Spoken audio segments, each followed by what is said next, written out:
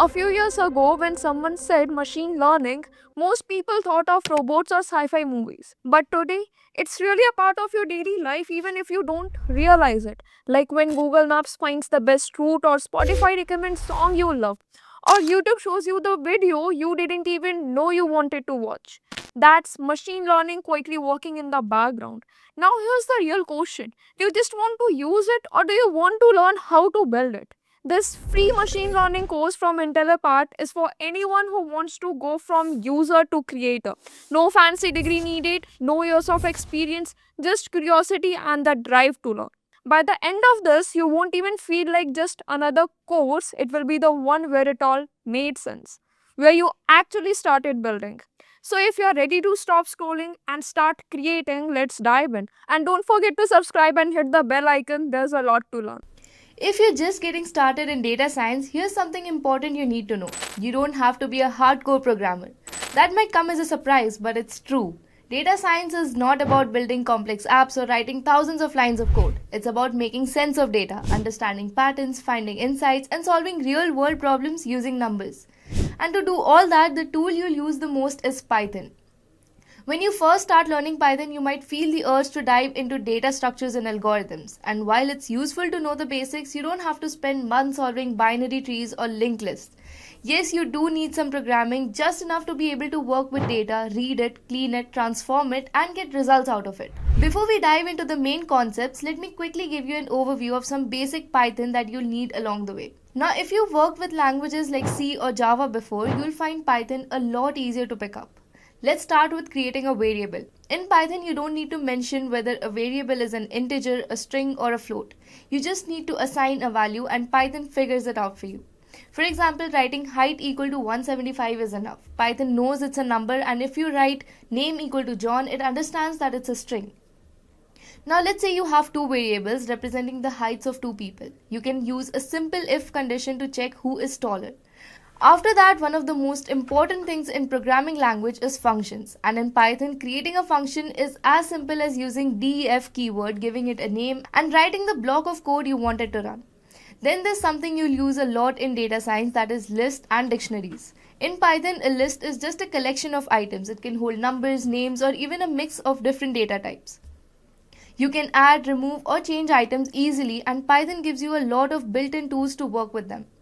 Next is the dictionary, a set of key value pairs. A dictionary lets you look up a word, the key, and get its meaning, the value. So if you want to know the person's age, you just use person and in the bracket you use the age and it'll give you the value. Now let's talk about NumPy, which stands for numerical Python. You might be wondering why use NumPy when we already have lists. Well, NumPy arrays are faster, take up less memory, and come with tons of built-in mathematical functions. Most importantly, NumPy allows you to create multi-dimensional arrays like tables or matrices, which are extremely common in data science, especially in machine learning. So instead of just a one-dimensional list, you can create something like this. This represents 2 rows and 3 columns in a matrix. You can also perform operations on entire rows and columns at once without any loops. NumPy is built for high-performance computing, which makes it perfect for scientific computing. So before we move ahead with pandas, I want you guys to understand the basic difference or the basic requirement why we need pandas. Alright, so basically we saw in NumPy how we were able to perform various numerical as well as arithmetic operations on our arrays. That was basically a data given to us in the form of arrays, right? So why exactly do we need pandas, or what is pandas? Alright, so in order to understand that, I am going to go ahead and show you guys an Excel sheet. So as you can see over here, I have some data. So once you guys get familiar with data analysis, you guys will be able to tell me that this is something known as house price prediction data set. But we need not get into the details of that right now. So for now, all you have to understand is that there are different features or different columns representing the features of a house, right? So we have the square feet, that is the area of the house. We have the city, we have the state, we have the condition, we have the waterfront, which basically is telling us whether there is a waterfront. So basically 0 and 1 is how our data is being represented. Okay, so the number of floors, the price. All right, so we have all these features in our data. All right, now if I were to represent the same thing in a NumPy array, I would have my array something like this. Okay, so say I'm just representing two houses, and these two houses have two bedrooms, two bathrooms. Okay, and the other house has just one bedroom and one bathroom. Okay, this is what my numpy array would look like. Okay, this is basically my house 1, my house 2, and this is my bedrooms, and this is my bathrooms. Okay, so do you guys agree with me or not? Would our numpy array look something like this or not? Except we wouldn't have this information with us. We would just have an array that would look like this. So this is the major issue that comes in NumPy when we are dealing with data. Okay, so since we only have two columns over here, maybe we can try and remember that the first one is bedrooms, the second one is bathrooms. But in case we have 12 or say 50 columns, how are we going to remember what each and every column is representing? So this is where Pandas steps in. Pandas is nothing but a tabular format of data, just how we saw in Excel. It gives us a similar representation of data in our notebook. Alright, so before we go ahead and see the demonstration with Pandas, first we'll understand why Pandas. So here are some of the important features that Pandas provides us. So it gets very easy to import our data sets. It could be a CSV file, it could be an Excel sheet, okay? It could even be your SQL database. So you can import any sort of data set in your Pandas environment. I'll be using Google Colab in this video, but you can use Anaconda or even your VS Code. Alright. Then comes your data cleaning. So this is a very important step. Now, what exactly does data cleaning mean? So when we say data cleaning, we are talking about missing values and majorly the invalid values. Okay. So when we talk about missing values, okay, let me go back to my Excel sheet. Okay, so this is the data that I have, right? So say in case of this particular value over here, 10500, what if I had a blank cell over here? That would represent my missing value. Okay, so that is basically what missing value means. So if we have a particular data set and some of the values in our data set are missing, so whenever we're dealing with that kind of scenario, we will be dealing with those missing values. Okay, we will be seeing how we can do that with Pandas. And the other case is invalid values. So say I have an age column. Okay, now we know our age can normally range from 0 to 100. Taking the worst case scenario over here, we have 100 or say 120. Okay, it cannot go above that and it cannot go below 0. Alright, so this is basically a standard age range. But what if I have a value say 200 in my age column? Now this is basically an invalid value, right? I cannot have an age that is 200 if it's for humans especially. Okay, so I would understand that there is some typing error or there is some mathematical error, and the common way of dealing with this invalid value would be dividing by 10, right? So 20 is a valid age, but 200 is not. Okay, so that is basically what invalid value means. Size mutability. So we can easily add and delete columns or rows. Okay, then we can reshape our data set, we can pivot our data set, we can efficiently manipulate and extract from our data set. And most important step is statistical analysis. Okay, so we can easily have all the statistical analysis of our data with just a few lines of code. Okay, now moving on to the prerequisites to learn Pandas. So you need to know any programming language, preferably Python. But if you know any other programming language as well, it's not an issue. Okay, and the next one is maths. That is basically you need to know some stats or inferential statistics. You need to have a basic idea like what is standard deviation, what is variance, what is mean, median, mode. So basically you need to have a basic idea of all those terms. So moving on to Pandas, we have two primary data structures in Pandas. First is series, second is data frame. Okay, now what is data structure? Data structure is basically a collection of data types that provide the best way of organizing the items or the values in terms of memory usage. Okay, so series is going to be our one-dimensional data structure, whereas data frame is a two-dimensional data structure. Okay, now series basically represents only a single column from the entire data set, whereas a data frame is able to represent the entire data set. Okay, that's the basic difference. So let's go ahead. Okay, so series we already discussed is one dimensional. Why it's one dimensional? Because a series would look something like this. So say I have a price column and these values would be represented by an index value by default.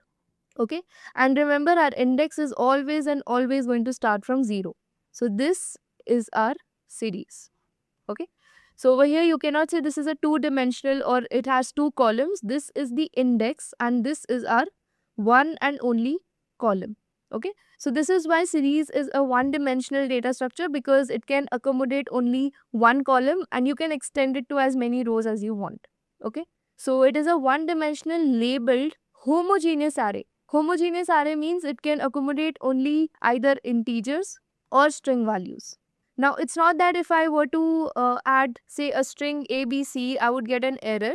Rather, if I were to add a value like this, all of my integers would be converted to string. Okay, so this is why series is called a homogeneous array, because if I add a single string value into my series, all of my integers are going to be converted into string, and my data type of this series would be object. Okay, if I were to have only integers, my data type would be integers. Okay, so this is basically what it means. And very important property is it is size immutable. Now what this means is I cannot delete a particular row from here.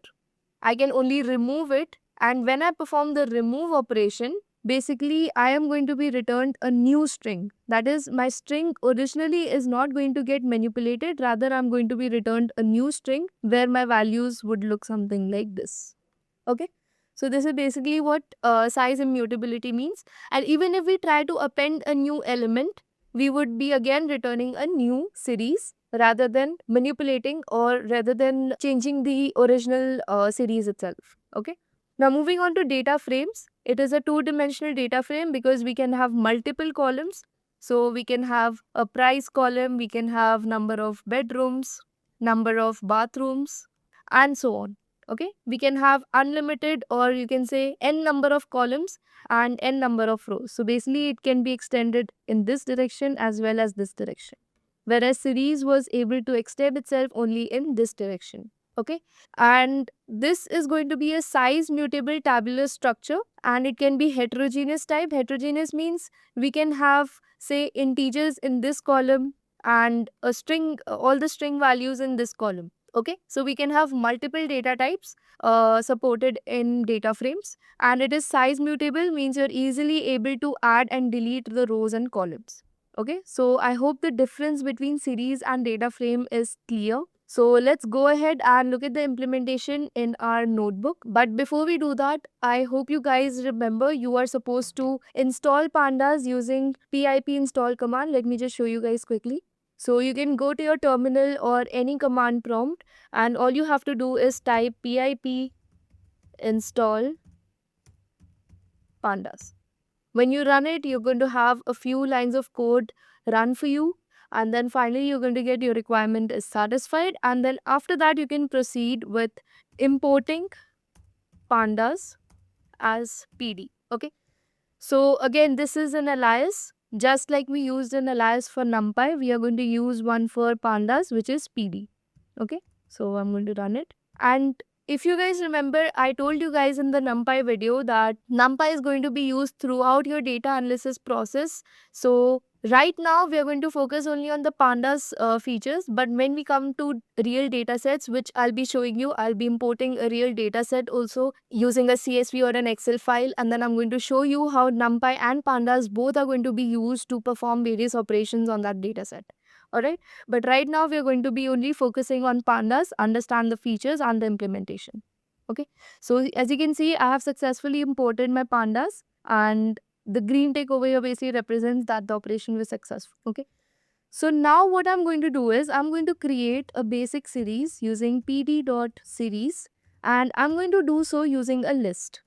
Okay, now if I go ahead and print it, so you can see my data type is int64 because all of these are integers, and by default I got an index value of 0, 1, 2, 3 and 4.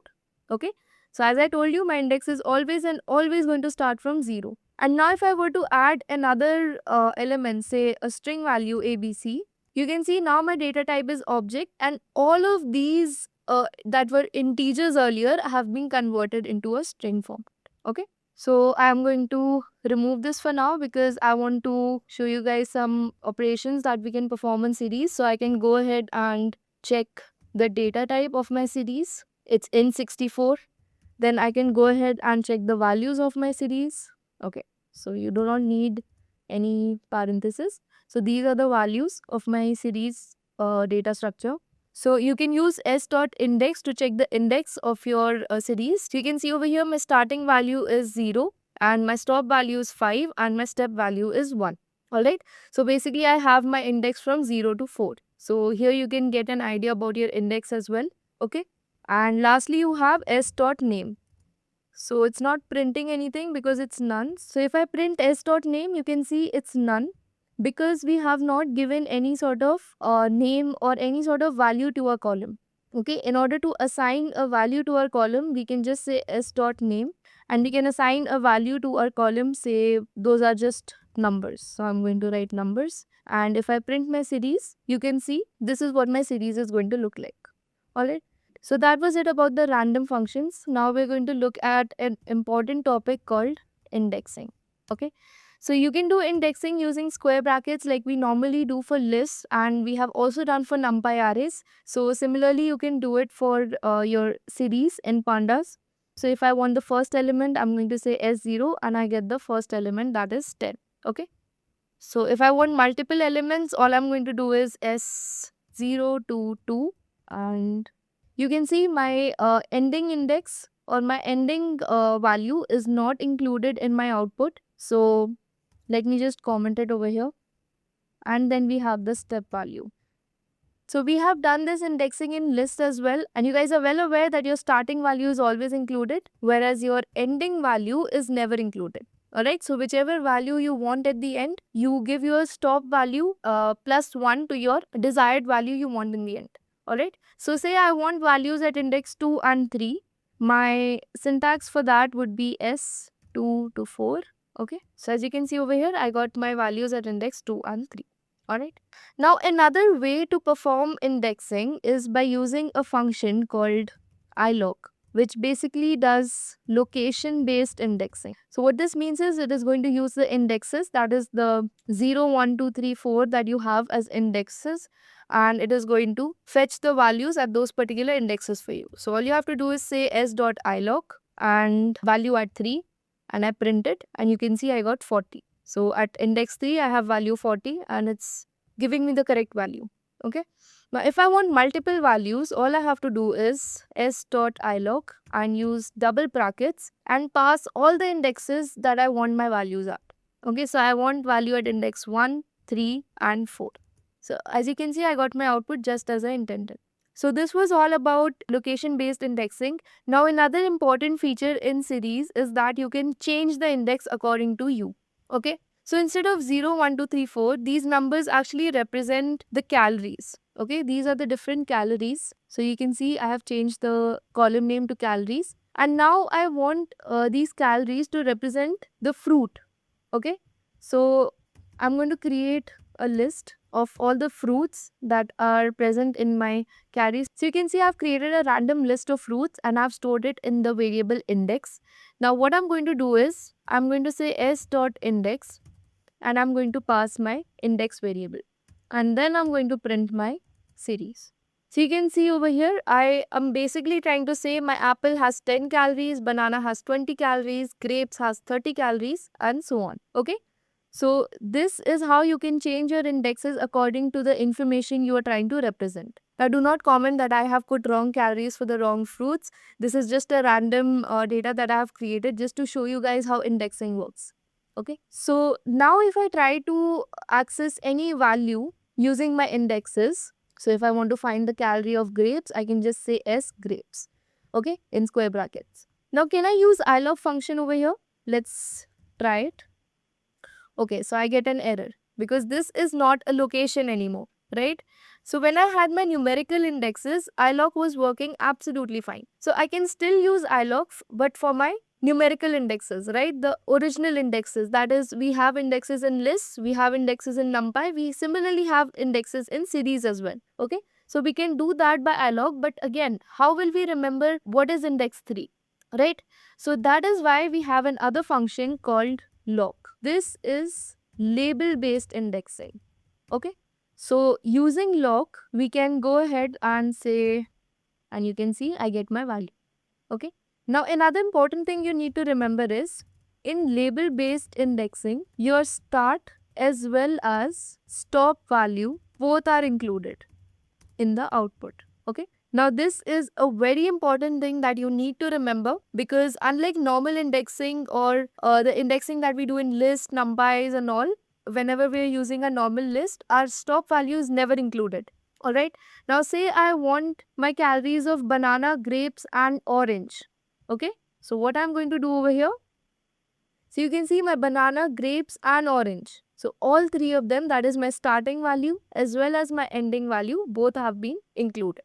I hope label based indexing and location based indexing, that is your normal indexing, the difference between both of them is clear. Difference between lock and ilock is clear. Okay, so let me give you guys a quick recap. We learned how to create a series using a list. Okay, we saw the default indexes, we saw the default name, which is none of the column. Then we saw how to check the data type of the series, we saw how to check the values and the indexes of the series. Then we saw how to rename our column or the series. Okay, and then we went ahead and looked at indexing. We saw normal indexing, we saw indexing using ilock. Okay, then we went ahead and changed the index of our series. We gave a different set of indexes to our series using s.index equal to the new index. And then we went ahead and performed indexing on our labels. That is, we used the new indexes to index the values. And then we also looked at the label based indexing, that is using lock. Okay. Now, if I want to access multiple elements over here, multiple values, again, I have to give double brackets and I can say grapes and then I want apple and I can print it. So you can see I got my desired output. Okay. So that is all about indexing. Now let's also see how we can create a series using a dictionary. Okay. So I have already created a dictionary for you guys, which is basically fruit protein. So our keys are the fruits and our values are the proteins or the grams of protein stored in that particular fruit. Okay, so this is our dictionary. Now if I want to create a series out of this dictionary, all I have to do is say I'm going to name it S2 because this is my second series, and I'm going to say pd.series fruit protein and I'm going to print it. Okay, so you can see, and by default the name of our column over here that is representing the protein is 0. So I can go ahead and say name equal to protein. Let's run it. Now my series is giving us a complete information of what our data is representing. Okay, and you can see the data type over here is float. Okay, again you can go ahead and perform the similar kind of operations on this particular series.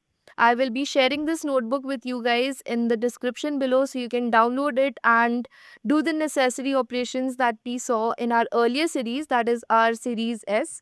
So all those operations can be performed on this particular series as well. So I want you guys to pause the video, download the notebook and perform these operations. And if you guys face any doubt, comment it in the chat box below. I will respond to you guys at the earliest possible.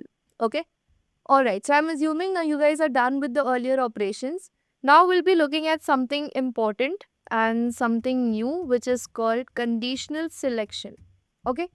Now what conditional selection basically means is, now I want to fetch all the fruits over here that have protein greater than 1. Okay. I want to find out all the proteins that are greater than 1. So what I'm going to do is, I'm going to say S2 greater than 1. Now you can see over here I've got boolean values that are representing true and false. So wherever I have protein greater than 1, I got a true. And wherever it is less than 1, I got a false. Okay. But what if I want only those rows in my output that have the value greater than 1? So what I'm going to do is I'm going to put this conditional selection statement inside my series. So I'm going to pass it inside my original series and you can see I got the result. Okay, so all these fruits have protein greater than 1. Okay, so this is basically how conditional selection works. It is first going to provide you with a mask series, which is basically a series of Boolean values true and false. And if you pass that masked series into your original series using square brackets as we just did, you get your desired output. So our next topic is logical operators. Okay. Logical operators, we have and, or, and not. So I hope you guys are clear with what is and or not. Okay. If you guys are not, let me just give you guys a quick example. Okay. So say I have two values. One is true, the other is also true. Now if I do a and between these, if I perform an and operator between these, my result is also going to be true. Okay. Now if I have a true and a false, and I perform an and operation between these two values, my result is going to be false. Okay. Similarly, if I have a false first and a true later on, and I do an AND operation, my result is going to be false. And if both my values are false, my result is again going to be false. Okay. So we need both our values to be true in order to have a result true. Okay. But in case of OR, any one of our value has to be true. This is going to be true. But if I have true or false, it is again going to be true. Okay. If I have false or false, then it is going to be false. Okay. So this is basically and or. Okay. Now let's see how it is used in a series. So say I want to give a range. Okay. I want to have all my fruits, or I want to see all those fruits which are greater than 0.5 but less than 2. Okay. So all I'm going to do is S greater than 0.5 and S is less than 2. So this is the syntax that you have to follow. Okay. So you can see I got the true and false values. Now if I want to find only those rows which satisfy this condition, so you can see all these values are going to be between 0.5 and 2. Okay. I can see I can say less than or equal to 2. And now I have my fruits which have the protein value equal to 2 as well. Okay. So this is how AND is performed. So basically what happened there is wherever we had 0.5 and greater but less than 2, this range was passed to us when we use the AND operator. Okay. Now if I were to use the OR operator in this particular scenario where I'm trying to find this range, would I get this desired output? No. For the OR operator, my first condition would be greater than 0.5. So I would get all my values that are greater than 0.5, and then my second condition would be less than 2. So I would get all the values which are less than 2. That means below 0.5 as well. Alright, so as you can see over here, I have 0.3 and I have 2.6 as well in my output. So this is basically telling me that I have used an OR operation over here. Okay. So similarly, you can use and OR, and you can also use your NOT operation. So I can say I want all my values which are not greater than 1. Okay. So you can see all these values are smaller than 1. Okay.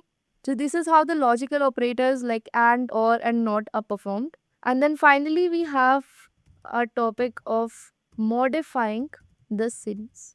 Okay. So say instead of my calorie of mango to be 0.8, I want it to be 2.8. So what I'm going to do is, just like a normal list, I'm going to go ahead and say S mango and I'm going to say 2.8. Okay, so it's run successfully. Now if I print my series, you can see my mango protein has been changed to 2.8. Okay, so this is how you can modify your series. Okay, at any particular index. You can change the value. You can also change the index, but you will have to pass your entire index again. Okay. So this was all about series. Now we are going to move ahead with data frames. So I hope series was clear. If you guys have any doubt, comment your doubts in the chat box below. I will respond to you guys as quickly as possible. And do make sure that you guys have this particular notebook downloaded in your systems and you guys are working with me side by side. So that's going to make the entire process more fun. Okay. So far you guys have gotten a basic understanding of series and we have already covered NumPy. So I have a question for you guys. So basically I have a series and I want you to find the answer of this particular query. Okay, so if I say s dot not null and I say I want a sum of all the values that are not null. I want you guys to quickly comment the answer in the chat box and tell me what's going to be the answer in if we run this particular query. Okay. So moving on, let's look at our very next topic, that is data frame. So it is important and very interesting if you guys understand it carefully. So basically, I have some data in the form of dictionary, as you can see over here. So I have some names, I have some ages, and I have some departments and salaries. Okay. And now I want to convert this particular. So if I print this data, it's going to look like this. Okay. It's not very neat and it's not very easy to understand. So what we're going to do is we're going to go ahead and convert it into a data frame, and let me just print the data frame for you. Okay. All right. So I have this particular data set with me. So if I want to see just the starting values, I can just say df.head and say I want to see the first two rows. Okay. So I can do it using .head function. And if I want to see the last values, I can just say df.tail. Okay. So by default, the parameter over here is 5. But if we want, we can tailor it to our own needs. So I want to see the last three rows. So you can see 5, 4, and 3. Okay. So moving on, we can again use our log and ilog functions just like we did with our series. So say I want to fetch the first and second row of my data set. So what I'm going to do is I'm going to say df.ilog and I'm going to say 1 to 3. Okay. So you can see I have my first and second row and all the columns. Okay. So now in case of all these columns, what if I want only department and salary in my output?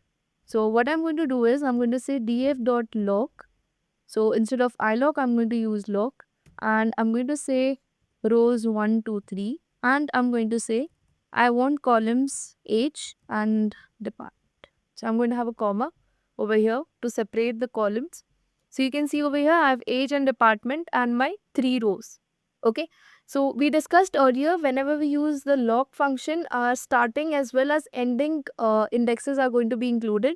So I have 1, 2 and 3 rows instead of just 1 and 2. So if I want just the 2 rows, I have to say 1 and 2. Alright, so I hope this is clear.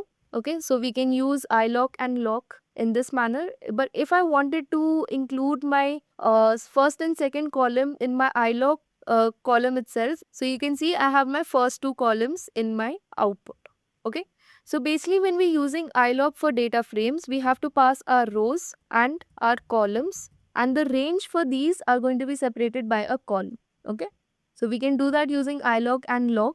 So we'll be using this a lot. Okay, direct indexing in a data frame gets a little complicated, so that's why we'll be only using ilog and log functions. Okay, so you can go ahead and play around a little with ilog and log and try to access different rows and different columns. So now we'll be moving to accessing only an individual column. Okay, now if I want to access just one particular column, all I can do is say vf_age. So this is how I get only the age column. Okay. Now if I want multiple columns, I have to add another bracket and I can simply separate my columns and say I want age and department. So you can see this is how I get my output. Okay. Now what if I want to drop this age column? Okay. So you can see I have a null value also over here. Now I want to drop this age column because I feel it's not very relevant to my data set.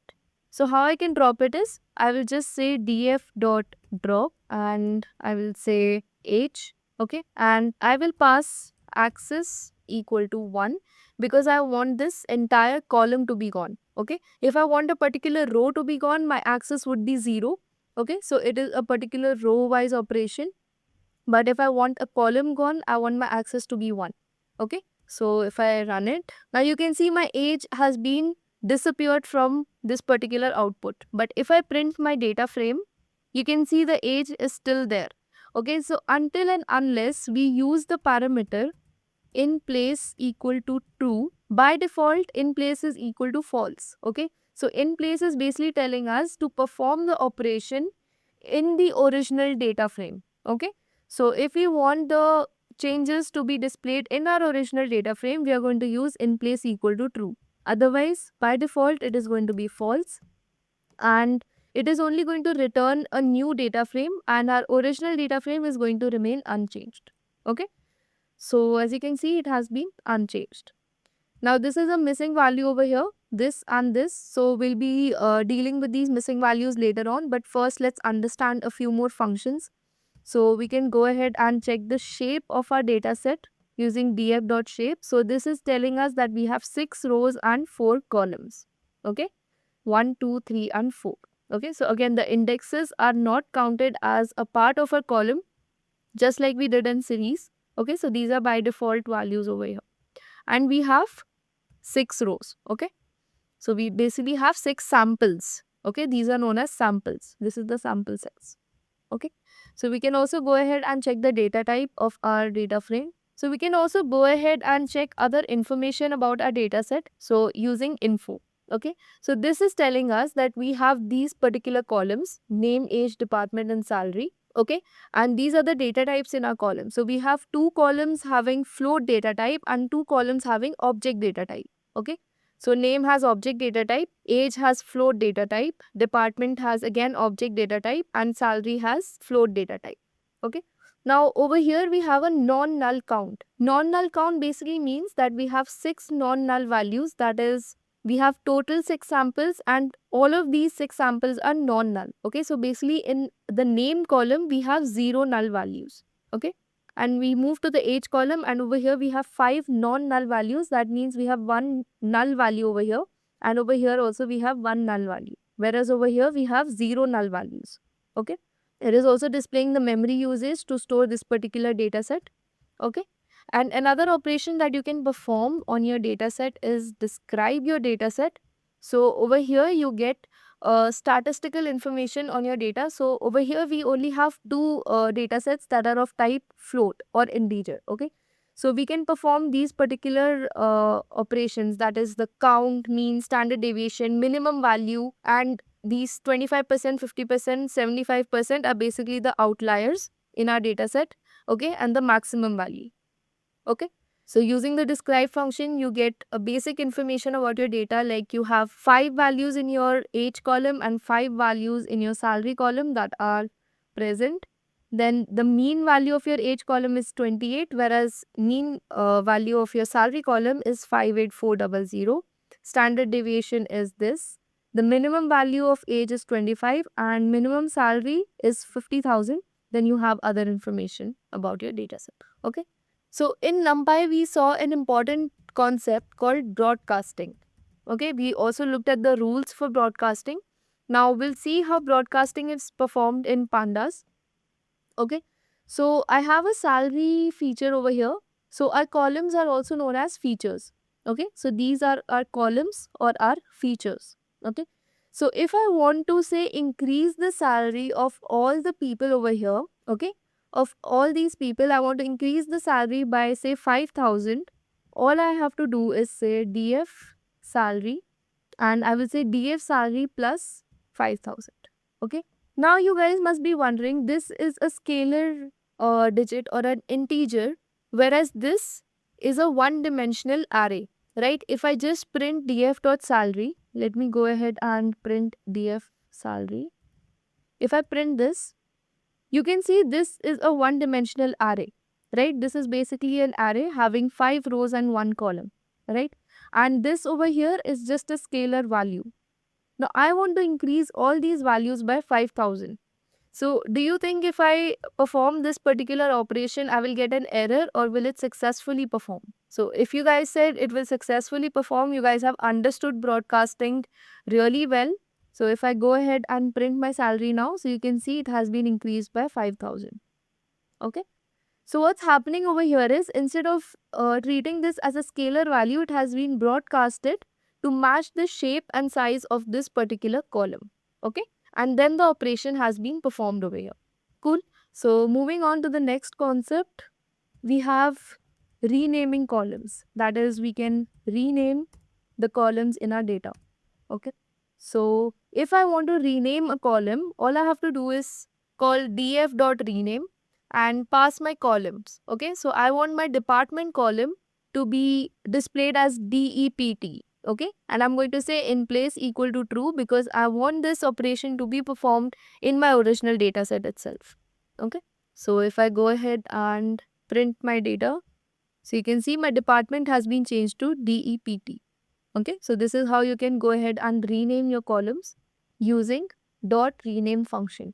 So you can also go ahead and check the unique values in your data for a particular column. So I want to see all the unique salaries in my data set. So you can see over here, these are the unique salaries in my data set.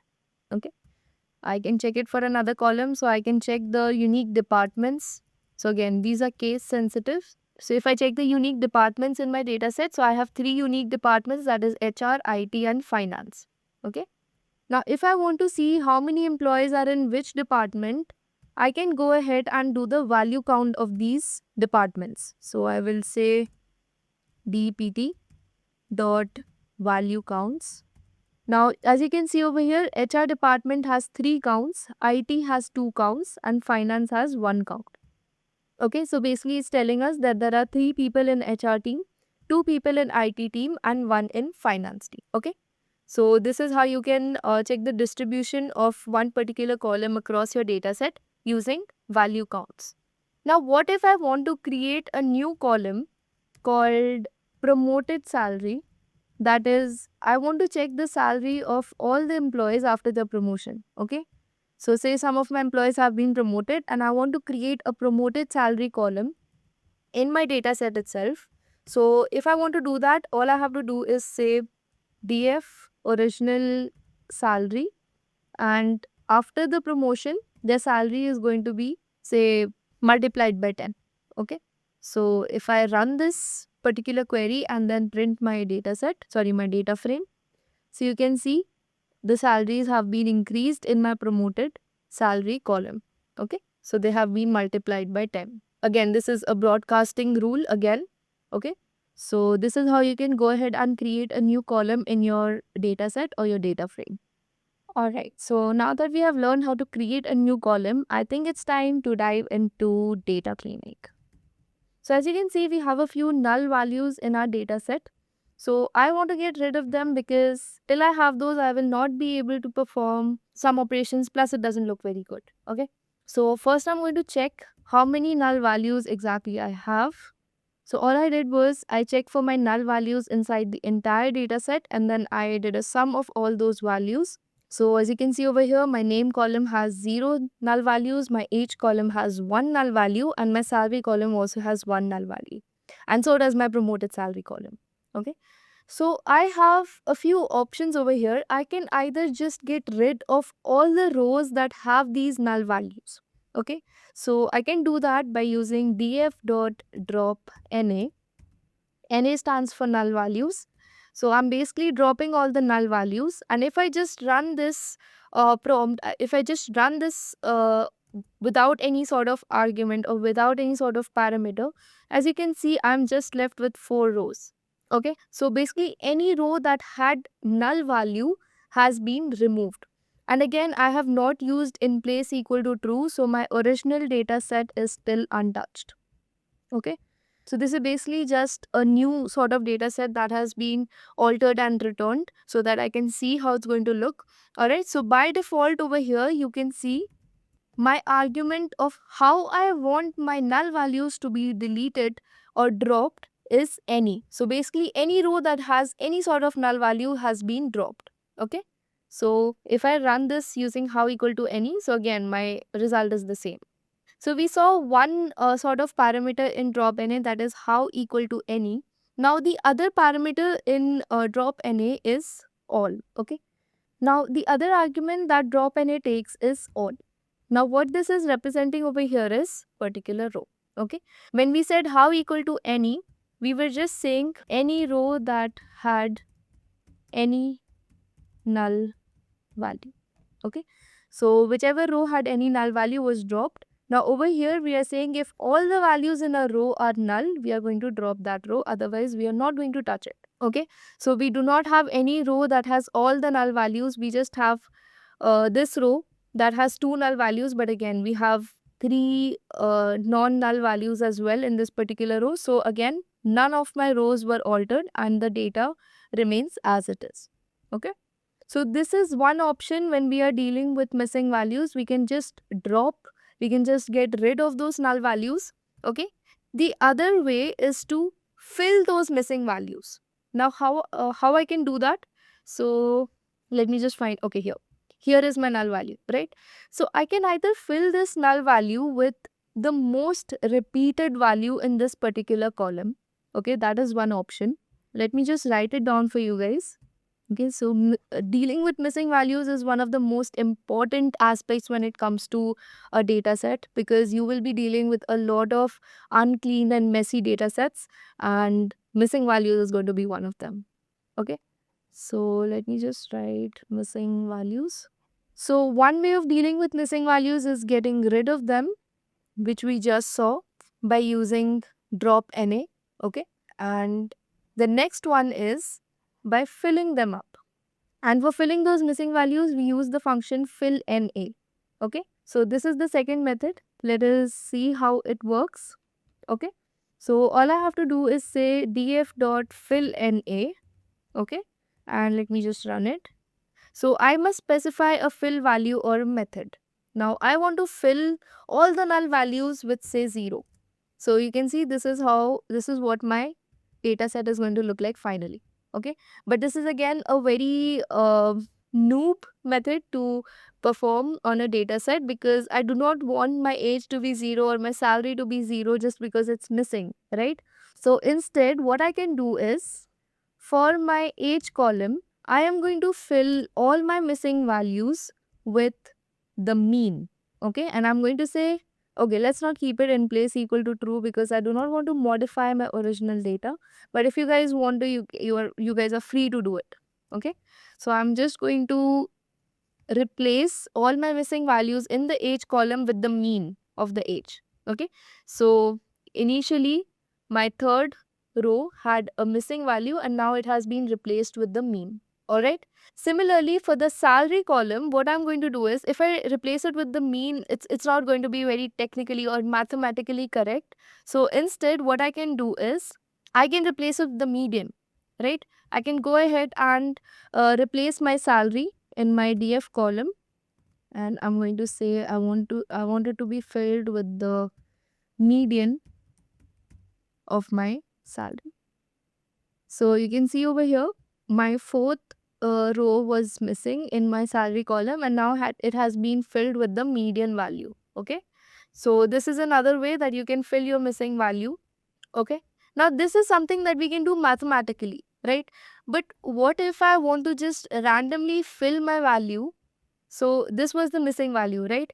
So there is another method in fill NA. Instead of providing a default value, what we can do is something known as forward fill. So basically, when we use fill NA, we have two methods: forward fill and backward fill. So in forward fill, what happens is we move from top to bottom, okay, and say this was our missing value. So when we use forward fill, 35 is going to be replaced in our missing value. Okay, and similarly, when we do backward fill, 29 is going to be replaced for our missing value. Okay, so this is basically what forward fill and backward fill means. So let us quickly go and perform forward fill first. Dot fill NA, and in our method we're just going to pass forward fill. Let's run it. So you can see 35 has been replaced in our missing value column. Okay, so it has been done using forward fill. Similarly, I can perform a backward fill. So you can see 29 has been replaced in my missing column. Okay, now using these methods, backward fill and forward fill, can be a little tricky, and they can also give you errors in cases where your first or last value is null. Okay, so in case your first value is null and you try to do a forward fill, your first value will still remain null. Alright, and same goes for backward fill. If your last value is null and you do a backward fill, your last value will still remain null, because there won't be any value before that to replace it with. Alright, so in cases like that, we go for statistical operations like mean, median, mode, alright, according to what's more technically sound. Okay, So these are some of the methods to uh, deal with your missing values. Okay, so now we saw how we can deal with missing values. Now we'll look at another operation where we can say replace a particular value randomly. Okay, so say instead of Charlie over here, I want to replace this name with another name. So now, just because we did not use in place equal to true throughout our queries when we were dealing with our missing data, does not mean we have not already dealt with them. We have already dealt with our missing data, and currently we shouldn't have any sort of missing values in our data set. Okay. So moving on, I want to just randomly replace this particular name, say with Rose. Okay. So I want, instead of Charlie, I want Rose in my name column at, I just have to say df dot replace, okay, df in the name column. Okay, I have to specify the name. Sorry, I have to specify the column, and I have to say replace Charlie with Rose. Okay. So as you can see, my operation has been performed successfully. Okay. And again, if I wanted this change to be reflected in my original data set, I would have to say df name, and I would basically be storing the change in my original data set. And now I can go ahead and run it. So as you can see, I have changed the name from Charlie to Rose in my original data set as well. Okay. So this is how you can make your changes permanent. Okay. All right. So let's look at the next concept when we're cleaning our data, that is dealing with duplicate data. Okay, so we already saw how we deal with missing values. Now we will see how we deal with duplicate values. Okay, so as you can see in this particular data set that we have over here, we have the entry Alice twice. Okay, and as you can see, the age, department salary, and the promoted salary, they match for both these records. Correct? So how do we deal with duplicate values? So we already have an inbuilt duplicated function. So in order to check for all the duplicate values, all you have to do is say df.duplicated and pass it in the data frame variable. And when you run it, and your output will be your second repeated record in your data set. Right? So we are not going to consider this as duplicate. Rather, we're going to consider this as duplicate. So let's see how duplicated works. Okay, so say I have a record over here of different countries. Okay, so I have Italy, France, Greece, and then Italy again. Okay, so if I go for duplicated method, what happens is we work our way from the top itself to the bottom. Okay, so first I'm going to check for Italy. So Italy is not present. No problem. I'm going to simply add it to my list, or uh, a list where basically I'm keeping a track whether an element is duplicate or not. Right. Then comes France. So it's not there. No problem. I add it to my list. Then we come across Greece. No problem. I add it to my list. Then I come across Italy, which is already present in my list. So therefore, this element is going to be marked as duplicate. Alright. So this is basically how the duplicated method works by default. Alright. So basically we can pass a parameter called keep, and we are going to say keep first. Okay. So let's see what happens now. So you can see our first element is not going to be marked as duplicate. So this is basically by default the parameter that duplicated takes. Okay. If I say last instead of first, you can see my first element is marked as duplicate. Okay. So when we say keep last, basically we are going to work our way from bottom to up. Okay. So that's why this element is going to be marked as duplicate. Alright. So I hope this is clear. So if we want to drop this duplicate value, all I have to do is, okay, so I'm not going to pass anything because I would prefer my second record to be deleted. So I'm just going to run it. So if I print my data set, you can see my duplicated record, that was the second record, has been removed or deleted from my data set. Alright. Okay. So I hope the data cleaning process is clear. We have learned how to deal with missing values as well as duplicate values. Okay. All right. So let's see how we can deal with invalid values. Okay. So since I want to make the changes in my promoted salary column, I have simply written df and promoted salary in the brackets. And now in order to do these changes in the column of a particular data set, I will be introducing you guys to a very important topic or an important function called lambda. So you guys must have studied this in Python as well, right? So all we have to do is promoted salary, and I will say apply lambda x, and I'm going to say divide that x. X is nothing but the records of my column promoted salary. So this is my input variable x and this is my output variable x divided by 10. But I have a condition: if x is greater than 6,50,000, right? Else, if it is not greater than 6,50,000, I'm simply going to return x. Alright. So let me run it. Okay, so it has run successfully. I'm getting some sort of documentation, but I'm going to ignore it for now. Okay. So as you can see, the two records that I had that were greater than 6,50,000 have been divided by 10. Alright. So this is how you can deal with your invalid values using the lambda and apply function. Alright. So this is the syntax for that. So moving on, we'll also look at some string functions. So in this particular sample data set that I have taken, we do not have any sort of explicit need to do these string functions. Okay, so maximum times whenever you have a string input, okay, so say the names. Over here, I just have the first name, but in case I had a name like Alice underscore, say, Fernandez, okay.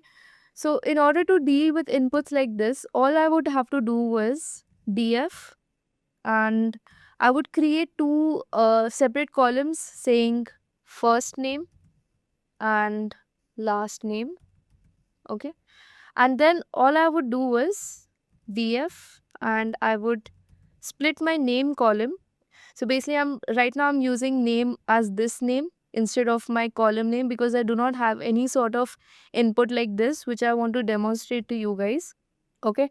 So even though this is not a column per se, this is just a variable that I've created, and I'm pretty sure I'm going to get an error. Okay. So I am going to split it using string dot split method. Okay. And I want to split it based on underscore. Okay, so wherever I have an underscore, I want to split my string. Okay, so in case instead of underscore all I had was a space, I could use an empty string over here. Okay, but since I have an underscore between my first string and my second string, I'm going to split it based on my underscore. Okay, and let me see if I run it, what's going to happen.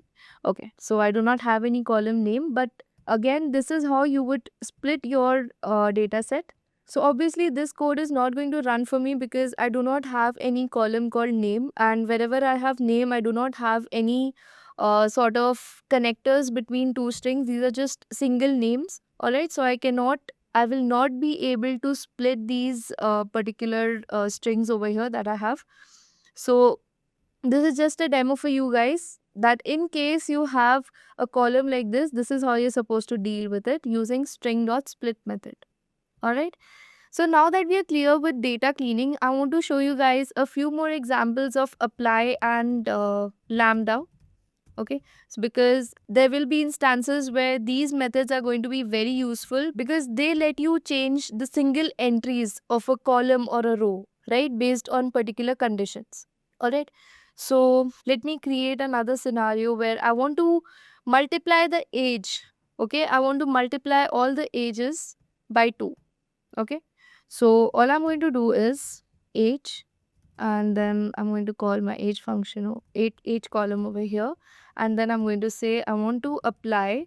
Now instead of passing lambda, what I can do is I can go ahead and create a function where I am multiplying my age. Okay, I'm going to have my input as x, and then I'm going to simply return x into 2.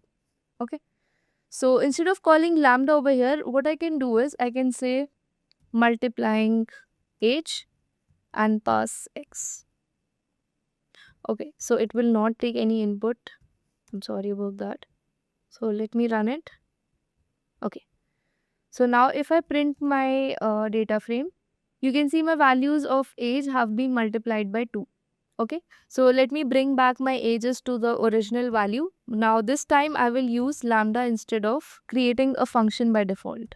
Okay, and I'm going to say apply, and I'm going to pass lambda, and I will say x, and I will say x divide by 2. Okay.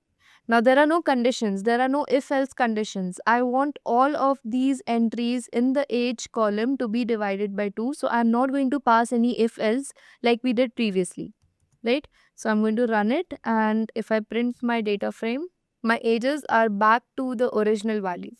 Okay. So this is how lambda and apply functions are used, and you will be using them quite a lot. Okay. So moving on, I want to tell you guys about another very important concept, that is joins and merges. Okay. Now, in order to understand joins, let us go through a quick overview of what are joins. Okay. So consider this scenario where I have two data sets, A and B. Okay. Now, when you're dealing with large data sets, it's not necessarily that you're going to have all the columns in one particular data set. Okay. So, if you guys remember, I showed you guys an Excel sheet of various columns or various features of a house, right? Number of balconies, number of bedrooms, the location, the state, and so on, right?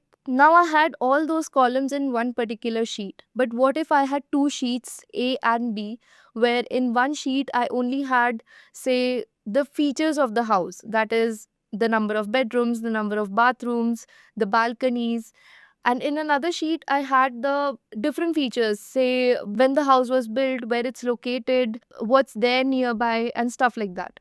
Okay, so I had two separate sheets. Now I want to combine these sheets. All right. So there are different methods. So if we talk about joins, there is left join, right join, outer join, and inner join. Okay, these are the joins that exist. And another method is to merge. Okay, merge is similar to inner join. All right.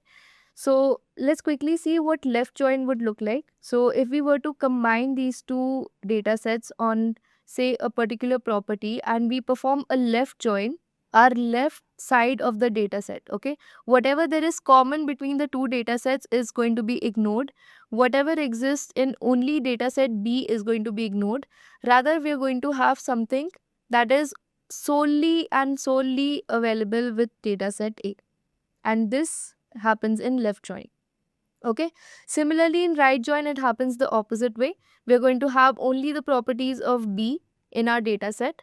Okay. And when we perform a full outer join, we're going to have everything of A and B. Okay. So each and everything that we have in A and B is going to be included in our outer data set. Sorry, outer join. And when we perform an inner join, it basically happens over here. Okay. Only the common properties between A and B. And when we merge two data sets, we merge them based on this particular common column, and whatever properties A and B have, both are visible in our merged data set. Okay, so let me say this is another data set. So let me just convert it into a data frame. So I'm going to call it df2, and I will say pd dot data frame, and I will pass my department. Okay. So let me just print my other data frame. So as you can see, this is my second data set. So now if I want to combine the information from this data set and the data set that I had earlier, I have something known as concat. Okay, so concat is going to let me merge the information from both these data sets. So if I use pd.concat and pass the two data sets that I have, this is the output that I'm going to get. Okay. So since in our second data set, we have a location and manager, but we do not know which employees have this location and this manager, we have a null over here. Okay. So by default, both my data sets are being combined in a horizontal manner. That is, they are being stacked horizontally. Right. So wherever I don't have the names, I am getting null. And wherever I don't have the location and manager information, I'm getting a null. Okay.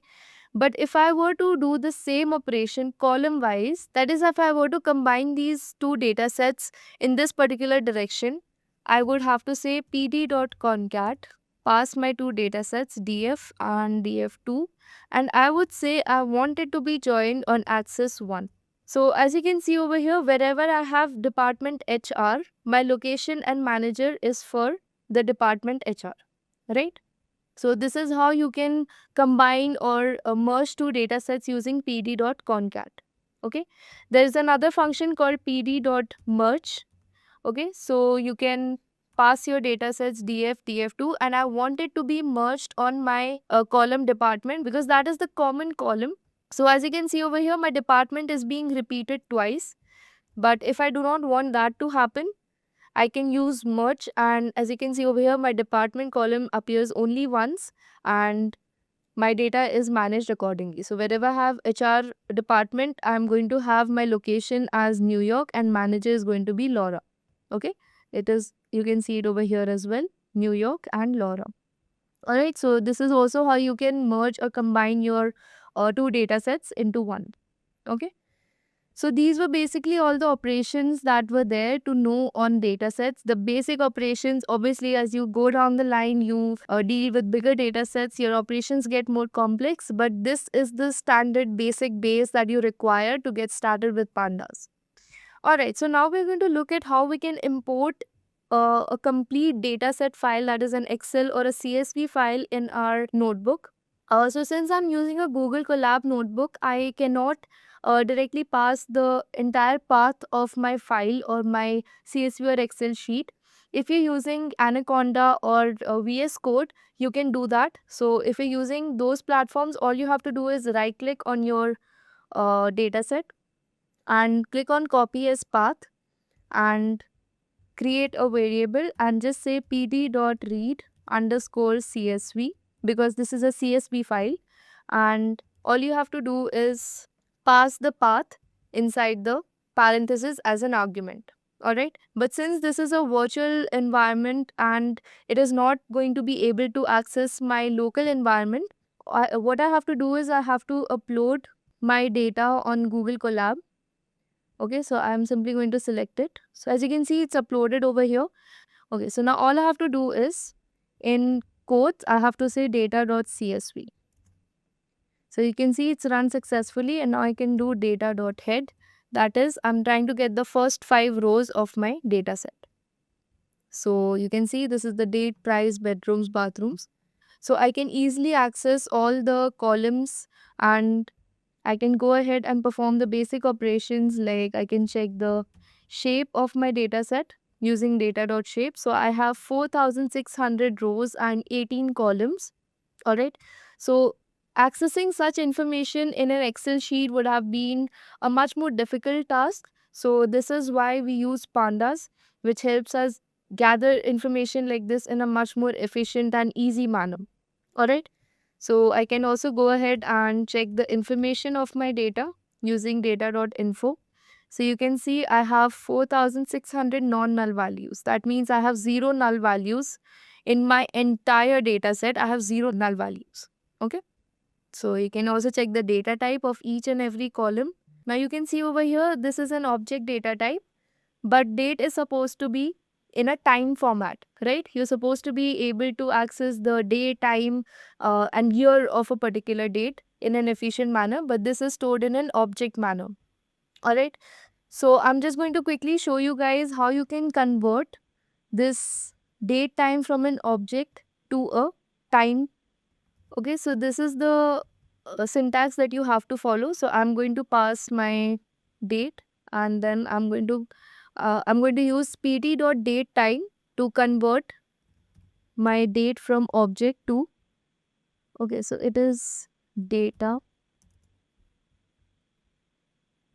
Okay, so as you can see, it has been executed successfully. Now if I go ahead and check my information of the data, you can see it is converted to date time format. All right, so this is how you can convert your date time features into the valid format using Pandas.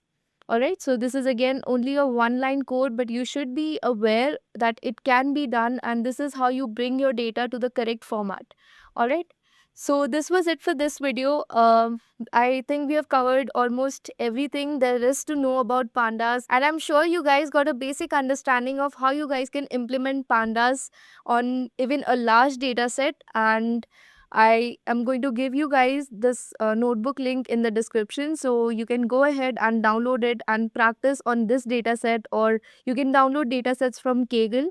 Let me show you guys the website. So you can go ahead and type Kaggle and click on the first link that you get. Register on this website and you get hundreds and thousands of data sets for absolutely free. You can download them and you can also go ahead and check out the discussions if you face any issues or doubt, right? In this video, I'm going to walk you through the basics of visualizing data using one of the most popular Python libraries out there, Matplotlib. And something important that I'll be discussing, which is often neglected while learning Matplotlib, is how to choose the right type of graph based on the kind of data you have. Not just that, we will also see how to read these plots and make sense out of them. But before we jump into it, let's take a moment to understand what data visualization actually means and why it matters. Data visualization is all about turning raw data into visuals using things like charts, graphs, or maps. These visuals help us quickly see patterns, spot anything unusual, and just get a better sense of what the data is telling us. Here's a quick example. Let's say you have a list of sales numbers for each month of the year. Sure, you could look at those numbers one by one, but if you plot them on a line chart, you'll instantly see how sales went up or down over time. That's the beauty of data visualization. It helps make data clear, simple, and easy to understand. Now coming back to Matplotlib, this is a Python library built specifically for creating visualizations. It's been around for a long time and is widely used in areas like data science, research engineering, statistics, and business management. What makes Matplotlib so powerful is its flexibility. You can create all kinds of plots like line charts, bar graphs, scatter plots, histograms, pie charts, and even 3D plots. And the best part is you can fully customize how your plots look, from colors and styles to labels, titles, and legends. When it comes to using Matplotlib, there are two main ways to make your plots. The first one is through something called the PyPlot API. This is the simpler and more commonly used method. You just import it using import matplotlib.pyplot as PLT and then use functions like plt.plot or plt.bar to make your charts. The second way is through the object-oriented API. This one gives you more control and is better suited for complex or customized visualizations, especially when you're building something that needs to be more advanced or integrated into an application.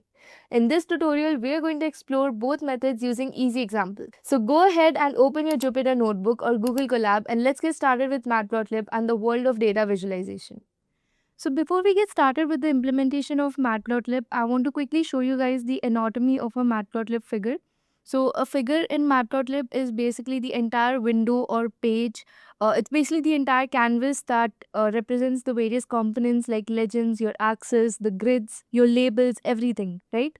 So all the components are contained inside a figure. So let us quickly go ahead and see what are these different components.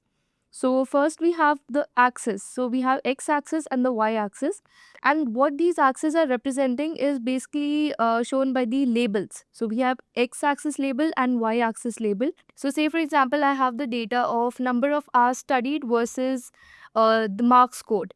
So I can represent my x-axis as the number of hours studied and I can label it as number of hours studied, and similarly I can do it for y-axis label as the marks scored. So I know what I am showing on my plot. Then there's something known as ticks. So we have major ticks and minor tick labels. So major tick labels are basically these marks that you can see on your axis. So 0, 1, 2, 3, 4 are basically your major tick labels, and your minor tick labels are the in-between marks like 0.25, 0.5 and so on. And then we have something known as a legend. So this basically represents what each color or mark is representing. Right, so over here we have a blue line and a red line. So whatever these blue lines and red lines are representing, that can be shown in a legend. Then you have your grids. So these are the dotted lines that help you figure out or read your plots in a more efficient manner. Then you can also label your entire figure. So you can give a title to your figure using the title component. So that is pretty much it about a figure. So these are basically the major components inside your figure. As we go ahead, we will see how to tweak these different components according to how we want our figure to look like. Alright, so in order to get started, I want you guys to quickly open any terminal and just run the command pip install matplotlib. And once you run it, you will see a few lines of code run over here for you. And finally, when you get the message requirement satisfied, that means your library is installed successfully. Now, once your library is installed, you can go ahead and import it in any environment that you like. I'm using Google Colab. You can use VS Code or Jupyter Notebook, right? According to your preference. So I'm going to go ahead and import my Matplotlib. If I run it, so it's imported successfully. So along with my Matplotlib, I'm also going to import pandas. And if I run it, so both my libraries are imported successfully. So just to give you guys a basic gist of what Matplotlib does, I'm just going to create two variables for you guys. So I have my variable x as 1, 2, 3 and my variable y as 4, 5 and 6. Okay, so these are my x and y variables. Now, in order to plot these variables using Matplotlib, all I have to do is say plt.plot, pass my variables x, y, and just say plt.show. And as you can see over here, this is what Matplotlib gives me. So over here, what Matplotlib is trying to do is, it is trying to plot my data like this. So 1, comma 4, then I have 2, comma 5, and then I have 3, comma 6. Okay, so these are the variables that I passed, and this is the data that Matplotlib is trying to plot over here. Okay, so if you go ahead and see 1, comma 4, 2, comma 5, and 3, comma 6. So if I want those dotted grid lines that we initially discussed in our figure, all I have to do is say plt dot grid and run it. So now you can see I have my grid lines. Now it gets much easier to read my data in a more efficient manner. Now I can easily spot that this particular dot represents 2, comma 5 and this particular spot represents 1.75, comma 4.75. So now you're easily able to figure out what each of these points on this particular line represent. Right? So this is basically the major idea or the major implementation of Matplotlib. Now using this functionality of Matplotlib, we are going to try and plot different kind of plots for different data sets. So as we discussed earlier, Matplotlib has two types of plotting. So one is using the PyPlot API and one is using object-oriented API. So first we're going to cover the PyPlot API. So let me just write it down that we are only going to discuss PyPlot API right now. In the end of the video, I'm going to discuss how you can use object-oriented API as well. Okay. So in order to understand which particular plot is to be used for what kind of data, let me quickly introduce you guys to univariate analysis. So a univariate variable basically focuses on one variable at a time. It could be a height, weight, or a category like yes or no. Alright, so first we're going to cover the numerical column. So in order to understand, let me just create a data where I have a column salary and it looks something like this. Okay, so this is my salary column and this is just a dictionary and I have to convert it into a data frame. So I'm going to call my data set df and I'm going to say pd dot data frame and I'm simply going to pass my data. Now if I try and print the first 5 records of my data set, this is what it's going to look like. Okay, so this is my salary column and these are my records. Let me also go ahead and check the total number of records in my data. So all I have to do is say df.shape and if I run it, so I have 20 records and I have only one column. So over here I have 20, comma 1. Alright. So now in order to visualize this particular column in my data frame, the first plot that I have is a line plot that we have already seen, but now we're going to see it in much more detail. So in order to plot a line plot, all I have to do is plt.plot and in my parentheses, I just have to pass my column inside my df variable, that is my data frame, like this. So if I run it, so this is basically how my salary column is varying. Okay, so at some point it is really high, that is the highest salary is going to 55,000, whereas the lowest salary is somewhere around 25,000. Okay, now what I can do is I can also go ahead and make some changes in my plot. Like I can say I want my color to be red and I want my grids to be shown, and I can also have my markers. So I can have my marker as letter O. Now what this marker is going to do is wherever I have a data point, it is going to be marked. So for example, over here, basically wherever I have a data point, it's going to be marked with the letter O. I can also go ahead and change the line width. Let me just run it. So as you can see, my color has been changed to red. I have grids in my plot and my marker is being represented with a dot over here, as you can see. Now instead of a straight line, I can change my line style to a dashed line like this. So now you can see my line is a dashed line, or I can also change it to a dot using the colon. So now you can see my line has been dotted. I can also go ahead and change the width of my line using the line width parameter, and I can say I want it to be 2.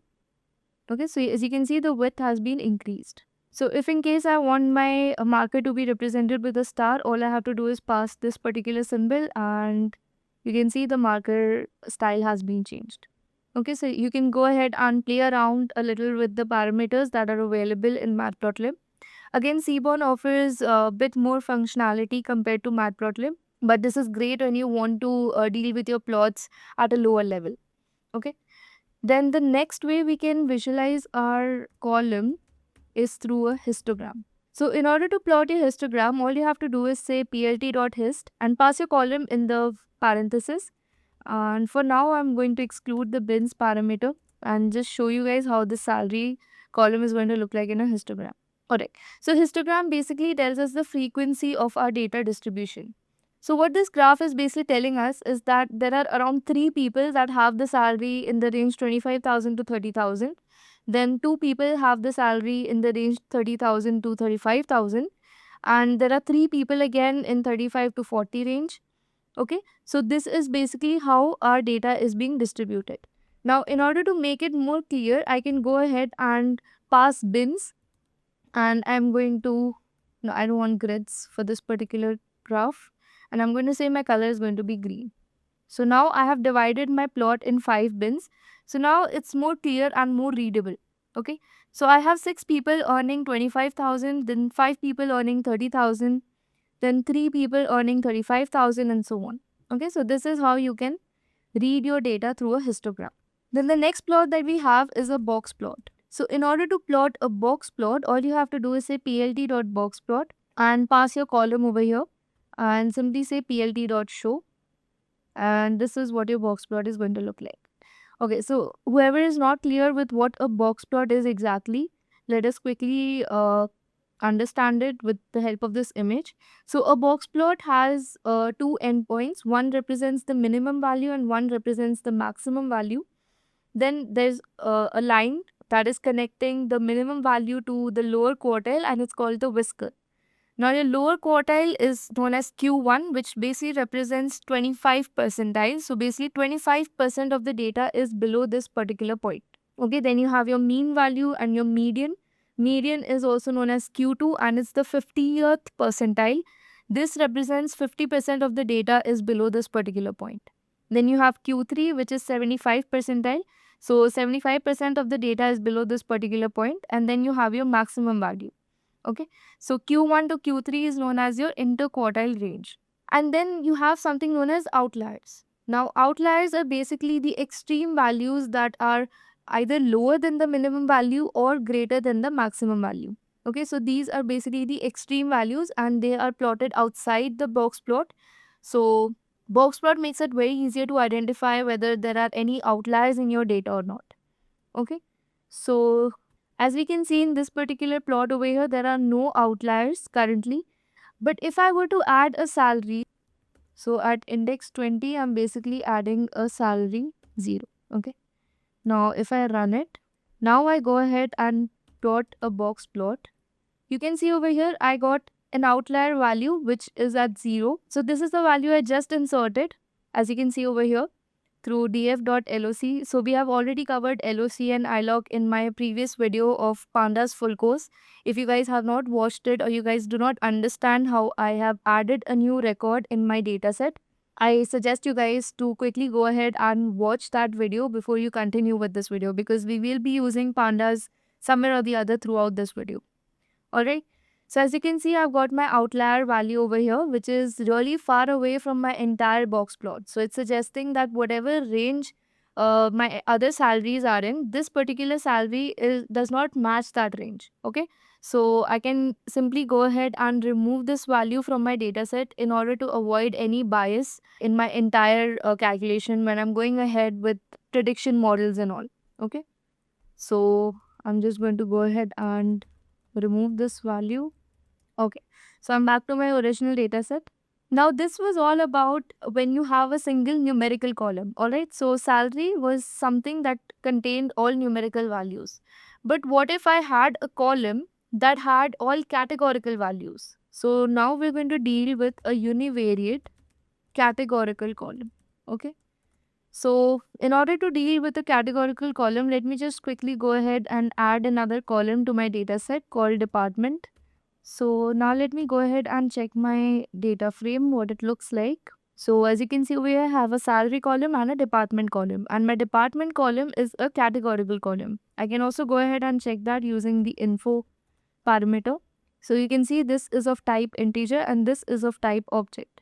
So basically, all of the data that I have in my department column is of type string. Alright. Now if I want to visualize this particular column, I cannot use a line chart or a histogram or even a box plot because those are used for a numerical column. So in order to visualize this column, I'm going to use something known as a pie chart.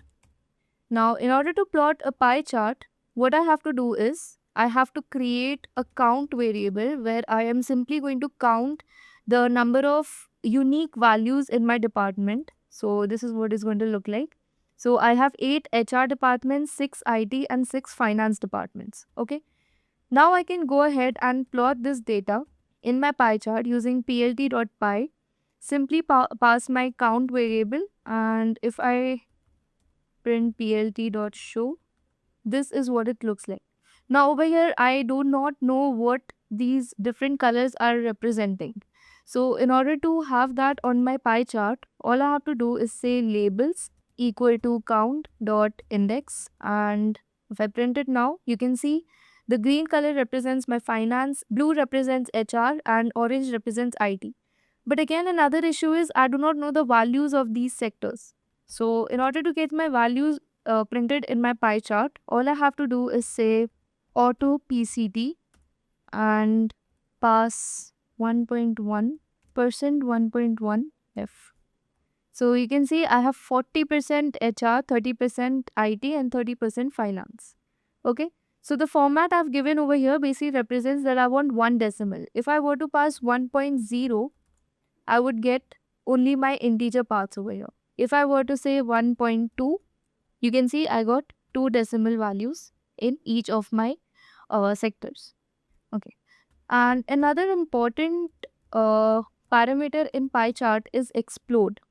So the explode feature basically helps us decide if we want to separate any particular section in our pie chart. So let me just show you guys. So I can simply say 0, 0.1 and 0. If I do that, so you can see IT, which is my second sector over here, has been separated from my entire pie chart by 0.1 distance. Okay, I can do that for 2 sectors at a time also. I can say I want this to be separated by 0.2, the last sector finance. So this is what my pie chart looks like now. Okay, now if you feel that your pie chart is not a complete circle, it's not a proper circle, you can quickly go ahead and say axis and pass equal in the parenthesis, and that will make your pie chart in a complete circle. Okay, so this was one way of visualizing a categorical column. The other one is known as count plot. So in order to do a count plot, all you have to do is say plt.bar and pass your count.index and count variable and simply say plt.show, and now you can see your different sectors represented as a bar chart. Okay, you can easily understand that HR has 8 values, basically 8 people working in HR, 6 people working in IT, and again 6 people working in finance. You can also go ahead and change the color of your bars. You can make it, so if I want different colors for different bars, so I can go ahead and say green, black, red. So you can see I have different colors for my different bars. Okay. So this was all about univariate analysis. That is when we had to deal with only one column. Either it was just a numerical column or just a categorical column. But what if we had 2 columns at a time? That brings us to our next type of analysis, that is bivariate analysis. And over here, we basically try to analyze the relationship between 2 features or 2 columns. So first we're going to look at 2 numerical columns. Okay. So right now, if I check my data set, I have one numerical column and one categorical column. right? So in order to perform numerical analysis, I should have another numerical column. So let me just go ahead and create a new column.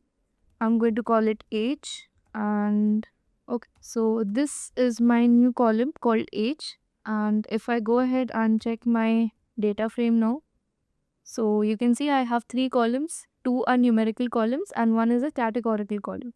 Alright.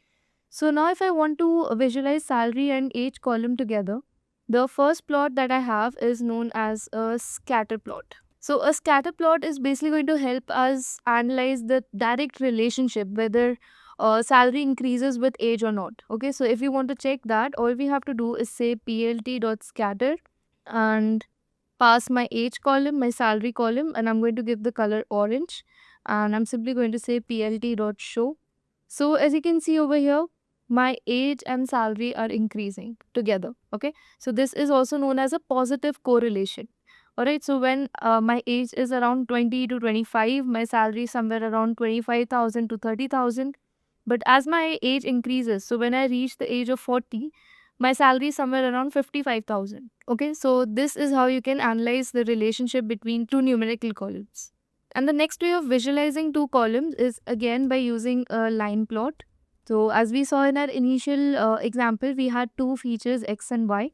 So right now we have two features called age and salary. So I'm going to go ahead and plot my line graph over here. So as you can see, my line graph is not very easy to visualize over here. You can see the lines are very random. So instead of line style as dotted, I'm going to have my simple and plain line style. So as you can see, it's going back and forth a lot. So why is this happening? Because my age column is not sorted over here. So I have random age values and random salary values. So in order to have a better visualization, what I'm going to do is I'm going to sort my age feature. I'm going to create a variable called sort age, and I'm going to simply sort my values of age. Okay, and over here, instead of passing my age directly, I'm going to pass my sorted age. So as you can see over here, now my line chart is giving me a better visualization of the relationship between the age column and the salary column. Okay, so this is how you can plot a line chart between two numerical columns. Then the next visualization graph that we have is a bar chart. So in order to plot a bar chart, all you have to do is say plt.bar, pass your age. I'm going to pass my sorted age features and my salary column, and I'm going to say I want my color to be green for all the bars. And as you can see over here, it is giving you the visual representation in forms of bars. Okay, so at the age of 22, I have my salary in this range. At the age of 25, I have the salary at this range. So I can also go ahead and create bins. So I want only 10 bars to classify my age. So I can also go ahead and align my bars, and I can say I want my bars to be in center. So if I run it, so they were initially like this. Now if I say I want them to be left, so align supports center or edge parameters. Okay, so this is how you visualize two numerical columns, but what if you had a numerical and a categorical column to visualize? So let me go ahead and show you guys bivariate analysis, but with a numerical and a categorical. So I'm going to consider my salary feature and my department feature, and now I want to see the visualization of how my salary is distributed according to my department. Okay, so what I'm going to do is I'm going to create my feature called HR salaries, and here I'm going to fetch all my salaries that have the department of HR. So basically my HR salary variable is going to contain the salaries of only the HR department. So basically these are the people working in the HR department and these are their salaries. Okay. Similarly, I'm going to do that for the other two departments as well. So I'm going to create IT salary, and similarly I'm going to create finance salary. Okay. So once I have my salaries for all the three departments separately, I can go ahead and plot them in a box plot. So I'm going to go ahead and create a box plot. So in order to do that, all I have to do is say plt.boxplot and pass all the three salaries that I have together. And you can see the distribution like this. Okay, so I have one salary that is an outlier, that is 55,000, which is okay. So I need to also go ahead and label them. So I'm going to say label, and I'm also going to show the legend for my plots. So if I plot this, you can see I have three box plots, and over here you can see I have an outlier value for my first box plot. But in this particular figure, I'm unable to understand which box plot is referring to which department. So in order to clarify that, I can go ahead and say I want my labels to be HR, IT, and finance. So if I run it now, you can see my first box plot represents the HR department, and I have an outlier value in the HR department. Okay, so this is how you can analyze a numerical column with a categorical column using box plots. Okay, you can also check their median values. So the median HR salary is in the range of 25,000 to 30,000, whereas IT median salary is 35,000, and finance has the highest median salary, that is 40,000. So this is how it gets much easier to visualize data using plots in Matplotlib, right? If you were to find out such insights just looking at the data, it would take you much longer, right? But using graphs like this, I can easily figure out which department has uh, a higher median salary, or the maximum salary, or the outlier lies in which department, right? So boxplot was one way. Another way where you can visualize your numerical and categorical column together is pie chart. So in order to plot my pie chart, what I'm going to do is I'm going to sort, or I'm going to group my salary by department, and I'm going to say df dot group by department, and I want my salary to be grouped, and I'm going to use the sum instead of mean. So this is what it looks like. So I have a total of this number for my finance department. So basically all the people in finance together are earning this much salary, whereas all the people in HR are earning this amount, and in IT they're earning this amount. Okay, so now I can go ahead and plot it in a pie chart. I can say plt.py, and I can give my salary by department variable, and I can call my labels as the index, and I'm going to label them using auto PCT. And once I print my pie chart, so in my pie chart I can easily see the distribution of salary in percentage for the three different departments. Okay, so this is another way of visualizing. So in my box plot, I could easily figure out the minimum salary, the maximum salary, and the median salaries for all the departments.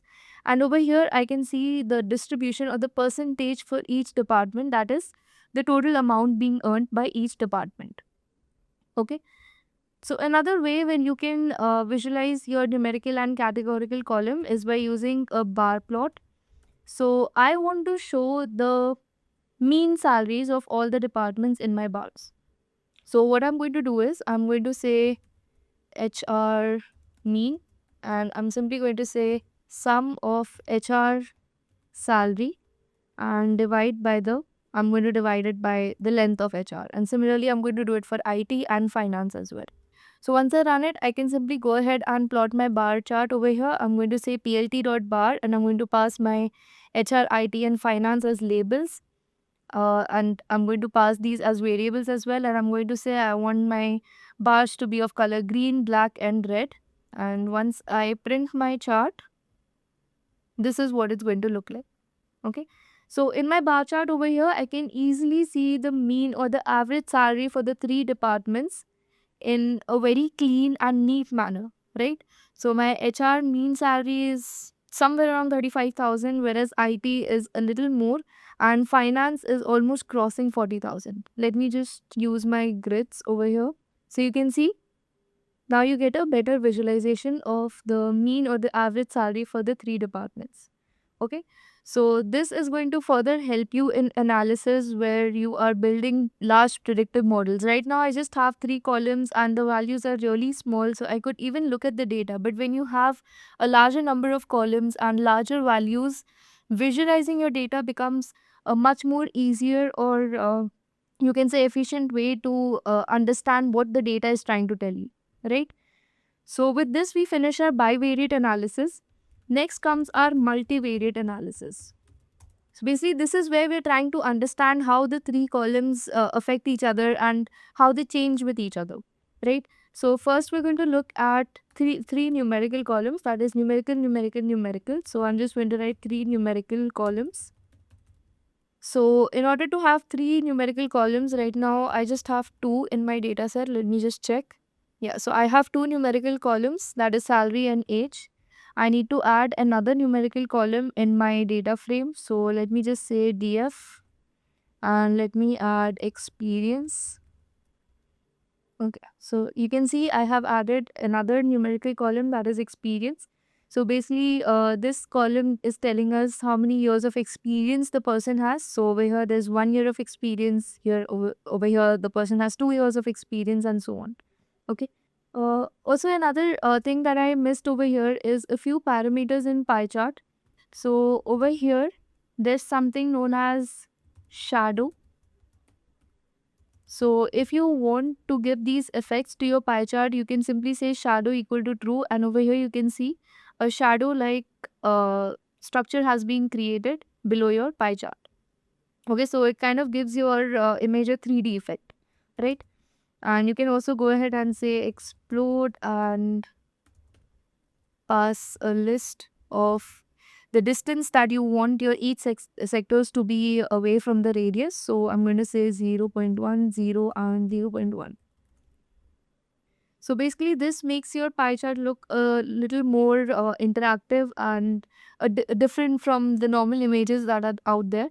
So you can go ahead and customize it. Okay.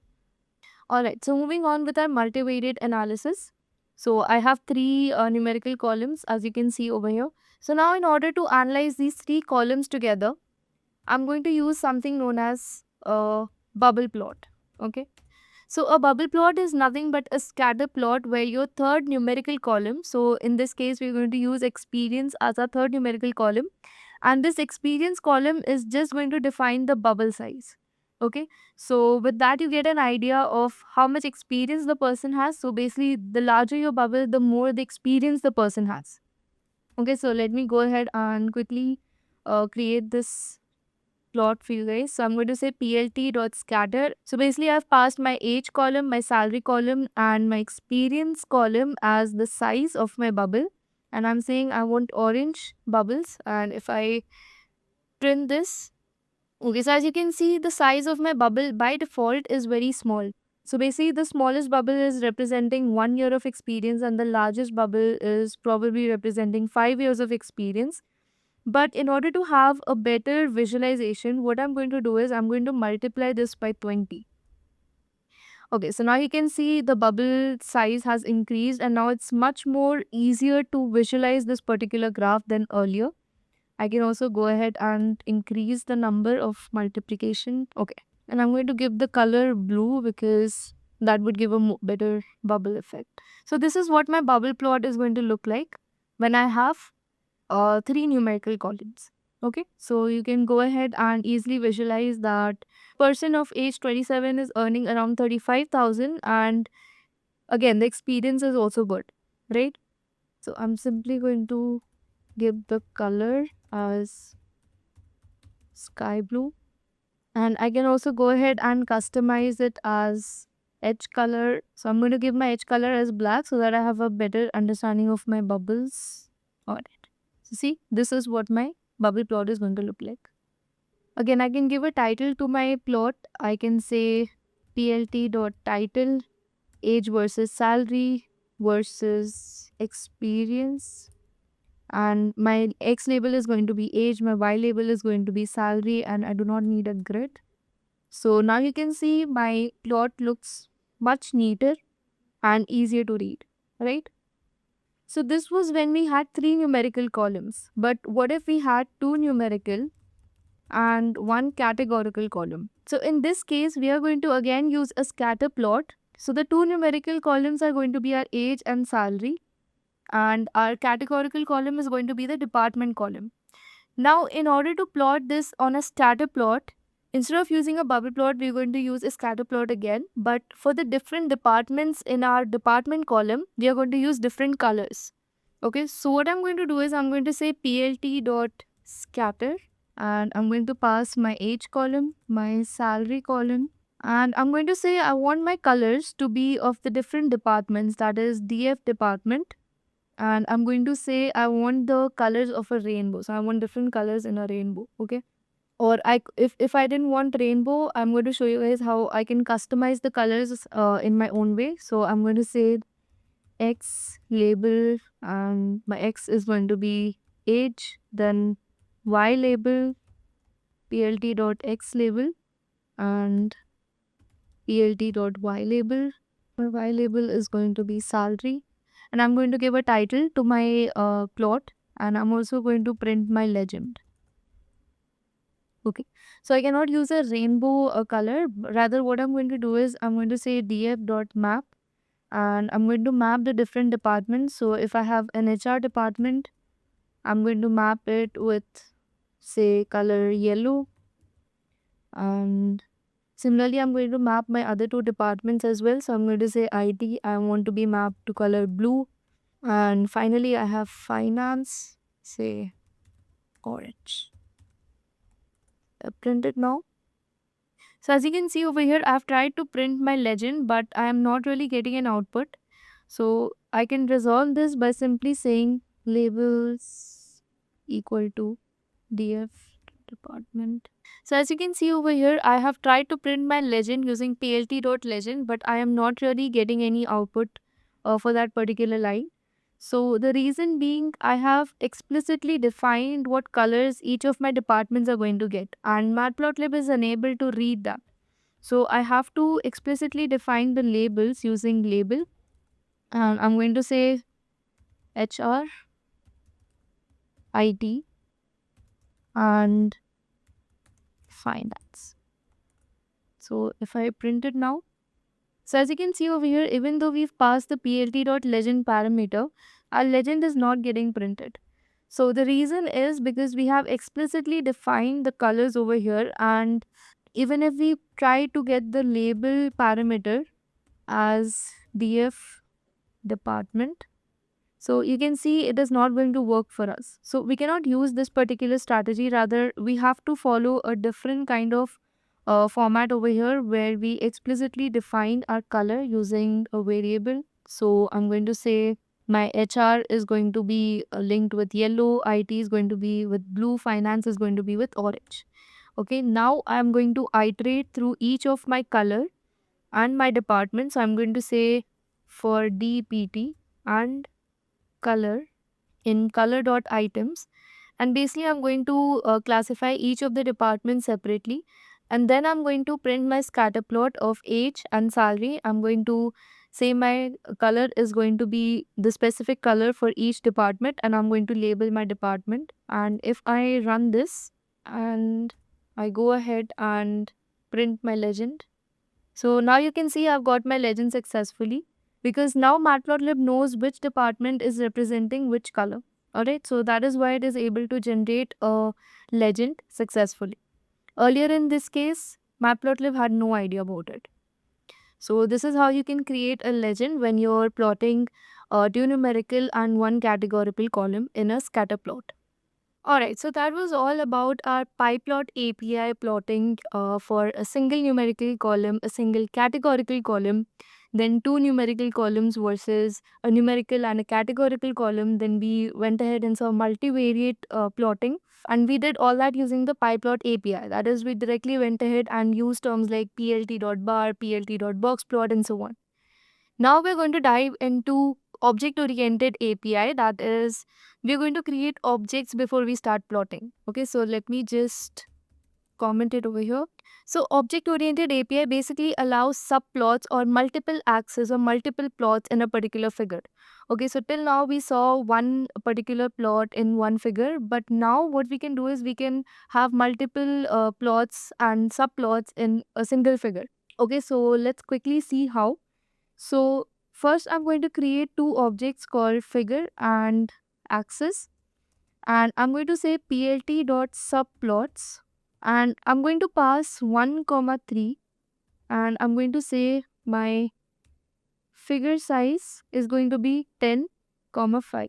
Okay, So this is basically the x and y ratio. So in terms of x, I'm going to have the figure horizontally expanded and vertically just 5. Okay. So basically what I'm telling my subplot parameter is that I want one figure, and in that one figure I want 3 subplots. Okay. So now let's go ahead and create our first plot. So I want my first plot to be a line plot. Okay. So as you can see over here, this is one complete figure and I have 3 subplots. Right now, all these 3 plots are empty. Okay. So I'm going to go ahead and create my line plot first. So in order to do that, I'm going to use my sort age variable. Let me see if I still have it. Yes. Okay. So I'm going to use my sort age variable. So I'm going to say at my axis 0, that is my 0th x axis, I want to plot a line plot, and it is going to be sort age, pass my age and salary, and I want my color to be red, my marker to be a star, and my line width to be 2. Okay, I can also go ahead and define my marker size. So I'm going to say marker size equal to 2. So I can go ahead and set the grid. I can also set my title for this particular plot. I'm going to say it's a line plot, and I can also go ahead and set my x label and my y label for this. So I'm going to say dot set x label, and I'm going to call it age, and y label is going to be my salary, and then I'm just going to run it. Okay. So since I've not called my plot till now, it's not being generated. Now I'm going to go ahead and plot my histogram. Ideally, all this should be run in a single cell. So I'm just going to paste it in my cell over here. And then I'm going to plot my histogram. And over here, my axis is going to be 1, so that Matplotlib understands that this was my first plot. And I'm going to use axis 1 over here throughout histogram, so that Matplotlib understands that this is the second figure, while the earlier where I use 0 for axis is going to be my first figure. Alright, so basically I'm referencing to my first figure and my second figure over here. So I've created a histogram for my salary, and I'm going to give the color sky blue. And I'm going to set my title for histogram, and I'm going to set my label salary, and y label is going to be frequency. Then my third plot is going to be a box plot, where I'm going to say axis 2, that means my third figure, and I'm going to plot my salary over here. I'm going to set my title as box plot, and I'm setting my x label as salary again. And if I run plt.show, that is I print all my plots, this is what it's going to look like. So as you can see over here, my plot is sort of coinciding with my second plot. So I can go ahead and increase my x-axis direction. So I can say 15,5. Now you can see it's fitting perfectly. Okay, so you can go ahead and adjust the dimensions for your plots, that is your figure size. Okay, so this is how you plot multiple plots together, okay, in using object-oriented API. Cool. Now, if I want to save this particular figure in my local environment, maybe I want to use it for some sort of presentation or any sort of document that I'm preparing, and I want to use this figure in that, how do I do that? Okay, so you can either just right click and go to copy image, but that's not the right way.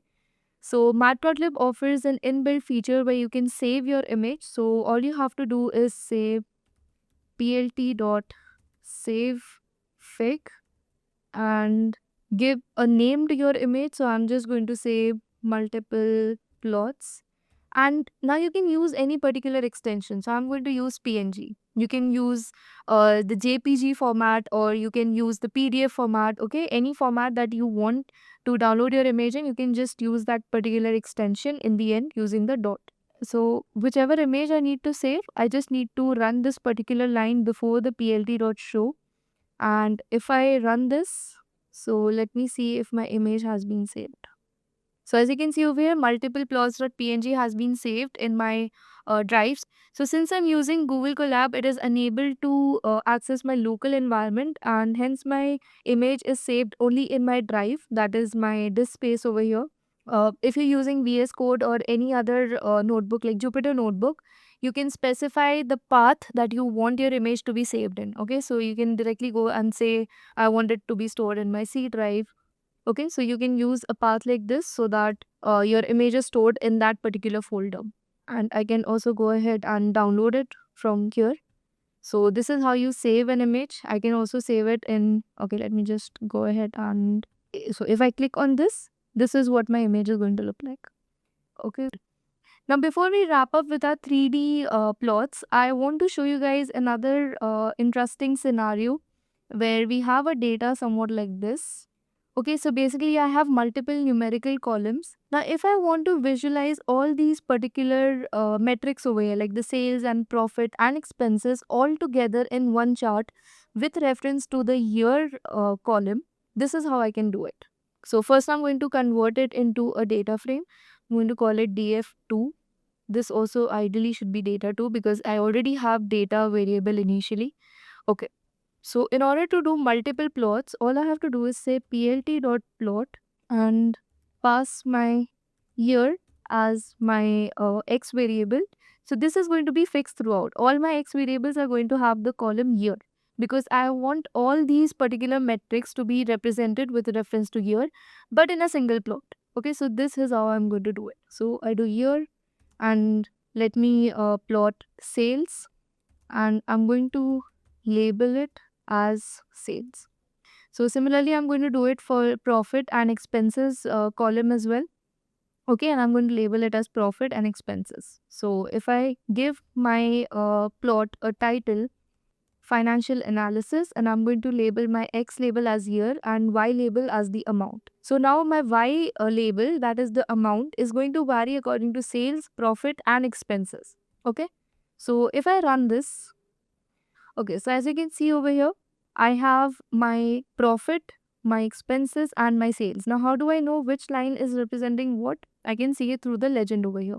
And my x-axis is representing the year and my y-axis is representing the amount. Okay, so basically we had lesser profit and our expenses were greater than our profit throughout the years. So basically the company is in financial loss. So that is something that we can easily predict through this particular graph. Although our sales were pretty high, we are not generating the required profit, right?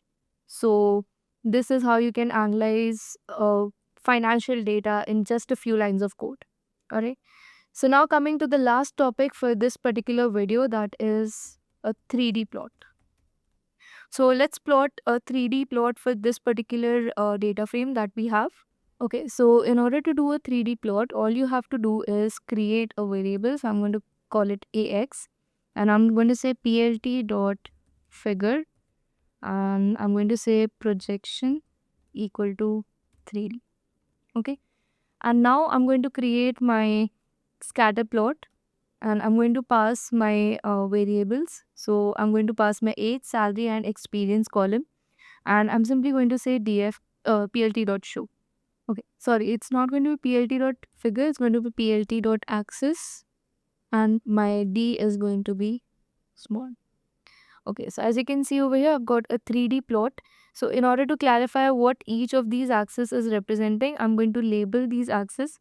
And in a 3D plot, I'm going to use set X label, set Y label, and set Z label. Alright.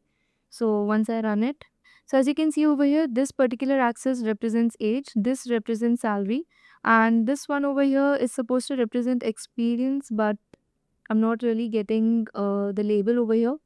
So this code is going to perform better if it was run on a visual code or Jupyter notebook. Okay, Google Colab does not really support a lot of 3D animations. So if you were to run this particular code in VS Code, you would be able to rotate your graph on different axes and be able to visualize the data better. So if you want to achieve the same functionality in Google Colab, all you have to do is import plotly.express as px, and if you run it, so it's run successfully.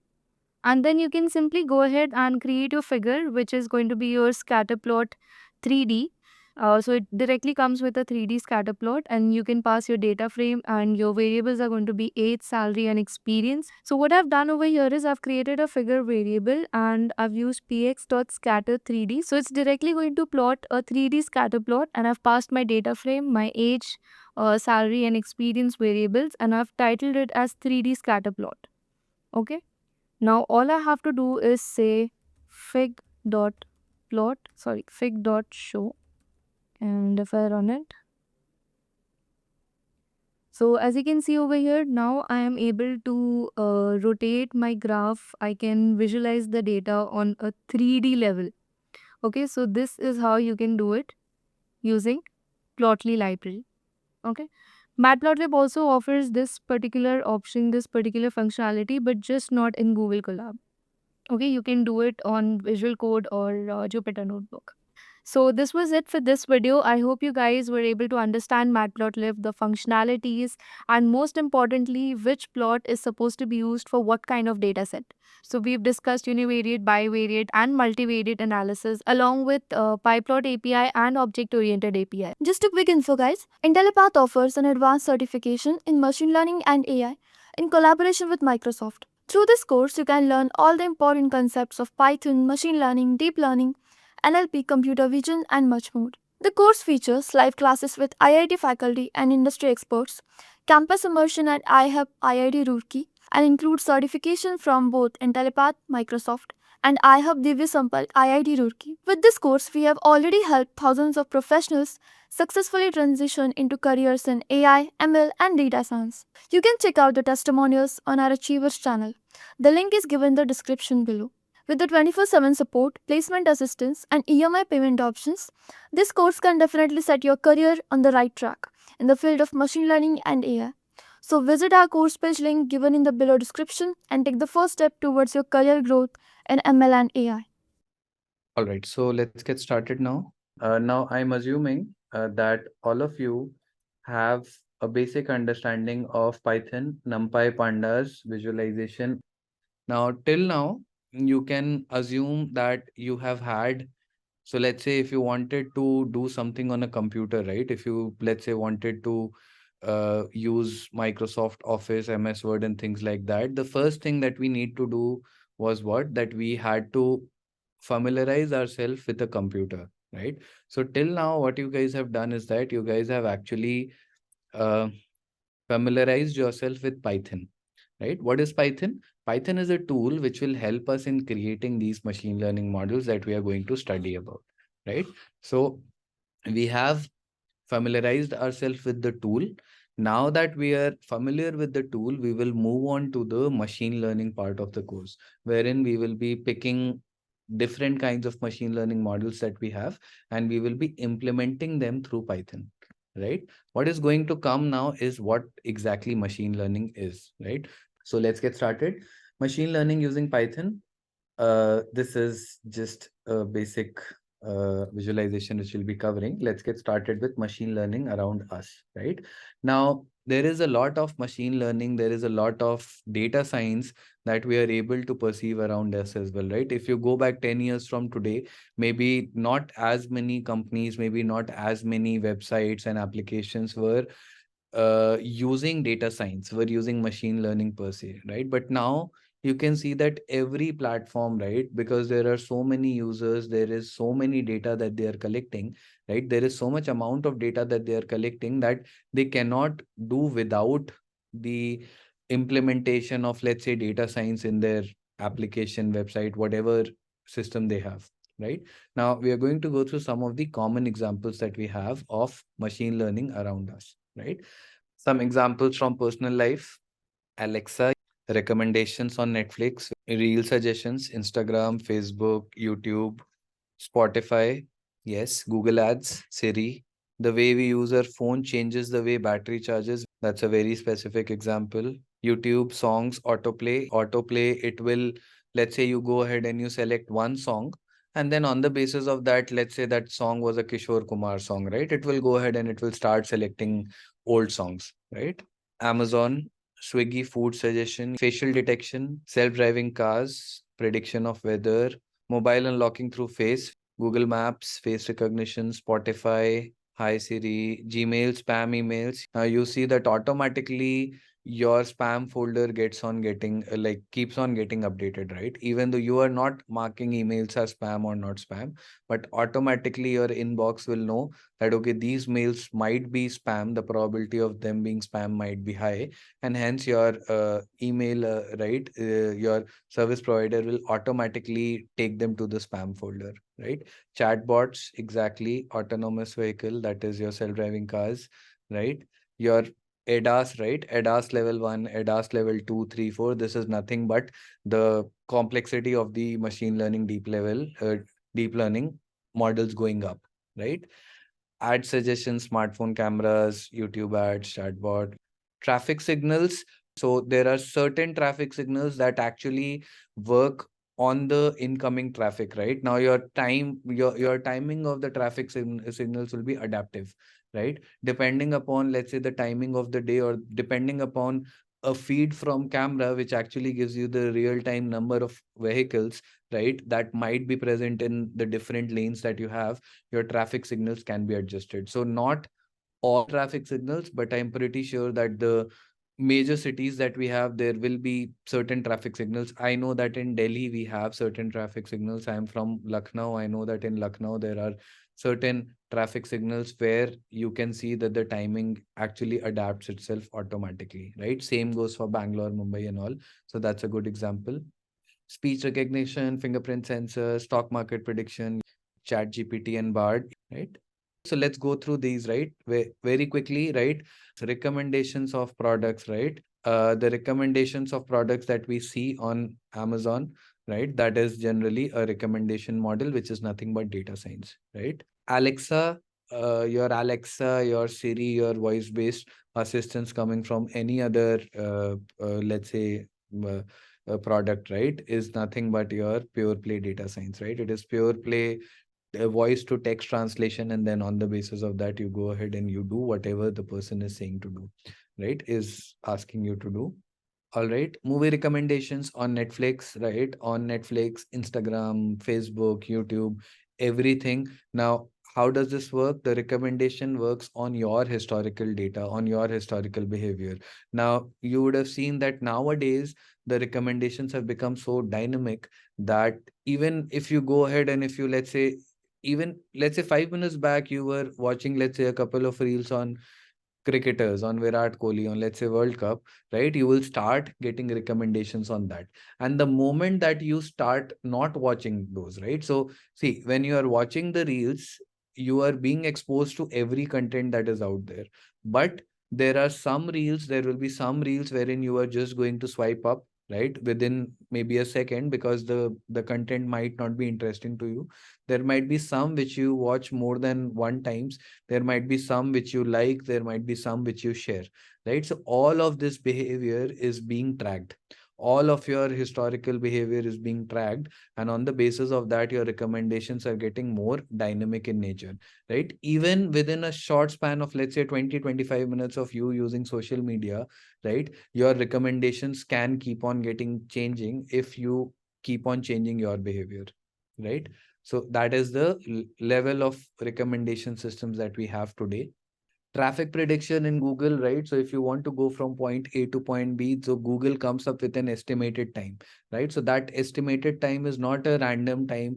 It is not, because see, the estimated time from point A to point B will change depending upon what time of the day is, what day of the week it is, right? Is it a holiday? Is it not a holiday? And lots of factors, right? It will also depend on certain factors such as that whether there is a political rally that is going on, whether there is, let's say, an international match that is going on, whether there is a concert that is going on, right? Now, all of these things actually, so what they do is that they take historical data, they take real-time data, and they merge both of these data sources and come up with an ETA, right? Generally, you will see that the ETA that they give is generally precise, right? It depends upon the way you drive. You can drive as fast you can as you can, you can drive as slow as you can. At the end of the day, there will be a difference of maybe plus minus 5-10 minutes only, right? Because it takes into account all the conditions, it takes into account the traffic conditions, it takes into account the weather conditions, everything is taken into account, and then an ETA is given from, let's say, point A to point B, right? So these were just some general slides on what are some of the examples of machine learning data science around us. All right. All right. Now moving on to introduction to machine learning. Now, what is machine learning, right? Let's try to understand what machine learning is.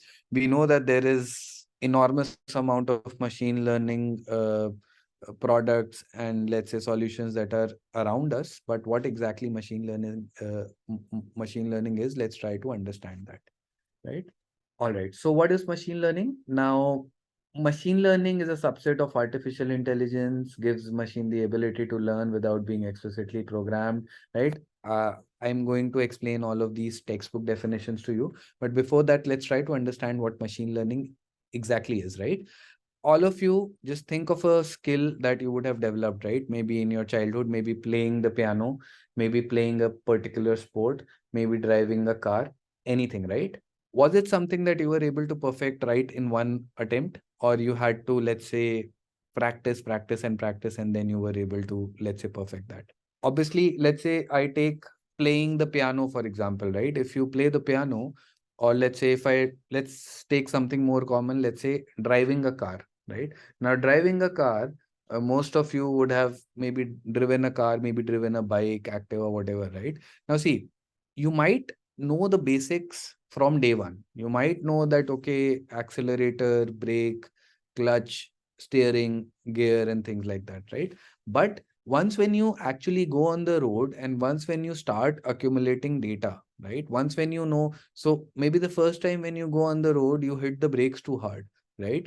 What is it that you learn? You learn that, okay, my brakes might be sensitive. So if I want to, let's say, stop the car in the next 5 meters, this is the amount of pressure that I need to apply. If I want to stop the car, let's say immediately, right? This is the kind of pressure that I need to apply, right?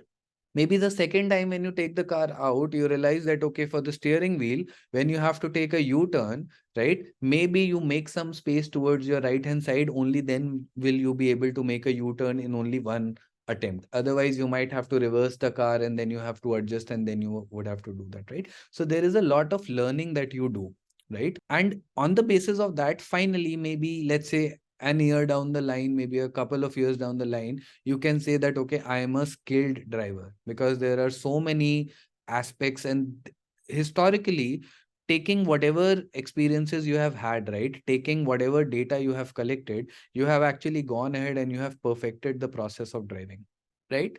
So just like this, machine learning is what? Machine learning is that creating let's say, I'll talk about models, right? What models are and all. Right now, just let's just think that a model is a machine learning framework, right?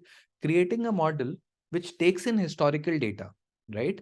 And tries to do a specific task. So let's say I want to create a model which can effectively predict which customers of mine are going to leave my store, and or let's say, take a simple example, a model which will predict which customers of mine will buy a protein shake, which customers of buy will not buy a protein shake, right? A simple question. I want a model that will predict that will give me the probability of customers buying, let's say, a protein shake, right? Now, what I will do is that I will give some data to this model, right? Now, this model is not, it is not magic, right? It is not Harry Potter in real life, right? That it will go ahead and it will know everything. I need to give some historical data to this. So if I go ahead and I give, let's say, for the last 1 year, I give the historical buying behavior of all my customers. Maybe I have, let's say, 1 million customers walking into my store in the last 1 year. And out of these million, let's say I had 50,000 customers who were buying, who actually went ahead and bought a protein shake, right? Now, I have I have this data. This is my target variable. That is for all the customers who have gone ahead and bought in the protein shake, my target variable will become 1. For the customers who have not bought this particular product, the target variable will become 0. What do I mean by the target variable? The variable that I want to predict, or the thing that I'm wanting to predict. I want the model to predict, right? Now, along with this, can you guys think of any other factors which will help me in finding out whether my customer will buy a protein shake or not, right? I want you to think of factors such as age, factors such as what other products they are buying. What features can you think of which will help me in telling whether my customer is interested in buying a protein drink or not? Gender, income, exercise, are they exercising or not? Are they going to a gym or not? Now I want you to I want you to think from a retail store perspective.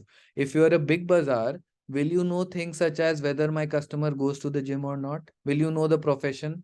No, right? Then how can I identify whether these are people who might be interested in a protein shake? See, physique, appearance, all of these things are what? This is manual data. You cannot input. See, when I'm talking about a million customers, will you wait for a million customers to step into your store and take a look at them and tell them that, okay, this one looks fit, this one might buy a protein shake or not, right? This is not effective. I want you to think of data that we can collect easily. Other food item choices, right? Maybe those buying milk bought related products, right? History, previous purchases, number of times, location, similar products, right? Other products, buying preferences.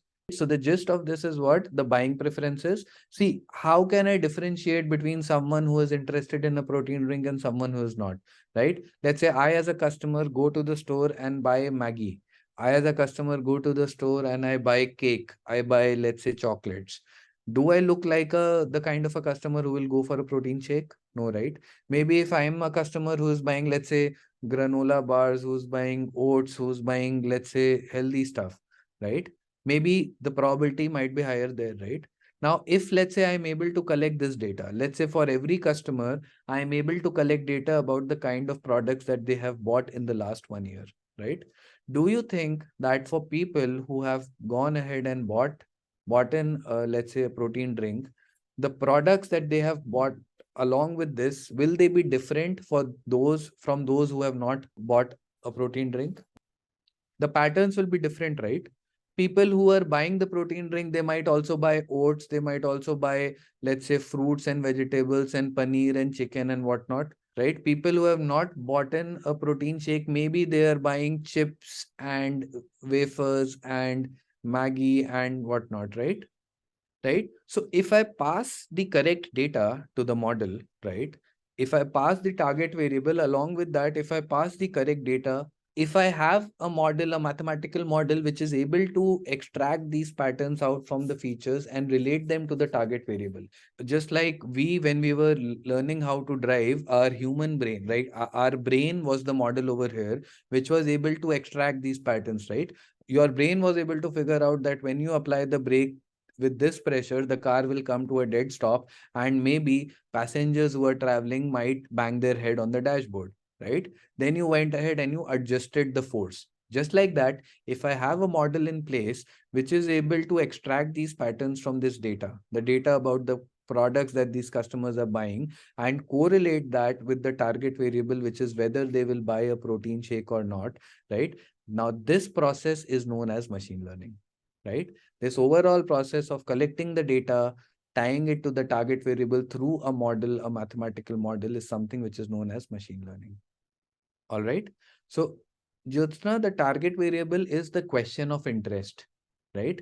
When we talk about data science, when we talk about machine learning, we talk about making predictions, right? My predictions can be on any aspects, right? So prediction can be, I want to predict whether it is going to rain tomorrow or not. So my target variable will become whether it rained or not, right? Now, in this case, can you guys think of features that will be helpful for us? My target variable has now changed to whether it will rain or not tomorrow. Now, using the historical data, can you think of features which will help me in predicting whether it is going to rain or not? Weather conditions, whether it was humid or not, whether it was cloudy or not, right? So if you see, as soon as my target variable changed, my target variable became rain or not, right? So let's say you go back 365 days.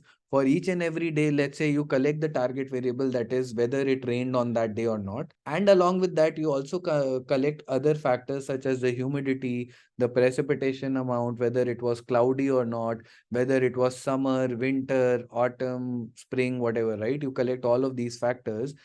will you or will you not be able to make predictions? You will be able to, right? If you collect the correct set of features, obviously you should be able to make predictions, right? All right. Now, see, if I tell you that in order to predict whether it is going to rain tomorrow or not, right? I take a feature which is the number of red color cars that are present in a city, right? Do you think that this feature will be important in making predictions? No, right? So when I asked you that my target variable is rain or not, relevant features, right? You thought of features which will help you in predicting whether it is going to rain or not, right? So just like that, see, if you see your machine learning, your data science, it is not magic, right? It is common sense. You have a certain variable that you want to predict, the target variable, right? Now, the target variable obviously will be affected by some factors, right? When I want to say whether a customer will buy a protein shake or not, that also depends upon his or her other choices, right? So you want to find that. Now, if in this example, let's say whether a customer is buying a protein shake or not, right? Let's say if I would have taken into account some random feature, right? Let's say the height of a person. Do you think that the height of a person will have anything to do with their probability of buying protein shake or not? No, right?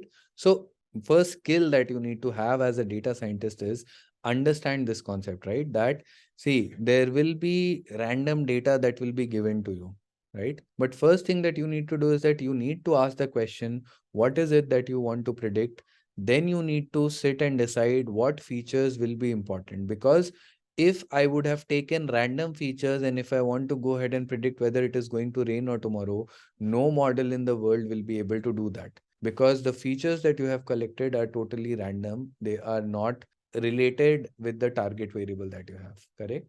So this is one thing that we need to understand. This entire process of your collecting the data, having a target variable, creating a mathematical model on top of that, this entire process is known as machine learning, right?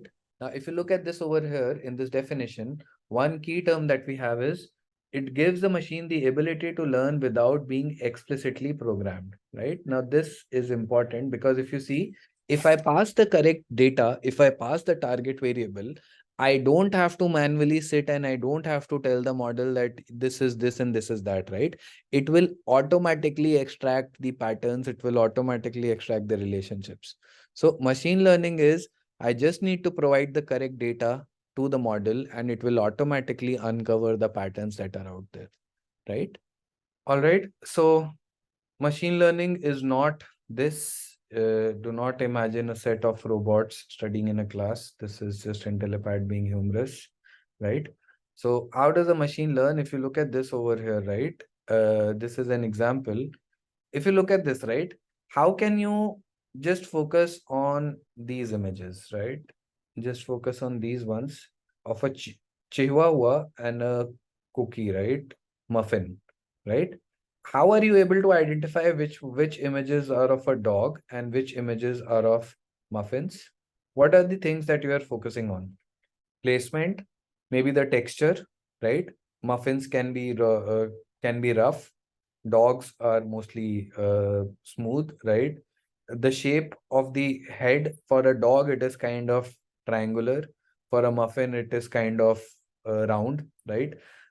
The dog will only have three black spots, two eyes, and one nose, whereas the muffin, in some cases, can have more than three, or in some cases, can have less than three as well, right? Now, if I'm able to understand these differences, right? I should be able to make out the difference between, let's say, a dog and a muffin, right? Correct. So this is exactly how your machine also learns. If I pass all of this data to my models, right? Those models which are able to deal with image data, right? They will try to extract these features. They will see that, okay, all the dogs, they have three black spots, right? They might not know that these are the eyes and the nose, but they see that, okay, these are three black spots. All the images wherein I'm saying that it is a dog, it is kind of a triangular structure, right? But if I move to the image of muffins, in most cases, it is kind of round, right? In the case of muffins, I can see that the black dots can be more than three or can be less than three as well, right? So it will try to extract all of these rules and then it will tie them up together, right? So this is exactly how your machine learning model learns, right? So just like that, if you see the right side example as well, we have a dog, and then we have the Kentucky, we have a fried chicken, right? But so this is how it learns. Once when we move on to complicated models which deal with images and all, right, then we'll be talking about this more. But I hope for now you are aware of how machine learning models work through the examples that I have talked about at least. Okay, all right then. So let's move forward. Now see, the example that I took, right, when we were collecting historical data, do you think that that example will work if I don't have any target variable? Let's say I go ahead and I collect all the data about the products that my customers have bought in, everything. And I want to predict which customers have, let's say, bought, like which customers will buy a protein shake or not, right? I want to predict that. But let's say that is the data that I don't have. Historically, I don't have the target variable. Do you think that my model will be able to go ahead and make predictions, or will my model be able to learn which customers will buy, which customers will not buy? No, right? So without the target variable, there is nothing that we can do. No, right? All right. So now let me give you an example. Now you remember CAPTCHA? We used to do this a lot. Nowadays as well, we are doing this a lot. Now, see, there are millions and billions of images that are being uploaded on Google, correct? And if you go ahead and if you want to search with, let's say, image of a dog, image of, let's say, something, anything, Google will automatically come up with thousands and thousands of options for you, right? The search result will give you thousands and options. Do you think that someone is manually going ahead and labeling those images? Do you think that that is possible for them to do? What Google did was, and what almost all of these platforms do, is that if you remember from the last 10 years, we have been manually creating target variables for all these tech giants, right? How? Because if you go ahead and if you see, there are cases for these captcha like things, right? Google will ask you, what are the images of a fire hydrant, right? What are the images where you can see, let's say, a traffic light, right? So you are manually creating the target label for them. Now, if there are millions and millions of users on Google, every user is, let's say, tagging 9 images. If you take this, these are 9 images, right? So when you say that this image contains a fire hydrant, this image does not contain a fire hydrant, right? You are manually creating target labels, correct? So it's a two-way street. For them, they are authenticating whether you are a robot or not, right? Initially, when we used to do this, right, maybe for the first year, we were only creating labels for them, right? They were not bothered. They just, because let's say if you go back to 2010, 2011, our technology was not so advanced that a chatbot can go ahead and can tick which ones are, let's say, fire hydrant, which ones are not, right? So we are going ahead and we were actually manually creating these target variables for Google, right? Now, when Google had, let's say, millions of images, and in front of that, they had the target variable, which you were actually creating for them. They went ahead and they trained the models. And you fast forward to 2017, 2018, your Google Photos app, it automatically goes ahead. You search with photos with car, you search with photos with dog, it will automatically give all the photos in your Google Drive, in your Google Photos, which have a car or a dog. So you can see how they have used your input to create a model to give you an application which is helping you to do things easily. So creation of the target variable becomes very, very important. Data, obviously, your features, historical data is important, but along with that, the target variable creation is also very important. One more example, go back 8 years from today, Facebook, right? You remember we used to manually tag photos. Okay, this is me, this is my mother, this is my friend, right? Manually, we used to tag profiles. Remember? These days, we do not do that. Why?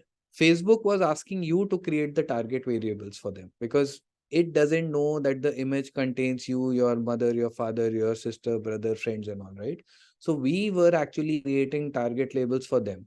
Now, let's say after a year, Facebook had, let's say, 50 samples of your photo, maybe 50 samples of your friend's photo, because maybe 10 samples are coming from your profile, 30 samples are coming from his profile, another 10 samples are coming from some other profile, right? So when you had enough number of samples, you go ahead and you train a model, and now automatically for any user that who has been on Facebook, Instagram for a long amount of time, it will automatically be able to label them, tag them, right?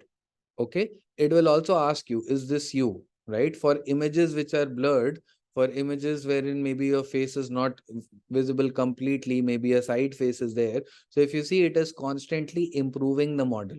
It is constantly trying to better the model that is there, right? All right. So let's move forward then. Now we are going to bust some machine learning myths, right? So we are going to talk about some notations. What do you mean by AI? What do you mean by machine learning, deep learning, and all, right? So let's go through that. Now, first thing that we need to understand is that this is the overall hierarchy of things, right? Artificial intelligence is the bigger block. Then we have machine learning, and then we have deep learning, right? Now, let's try to understand one by one, what do all of these things mean? Artificial intelligence, I want every one of you to pay attention, right? Any product, anything that humans create, right, which tries to replicate the job of a human is artificial intelligence, right? And a robotic vacuum cleaner, right, which automatically goes ahead and cleans your house depending upon the placement of items and furniture in your house, which will automatically create a trajectory, is artificial intelligence. A self-driving car, right, which goes ahead and which takes input from the roads, and it tells the car what it needs to do or what it not needs to do, right, is artificial intelligence. But all artificial intelligence is not machine learning, right? If I give you the example of the robo vacuum cleaner is not working on historical data. It is only working on a bunch of sensors and radars through which it is laying out the map of your house, right? It is laying out the structure of your house, and it is coming up with a movement plan, right? That, okay, this is how I'm going to move, maybe in a zigzag way.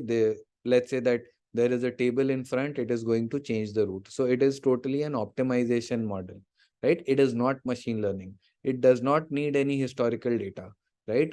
On the basis of whatever the present situation is at your house, the sensors will leave out signals through which the radars and the sensors are going to create a trajectory for your house, and on that your robo vacuum cleaner will work, right?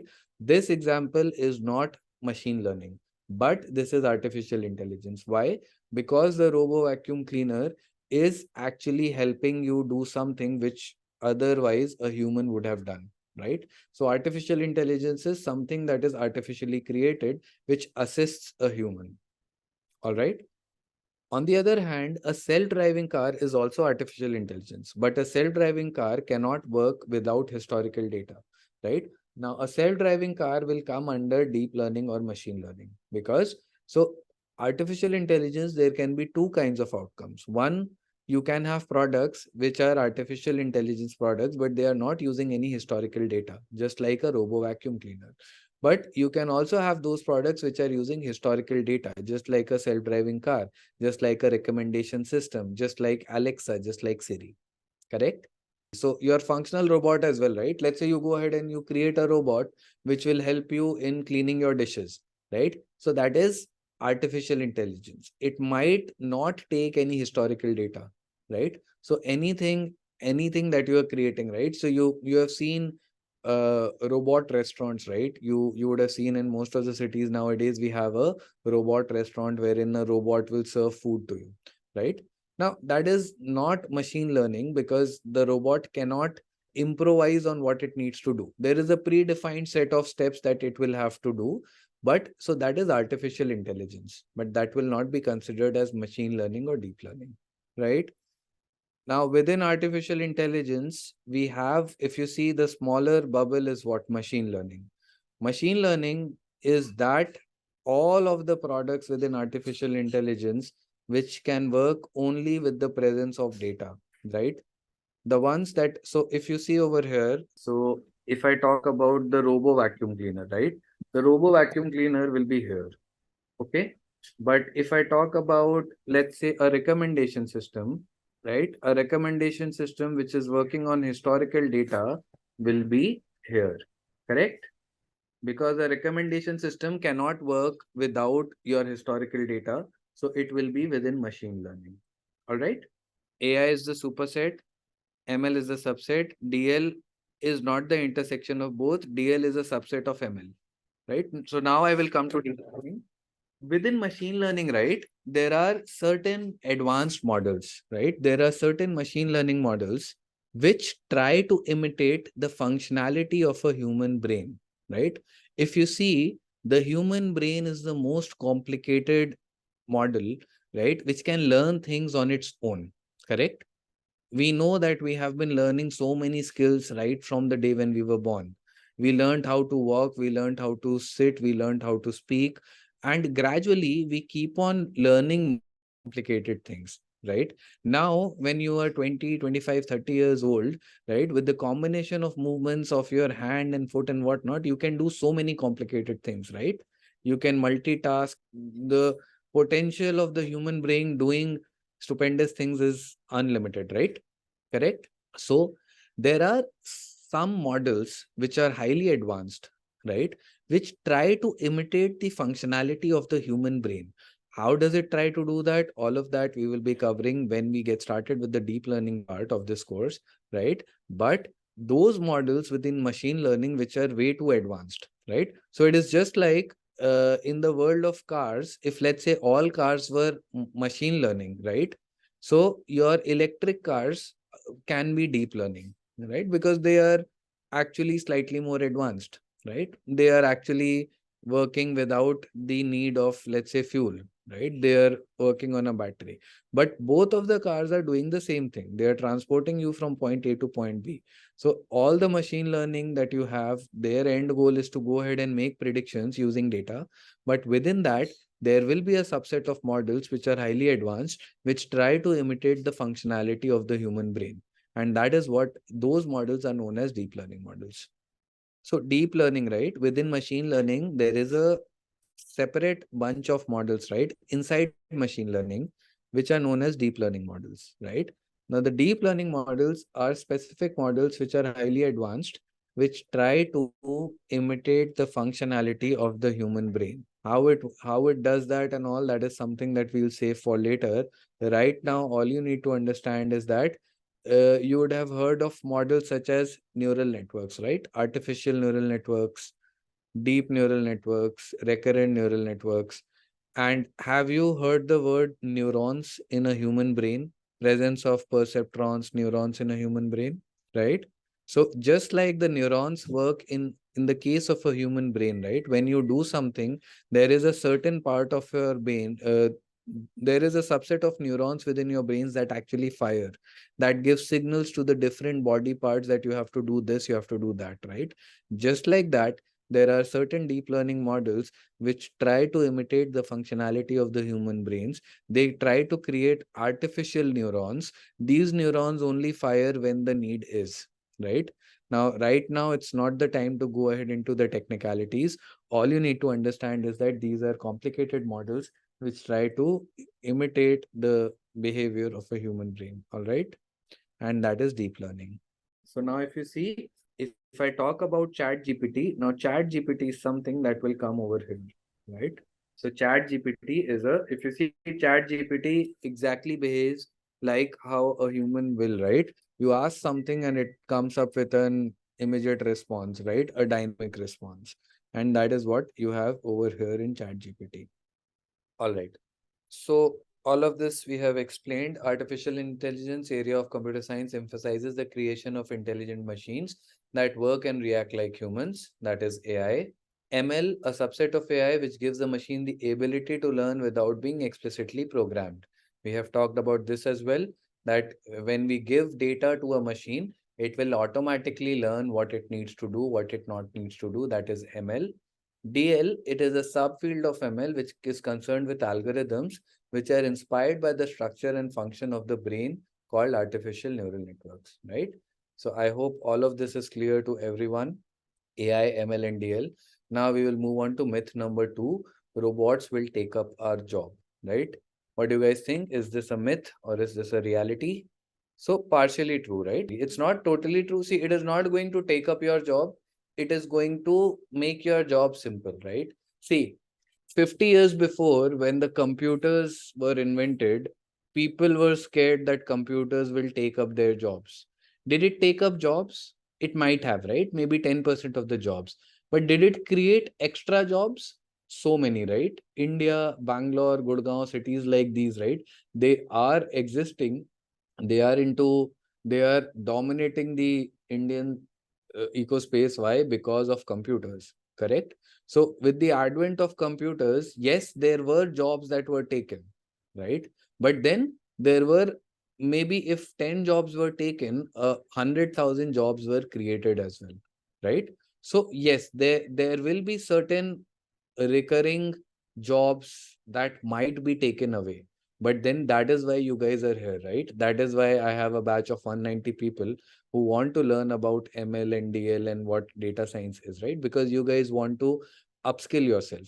With upskilling, obviously, you might be able to do much more complicated things in a more easier way, right? So it will not take up your jobs, right? And that is something, because see, I've been using ChatGPT for 8, 9 months now, right? I know that ChatGPT, right? The output that it gives depends upon the sophistication of the question that you ask to it, right? You will ask a dumb question, it will not have that much intelligence that it will tell you that no, you have framed the question incorrectly. It will give you a response, right? So it takes a human to extract relevant information out of tools like these. So it will not take your job, it will make your job easy. How it has made my job easy? So last year I did something for my client which took 5 days for my team to do. This year the same thing we had to do for the same client, and we did it in a day, right? Because of ChatGPT we were able to come up with a code which was able to, so we did not spend too much time writing the code. All we had to do was we had to give instructions. But these instructions, if I ask someone who is from, let's say, a non-data science background, they will not be able to give that because they don't have the experience. So if you don't have the experience, now you can be a very good driver of cars, but if I give you a truck to drive, if I give you a bus to drive, will you be able to drive that? No, right? It will require experience, right? So obviously these tools are there to help. Your artificial intelligence, all of these things are there to help, right? It will enable you to do more things. It will enable you to do things fast, right? It will enable you to do more complicated things in an easier way. But see, for people who don't like to stay updated, right? You would remember the case study of Nikon, right? Nikon was the, I think, camera, Kodak or Nikon, right? I'm not sure if I remember the name, but they actually, when digital pictures came in, right? Kodak was a company. They actually were resilient. They said that okay, this is not going to stay. They did not upgrade themselves, and eventually they went out of business because right now we are living in a world wherein physical cameras are not even, no one is using that, right? Nokia also, right? So you need to be, obviously you need to be updated with time. Things are getting more tech savvy, so you need to be updated. That is why I have you guys here, and there are thousands and millions of people who are not doing this, who are still living in a bubble that okay, AI is not going to take the world, right? It is doing that, but if you work along with it, you will also grow, right? All right. So this is obviously a myth. Yeah. Now we will move on to the types of machine learning models, right? Now we have talked about machine learning, but there are different kinds of machine learning models that we have, right? So let's try to understand what these are, because all of the models that we will be studying in the duration of this course will either belong to one of the three categories that you see over here, right? So there are three categories that we have within machine learning, the kind of models, right? The first is supervised learning. Now, what is supervised learning? The examples that I have taken, right? If you see in those examples, we had some data and we had a target variable, right? So there are a bunch of models within machine learning which are known as supervised learning models. These are the models that work with the presence of a target variable. So these are the models which are very similar to the example, that is, let's say I tell you that this is what your target is, right? Let's say your father, he comes and sits next to you and he keeps on telling you that, okay, this is the target, you have to do this. Let's say the next thing that you have to do is this. Next thing you have to, let's say, drive on a highway, you have to change the gear from third to fourth and all, right? You know the target, you know what you are given with, right? And you go ahead and you try to come up with a solution for that, right? So supervised learning is that branch of machine learning wherein you pass a set of features to the model, your data to the model. Along with that, you also pass the target variable. The target variable will tell you that historically this is how your customers have behaved, right? Go ahead, take the target variable, take the data and try to come up with patterns that are there, right? So that is known as supervised learning. In supervised learning, we will have the input as well as output variable, right? So your target variable will also be there and your features will also be there. Now we also have another sets of models which are known as unsupervised learning, right? Now what is unsupervised learning? As the name suggests, there is no target variable over there, right? There is only features, right? Now there can be cases when you don't have a target variable, but you have lots and lots of data, right? So these are models which do not require a target variable to work with. Now, let's say if I go ahead and I give my customer data, all my historical customer data, that how many customers I have, what are the products that each and every customer has bought in the last 1, 2 years, whatever, right? And if I apply such models without any target variable, what these models do is that they try to come up with general trends and patterns. So a very common unsupervised learning model is clustering, right? What clustering does is that it tries to identify customers who are buying similar products. Now, see, for clustering, I don't need any target variable. If I see that, let's say these are 1,000 customers, all of whom are only buying, let's say, liquor and snacks from my store, I will go ahead and I will say that, okay, these are similar customers. Let's say I have another bunch of customers who are buying bread, butter, eggs, chicken, and let's say such fresh items, right? Maybe all the fresh items, they are not buying pulses, they are not buying rice, they are not buying, let's say, bathroom essentials and all, right? So on the basis of the products that these customers have bought, these unsupervised learning models will group them together, right? So unsupervised learning, that branch of machine learning which does not require a target variable. It still requires historical data, right? That is why it is machine learning, but it does not require a target variable, right? Supervised needs a target variable, unsupervised, no target variable, right? So let's move on to reinforcement learning. Now, reinforcement learning is the third kind of machine learning. Now, these are those models which automatically, right, adjust their predictions, they adjust the quality of predictions on the basis of your data distributions, right? Now, what do I mean by this? Your reinforcement learnings are those models. So this, you can say that these are the deep learning models which have the ability to adapt, right? When I say the ability to adapt, so let's say I created a model. Let's say I created a supervised learning model back in 2020, which was predicting what are the, let's say, items that my customers are going to buy from a medical store, right? Now, back in 2020, this supervised learning model would not have known that COVID is about to come. So maybe this model does not know that mask or sanitizers will become an important part of the future, right?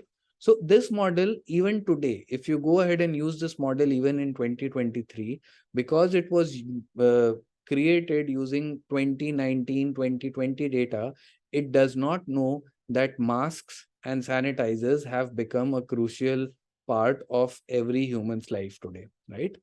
But the reinforcement learning model, if I talk about reinforcement learning models, right, these are models which keep on updating their predictions as per the customer behavior keeps on changing.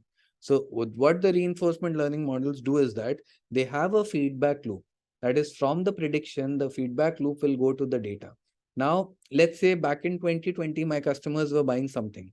Now in 2021, as soon as my customers started buying masks and sanitizers, your reinforcement learning model will retrain itself, right? It will retrain itself and it will adjust the predictions accordingly, right? So as and when your time progresses, if your customer behavior keeps on changing, your reinforcement learning models, which are slightly more complicated models, try to adjust the quality of predictions that they have, right?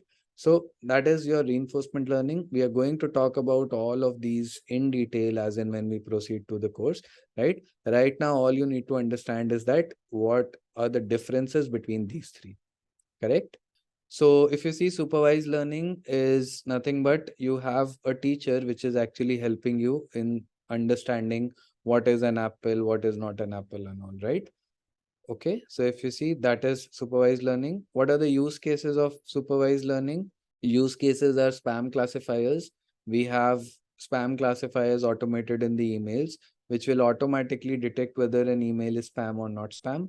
How does it do that? It sees that historically all the emails that are spam, let's say they contain, you have won $10,000, $1 lakh, or let's say apply for a credit card and things like that, right? So any future email that comes, whichever emails have these critical keywords, right, it will automatically assign them as spam, right?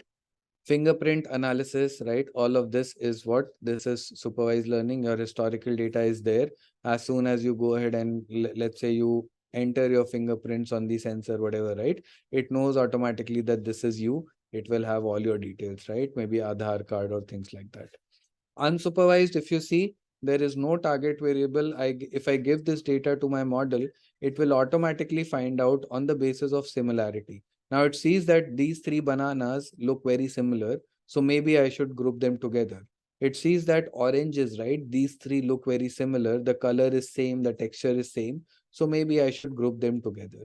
It sees these apples and it says that, okay, these look similar, so it will automatically group them together, right? So if you see, for unsupervised learning, I do not give any target variable. I do not give any, I explicitly do not tell the model that these are apples, bananas, and all. It will automatically cluster them into your different segments, right? Right now, use case of unsupervised is voice-based personal assistant. If you see voice-based personal assistant, right, they don't have any target variable. Their objective is to just take an audio data and convert that into text, right? So that is unsupervised learning. How all of this works, we are going to understand later. Netflix recommendations, if you see, if I'm able to group the movies which are similar together, right? Let's say I group all the fictional movies, I group all the action movies, animated movies, right? And let's say you as an end user, you went ahead and you watched animated movies. Now I can start recommending any animated movies from that cluster to you, right? So your recommendation systems are nothing but unsupervised learning, right? All right. So supervised learning, unsupervised learning, clear to everyone. Now we'll move on to reinforcement learning, right? Now reinforcement learning, as I've discussed in this case, right? We observed select action using policy. This is nothing but we collect data and we select a model, right? And the model will go ahead and give us the predictions. The predictions are nothing but action, right? So when it goes ahead and gives the predictions, then we collect. So let's say if I have 100 customers, right? Now for 100 customers, let's say for 60, the model gave the correct prediction. And for 40, the predictions were incorrect. So accordingly, we will either reward or penalize the model. Now, in an ideal situation, the model should be able to score 100 points.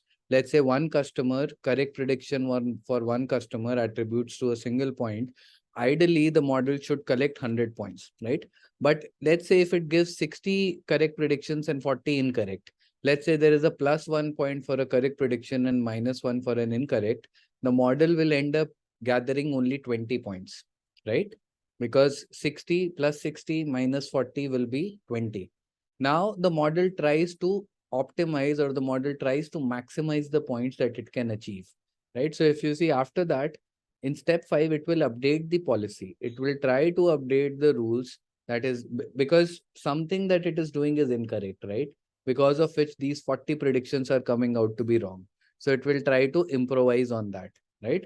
And then this process will go on and on and on until it is able to come up with the maximum number of points, right? So that is what reinforcement learning is, right? And if you see, this is something that we can showcase through this example, right?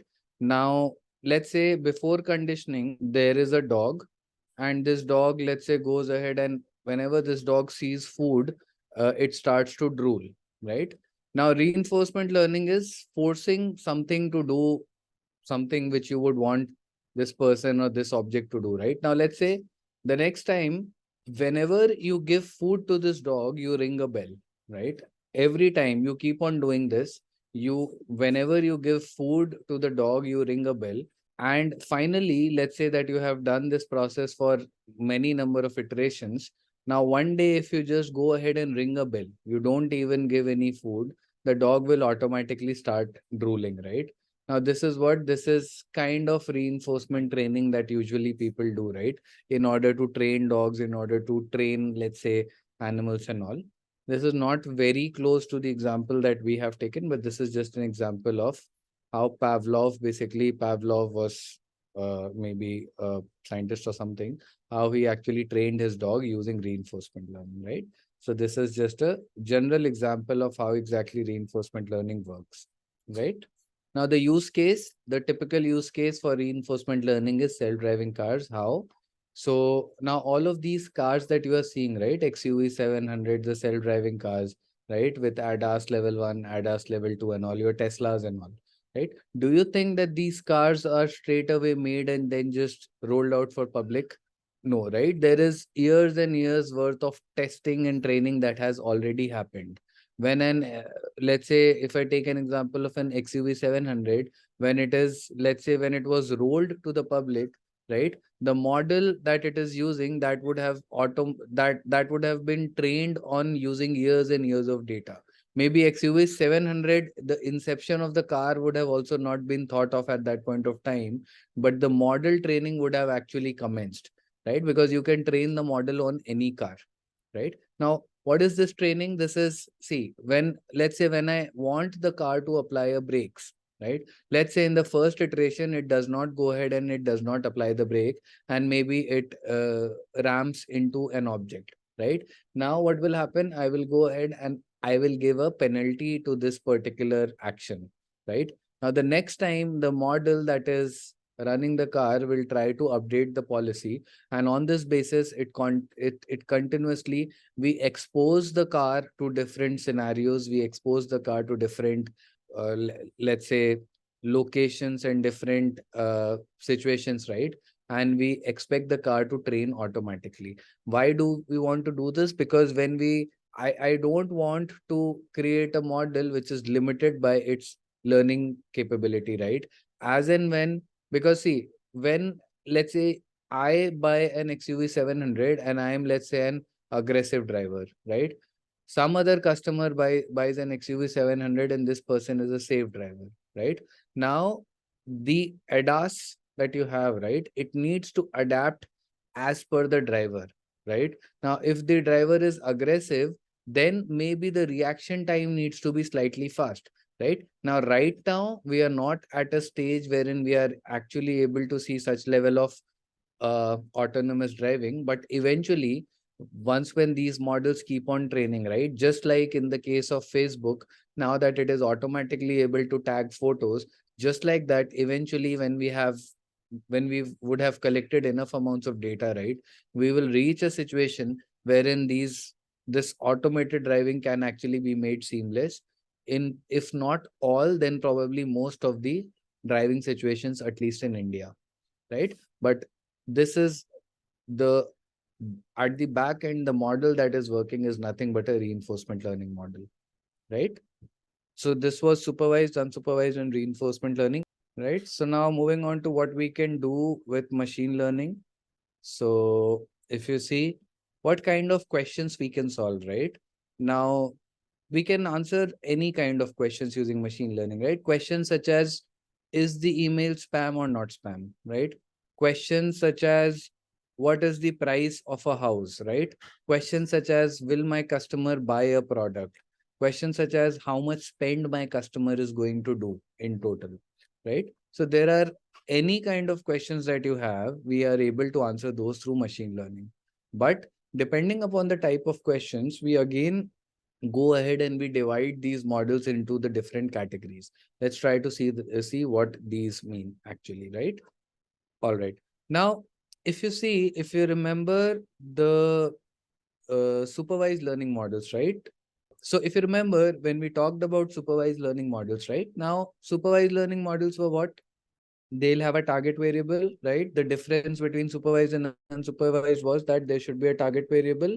Now, see, what if my target variable is a yes or no thing, right? Let's say whether the customer will buy a product or not. Should I give should I give a loan to this customer or not, right? Will this customer default on his or her payment or not, right? So if you look at this target, in all of the examples, my target variable is a category, right? Is a yes or no thing. So I can represent this as a binary variable, right? Maybe 1 means pass, 0 means fails. Maybe 1 means rain, 0 means not rain. Maybe 1 means pass the loan, maybe 0 means do not pass the loan, correct? So the supervised learning models wherein the target variable is categorical in nature. Categorical meaning that the target variable is a category, right? Those models are known as classification models. What can be some real life examples that we can have? Just like predicting spam or not spam, predicting loan default or not. Exactly, right? So all such problems wherein your target variable is a category will be known as your classification models. So within supervised learning, we have something known as classification models. Classification models are those models which have a categorical target variable, right? Okay, now moving on, what are the examples of classification? If you see, one example is whether the transaction is fraud or not, someone trying to hack our network or not, right? So this will be one example. Clustering algorithm, which type of house lies in this segment, what type of customers buys this product, right? Here as well, if you see, this is not exactly clustering, but you can use classification to, let's say, group customers who are buying protein shake, customers who are not buying protein shake, customers who are buying healthy, customers who are buying not healthy, customers who will buy the product on an offer, customers who will not buy the product on an offer, right? If you see, in all such cases, my target variable can be categorical in nature, right? Now, moving on, the second kind of supervised learning model is a regression model. Now, if classification is categorical, what do you think regression will be? Second option that we have is what? Either my target variable can be category or it can be a continuous numeric value, right? So when your target variable is a continuous variable, right? Then those kinds of supervised learning models are known as regression models, right? Can you think of any real life, real world problems which might be regression problems?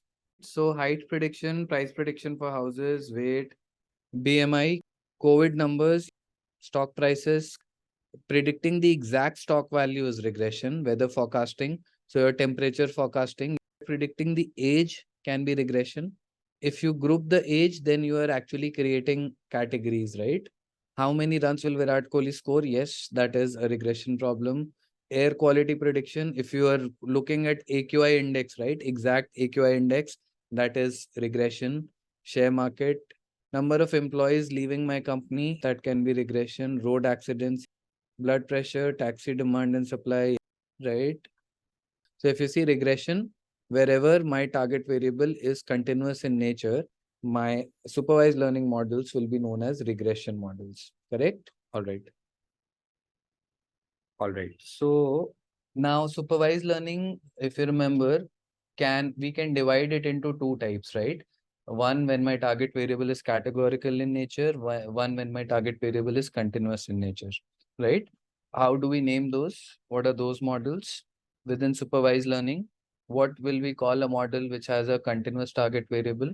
And what will we call a model which has a categorical target variable? So classification and regression, right? So classification will be what? Classification will be those supervised learning models where the target variable is categorical in nature Regression will be those supervised learning models where the target variable will be continuous in nature, correct?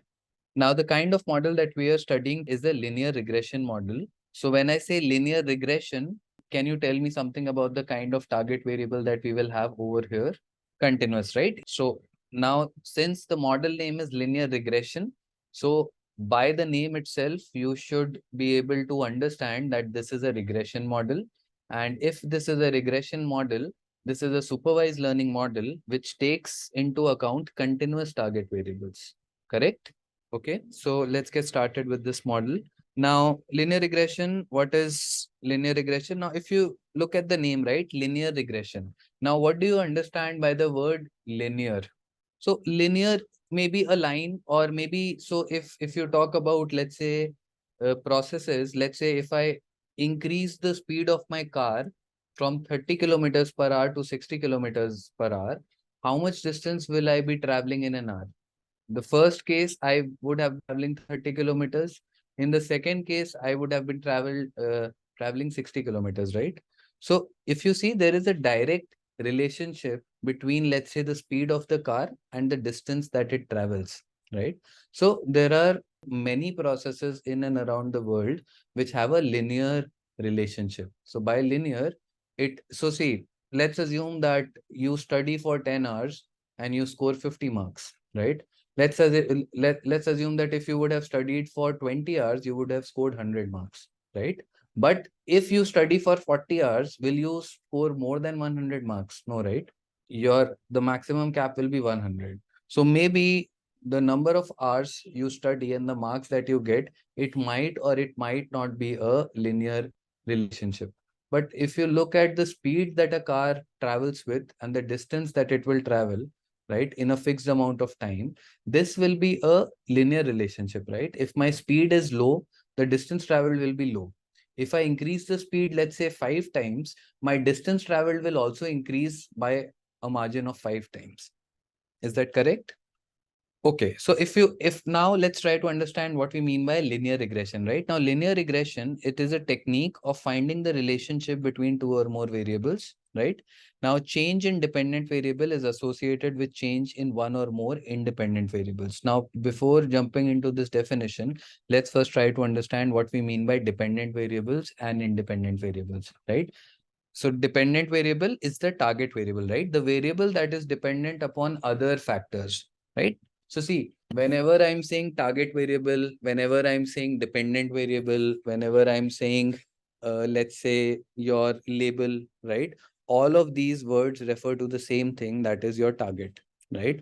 The variable that you want to predict, correct? Whenever I'm saying independent variable, I say features, I say, let's say, dimensions of the data, right? Whenever I'm talking about these things, it means that I'm talking about the features, right? So let's say if I wanted to predict the time that it takes for me to travel from point A to point B, right? And let's say I take the speed of my car as a factor, as a feature. So my feature will become the speed of the car, and my target variable or my dependent variable will become the speed of the car, right? Right. So now if we go through the definition, so linear regression is nothing but it's a technique of finding the relationship between two or more variables. So my one variable will be the target variable that I want to predict.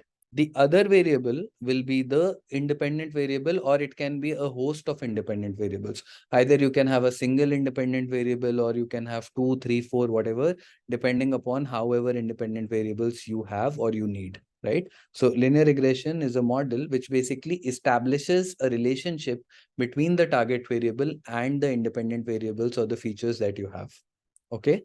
Now, change in the dependent variable, whatever change we have in the dependent on the target variable is actually dependent on all the features that you have. So that is why we are including these features in the model, right? If you remember, when we were trying to predict whether it is going to rain or not, we were taking independent features such as what will be the humidity, is it cloudy or not, right? What is the temperature and things like that, right? So we know that target variable is actually related to the features that we have, and the linear regression model is a model which helps us in finding out this relationship, right? This connection between the two, right? That is what the linear regression model does. Now, if you look at the definition, it only tries to capture the linear dependencies, right? So if you have two features which are varying with each other in a linear fashion, that is, as one increases, the other also increases by the same amount. As one decreases, the other also decreases by the same amount. If you have such relationships in your data, then linear regression model will be able to go ahead and will be able to map the relationship and create a model for you, which you can go ahead and use for future predictions. All right, so let's move forward. Now, if you see, regression is a technique that displays the relationship between variable y based on the values of variable x, right? Now, if you see, there is one more notation. Now, let me just write this down. Now, whenever I say target, whenever I say dependent variable, whenever I say predictor, right? Whenever I say y, right? All of this means your target variable, right? Whenever I say features, independent variable, right? Or your, let's say, dimensions or your x, right? All of these are your features. So don't get confused by these. Target, dependent, predictor, y, all of this will generally be y. I am saying y because once when we'll be working on Python, generally the target variable we denote by the variable y, right? Generally the features we denote by the variable x, right? This is a notation. This is a general kind of a thumb rule, you can say, that we use. So that's why just don't get confused by all of these, right? Now, if you see, regression is a technique that displays the relationship between variable y based on the values of variable x, right? So if you see over here, let's say this, which is your temperature, right? Your temperature is the independent variable. The number of, when your temperature is your independent variable, that is your feature, and the number of clothes that a person needs to wear is your target variable or the dependent variable. So you can see over here that as the temperature will go down, the number of clothes that a person is, let's say, supposed to wear or wants to wear will obviously keep on going up, right? So as and when it becomes colder, maybe you start wearing more layers of clothing, right? As and when it becomes hotter, you decrease the layers of clothing, right? So if you see, both of these variables will have a linear relationship. Does this have a inverse relationship or does it have a direct relationship, these two variables? Inverse, right? If you see, when one is decreasing, that is when temperature is decreasing, your number of clothes that you are wearing is actually going up, right? So it will be inverse relationship. Okay, so let's move on. Now, some examples, let's say temperatures versus number of cones sold at ice cream store. Now, what do you guys think? Will this have a direct relationship or an indirect relationship? These two variables, temperature and the number of ice cream cones sold. Direct, right? Why direct? Because let's say just try to take some examples, right? Assume that the temperature is 40 degrees. Obviously, you will sell more ice creams. When the temperature is, let's say, 10 degrees, obviously ice creams will not sell as much, right? Okay. What about the second one? Do you think that there is any kind of a relationship? No relationship, right? There is no direct relationship that we can see. Maybe, let's say, there might be a certain percentage of people who might be planning to buy cars, let's say. So it's not, buying a car is not dependent upon whether it is going to rain or not, right? Maybe you are buying a car, maybe you are planning to buy a car and you decide to buy a car during the rainy season. But if you are someone who knows about cars, you will definitely not want to purchase a car during the rainy season, because then it might catch rust and things like that, right? So ideally, there is no direct relationship. There can be some hidden relationship over here, but there is no evident relationship with the inches of rain and the number of cars that are sold, right? All right. Now the last one, daily snowfall versus number of skier visits. It will be direct. As snowfall increases, the number of skiers who are visiting will obviously increase, because more the snowfall, more people would be interested in skiing, right? Now, there are different kinds of regression model. We are studying about linear regression, right? Now, if you see, in case of linear regression model, the output that we have from the model is the equation of a straight line, right? In case of linear regression, the output will be the equation of a straight line. We also have a different kind of a model, which is known as logistic regression, right? Let's just look at the differences between these two. Now, linear regression and logistic regression, right? These are two models which might have a similar name, because if you see, both are end with regression, right? But there is a very basic difference between the two. The linear regression model is a regression model, whereas the logistic regression model, right, the name is a misnomer. It is not a regression model, it is actually a classification model, right? Why this is called a regression model, this is something that I'll talk about once when we start with logistic regression. But this is ideally, right, this is a regression model, right? Linear regression. But this, on the other hand, is a classification model, right? This is the essential difference. Now, if you see over here, this works on a target variable which is continuous in nature. Logistic regression works on a target variable which is categorical in nature. Solves the problem of regression, solves the problem of classification. Output is a straight line. The output is a S-shaped curve over here, right? Don't get worried about what logistic regression is right now. The only thing that you need to understand is that logistic regression actually comes from the linear regression model only, right? It is a slight variation of the linear regression model. That is why the name remains the same. But at the end of the day, logistic regression is a classification model. The name is a misnomer, right? Do not confuse it by, if someone asks you whether logistic regression is regression or classification, this is the only model whose name is confusing, whereas it says that it's a regression model, but ideally it's a classification model. All right, so let's move on. Okay, now moving forward, simple linear regression is useful for finding relationship between two continuous variables, right? Now, obviously the model is trying to find out relationships between the target variable and the features that you have. So this model will help you in establishing the relationship between, let's say, two variables or howsoever many variables you have in your data, right? One is predictor or independent variable, and the other is response or dependent variable. If you see, there are so many terms: predictor or independent variable, or you have response or dependent variable or target variable, right? Now, simple linear regression is the most simplest form of linear regression model, where we have only one independent variable and we have only, obviously the target variable will remain one, right? In case of simple linear regression, I am limited by only a single feature.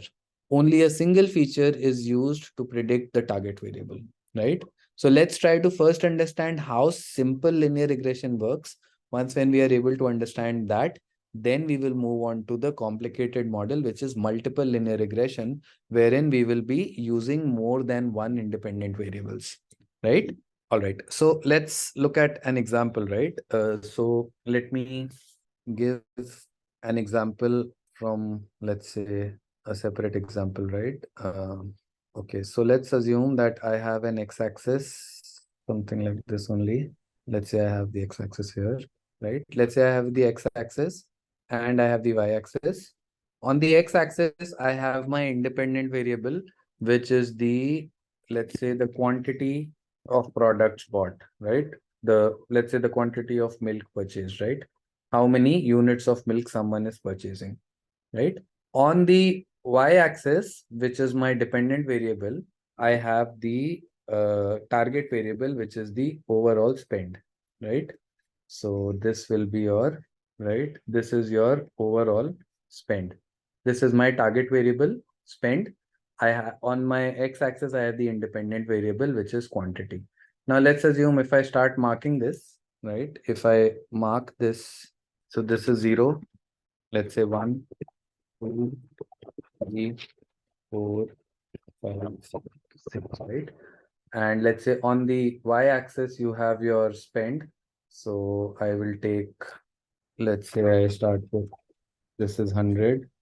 Let's say I have 90, 50, 70, 40, 30, 20, 10, and 0, right? Now let's say I have one customer who comes in and buys one packet of milk, right? One packet of milk, and let's say a packet of milk costs 20 rupees, right? Half-liter milk costs, let's say it costs 20 rupees. So if I want to mark this customer on this graph over here, where will I mark him or her? Quantity bought is 1. The price or the overall spend that this customer has done is what? Is 20. So this cross, do you think that this cross represents the customer correctly, right? Let's say I have another customer. This customer bought 3 units of milk, right? For 3 units of milk, this customer spent, let's say, 60 rupees, correct? I have another customer who bought 2 units. This customer spent 40 rupees. Another customer who bought four spent 80 rupees. Another customer who bought who bought five and spent 100 rupees, correct? Now let's assume I also have customers who actually had some existing points and they went ahead and they took some discount, right? Now let's say I have one customer who bought one packet of milk, but this customer did not spend 20. This customer spent slightly less than 20, maybe 18 rupees, right? Now let's say I have one more customer who bought 3 units of milk, but this customer paid, let's say, slightly less. And I had one more customer who bought 5 units of milk, but this customer, let's say this customer also bought membership, some kind of a membership along with the milk, and this customer paid slightly extra, right? Maybe this customer paid slightly extra, right? Now, if you look at this, can I draw a straight line that can pass through all of these points? No, right? So what is the best alternative that I have in that case? If I'm not able to draw a line that can pass through all the points, what is the best alternative for me? I have 7 points over here, right? You cannot remove the points. That is your data. So the best option is what? The best option is that I will take a line which is passing through the maximum number of points, right? So if I look at these 5 points, so the 5 customers who did not avail any kind of a discount, if I look at that, that is actually something that is giving me the general trend in my data, correct? If you look at this is actually giving me the general trend in my data. And what if I go ahead and I plot this regression line, right? Now, see, what the model will try to do is that the model will try to fit the maximum points that it can in a line. Obviously, there will be some customers who are paying extra. There will be some customers who are paying less. But if you see, for majority of the customers, this is a linear relationship. And this is what the model tries to do. All of this we'll be trying to understand later as well, right? All right. But this is exactly what linear regression model actually tries to do, that it tries to come up with a linear relationship, right, between the target variable and the independent variable. The target variable over here is the spend. The independent variable over here is the quantity of milk, correct? All right. Now, if you see, let's go through some examples of the relationships that we can have, right? Now, if you see over here, I hope this is clear to everyone. What is the independent variable? What is the dependent variable? All of you would have studied y equals to mx plus c in school, right? School, college, wherever. So a line which has a positive slope, that is such an angle, it means that there is a direct relationship, right? As and when my independent variable is increasing, the dependent variable is also increasing, correct? Examples from real life of such a relationship, just like the one that I had given to you, distance traveled and the speed of a car, that will have a positive relationship, right? Can you think of other examples as well, which might have a positive relationship? Ice cream and temperature, student score and our study, experience and salary, petrol price and tax. Yes, that will have a linear relationship. Engagement versus productivity, oil price and flight ticket, that can have a positive relation, because as the oil price increase, right, the ticket price will also increase. I hope you are able to understand this, right? So there will be some variables which will have a positive relationship, right? So this is the one that we are seeing. For the variables which have a positive relationship, the line that you have will have a positive slope, right? Or if you don't understand slope right now, don't worry. The line will be just like this, right? It will be an increasing line. As one variable is increasing, if you see, as my independent variable is increasing, the dependent variable is also increasing, correct? So now what can you say about this? This is a negative relationship, right? If you see, as my independent variable is increasing, my dependent variable's value is going down, right? How will you identify that? If you see over here, let's say I take any random point over here, right? Let's say I take a random point over here. For this value of x, the value of y will be this. If I increase the value of x, the value of y will actually go down, right? So this shows a inverse relationship between the independent variable and the target variable. What are some examples? Less trees, more temperature, speed versus time, winter and ice cream consumption, amount of fruits in market versus price. Okay, pressure versus area, price and demand, demand supply, distance covered versus fuel, marks versus spent time for studies, altitude and oxygen level, cost and demand will increase, so the cost will decrease, demand will decrease, cost will increase. Okay, I hope all of you are able to understand this. There can be certain variables which might have a negative relationship with each other, right? All right, so let's move on. This is the same, nothing different in the slide, almost the same. Now this line, right, whatever this line you're seeing, this line is known as the line of linear regression, right? So we have talked about this earlier as well. Now let's take a look at some examples how we actually plot this line, right? So let's go through that. Now these are observations. I've explained this already, that depending upon your independent variable value and your dependent variable value, you will get some observations which we need to plot, right? Now, let's assume that this is the data that we have, right? Let's assume that I have some target variable, right? Let's say if I pick some examples, right? So let's take the example of child's age and child's height, right? So let's say on my x-axis, you have the age, right? And on the y-axis, you have the height, correct? All right.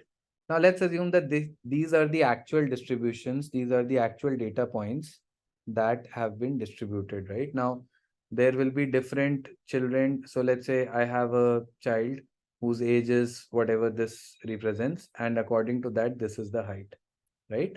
So you will have all the whatever data points. Now, can you tell me how many data points we have in this graph? How can I identify the total number of data points? Is there a way to identify that? 11, right? If you just count these dots, if you just count these circles, these are the observations. Each and every circle, right, is an actual observation, is a student. Let's assume that it is a student, right? Now, if you look at age and height, generally with age, height will increase, right? But there can be some children for whom the height increase is exponentially higher, right?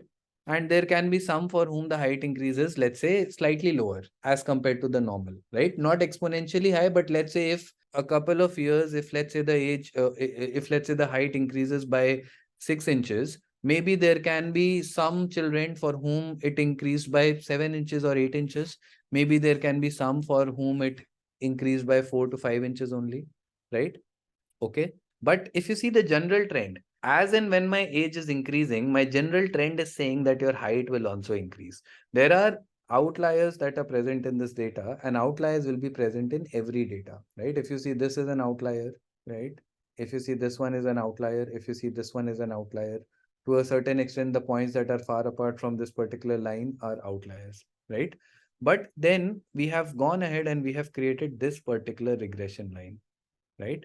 Why have we done that? What do you guys think? Now, see, obviously, in your in your real world data, right, your relationships will not be purely linear.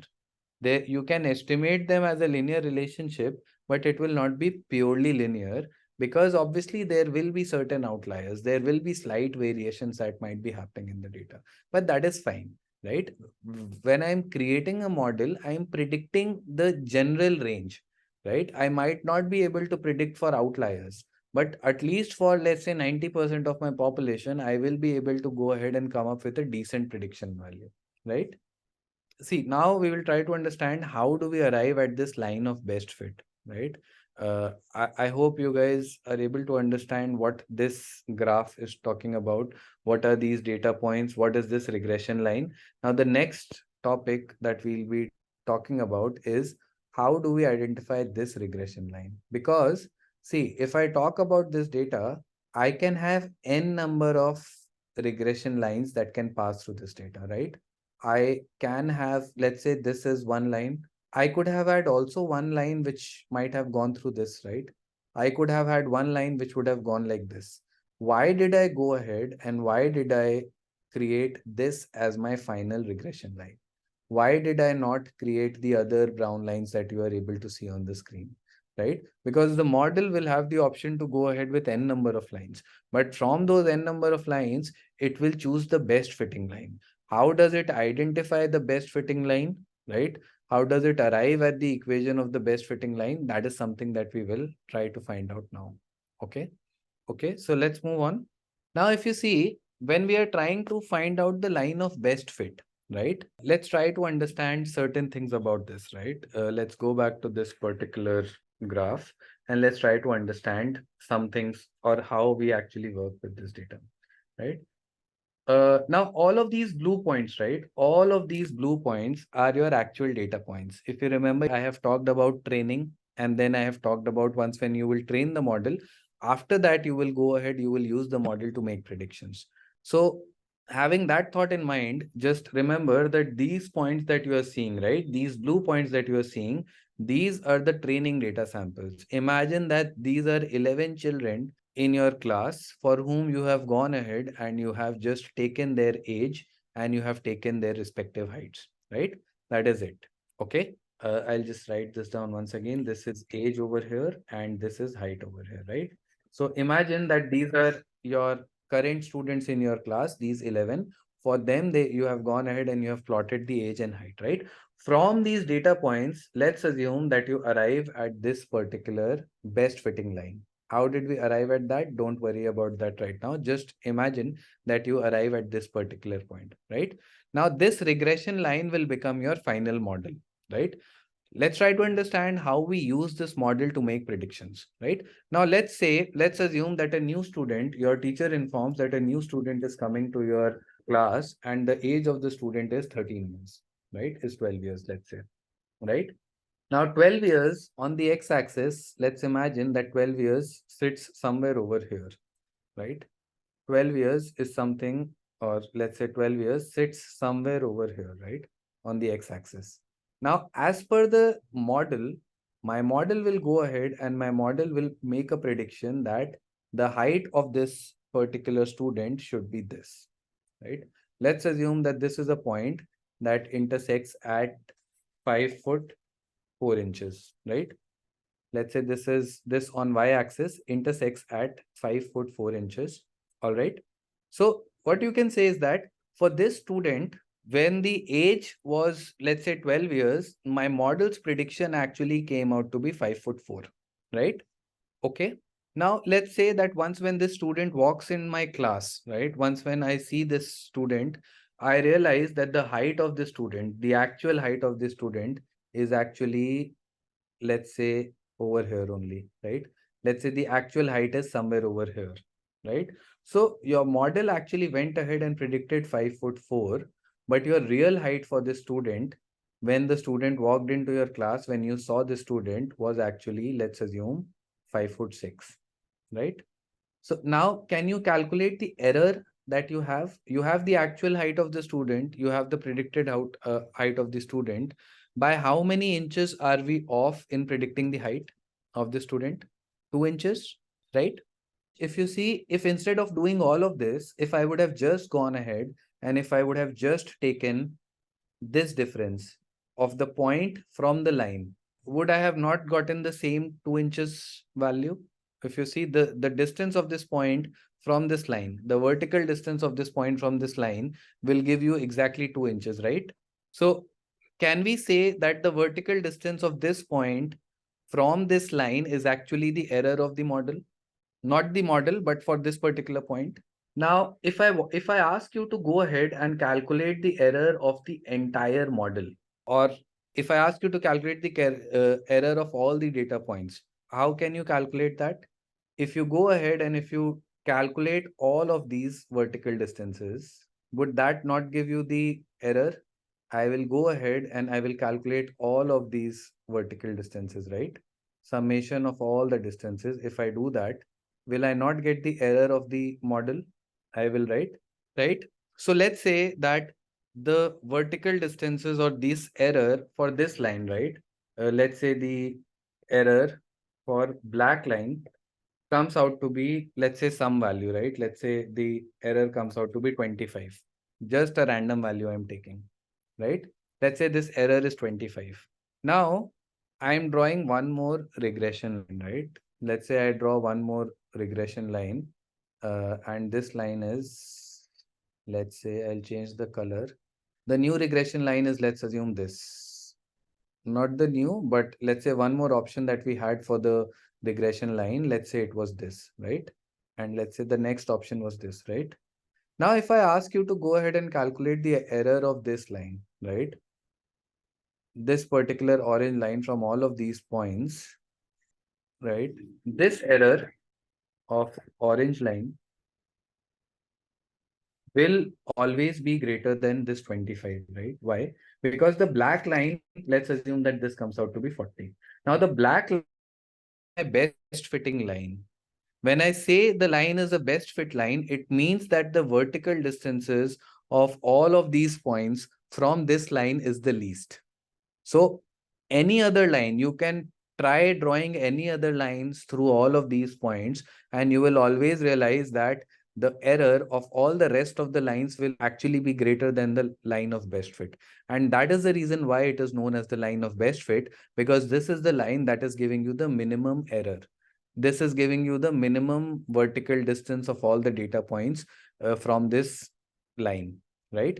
And that is why this is called as the line of best fit. All right. So if you see, this is what they're explaining over here. The error is what? The error is this vertical distance, right? Your estimated value was the red point, whereas let's say your actual value was this blue point. So this will be the error, right? This will be the error over here. If you go ahead and if you calculate the error of all the data points, your objective is to minimize this error. When your objective is to minimize this error, you will need to find a line of best fit, which is actually giving you the least value of this error, right? So that is what we are trying to do over here. These are some examples. Speed and distance, they have a positive relationship. Distance and speed, right? If you see, y becomes your target variable, which is distance. X becomes your independent variable, which is your speed of the vehicle. M, which is the slope, right? M is the slope, that is the angle that this line will have, right? That is your M. And C is the constant value. That is when X equals the value 0, then what will be the value of the target variable, right? So y equals to mx plus c. You can see that y is the target variable, x is the independent variable, m is the slope of the line, and c is the constant. All right. So now if let's say there is a negative relationship, let's say I take time and speed, for example.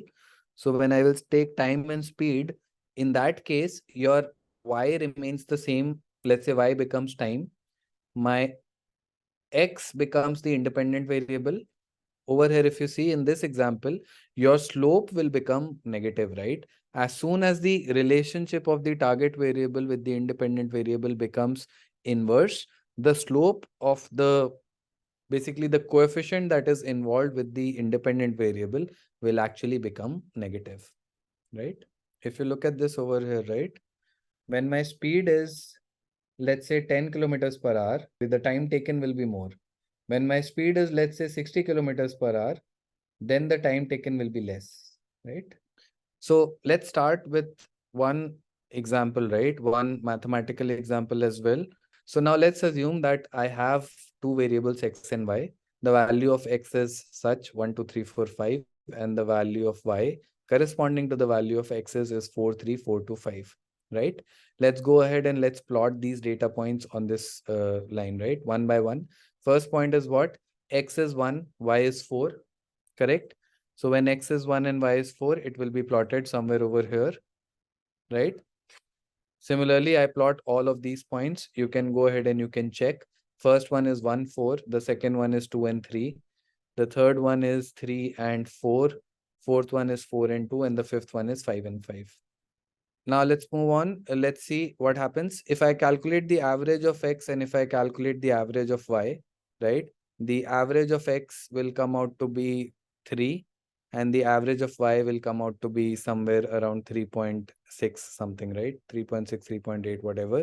So if I just plot these vertical and horizontal lines, so we are just plotting the averages of y and x for now, right? Because that is something that will give me the slope in a way, right? That will give me the slope of the line. So we need to find out the average. See, first of all, guys, you don't need to do all of these things manually. These are just examples. We are just trying to explain how internally linear regression works. Once when we'll move to the hands-on, you will see that all of these things, right? This is something that Python will automatically do for you. All you need to do is that you need to pass a set of independent variables and the target variable, call the model, take the model, run it on the data, take the output and use it as your predictions, right? This is just to understand what internally happens, right? Now, if the average of x was 3 and the average of y was 3.6, then your line of best fit, right? This will pass through this 3 comma 3.6. Now, this is mathematics. This is something that, because your slope is nothing but y minus y average and x minus x average, right? No need to get into the definitions and all.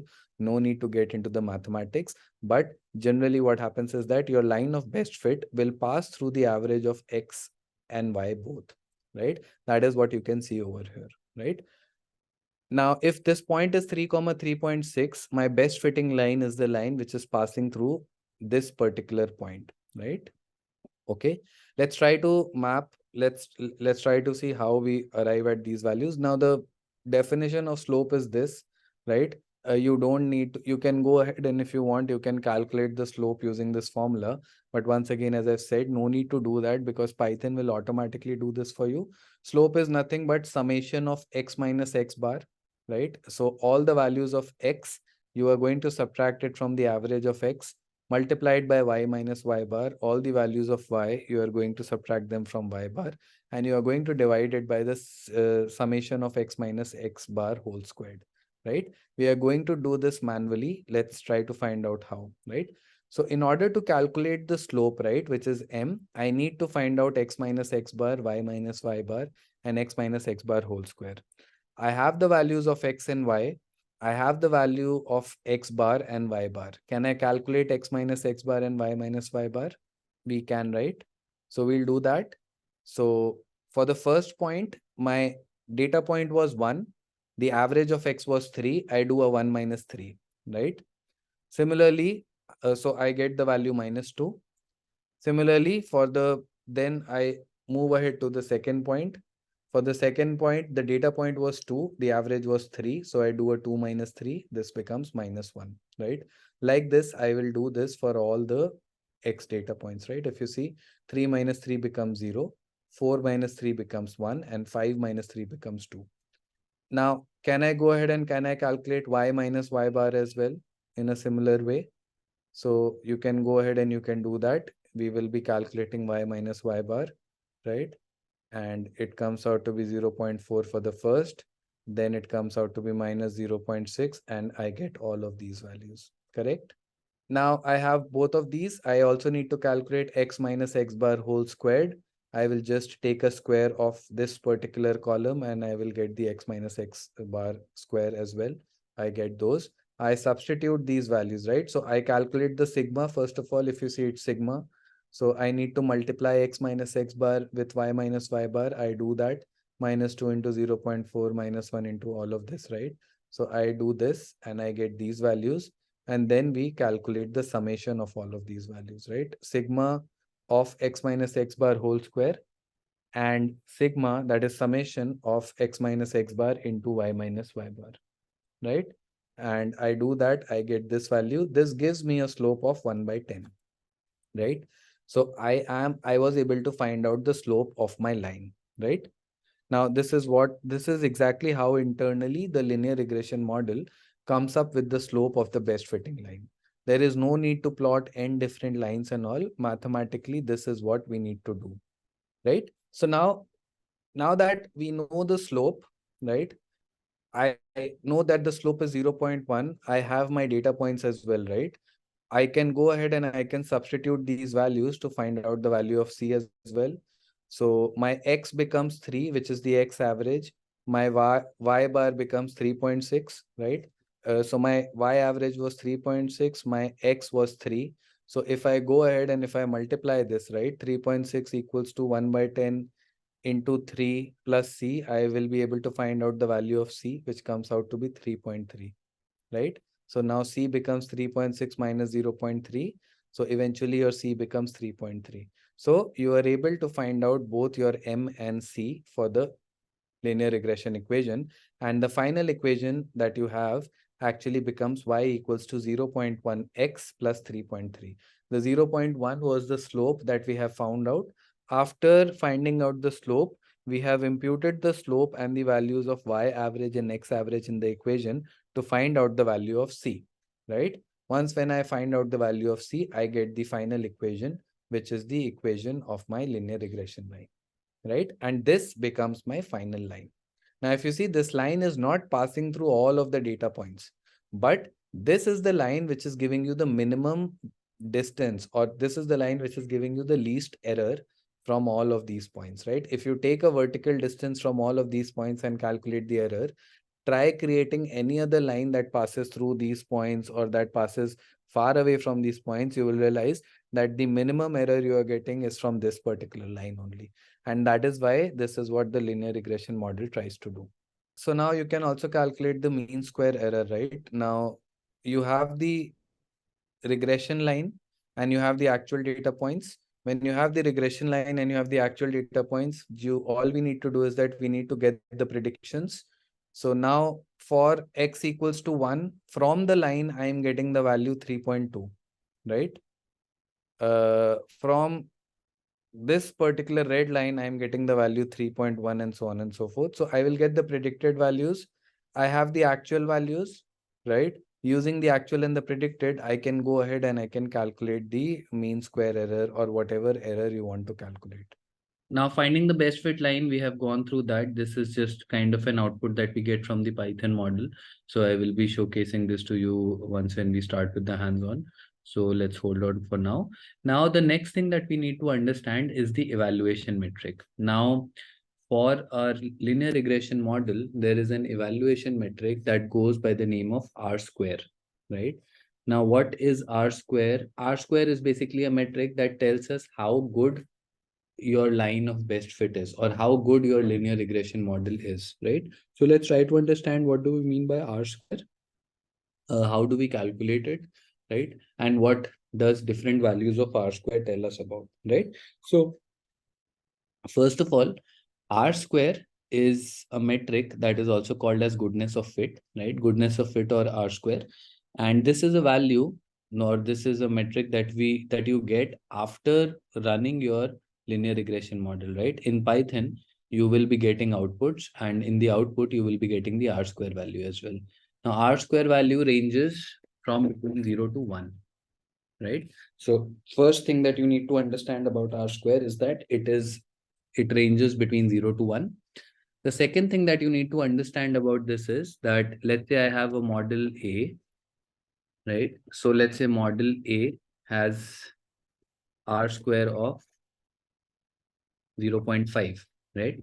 Let's say I have model B. This model has an R square of, let's say, 0.8, right? So a model, or let's say that linear regression model which has a higher R square is a better model, right? So we aim, when we are creating the linear regression model, our aim or our objective is to get an R square value close to 1, right?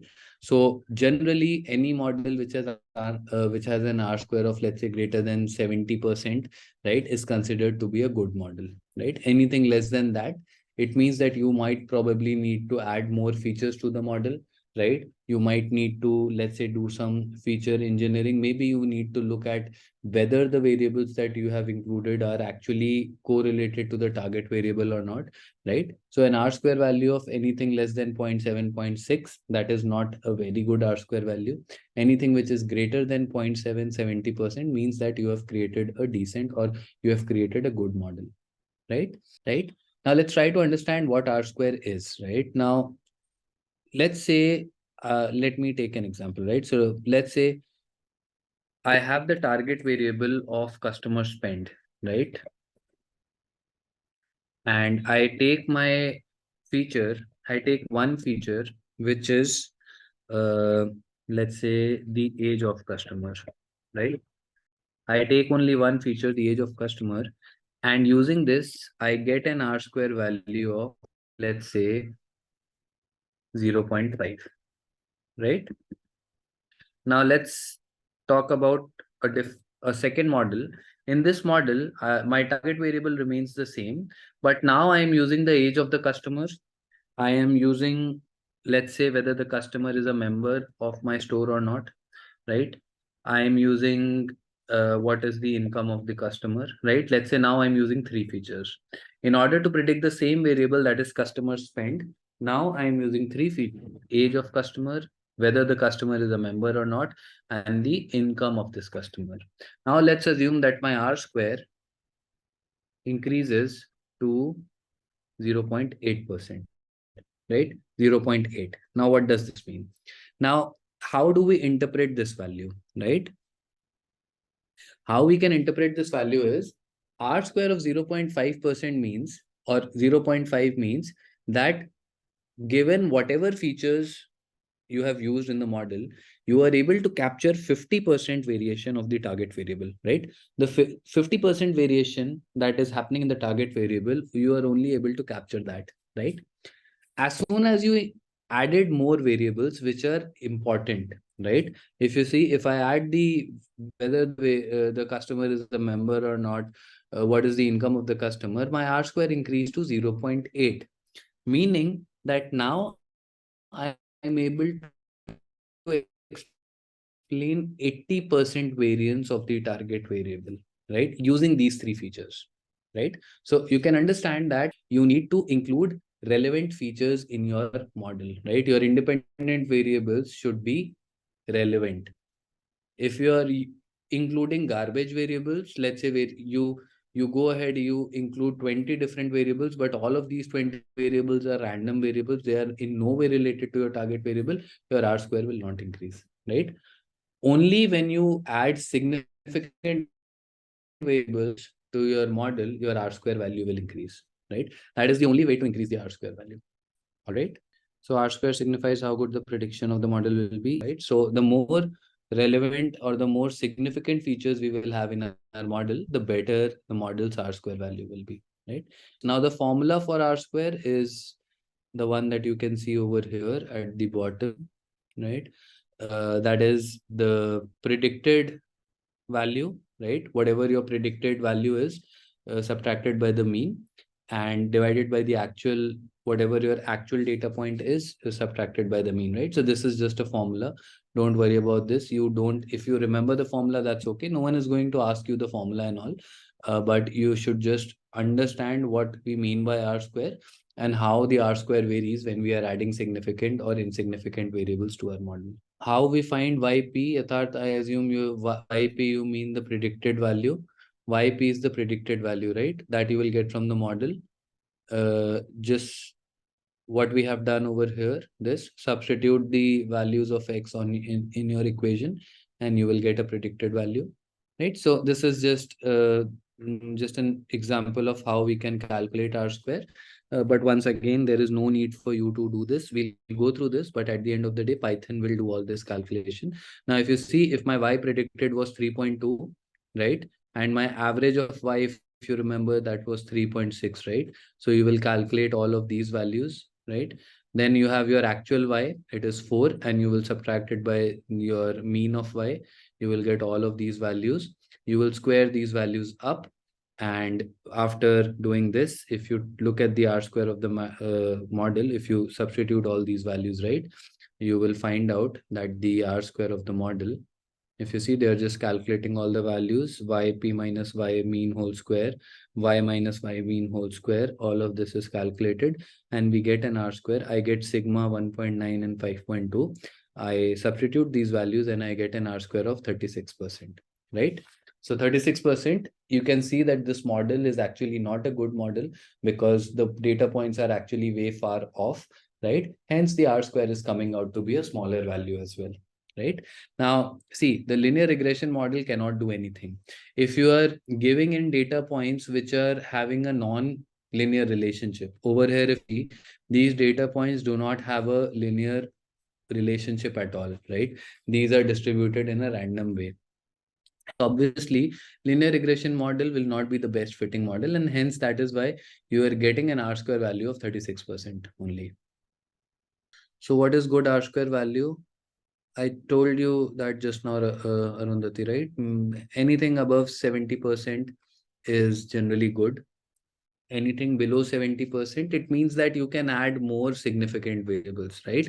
So see, R square gives you an intuition of how many relevant features you have included. Let's say for the first model run, you go ahead and you use, let's say, 10 features. And using 10 features, you end up getting an R square of, let's say, 60%, right? Now you know that there are some additional factors that you have not considered. Maybe if you go ahead and if you consider those factors, you should be able to increase the R square value, right? So then you will have to go back, you will have to do some digging, you will have to find some other variables, some other factors, right, which might influence the spend of your customers, right? Now here, if you see, if I want to predict the spend of the customers, do you think that age, income, whether the customer is a member, do you think that that is enough? Apart from that as well, there can be other factors, right? So let's say the lifestyle choices, right? Whether they are married or not, whether they have kids or not, right? There can be n number of factors that can actually drive how much a customer is going to spend in your store, right? So if you get a lower R square value, means that you should do more, you should invest more time in identifying important and significant features. If you are able to identify those, then you should be able to create a model which will be able to give you a better R square value. Now, if you see, as and when my data points start coming closer, now if you see here, my data points were far apart, so my R square came out to be 0.36. Now, if you go ahead and if you calculate the R square for this, here you can see that the data points are much more closer. My R square becomes 0.6. If my data points are almost on the line, my R square increases to 0.9. If my data points are exactly on the line, right, my R square becomes 1. And hence your R square cannot go beyond 1, right? 1 is the maximum value that your R square can attain, right? Just a quick info, guys. Intellipaat offers an advanced certification in machine learning and AI in collaboration with Microsoft. Through this course, you can learn all the important concepts of Python, machine learning, deep learning, NLP, computer vision, and much more. The course features live classes with IIT faculty and industry experts, campus immersion at iHub IIT Roorkee, and includes certification from both Intellipaat, Microsoft, and iHub Divya Sampark IIT Roorkee. With this course, we have already helped thousands of professionals successfully transition into careers in AI, ML, and data science. You can check out the testimonials on our Achievers channel. The link is given in the description below. With the 24/7 support, placement assistance, and EMI payment options, this course can definitely set your career on the right track in the field of machine learning and AI. So visit our course page link given in the below description and take the first step towards your career growth in ML and AI. Okay, so let's try to understand what do we mean by VIF. Now, see, VIF is, let me open. Now, VIF, do you guys know the full form of variance inflation factor? So VIF stands for variance inflation factor, right? What has been told to you, why do we use VIF? What is the need of using VIF? For multicollinearity, right? What do we mean by this particular term used for multicollinearity, right? Now, what do you understand by this particular term? That is multicollinearity. So multicollinearity, right? Multicollinearity means correlation amongst the features, right? Now see, when we are talking about linear regression model, correlation between features, right? Now see, linear regression model, it says that your independent variables, right? Independent variables should be correlated to the target, correct? What it says is that let's say you have features which is spend, quantity, visits, discount that a customer has gotten, right? And then you have the target variable, that is whether the customer buys a product or not, buy or not buy, right? So these over here, if you see, these are my features, right? Spend, quantity, visits, and discount. And this is my target variable. Is everyone able to understand this? Now, what is the objective when I'm building the linear regression model? The first objective is that uh, so the first objective is that each of these variables, right? Now, spend should be correlated to my target variable, correct? So my first requirement is that this spend should have a correlation with the target variable. Quantity should be correlated with the target variable. Visits should be correlated, and discount should be correlated, right? That is the first assumption, or that is the first rule of the linear regression model that we have. Now, the second rule says that your independent variables should not be correlated, right? This is what the second rule says over here. Independent variables should not be correlated. What does this mean? This says that I want the independent variables, or I want my features to be correlated with the target variable, but I do not want these variables to be correlated amongst themselves. Spend should not be correlated with quantity. Spend should not be correlated with visits. It should not be correlated with discounts. Similarly, quantity should not be correlated with visits or discounts, or visits should not be correlated with discounts, and vice versa, right?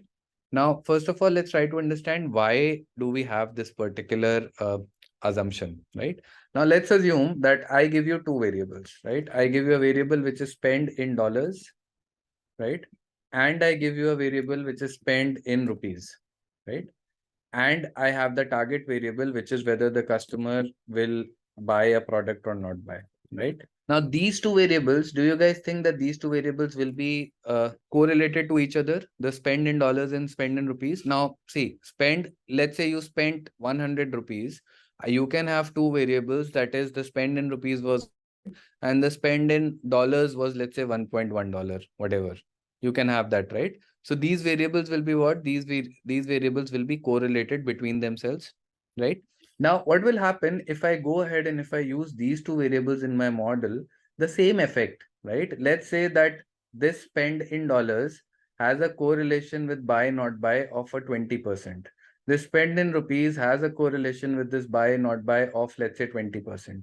Now, if I'm using both the variables together, I am using the same effect twice, or I am calculating the same effect that spend in dollars and spend in rupees is giving. I am calculating that effect twice. So if, let's say, I was to predict whether the customer was buying or not buying, right?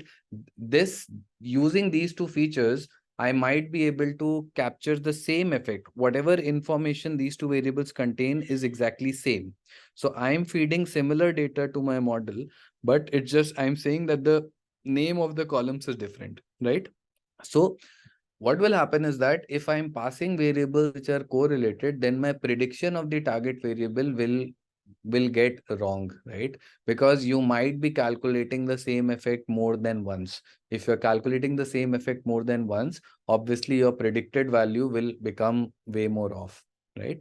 So that is why the second assumption that we have is that your independent variables, your features should not be correlated between themselves, right?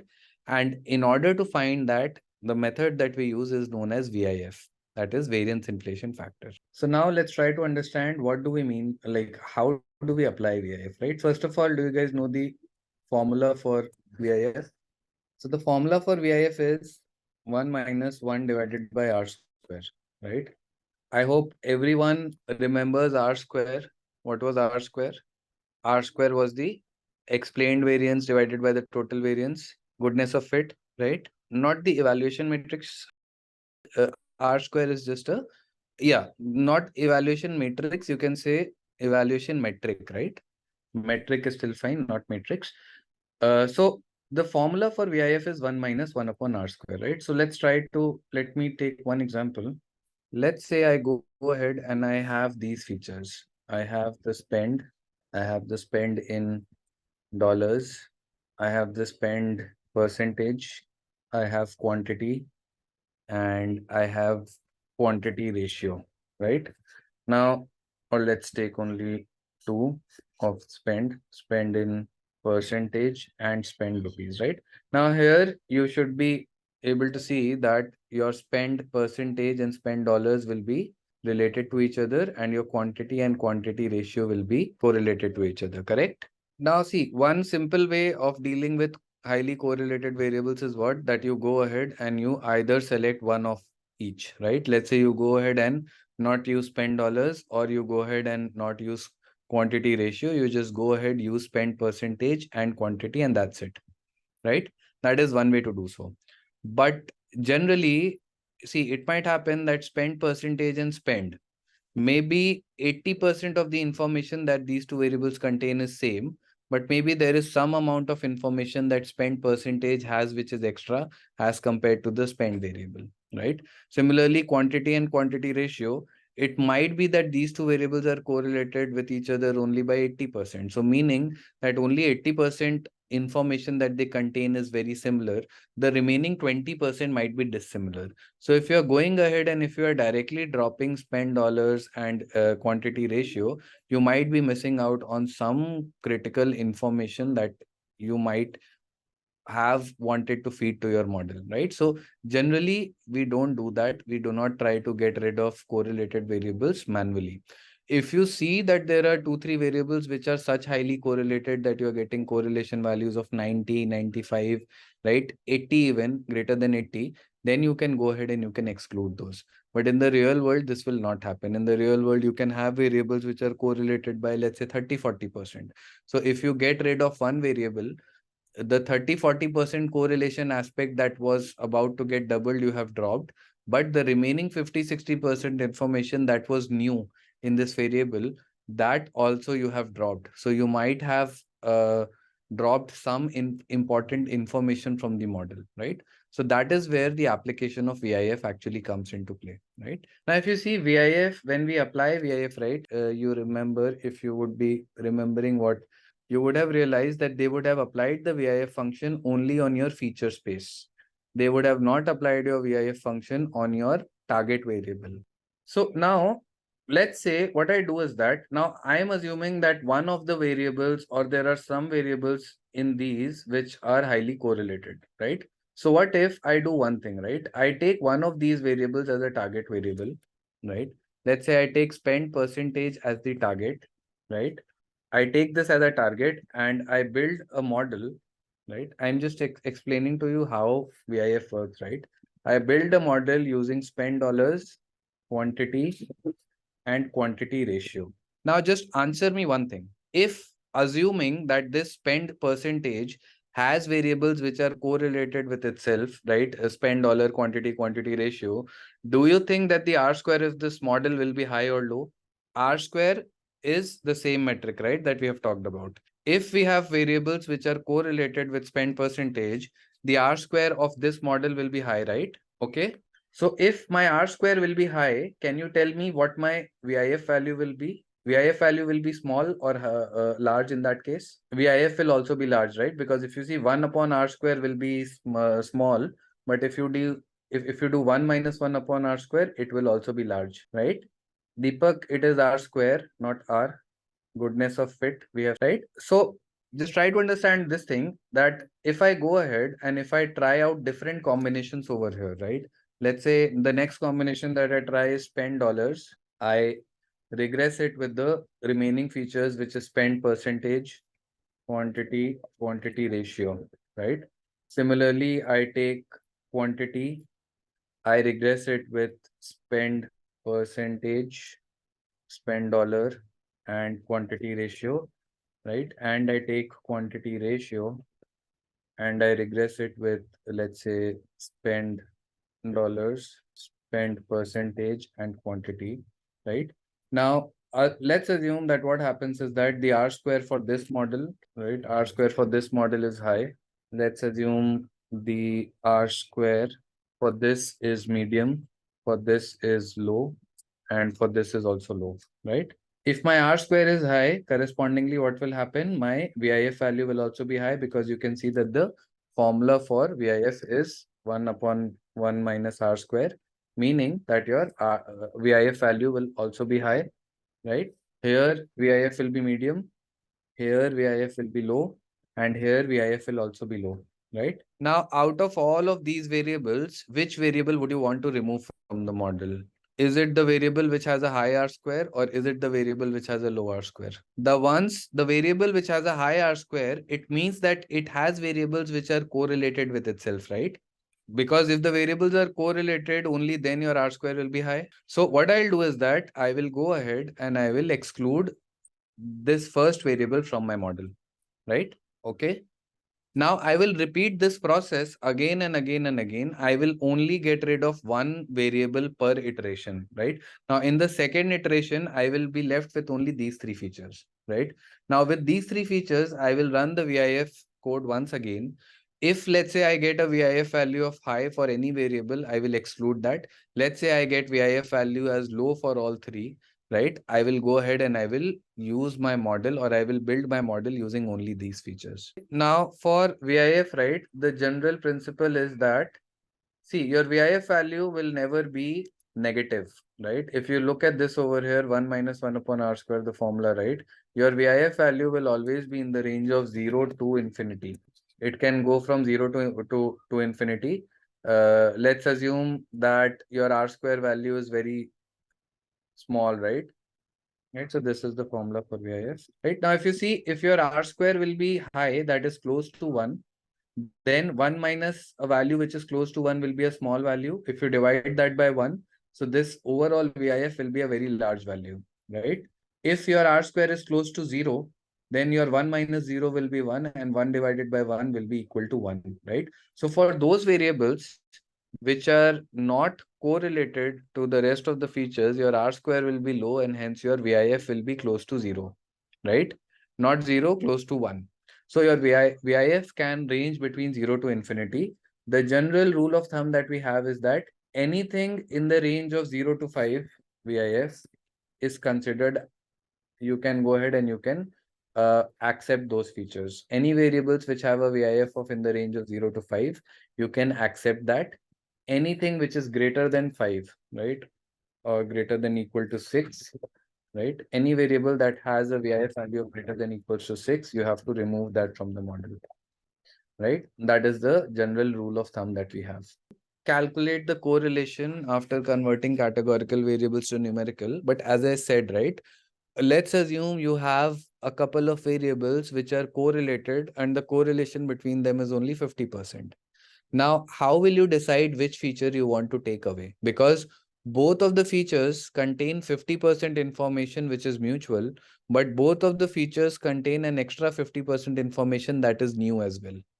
So which feature do you decide to take away from the model?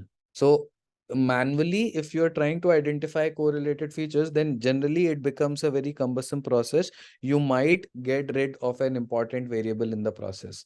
When you run this, uh, when you try to exclude variables using VIF, you are actually using a statistical approach wherein you are eliminating those features, the information for which is actually contained in the rest of features, right? So let's say if you eliminate a feature which has an high R square value with the rest of the features, meaning that when you eliminate this, no information that this feature contained is actually not is actually absent in your data.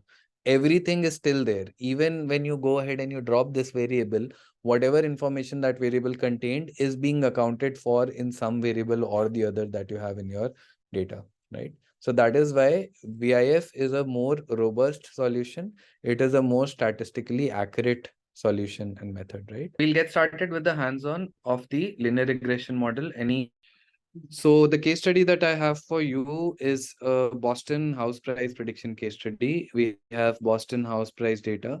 Boston is a city in the US, and for this city, we have the data of some houses that are there in this city, and we have certain factors about these houses, right? Factors such as where the house is located, how far is it from, let's say, a highway, how far is it, let's say, from a corporate center and things like that, right? And using all of this data, we will try to go ahead and we will try to predict the price of the different houses that we have, right? So that's the objective. We are working on collab. I am working on collab. You can work on anything, Mohammed Ansari. This is collab, right? So see, the only thing that is different, this is Google Colab, right? Now most of you might be using Anaconda, Jupyter notebooks and all, which is nothing but your locally hosted uh, Python versions, right? Now, this is a platform that is by Google. You can also use this if you have a Google Drive. If you are able to save your data on your Google Drive, you should be able to use Google Colab as well. The only thing that is different in Google Colab, now the interface is Python ID, everything is Python. Now, the one thing that is different here is that while reading the data, if you remember in your usual Jupyter Anaconda notebooks, right? All you have to do is that you have to do a pd.read_csv and you just have to give the path of the file, right? Wherever that file would be in your local system, you have to give that, right? Over here, because we are working through Google Drive, our data needs to be in our Google Drive. So here, if you see, this is my Google Drive. And if I go to my drive, if I go inside Collab Notebooks, Intellipaat, Weekend Batch, Linear Regression, this is where you will find my data, right? Now, if I want to read this data, I will have to set up my Google Drive. This is a predefined syntax, nothing, you don't need to change anything. You need to give permission to Collab to access the drive, right? So from google.collab, I'm importing drive and I'm mounting the drive. When I mount the drive, you will get a request to authenticate this. And once when you authenticate that, just like I would have done a minute back, you should be able to go ahead and you should be able to establish the connection. Now, if you see when I do this is the path of my file on my Google Drive, right? As soon as I do this, I am able to read this data, right? And that is the only difference. Other than that, every syntax that you are able to run on Python, on your Anaconda Jupyter notebooks, the same things you will be able to run here, right? It is essentially Python and nothing is different, right? It uses your Google Drive, so your data should reside on your Google Drive. Most, I would say 70 to 80% of the corporates that you have, right? They are using either Google Colab or a similar platform. So if you will be comfortable with Colab in your resumes, in your CVs, right? You can add this as a skill as well. Generally, people are familiar with your Anaconda Python notebooks and all your locally hosted machines. But when you're working for large corporates, you're not working on locally hosted systems, right? You're you might be connected to GCP, you might be connected to cloud distributed computing and all.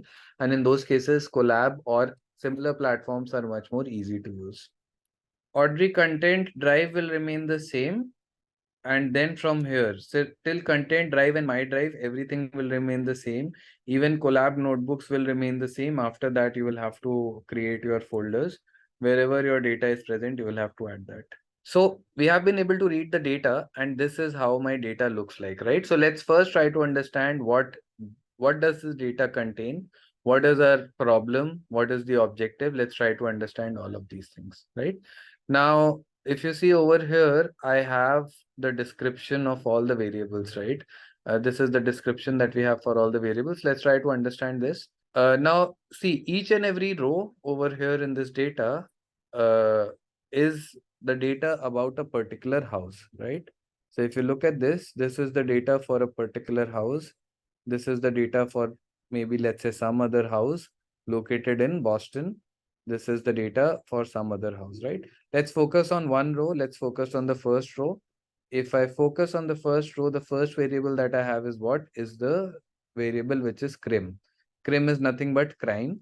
So this variable gives you the per capita crime rate by town. So wherever your house is located, right? For that particular location, for that particular pin code, what is the crime rate? That is what the crim variable talks about. Okay. Second variable is Zn. Zn is what? Proportion of residential land zoned for lots over 25,000 square feet, right? Now, imagine that you are living in a sector where there are lands over 25,000 square feet, which are, let's say, uh, given to industries or let's say given to societies, right? So Zn is a variable that actually talks about that. That is the proportion of the land in that particular area, right? That is given to, or that is zoned for lots over 25,000 square feet. Now, for over 25,000 square feet, it can mean that there is a factory that is coming up, there is a mall that is coming up, there is a society that is coming up, anything. But this is talking about the proportion of land, right? Now, an area which is, let's say, located in an industrial area, it will have a higher proportion of land which has greater than 25,000 square feet of an entire land given to one single unit, right? So if you see over here, it says 18% of the land for wherever this particular house is located is given to lots which are greater than 25,000 square feet. Moving on to the third variable, Indus. Indus is proportion of non-retail business acres per town, right? So Indus will basically tell you what is the non-retail business acres in that particular area.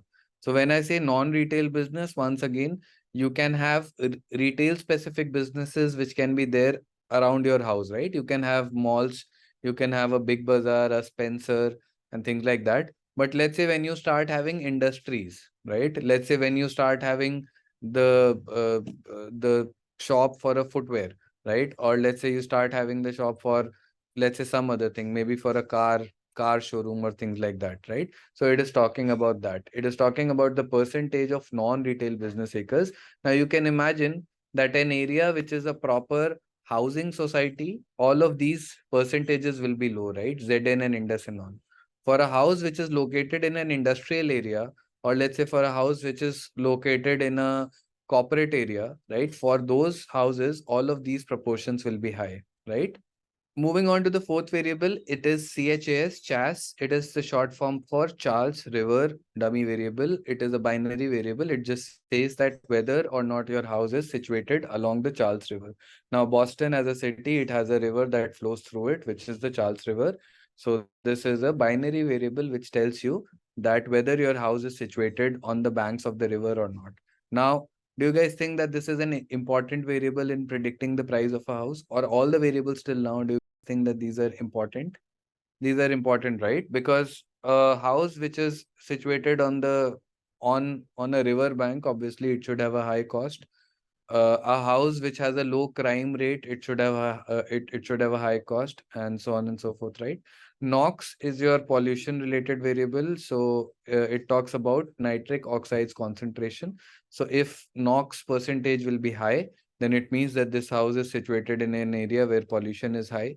Maybe this house is situated next to industries, next to malls, right? And hence the pollution content might be high. So this once again talks about the uh, quality of living that you might be having if you choose this house, right? RM is the average number of rooms per dwelling. So RM is, let's say if I talk about a particular area, let's say if I talk about South Delhi, in South Delhi, let's say if I take, if on an average, each and every house, if I take the average of all the houses, the average of the rooms, let's say it comes out to be 2.5. So I'm saying that on an average, a house that is located in Saket will have 2.5 rooms. So just like that over here, your RM says, when it says 6.5, it means that the houses over here are pretty big. And on an average, they contain 6.5 rooms in this particular area. The age is proportion of owner occupied units built prior to 1940, right? Now, age is a variable which tells you about those percentage of houses in this area which were built before 1940. So in this case, it is saying that 65% of the houses in this area are historical and they were built before 1940, right? So this talks about whether the houses that are there in this area are new or old.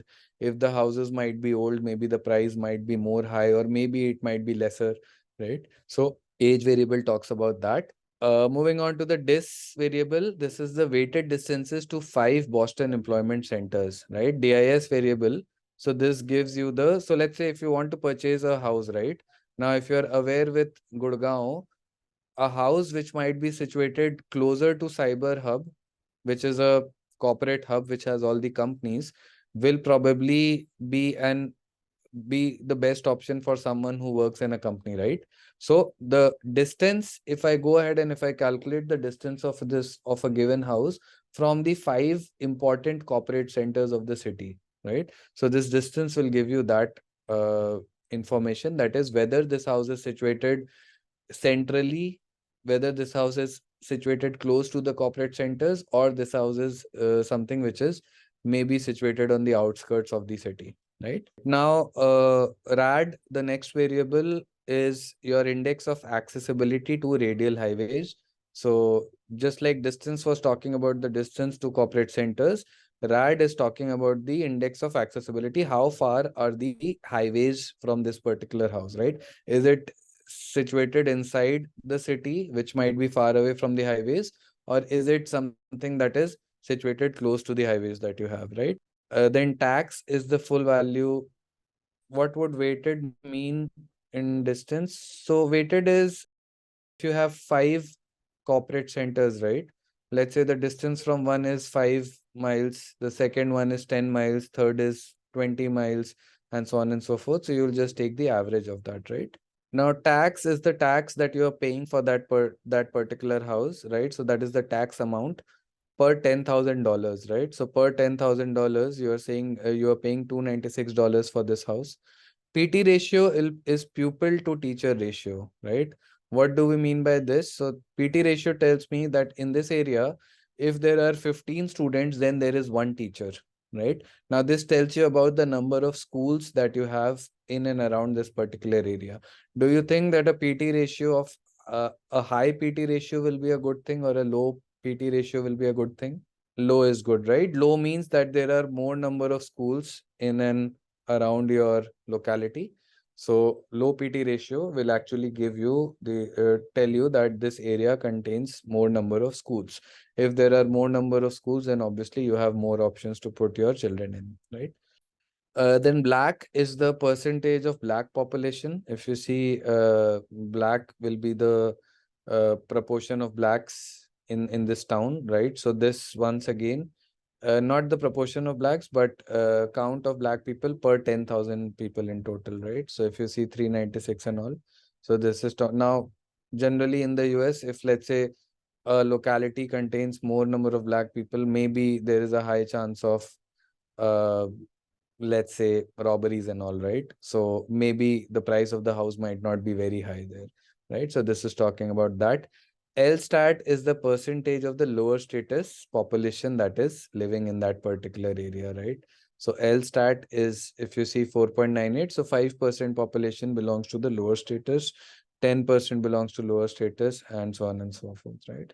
And then medv is the target variable that you have, that is the median value of all the houses that are there in this particular area, right? So if you look at this, medv becomes your target variable. So our objective is to go ahead and predict the medv variable. Ideally, your crime rate should be correlated to, let's say, the proportion of, or the black variable, or maybe the lower status variable as well. So this is something that we can check once when we are checking the correlation matrix. So Saurabh, if PT ratio is high, it means that there are low number of schools. If there are low number of schools, then see, when you go to buy a house, right? The important factors are what? That your house should be close to highways, your house should be close to malls, your house should be close to schools, hospitals, and all, right? So if it is high, it means that schools, there are not many schools which are around there. So probably the price of the house can be low, right? All right. So this is the data that we have, and the target variable that we have over here is medv. So let's move forward then. So this is, I have done a data dot head over here. So these are the top 5 rows. I also have a function which is known as data dot tail, right? Tail, what it will do is that it will show you the last 5-10 rows. If you don't give any value, it will automatically show you the last 5 rows. If you want to, let's say, see the last 10 rows, you go ahead and you give a 10, and it will show you the last 10 rows. Correct? So now from here, we can see that there are 505 rows over here in this data in total. Okay. Let's look at the shape of the data. We'll do some basic data exploration now. So my shape of the data is, I have 516, I have 506 rows, and I have 14 columns, right? I will describe my data. Let's go ahead and describe this data. What does this dot t do? Any idea? transpose, right? So I've just done this for ease of readability. If you do it like this, when you have more number of variables, right, this can you'll have to scroll towards the right, right? So if I just transpose this, it becomes easy to view. So that's why I've transposed this, right? Why do we use this describe function? What do you think is the use of this? Let me go through the common answers now. So first of all, I had insights on crime rate and ZN, right? If you see crime rate, there are areas wherein the crime rate is close to 89%, right? Meaning that these are very unsafe areas. So within Boston City, you have areas wherein the crime rate is as low as 0%, and you also have areas where the crime rate is as high as 89%, right? Similarly, if you look at ZN, there are certain areas in this city where the entire 100% of the land is actually zoned out to lots greater than 25,000 square feet, right? Then in age, average age is 68, 75, 94, 75 people. Understanding of this variable is incorrect, but yeah, the insights that you have extracted are good. Them blacks are nearly equally distributed, right? If you look at this variable, even the 25th percentile for black is 375, 50th percentile is 391, 75th is 396, max is 396, right? So if you look at the black variable, right, it generally the proportion of blacks per 10,000 people in the city is in the range of 370 to 390, right? So that was a good insight. Chas has low accuracy. Chas will not have accuracy. Is a binary variable, but I think what you're talking about makes sense. If you see, there are only 7%, close to 6.9% of the houses which are situated along the Charles River, right? Zn, if you see, the max value of Zn is what? 100%, right? 100% means that this variable was giving you the percentage of houses, or sorry, the percentages of the total land which was zoned out to greater than 25,000 lots, right? So there are areas wherein there are locations in the city wherein there are all the land that is zoned out is greater than 25,000 square feet. No land is less than 25,000 square feet. So maybe this is an area which contains of industries. Maybe this is an area which contains of farmhouses only, right? So that's what your ZN is talking about. All right. So all good points. I just wanted to ensure that now see, apart from these insights, the describe function also comes in to be very useful as a sanity check of your data, right? Now let's assume over here I had an age variable. Now our age variable means something else, but let's assume I had the age of customers, right?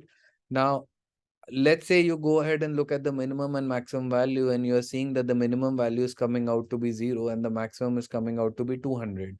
Then obviously you have to go back and you have to question your data team that how can age be 200? How can age be greater than 80, 90?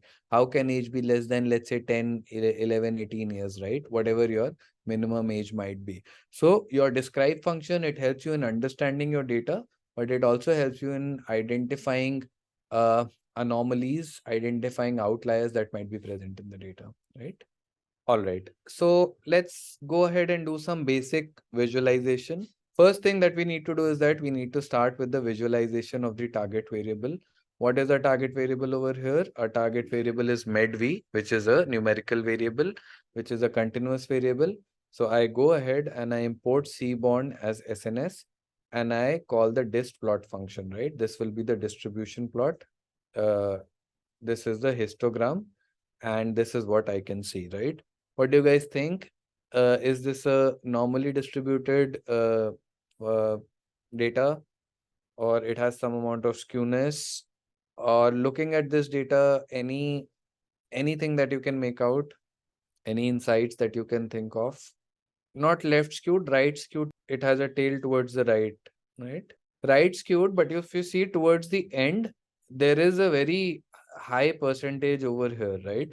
So there are houses which are very expensive, and there are lots of people who are buying these houses. So if you look at this, right, this is actually true, because let's say if you focus on cities like Delhi, Mumbai and all, maybe mediocre people like us, we might be able to afford a house in the range of 50 lakhs, 1 crore, maybe 1.5 at the max. But then there will be, let's say, people who are rich, people who are businessmen, people who have been living in the city. Their generations would have been in this in the city for years, and these are people who have huge amounts of money, and this will also contribute a significant percentage, right?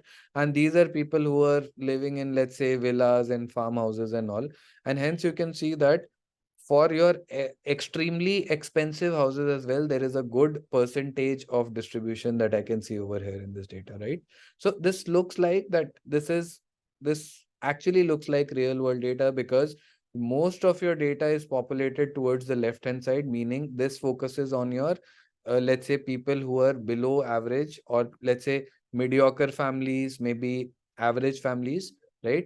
Most of the people in a city will be like this. Then if you move from here, right, if you move to 30 till 48 onwards, this percentage will be less, because as and when the price keeps on increasing, the amount of people who are buying those houses obviously goes on decreasing, right?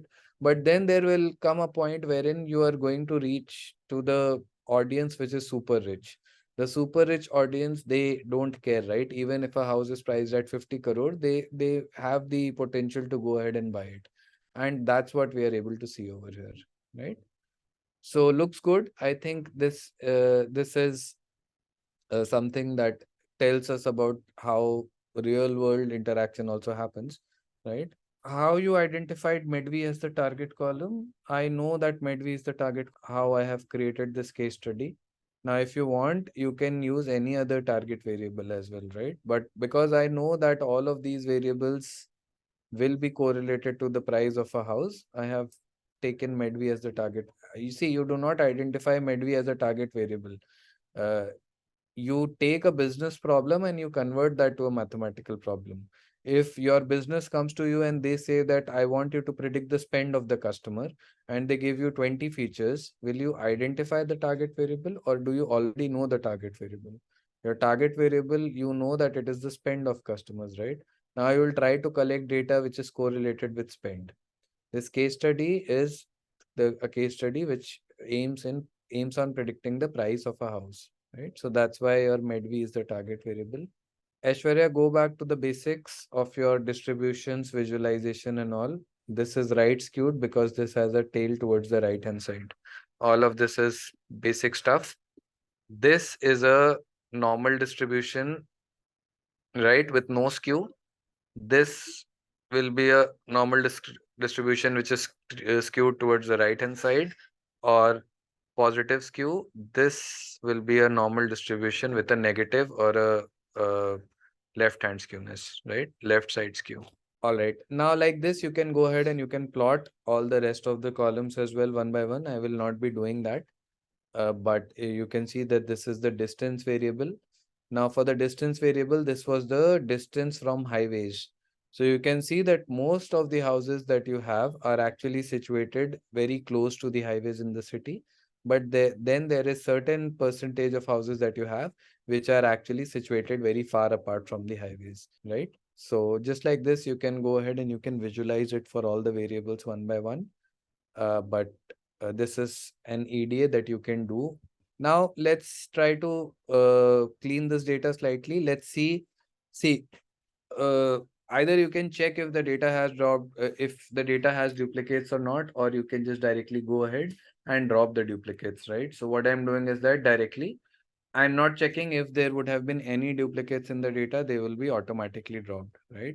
So you do not need to worry about whether there are duplicates or not. Just go ahead and add this condition, drop duplicates, and it will automatically drop your duplicates from the data, right? Now I'll go ahead and I'll check the information on this data. What this will talk about is if there are any missing values in the data or not, and the data type, right? So there are no missing values. All the variables have exactly 506 values populated, and the data type is either float or int, right? So there are no categorical values over here. All the variables are either integer or float.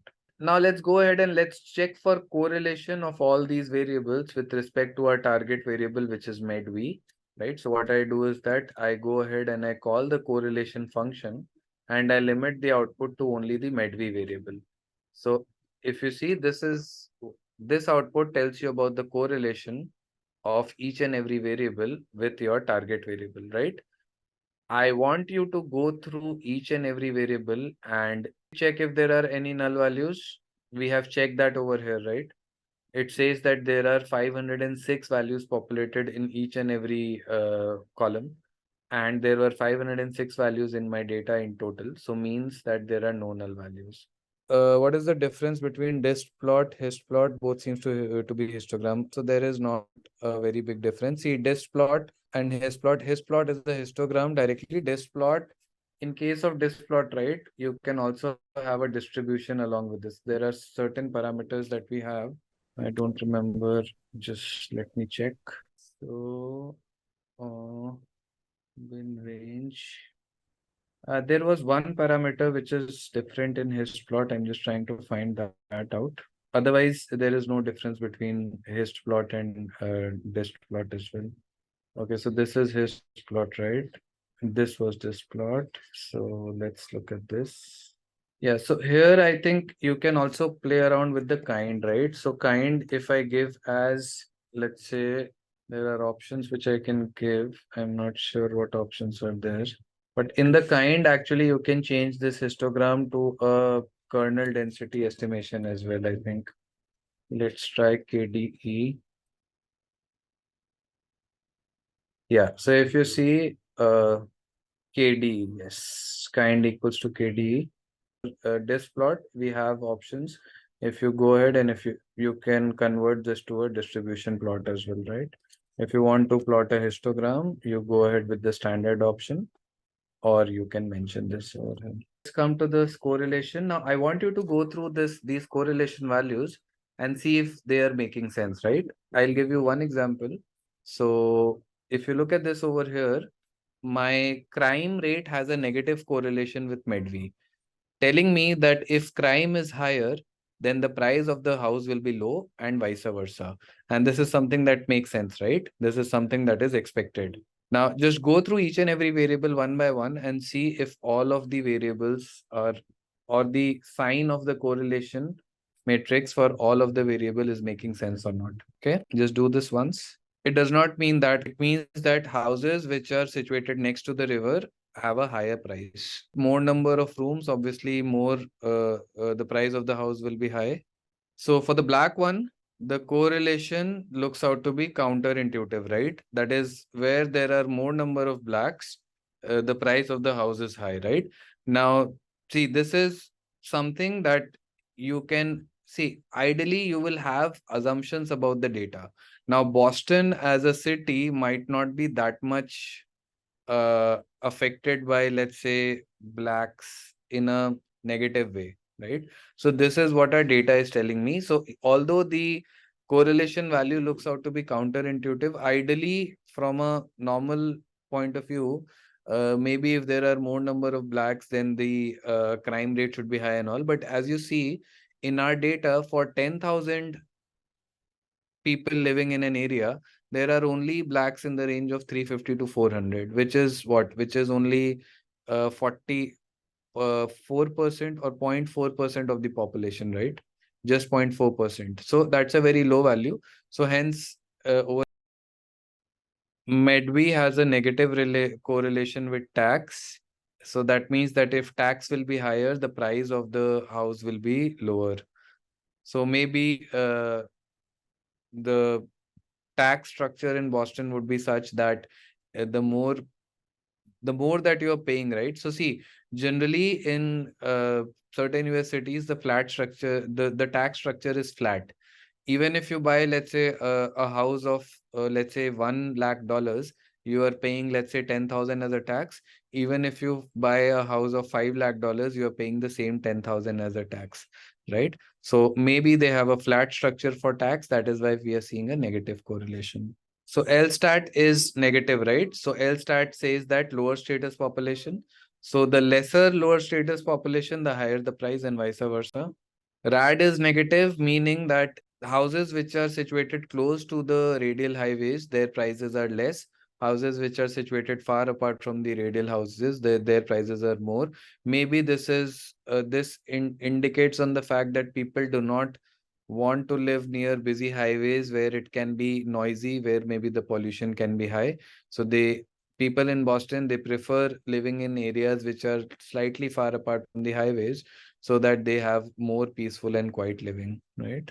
So, as I said, we are done with the EDA, right? So, this was a concise EDA. But ideally, you should go ahead and you should look at all the different variables, visualize the variables univariate, bivariate. That is something that you can do on your own time. Need to do is that we need to divide our data into our features, that is independent variables, and the dependent variable, that is the target variable, right? So what we will do over here is that at first, what I'm doing is that I will only take the highly correlated variable, right? So first, what I'll do is that I'm using, let's take the most highly correlated variable, which is LStat, right? So I'll take LStat over here as my independent variable. I'm not starting with a multi-linear regression model as of now. As a first step, I'm just starting with your single model, simple linear regression, wherein we will have one single variable and one target variable, right? And for that, I am picking the most highly correlated variable. If you look at this over here, your L stat is a variable which has the highest correlation, right? Followed by RM, and then there are other variables as well. So I'm just taking L stat as a variable and then medv as the target variable. Now, if you think about, let's say, if you have to eliminate 50 variables, you will be running 50, you will be running this loop 50 times. So that is, if you have 100 variables in the first iteration, 99 in the second, 98 in the third. So you can do the maths that. So as a first step, first, what we are doing is that we are building a model using only one single independent variable, which is LStat, followed by the target variable, which is medv. If you look at this becomes my data. X is my feature and Y is my target variable. Okay. All right. So what is it that we need to do next? We will look at the size of both X and Y. My X contains 506 elements, Y contains 506 elements. Next thing that we need to do is that we need to divide our data into training and testing. Why do we need to divide our data into training and testing? Then what is test for and to test, right? So train data will be used for training the model. Test data will be used for testing the model's performance, and this will tell us whether the model is overfitting, underfitting, whatever, right? So I can create a model which is giving me a 90% accuracy on training data, but that will not be useful unless if I have a similar accuracy on the testing data, right? So for that, we are using train test split. Train test split is a function, right, which needs input. You pass any data as an input to this model. Over here, I'm passing my X and Y. I pass a test size parameter mark at 0.2. 0.2 meaning that 20% of your rows are going to go in your testing data, right? So for 506, 20% close to 100 rows will be going into your testing data, right?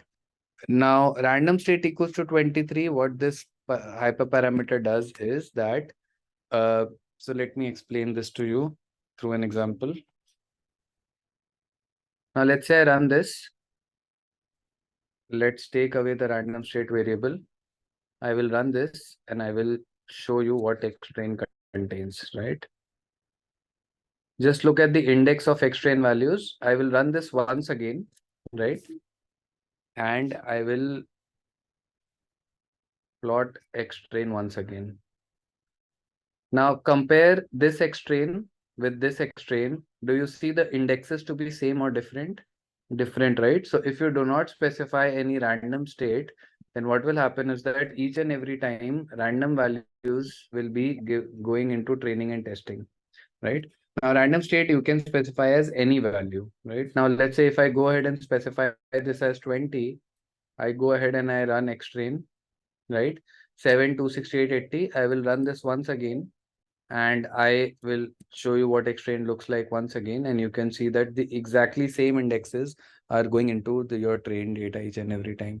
Why do we need to do this? We need to do this because let's say you run your model once, without using random state, and you get an accuracy of, let's say, 70%.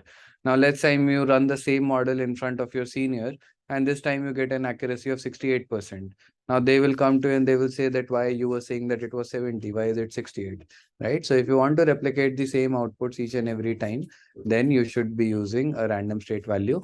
It can be anything, Kaushik. It can be any random number. As long as you are taking the same random number each and every time, it does not matter. It will select the same number of rows. Test size is for the test data. 20% is the testing data size. If you look at this test size, if you look at the shape as well of our data, our X train contains 400 rows, X test contains 100 rows. So 80% is for training and 20% is for testing. And then we go ahead and we build our model. In order to build our model, I have my training data, I have my testing data. I will import the model from sklearn library, sklearn dot linear model. I import linear regression. I instantiate the model object linear regression in a variable named as regressor. I do a regressor.fit. When I do a dot fit, it will train the model, because here I'm passing the training data, that is X train and Y train, right? If I run this, now your model training is complete, right? If you look at this, the model training is done.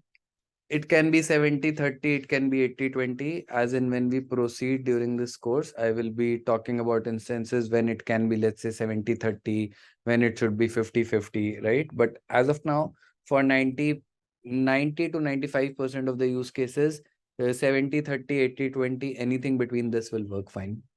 Fit means that, yes, as soon as you fit it, it will go ahead and give you the coefficients for the best fitting line, right? So now, once when the model has been trained, you can see that I can go ahead and I can find out things such as the intercept value. Intercept was what? It was the constant. And I can find out the coefficient of the model. Now, because I have one single feature, this will become my coefficient.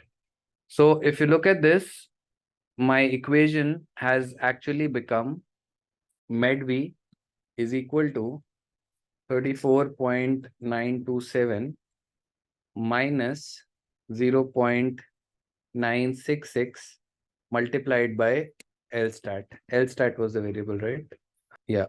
So now from here, you can see that the equation of my linear regression model, the equation from the best fitting line, is coming out to be this, right?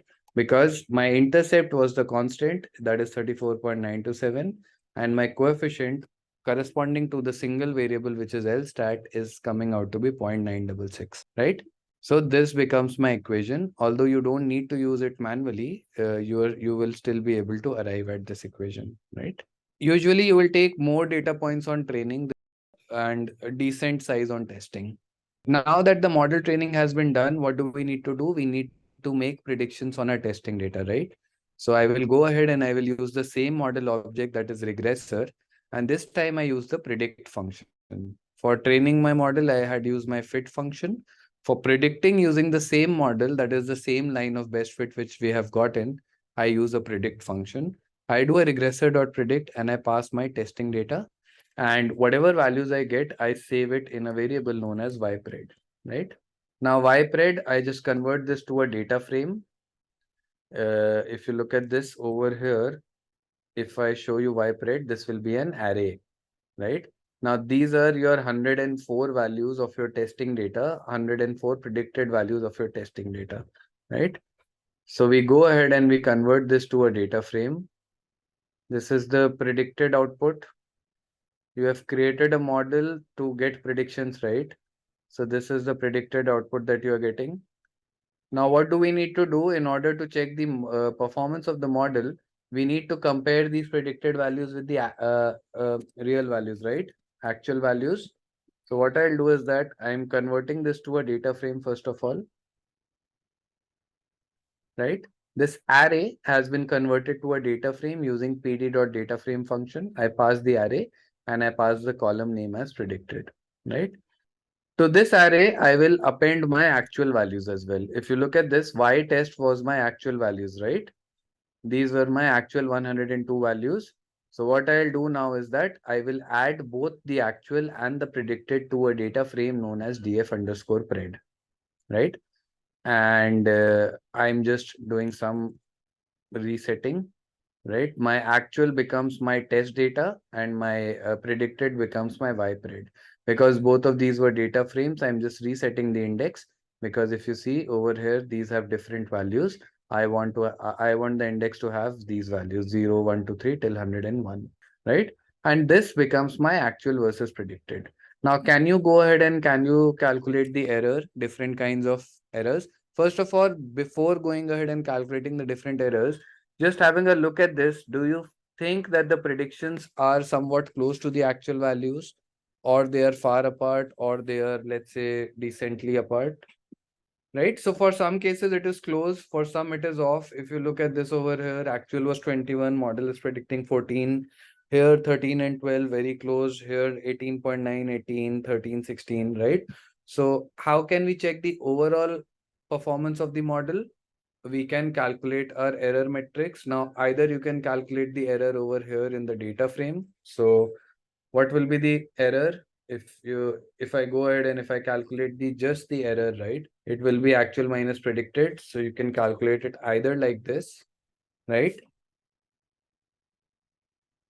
Or you can go ahead and you can see, this is a messy way of doing things. Functions in Python, right?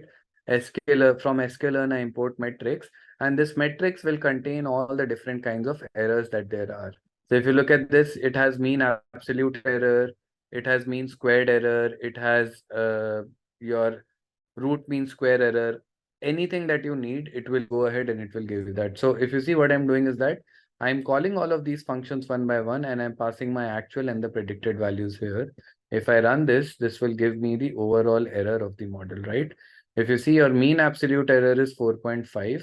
What does this tell you? That on an average, your predictions are off by 4, by a value of 4. So 4 over here is nothing but $4,000, right? So your predictions are off by close to $4,000, right? So we are using the actual function. sklearn is a library which contains all of these models. Okay. Now, mean squared error is 35. Because this is a squared error, the unit will not be same. If you take the root of mean squared error, that will be RMSE, that is 5.8, 5.9, right? I can also calculate something known as mean absolute percentage error. So let's see. So if you see mean absolute percentage error, if I pass the same y test and y pred, I will get on an average, my predictions are off by what percentage, right? So if you look at this, so it says that on an average, my predictions are off by 21%, right? So the model is doing a decent job. It is not doing a very good job. But why is that happening? Because I'm using only one single feature, right? If you see over here, I'm using only one feature, which is LSTAT, and using only one feature, I am still able to create a model which is giving me a percentage error of around 21% only. So obviously, if I increase the number of features, my model accuracy or my model error should decrease, right? Okay, let's try to get the R square score, R square. For R square as well, sklearn.metrics, it has a function which is R square score. All we need to do is that we need to pass y test, y pred and all, and it will give me the R square score. What is the R square score coming out to be? 44%, right? Meaning that these three variables, sorry, this one variable is only able to capture 44% of the variation of your target variable. Features will be significant. You will get more accuracy. Not aware of these errors. I think this should have been completed in your. Okay, so let's assume that these are your actual and predicted values. So what will be your absolute error? Absolute error is what? It will be the, doesn't matter what the sign of the error is, you're just taking a difference of actual minus predicted, right? This will be the actual error that we have.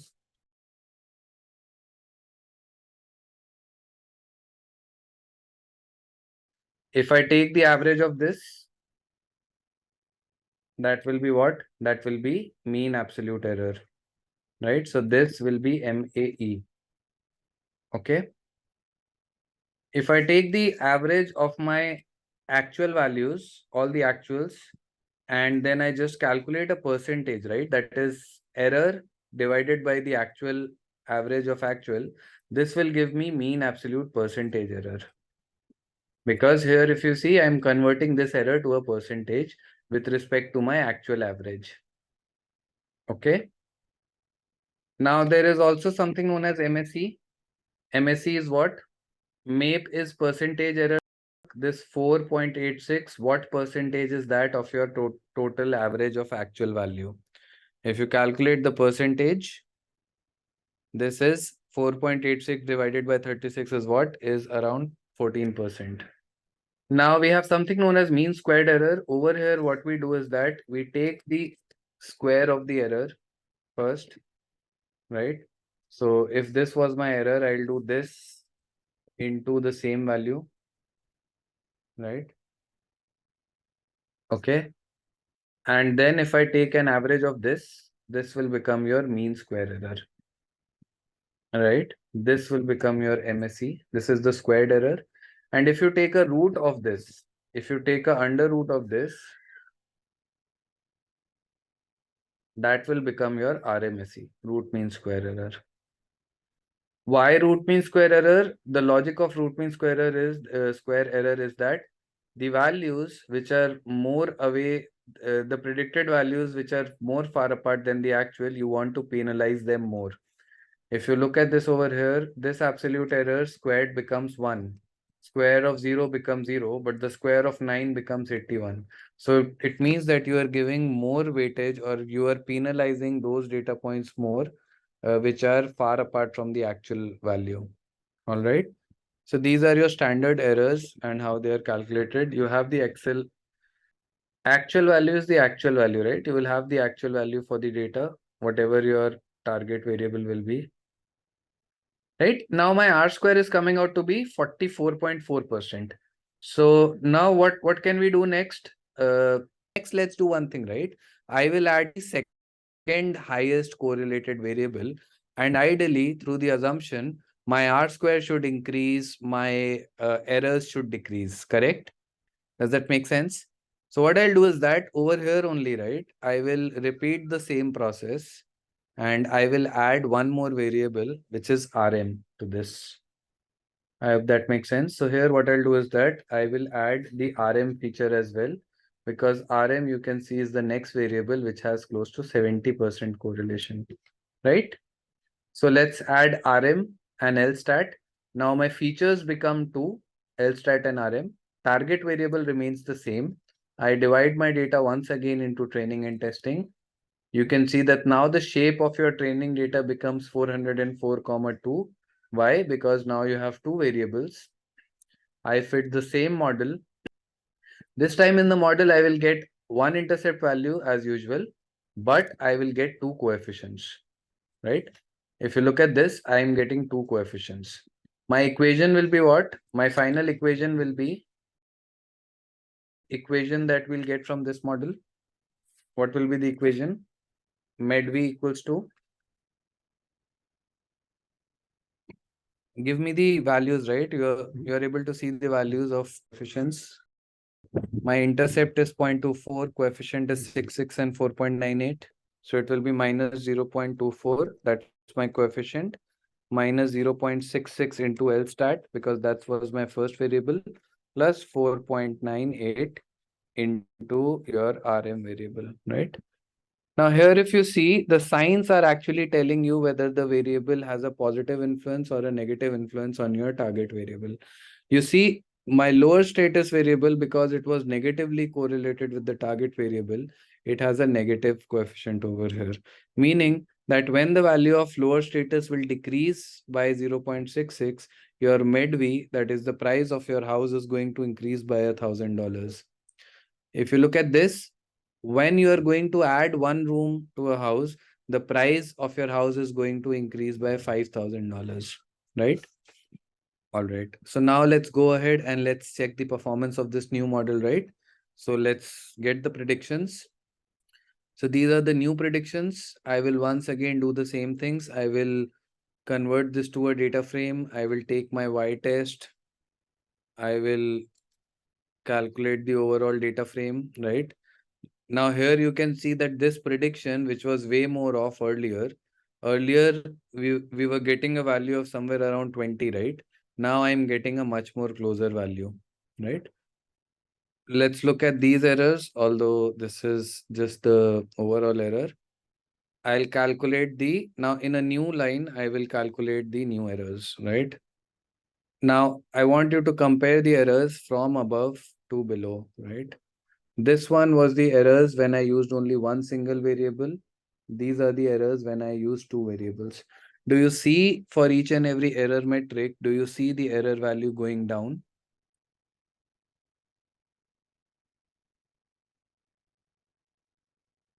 And if I go ahead and if I print the R square score now, can you see that the R square score has also increased from 44 to 58, right? So we can see that as in when we are adding more variables, my overall model performance is actually increasing, right? So now what I'll do is that I'll straight away go ahead and I will use all the variables, right? Directly, right? I'll be using all the variables and we will go ahead and we'll see how our model is performing, right? I'll read the data once again because we have transformed some of the data. We have dropped some variables. So I'm reading the data once again. This is the same data.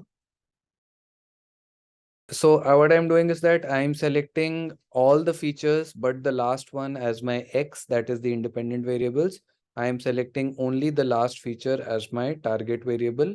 So if you see Y is my target variable, which is medv, and I proceed with the same steps. I split my data into 20% testing and 80% training. So the exact same values that we had. And there is nothing from a coding point of view, you can see that nothing changes, right? All you have to do is that you have to change the data and your model will automatically adapt. Now, if I'm passing all the features, I'm still passing the same model, calling the same model, nothing has changed, right? So if you see over here, I fit my model linear regression, but this time I will be getting many coefficients. Why do I get so many coefficients this time? My intercept will remain the same. Intercept will be the single value only, but I am getting these, right? Exactly, because we have so many features. So for each and every feature, I am getting a coefficient value.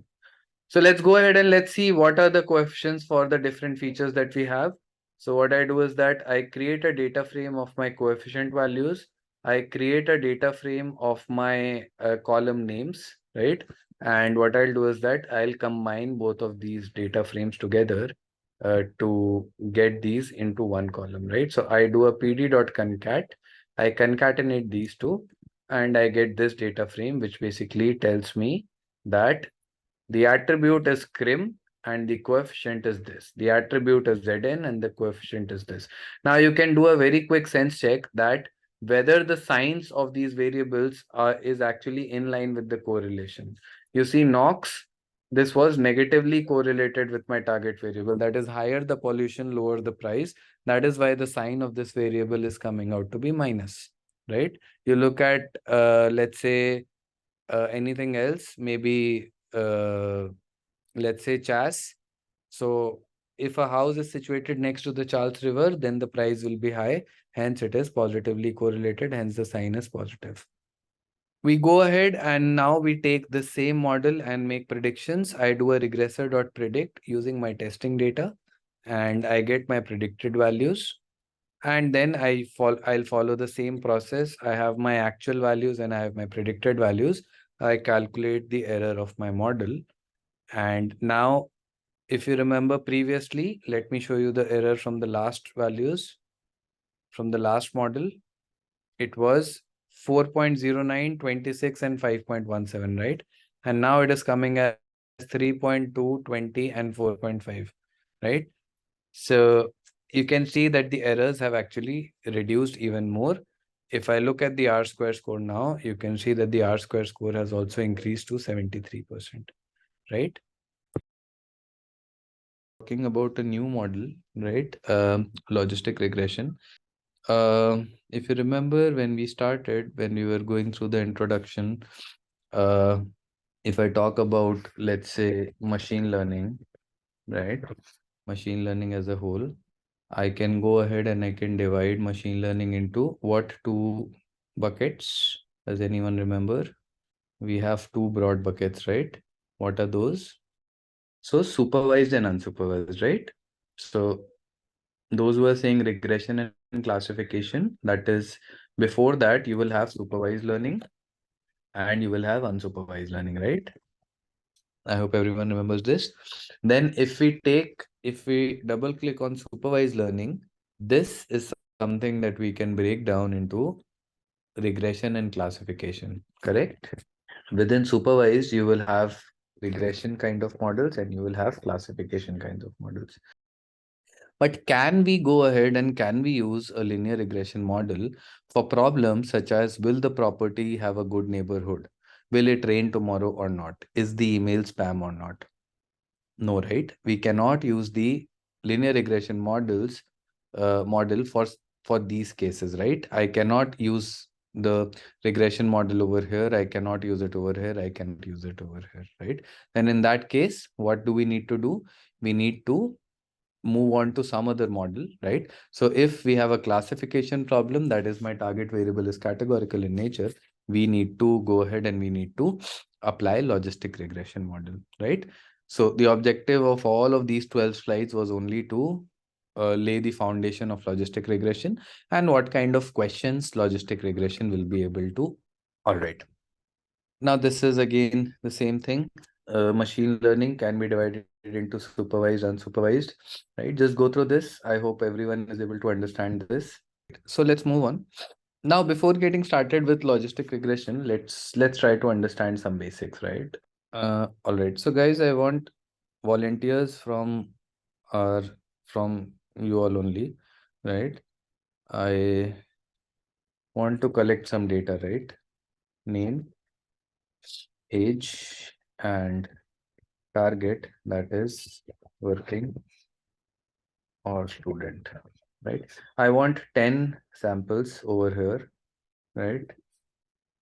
I want you guys to start giving me details, right? Whether you're a student or you're working, okay? Just one by one. Charan is 23 and Charan is a student, right? Then we have Satyam. Satyam is also 23 and Satyam is also a student. Then we have Rishabh. Rishabh is 28 and working. Then we have Harshit, 31, working.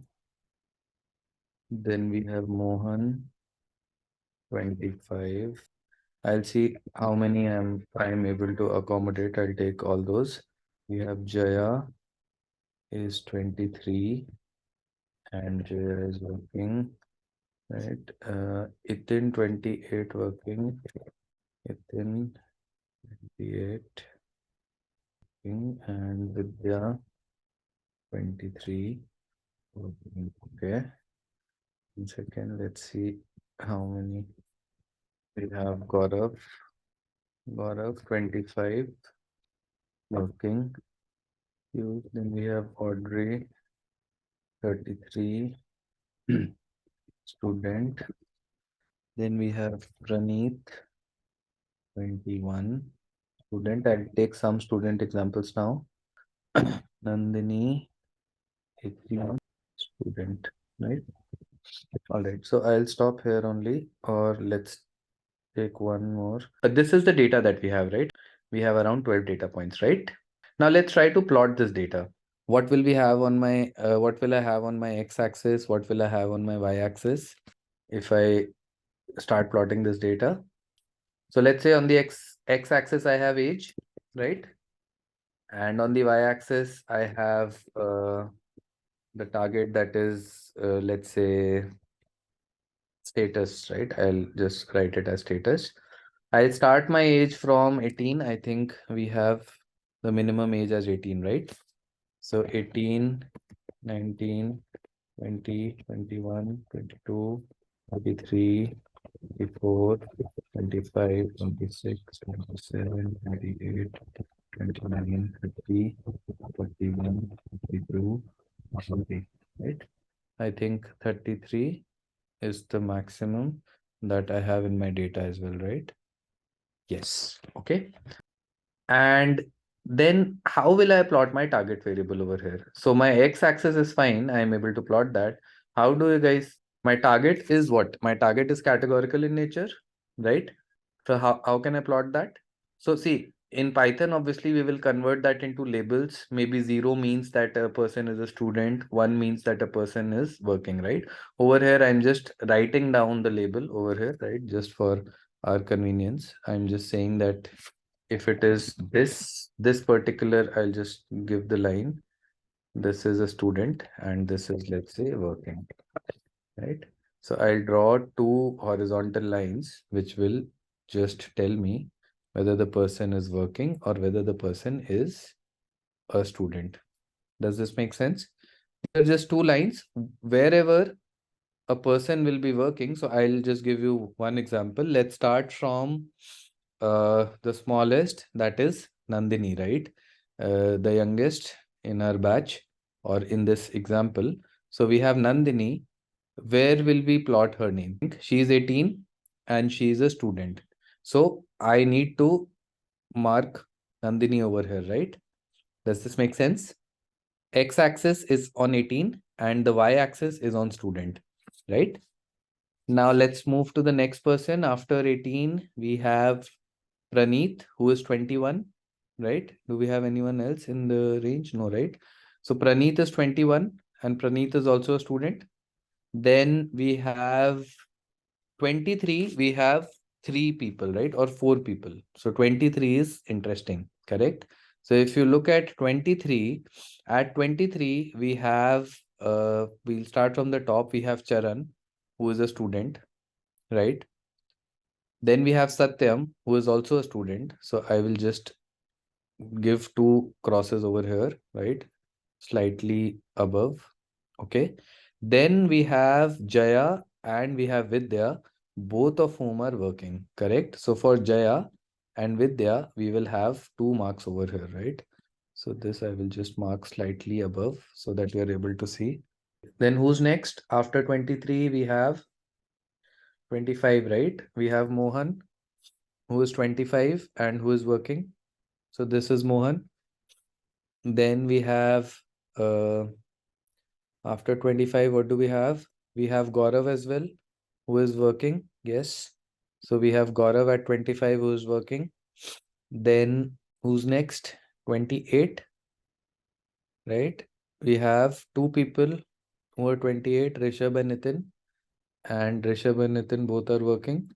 So we'll have two crosses here, correct? Just let me know if I'm missing out someone. 28 is done. Then we have 31, Harshit, right? Who is working. And then we have Audrey, who's 33 and who's a student, correct?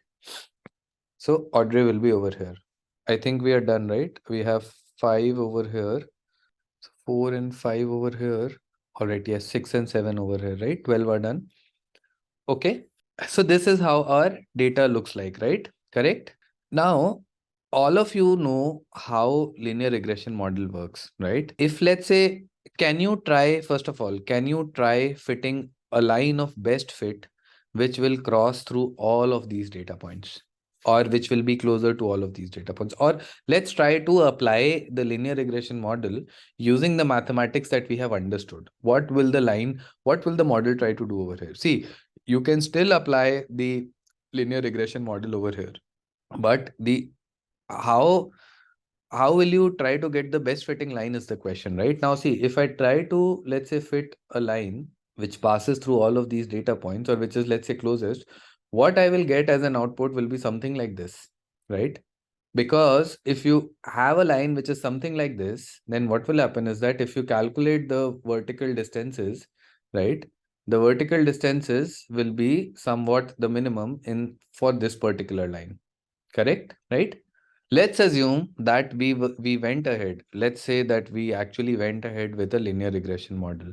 Now, can you tell me what will my line predict between student and working? So this student, let's say this student is signified by 0, right? By the label 0, and this working is signified by the label 1, right? Let's say this is what we get, right? Now, my linear regression model will say that for someone, so let's say I take this example 31, right? For someone whose age is 31, my linear regression model will say that the output is this, right? This might be the value, let's say 0.8. But what is 0.8? Is 0.8 a label that we have given? No, right? It is nothing. So it is near to working, but see, 0 and 1 over here are labels. I am saying that 0 is a student and 1 is working. But my linear regression model is giving me a value which is somewhere in the center. So how do I know what 0.8 is? It is close to working, that is fine. But then that is not the correct value, right? So do you guys think that linear regression model, first of all, this is the linear regression model is not appropriate over here because one single line cannot fit through all of these data points, right? Second point is that even if I go ahead and even if I apply the linear regression model over here, I'm not, if you go ahead and if you run the model in Python, it will work. But the predictions that you will get from the model, do you think that the predictions will be correct? In this case, you cannot say that as a probability, right? Probability is something else, right? This is just a linear value. You can still, so the best interpretation will be that this value is close to 1, so it means that the probability of, let's say, this person working will be slightly higher. You can say that, but this 0.8 is not a probability that you're getting, correct? Ordinary linear and logistic both can work with more than one variables, right? I'm just giving an example with one single variable because that is easy to understand and explain. But both of these models can work with multiple independent variables, right? Independent features is not a problem.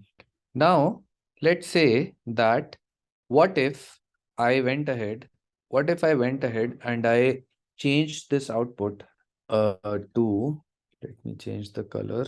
Let's say I went ahead and I changed this output to a curve which looked like this, not like this, sorry, to an S-shaped curve, right? Something, just imagine that this is a smooth curve, but something like this. What if I went ahead and I told you that this is a, I'm not fitting the line of best fit, but I'm fitting a curve of best fit, right?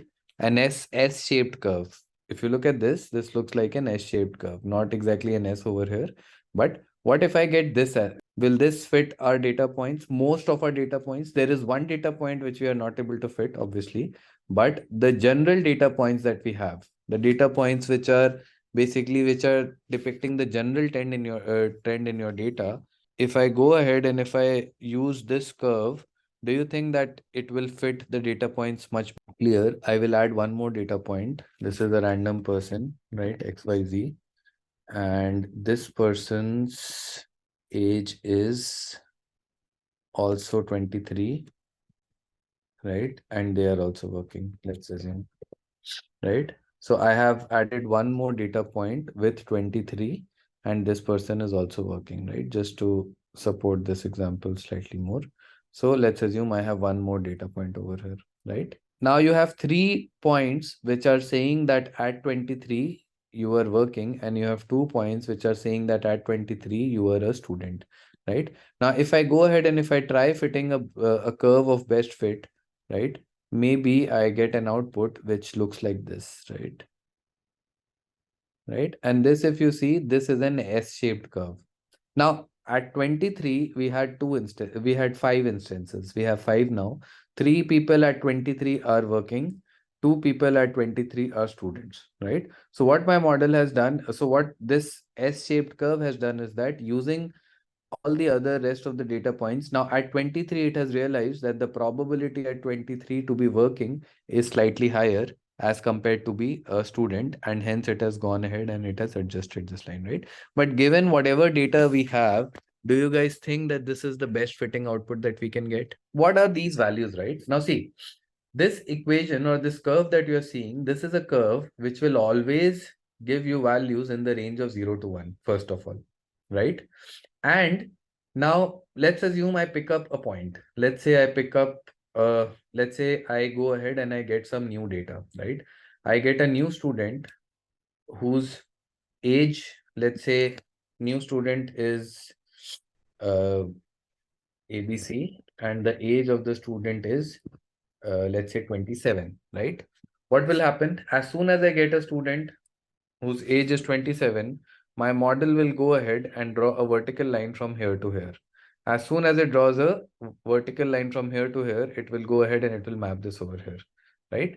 Now, this S-shaped curve that you are seeing, right? This is a sigmoid function. We will be talking about this. And the output of this function is always a probability. So if you look at this over here, when I drew a vertical line from here to here at 27 and a horizontal line from here to here, I might get the probability as 0.99, right? Or maybe equal to 1 as well, right? So what this curve does is that it gives me output. It will tell me that what is the probability of someone working or what is the probability of someone being a student, right? And this overall, this example that I've talked about, this is what we will be understanding in the next 30-40 slides. And this is what logistic regression is. What logistic regression does is that it basically, it evolves the output of the linear regression model. In case of a linear regression model, we are getting a continuous output. In case of the logistic regression model, we are just changing the equation of a straight line to the equation of a S-shaped curve.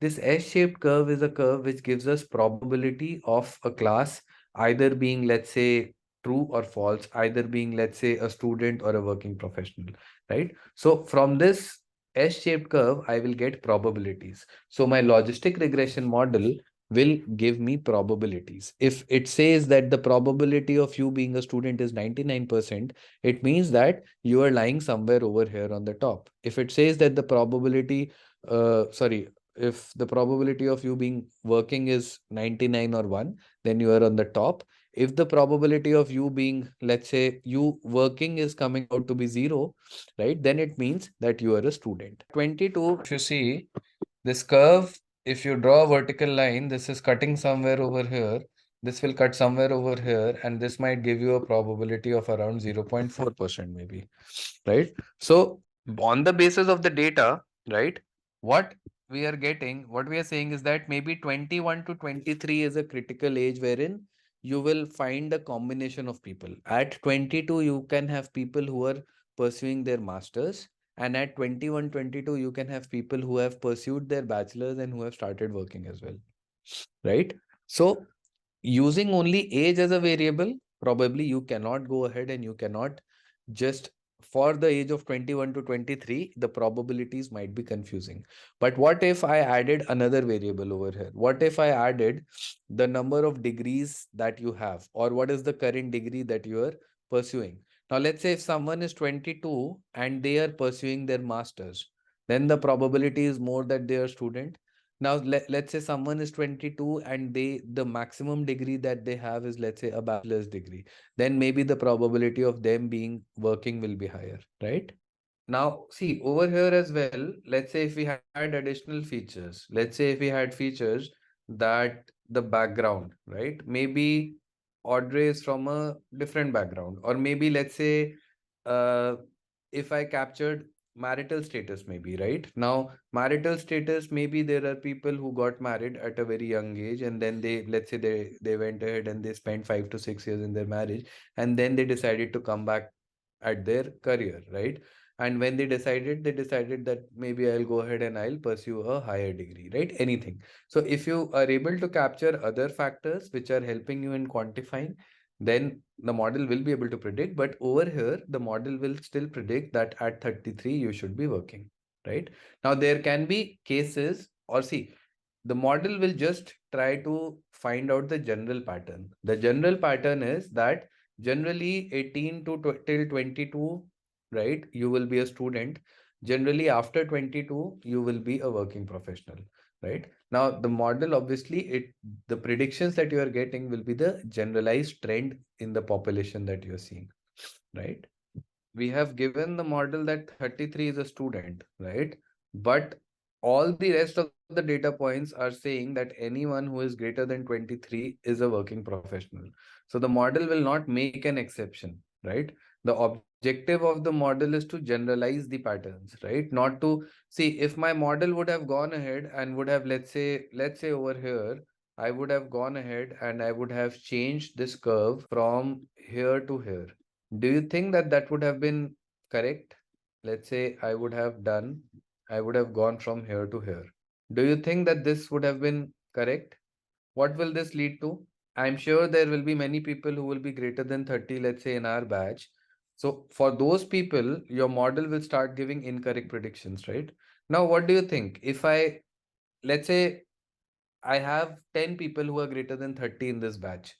Maybe for 8 out of 10 they are working. Maybe 7 out of 10 people they are working, right? So there is a 70% probability that anyone who is 33 years old should be working, right? So this will actually lead to overfitting, right? And you don't want to overfit. Overfitting is what?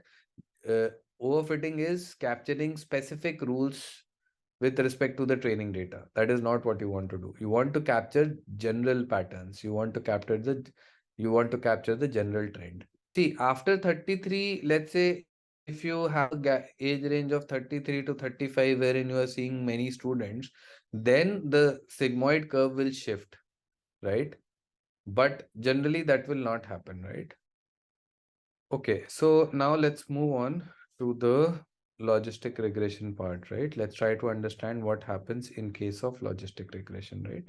Now, logistic regression is a classification model, a statistical classification model, deals with categorical dependent variables. Your target variable can be binary or dichotomous, right? What do we mean by dichotomous? Dichotomous is again a similar word for binary. It means that your categorical variable can have uh, categories. It can be true, false, it can be yes, no, it can be rain, not rain, whatever, right? So that is what you mean by dichotomous or binary, right? Could be multinomial as well, right? So your target variable can be multinomial as well. That is, it's not that only logistic regression will work only for binary variables, right? It can also work for variables which have you create a model which will predict the designation of an employee, right? Maybe the designation is a data scientist, maybe senior data scientist, maybe junior, maybe lead, maybe principal, right? So in this case, your target variable can assume, let's say, 4 or 5 different values. So your target variable can also be multinomial, right? Your input data can be both continuous or categorical, correct? What do you mean by it can be both too? At 33, you are saying that people can be both, right? Student or working professionals. So that's what, right? Now, see, if I would have gone and I would have collected more data, if I would have asked each and every 150 people of you, your age and whether you are a student or a working professional, do you think that there would have been many instances of people who are greater than 30 and who are student? You thought just like linear regression did, just like that, logistic will also be able to take any categorical data will be converted into labels, and then those labels will be converted into numeric values 0, 1, 2, 3, and that can be plotted, right? Now, what is logistic regression? It's a tool for applied statistics and discrete data analysis. All of these are just definitions.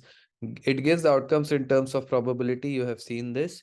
In turn, helps in classifying the given data, right? When you start getting probabilities, right, you can go ahead and you can arrive at a cutoff, right? You can say that anything above 0.5, let's say any probability above 0.5 that I'm getting in the model, I will consider that person to be a working professional. Any probability which is, let's say, less than 0.5, I will consider that person as a student, right? You also know that, okay, so let me give you an example. I have two cases. One, for one, the probability of being a working professional is 99%. For the other, the probability of being a working professional is 55%, right? Do you think that the model is confident in both the cases? The model is confident is only in only one of the case, that is where the probability is 99. Where the probability is 55, as soon as you see 55, you should also know that this is a critical age range, right? Because this might be somewhere in the 21 to 23 age group, right? So there, if you are getting a probability as 55, you can go ahead and you can say that this is still this prediction might not be correct, right? But anything, let's say above 90-95%, you can be very sure on those predictions, right? Okay, so let's understand this with an example. So this is an example. Take a look at this example. So I have email. My email can be spam or it can be not spam, right? Let's try to understand how logistic. Now this will be a very similar example that I've explained.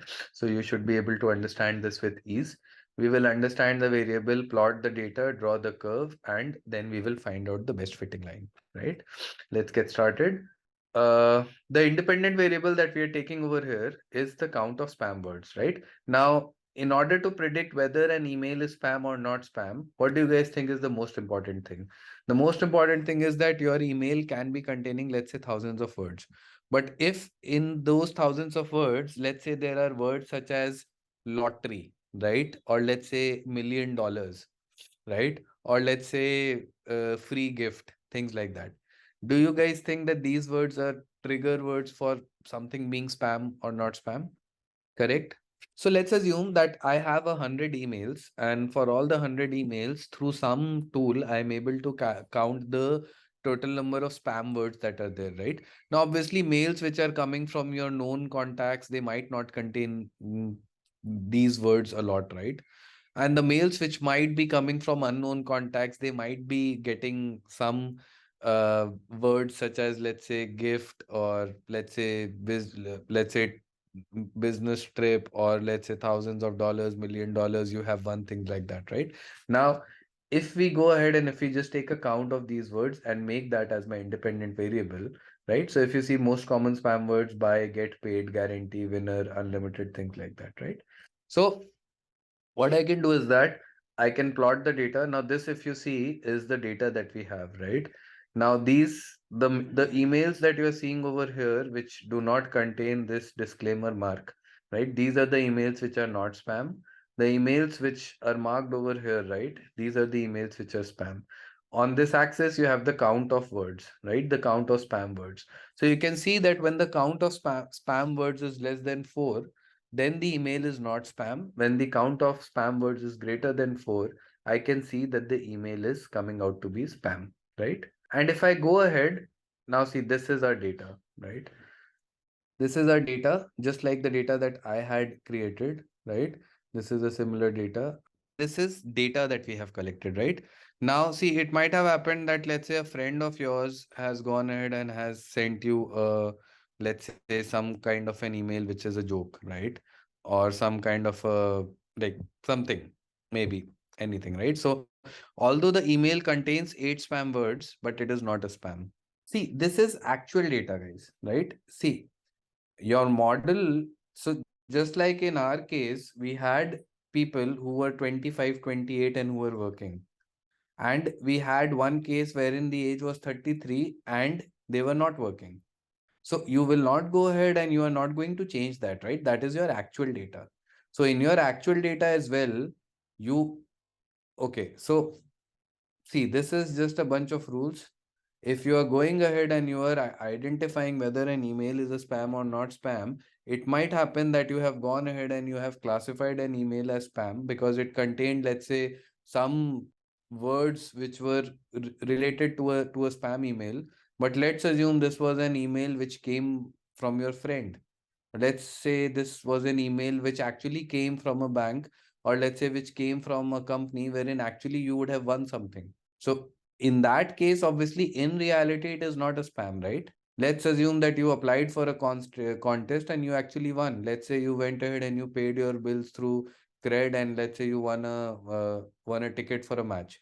You will get an email, right, that you have won this thing, and you are asked to, let's say, collect your things from here, or let's say you are asked to call on this number. In most of the cases, let's say 90% of the cases, these emails will be spam. 10% of the cases. Now, this is something that you guys would have also seen, right? Some of the emails that you are actually expecting to be in your inbox, sometimes they go to your spam folder. Why does that happen? Because the model is predicting it to be a spam. That might be a genuine email, right? But the model is predicting it on the basis of whatever content that email has. It is predicting that it is a it is a spam email. The probability of the words, because of the words, the probability of this email being spam is high. Okay, right? So this is actual data. Now through this actual data, we will try to come up with a generalized curve, right?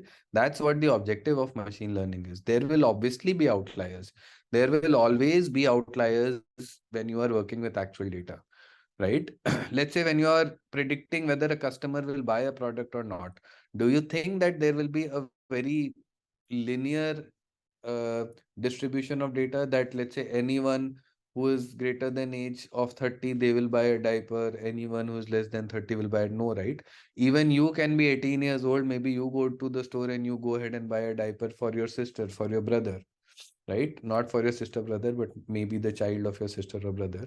But you can also do that, right? So there will be outliers, but the majority data will suggest that if you are greater than 30, you are greater than 25, 28, then you are buying a diaper, right? But it does not restrict you from going ahead and buying a diaper.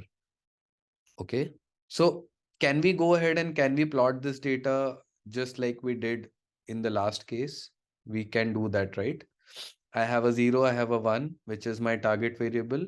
On my x-axis, I will have the count of words. If I go ahead and if I plot this, if you see this, there are two cases which are outliers, right? This case is an outlier and this case is an outlier, but that doesn't matter. The general trend, what does that say? My general trend suggests that this is how your data is distributed. There can be some outliers, but that's totally fine, right? Now, see, that's what your real world behavior, right? Your actual real world behavior, when you're collecting real world data, things are not too much rule driven, right?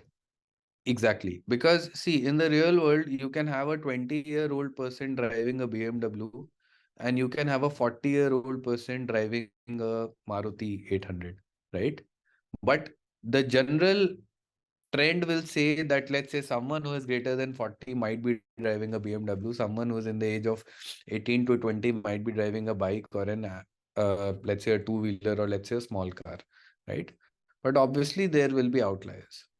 Now, once when we have gone ahead and once when we have plotted our data points, next was what? We actually went ahead and we identified an S-shaped curve, right? Now, just like in the case of linear regression, we were finding the line of best fit. In this case, in this case, we can have multiple lines, right? I could have had a line which was, let's say, which looked like this, right?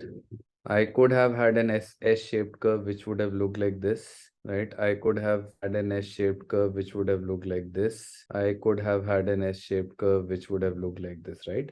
Why did we go ahead with this particular curve? What is the objective of that?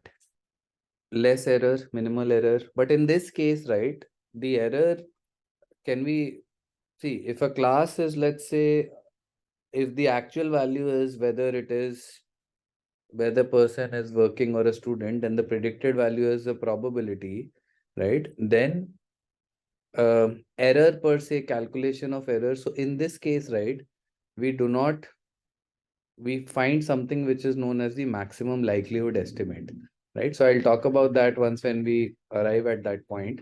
But over here, the method will be different, but the objective is the same. The objective is to identify the best fitting S-shaped curve, right? Earlier, in case of linear regression, the objective was to find the best fitting line, right? Best fitting linear line. And over here, our objective is to find the best fitting curve, right? So we need to find a regression curve which would be best fit. That would be our logistic regression curve, right? But how do we find the best fit curve? Now, this is the mathematically how we try to find this out, right? That is what we are trying to do over here. So let me explain to you how we actually arrive at this best fitting curve, right? That is what next we'll be trying to understand. That is how do we arrive at this particular equation. Now, first thing that we need to understand over here is that something known as odds, right? We have something known as probability and we have something known as odds, right? Okay, so let's say I have, let's say India versus New Zealand, right? Let's take the hot topic. Let's say India has won 6 games and New Zealand has won 4 games. These are made up numbers, right? But let's say India has won 6 against New Zealand and New Zealand has won 4. Can you guys calculate the probability of India winning a match? What will be the probability of India winning the match? 10, right? 6 divided by 6 plus 4, right? So odds are something that says that what are the odds of something happening, right? When I say odds, so my odds of it happening will be 6 in favor, 4 will be against, right? So when I say odds, the odds of India winning will be 150%, right? So in case of odds, right, we are not dividing this by the total number of combinations, right? So if you see in probability, we are dividing the favorable events by the total number of events. But in case of odds, we are saying that, right, whenever India plays New Zealand, 6 times India has won, or 6 times India will win, and 4 times New Zealand will win. So the odds of India winning against New Zealand is 3:2 or is 6:4. Does that make sense? Right? This is just the basic definition of how odds are calculated, right? Now, this is the mathematical process of how we actually go ahead and how we find out the best fitting curve, right? So I'll just take you through the process. Uh, Obviously, once when we are building the model, all of these things you don't have to calculate, right? Just like in the case of the linear regression model, we had gone through the mathematics, we have gone ahead and we had understood all the concepts of how we get the best fitting line and all. So see, in case of logistic regression, the first thing that we do is that we calculate the odds and we calculate the log of odds, right? Now, don't ask me why we are doing this. See, at the end of the day, what we are doing is that in order to calculate the probability, all of these things we are doing because we want to go ahead and we want to calculate the probability using the sigmoid function, right? So that is why the first step that we do is that using this particular input, this data that we had collected, if you remember, this was the data, right? So we go ahead and we calculate the log of odds, right? For each and every event, right? So what are the log of, first of all, what are the odds of an email being spam or not spam when the count of words is 5? What are the odds of an email being spam or not spam when the count of words is 10, right? If I go ahead and if I calculate this log of odds is a value which can fluctuate between minus infinity to plus infinity, right?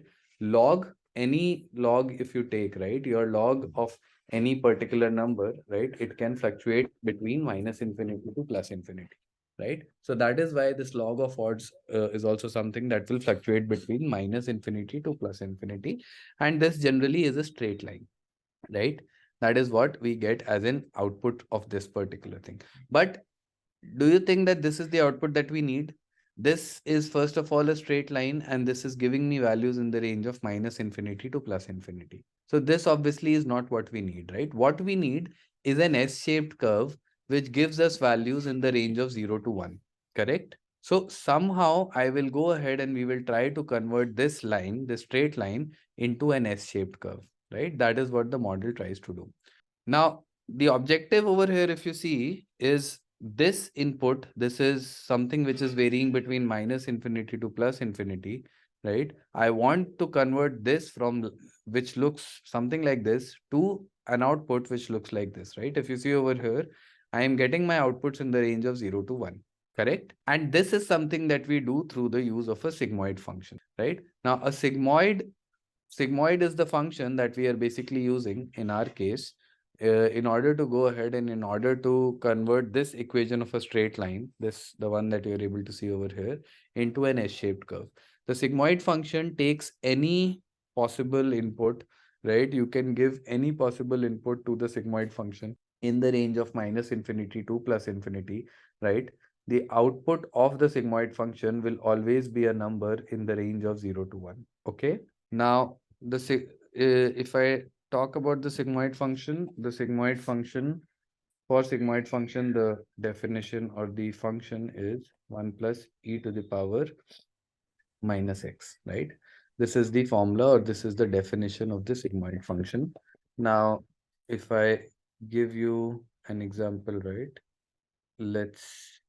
You can calculate this as well, right? You can give any value. So let's say I give a value which is a very large value, right? If you go ahead and calculate the output of this, right? If you look at this, the output of this, let's say if I give 100, right? Output is 1. The greater value I give, it comes out to be 1. Let's say I give minus 10. If you see this, the output is still in the range of 0 to 1. If I give, let's say, something like this, it becomes 0. Let's say I give 100, it will become 3.72 into 10 to the power minus something, right? So if you see the value, the output will always fluctuate between 0 to 1 for the sigmoid function. You can try it, right, for any given range of values, and it will always be in the range of 0 to 1. So what we do over here is that after calculating the log of odds, we apply the sigmoid function. Okay. So that's what we will be doing over here. Let's move forward. See, this is your likelihood is nothing but odds, right? We will calculate the individual likelihood is basically the odds of an email being spam or not spam when the count of words is, let's say, 2, 3, 4, 5. Through that, we will calculate the log likelihood. So wherever you are seeing likelihood actually refers to odds, right? Through my data, I will calculate the individual likelihood, that is the individual odd of anything happening. So let's say if I give you an example, let's say when my count of words were 5, right? When my count of words were 5, I had spam emails as 4 and I had not spam emails as 1, right? So what will be my log of odds? What will be my odds for spam is to non-spam? It will be 4 is to 1, right? 4 is to 1, correct? So we need to calculate this for all the possible values. That will be the individual likelihood. Through this, we will be calculating the log likelihood. So my output will be 4 over here. This will not give 4 is to 1. The output will be equal to 4, right? So we are going to go ahead and we are going to take the log of 4. Now, obviously, as and when if you see the log of odds of or the odds of something happening will increase, the log value will also increase. As and when the odds of something happening will decrease, right? The log of that value will also decrease, right? So that is what we do over here, right?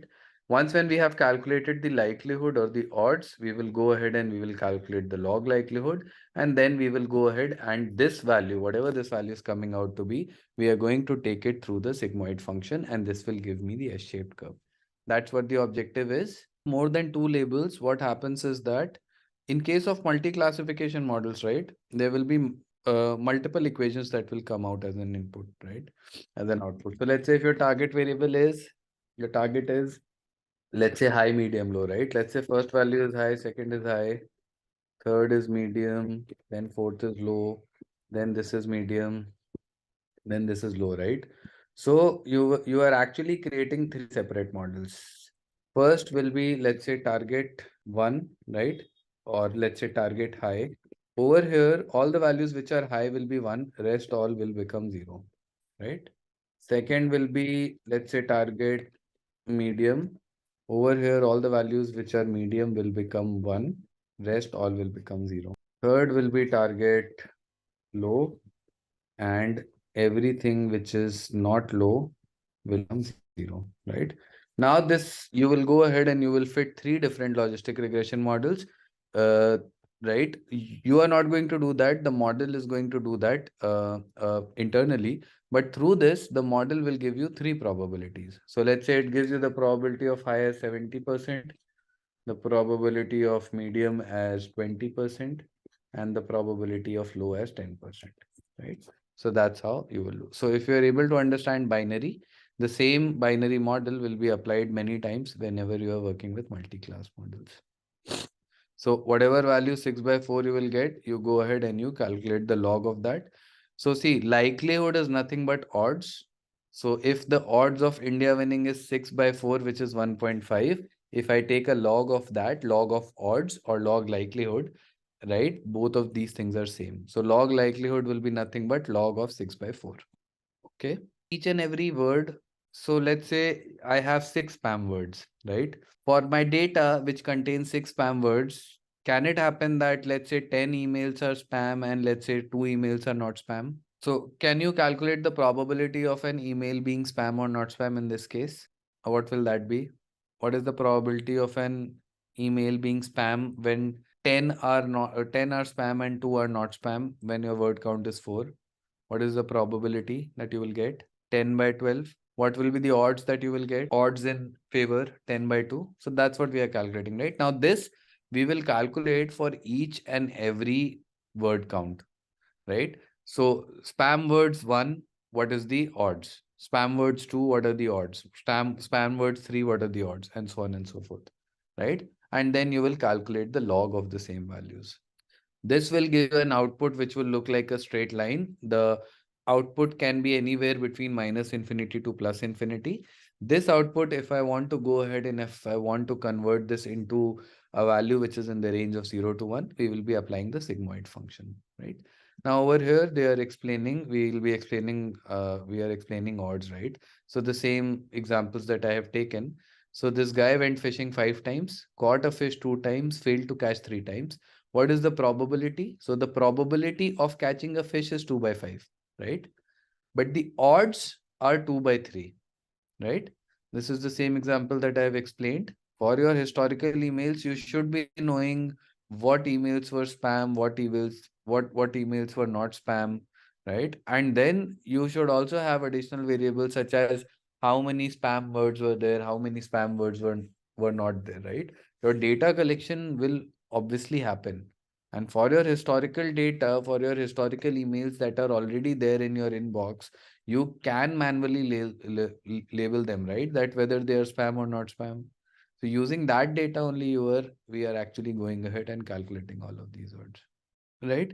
Now, if I go ahead and if I take the log of odds, right? So if I calculate the odds and if I take the log of that, right? So if you see log odds of catching on sunny day is this, log odds of catching on rainy day is this. And there is something known as log of odds ratio. That is, what we do is that we calculate the log of both the ratios, right? That is odds in favor of catching a fish, odds in favor of catching a fish on a rainy day, right? So if I do this, this is something which is known as log of odds, right? Log of odds ratio. And this is what we are calculating in our data, right? In our data, if I go back to my example, if let's say my odds were 4 by 1, or let's say let's take 6 by 4, odds for India winning, right, was 6 by 4, and odds for New Zealand was 4 by 7, right? So my log of odds ratio, I have something known as log of odds ratio, will be log of 6 by 4, right? This whole thing divided by log of 4 by 3, right? That is the log of odds ratio. Odds and odds ratio, if you see the difference, odds is nothing but you calculate the log of odds. Odds ratio is that you calculate the ratio first of all of your odds, right? That is, odds can be two value, right? It can be in favor of, let's say, India winning, in favor of, let's say, New Zealand winning. And then you calculate the ratio of that and you calculate the log of that particular value. The sigmoid function is calculated on the odds ratio, log of odds ratio. All right. And now if you see, if I go ahead and if I calculate the log of odds, you know that this is odds ratio, right?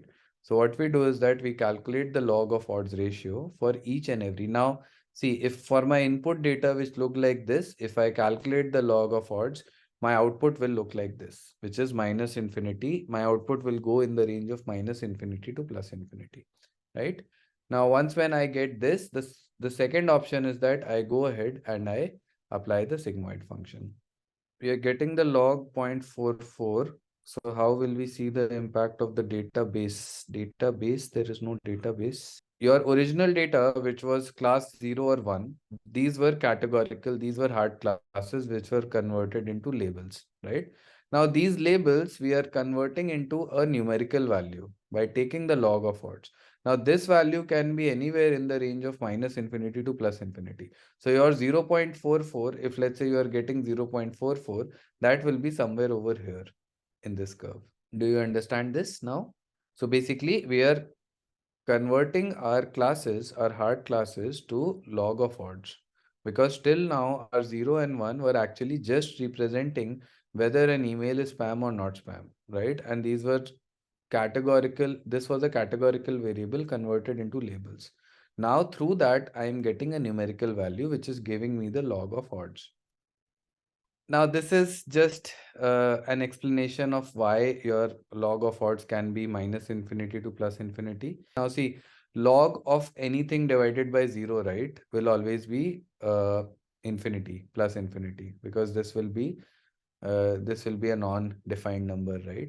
So, whenever in the cases when the probability of an email being spam is high, right, this will be 1 by 0, right? And your 1 by 0 will be tending to infinity, right? Similarly, if you look at this over here as well, this will be 1 by 0 and all of this will be tending to plus infinity, right? Once again, don't other case when let's say it is the probability of not spam is 0. So this will become log of 0 by 1, which will be log of 0 minus log of 1, which will become minus infinity, right? So this just tells us, this is just a mathematical proof that the log of odds ratio will be a value which will be in the range of minus infinity to plus infinity. Now, this is the output that we are getting, right? When we go ahead and we take the log of odds ratio, this is the output that we will be getting, that is in the range of minus infinity to plus infinity. Now, this is what we get, right? When I take the log of odds, I get values in the range of minus infinity to plus infinity, right? And now for each and every email, these are the log of odds which we can get, right? With these values only, we have plotted this equation of straight line, right? Now, if I apply the sigmoid function on this straight line, which was the log of odds value, right? If I apply the sigmoid function, I will start getting something which looks like this, right? My output will become an S-shaped. This is a standard, this is the property of the sigmoid function, that any input, it can be any value minus infinity to plus infinity, it will convert that in the range of 0 to 1, right? And this is how we actually get the probability using the logistic regression model. That's what I'm saying, right? This is just to explain why the log of odds will be in the range of minus infinity to plus infinity. So these slides are slightly confusing. Can take values in the range of minus infinity to plus infinity. This is not what we are taking in case of logistic regression, right? Then a probability close to 1 will tell you that the mail is non-spam. A probability close to 0 will tell you that a mail is spam. Now, what does the sigmoid function mean? All of this is same, right? Sigmoid function is the standard function that we use in the case of this model, logistic regression, right? The sigmoid function is this: e to the power x plus upon 1 plus e to the power minus x. If you will simplify this, it will become 1 upon 1 plus e to the power minus x, right? Something like that. Once again, no need to go into the mathematical details, right? If you look at this, it can either be, you can represent it as e to the power x plus upon 1 plus e to the power minus x, or if you divide this whole thing by e to the power x, it will become 1 upon 1 plus e to the power minus x, right? Now, a sigmoid function, the property is that it approaches 0 as and when your x approaches minus infinity, right? And it approaches 1 as in when your x approaches plus infinity. This is the property of a sigmoid function, because of which we are using it as a transformation in the logistic regression model. When we calculate the log of odds, after calculating the log of odds, we use the sigmoid function, right? So if you see in our example as well, uh, if we go ahead and if we apply the sigmoid function after calculating the log of odds, we will get an S-shaped curve which looks like this, right? It takes any real valued number and maps into a value between 0 to 1. helpful while solving classification problems. Now, what will happen on this particular output, we will apply the sigmoid function and it will give me this particular output, right? It will give me the equation of the S-shaped curve, correct? Now, the important part that we need to understand is, now just like in the case of line of best fit, we were calculating the sum of squared errors, right? Now, let's try to understand what will happen in this case. In our case, how will we try to find out the best fitting S-shaped curve, right? So let's try to understand this concept. This will be important. Now, if you remember, we had data points. Let's say we had, right? I'll plot some data points over here. And let's say I plot some data points over here, right? And I have, let's say, some outliers over here and here, right?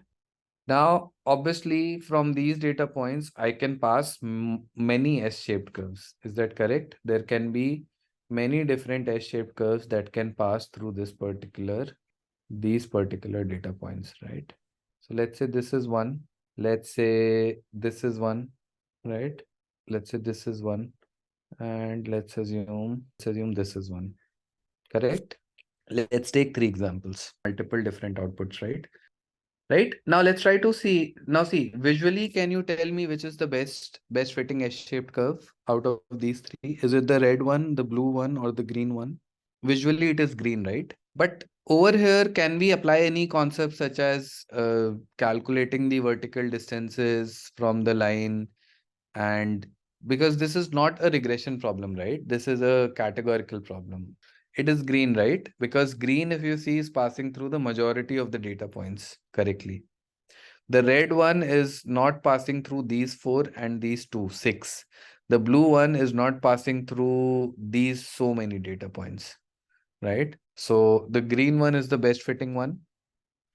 Now see, in this case, what if I do a simple thing, right? I want that S-shaped curve which maximizes the probability of each and every data point, right? So let's say when I say the probability of point 1 till the nth point, right? That sigmoid curve. Now see, look at this look at this green curve that we are talking about. All the data points that you're seeing over here on top, what will the probability be for these data points? In what range will the probability be for these data points? The red ones, close to 1, maybe 0.99, right? So let's say there are how many? 1, 2, 3, 4, 5, 6, 7 data points. So for these 7 data points, let's say the probability is 0.99, right? I'll not take 1, let's say it is 0.99. And for the bottom data points, that is these 7, these are 7 top data points, these are 7 bottom data points. What is the probability for them being spam? So this is spam, right? And this is not spam. That will be close to 0, right? 0.001 maybe. So if the probability of spam is 0.001, what will be the probability of not spam? 0.99, correct? Now, if I multiply all of these data points, right? Now see, for these 2 data points, the probability will be incorrect, right? So let's write those as well. 2 data points, the ones that you are seeing over here, the probability will be close to 0. Is that correct? For these 2, the probability will be close to 0, right? Because my model is saying that these 2 data points actually should not be spam. And for these 2 data points, the probability will be close to 0.99 for these 2, the bottom 2. The probability of spam will be 0.99. So the probability of not spam will once again be 0.01. Now, if I go ahead and if I multiply all of these probabilities together, right? Let's assume I go ahead and I multiply all of these probabilities and I get some value, right? Multiplication of probability. Let's say I get this value as, I will obviously be getting a value in the range of 0.99 something. Let's say I cannot have a value which is greater than 1. Let's say I get a probability of 0.9, or let's say I say probability red, right? I get this as 0.99. Now, if I calculate the same for the Probability, if I multiply all of these probabilities with each other, let's say I get a value of in the range of 0.99. Now, if I calculate the same probability for red, will this probability be greater than 0.99, less than or equal to? Calculate the mispredictions, calculate the total number of correct and incorrect. Now, if you see for the red line, there are 5 data points at the bottom which will have probability of 0.99, and it will have 7 on top which will have 0.99. So 12 will be 0.99, but there will be 6 data points for whom the probability will be 0.01. So 0.99 to the power of 12 in this case. In the first case, it was 0.99 to the power of 14, correct? If I calculate the same probability for the blue one, what will that be? So let's say for this probability of red, I get 0.98, right?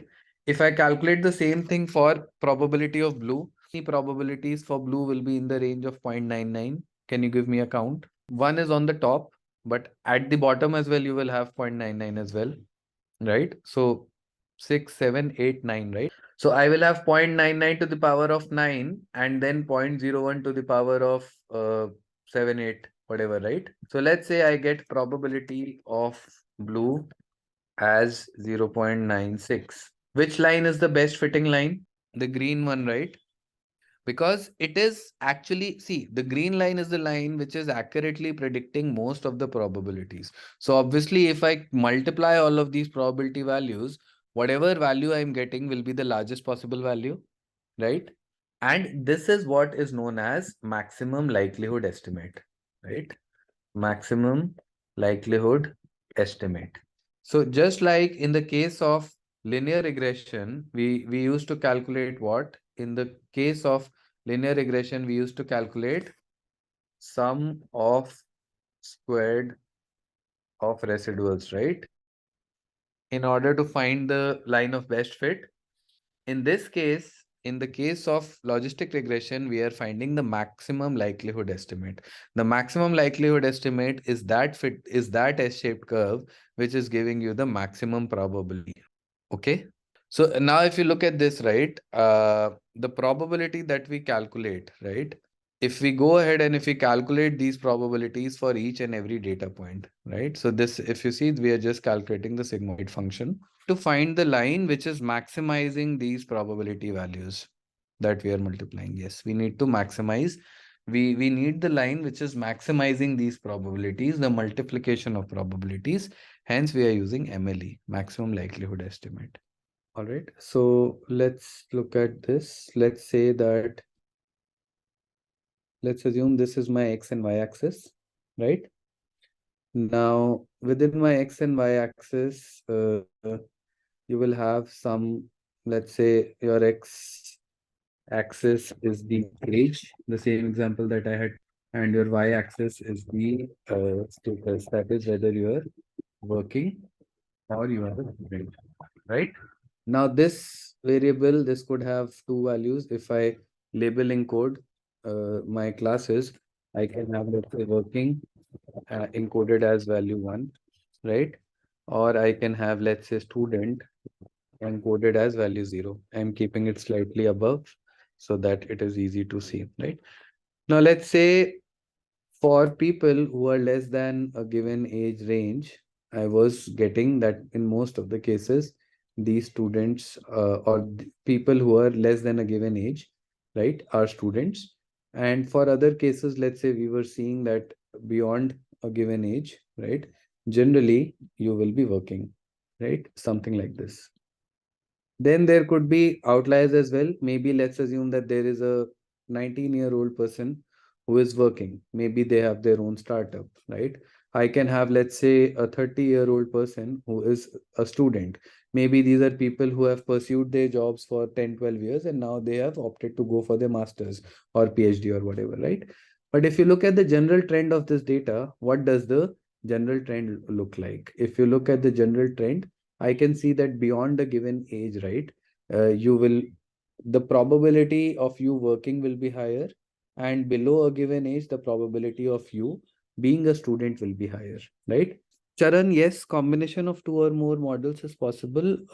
Ensemble learning, right? This is what we call it. Ensemble learning is that you can have three models exposed to the same data. It goes ahead and gives you a prediction, and then you can combine those predictions, right? We'll be learning about such models in due time. But yes, that is possible, right? Now, if you remember, we knew that the sigmoid function is a function which gives us an S-shaped curve, right? So the sigmoid function is a function which gives us an S-shaped curve as an output, right? Now, let's say I go ahead and I get an S-shaped curve which looks like this, right? Or let's say I get a different S-shaped curve which looks like this. Or the one that I'm marking in green is apparently the correct curve. Let's say I get an S-shaped curve which looks like this, right? Now my logistic regression model, right? Which curve out of these three it should select? How will we find that? Just like in the case of linear regression, we were talking about how do we select the line of best fit. Over here, my question has changed now that how will you identify which line is the best fit? The green one will be the best one. That is obvious from here. Now, why do we think that the green is the best one? So green one covers the maximum points. That is correct. How can we identify that the green one is covering the maximum number of points? If I multiply the probabilities of all of these points, right? The probabilities that I have gotten from the model, if my line is covering maximum number of points, then the probability of the predicted probability that I'm getting from all of these points should be high, right? Now, let's do a very simple exercise. I want you to go ahead and although counting is not possible, but still if you can use thinner lines. So let's say this is the green model, right? Let's say this is the red model, right? And let's say I have a blue, which is this one, right? Let's say these are three lines. Now, can you go ahead and can you tell me how many classes will be predicted accurately by the green line? You will have to count. For the green one, how many are predicted accurately? At the bottom, we have 9, and on the top, we have once again 9, right? So we have 18 correct predictions for green. And how many predictions for green? Incorrect for green will be 1. Is it 1? No, right? It will be for green, you have 1, 2, 3, 4, 5, 6. 6 will be incorrect, right? What about red? The red one looks to be doing better, right? If you see the red one, it is giving us 19 correct predictions and only 5 predictions which are incorrect, right? And what about the blue one? Blue one, 14 correct and 10 incorrect, right? Now, which line do you think will be the best performing line? Is it the green or the red? Red, right?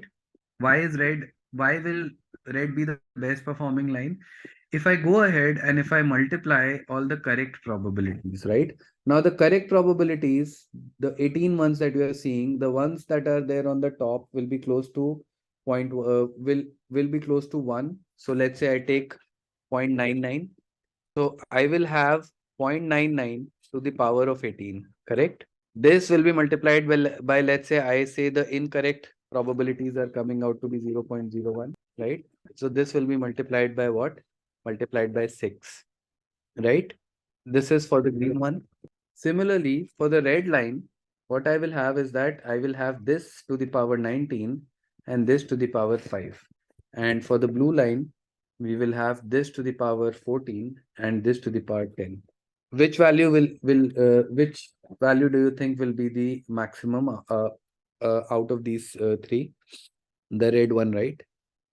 Right. So this is what we mean by a maximum likelihood estimate. We are trying to identify a line which is giving me the maximum probability. When I multiply all possible probabilities that are coming out, it gives me the maximum probability, right? All of these points are very close to the line. So I am taking the probability as 0.99.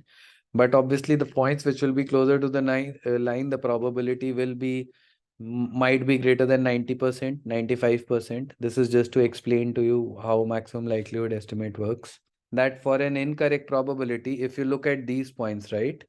If you look at these points, my model is predicting a probability of somewhere around, or let's take this point. For this point, my predicted probability should have been 0.99, but my predicted probability will be somewhere down below, right? So down below, I'm assuming that it will be close to 0. Okay. Now the same concept has been explained in the examples on this slide, right? Uh, so we had done till here. If we go ahead and if we start getting the predicted probabilities now, right? Now, if you remember, this was the log of odds. This log of odds, if I take this through the sigmoid function, I will get a predicted probability, right?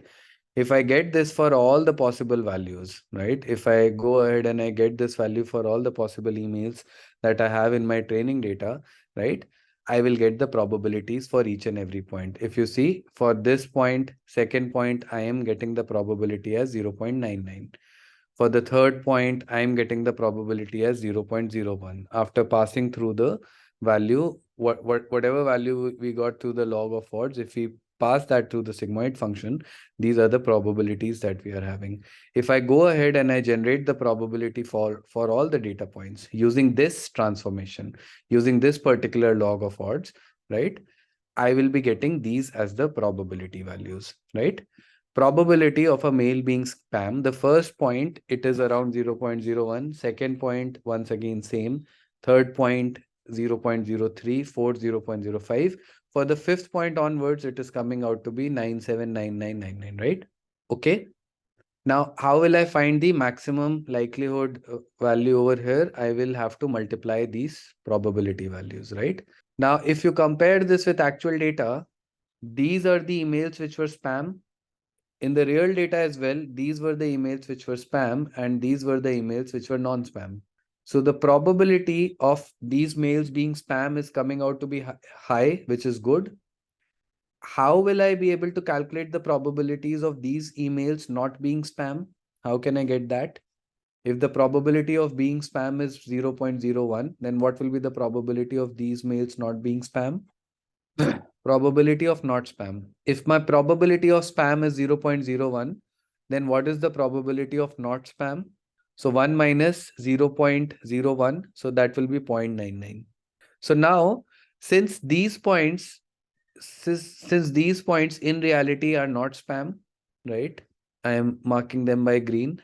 Since these points in reality are spam.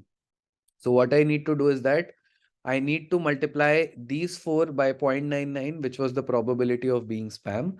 I need to multiply these 4 with the probability of them not being spam. Not being spam, I will do a 1 minus of 0.01. So that's what we'll do, right? We'll go ahead and we will multiply all of these. Now, if you see, for the first 4 probabilities, we are taking 1 minus 0.01. For the last 4, they will be as it is. Because the first 4 emails, in reality, they were not spam. When they were not spam, then the probability of them not being spam will be 1 minus 0.01.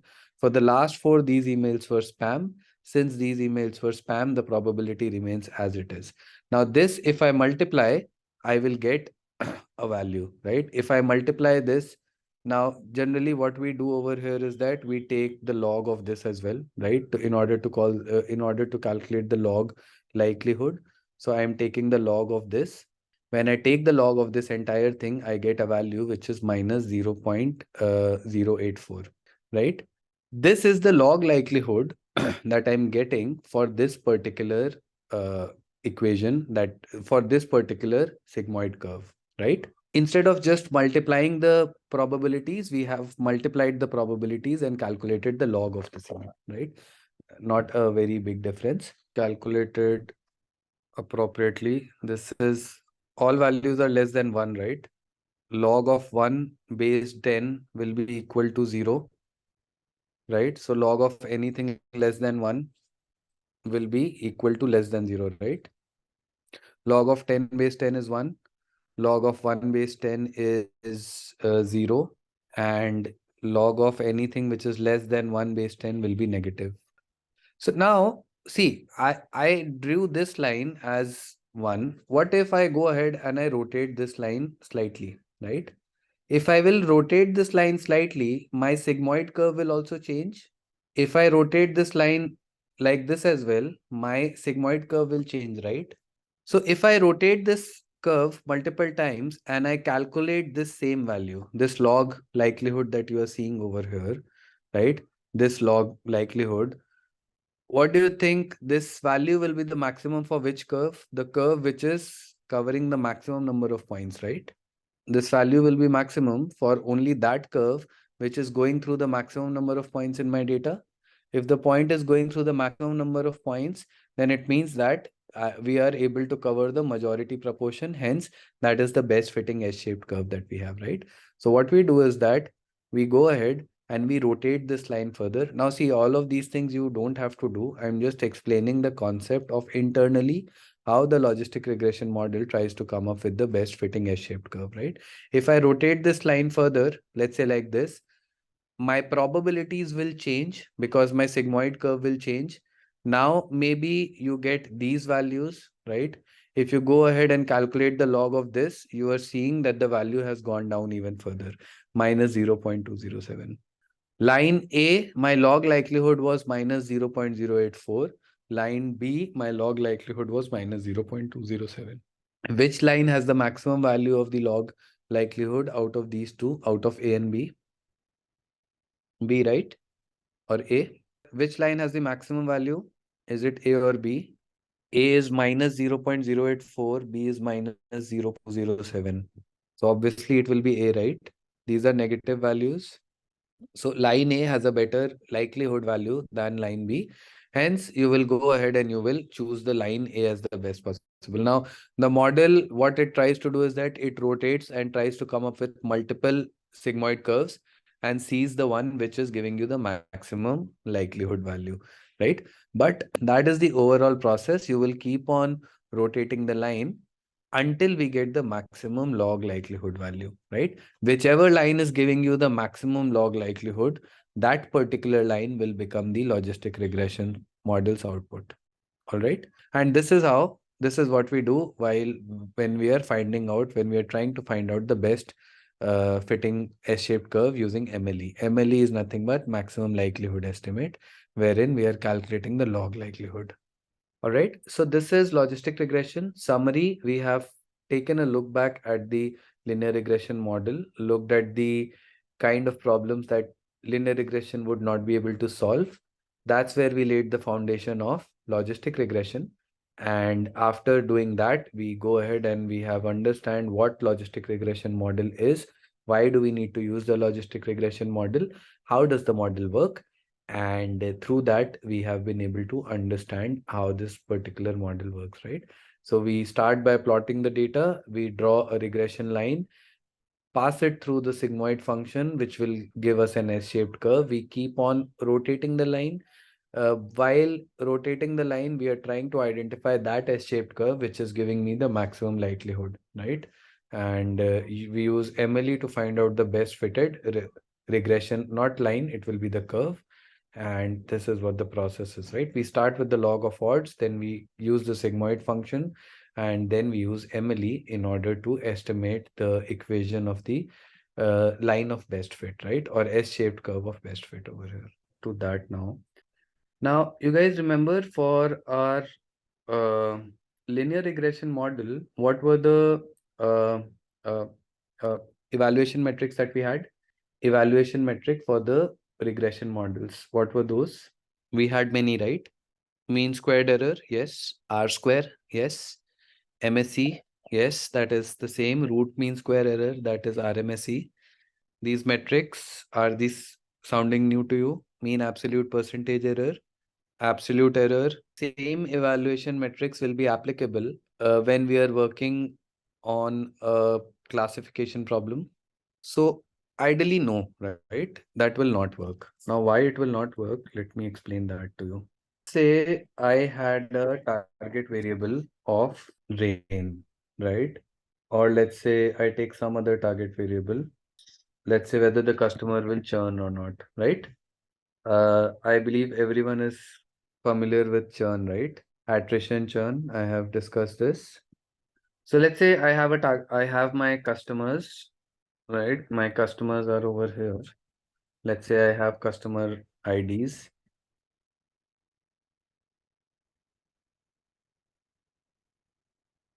Right? I'll have 10, right? So 10 are fine. Okay, so let's say these are the customer IDs that we have, and the actual data that we had is this customer churned, this customer did not churn, this customer did not churn, this churned, this one did not, this one did not, this one did not, this did, and this one did not, right? This is my actual data. Okay, now let's assume that I build a logistic regression model, and from this I get a predicted churn. After building the model, I will be able to get a predicted churn, correct? Now, how many types of predictions can I get from the model? I can get a, I can get correct predictions, right?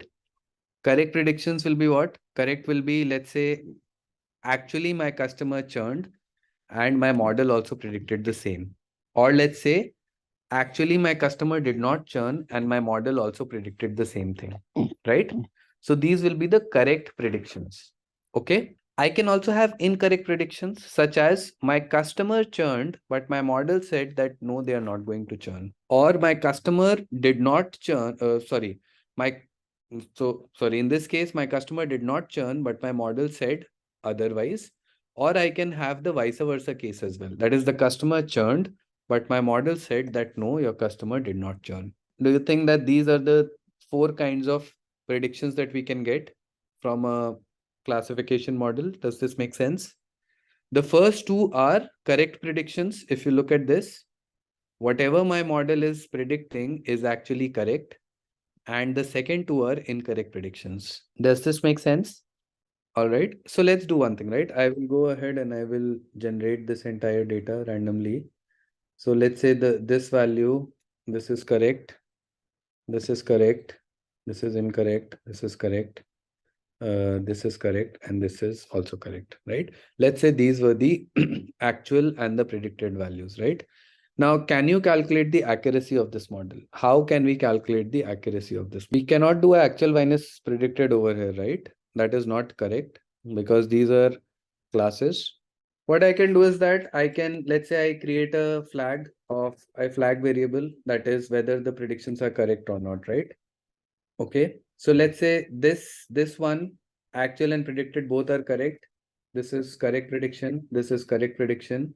This is not correct, right? This is also not correct, right? This is correct. This is correct. This is not correct. This is correct. This is correct. And this is correct. Does this make sense? I have just listed down the predictions which were correct and the predictions which were not correct. If I go ahead and if I take a sum of this should be this is not a binary variable. So let me do 1, 0. This 1 is for correct predictions, 0 is for incorrect, right? This is 1, this is 1, this is 0, 1, 1, 1, right?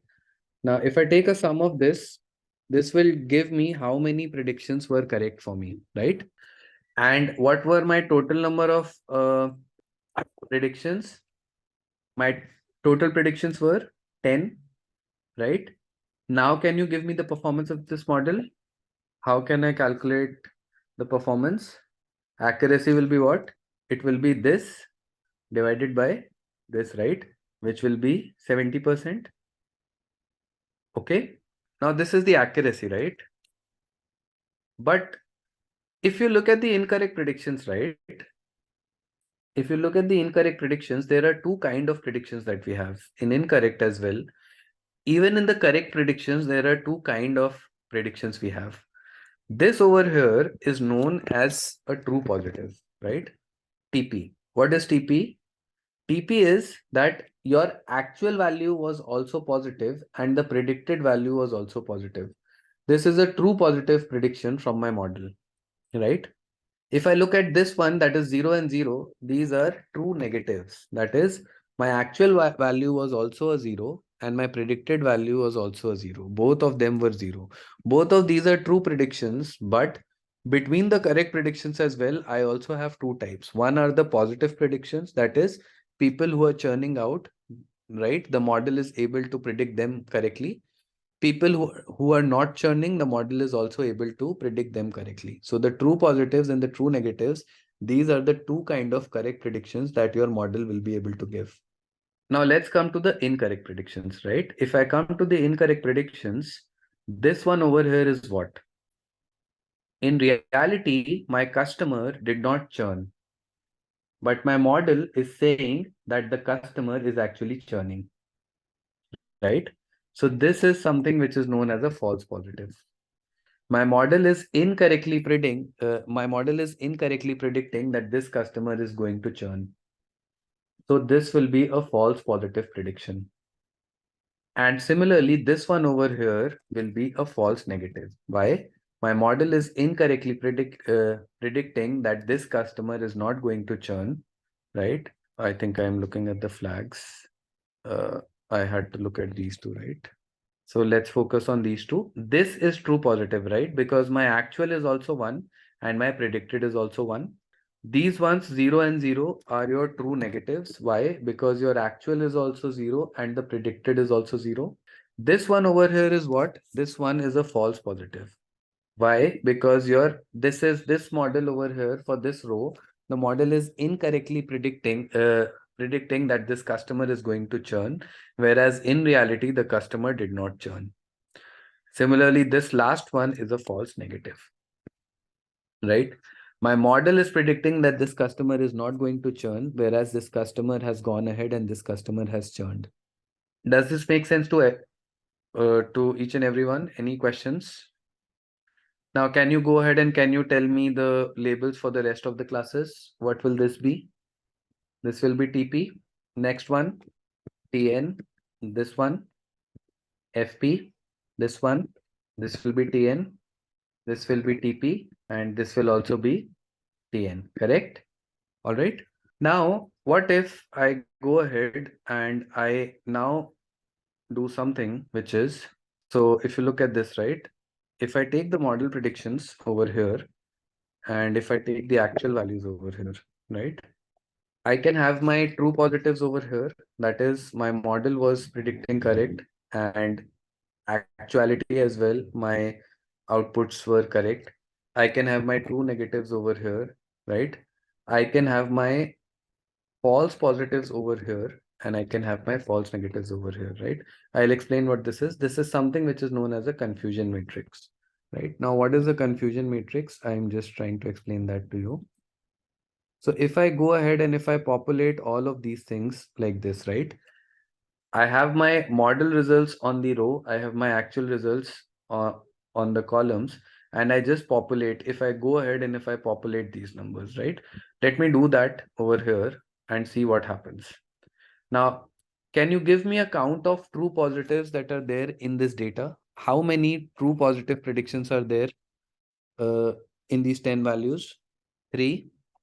So true positives are 3. What are the true negative values? How many false positives? 2. How many false negatives?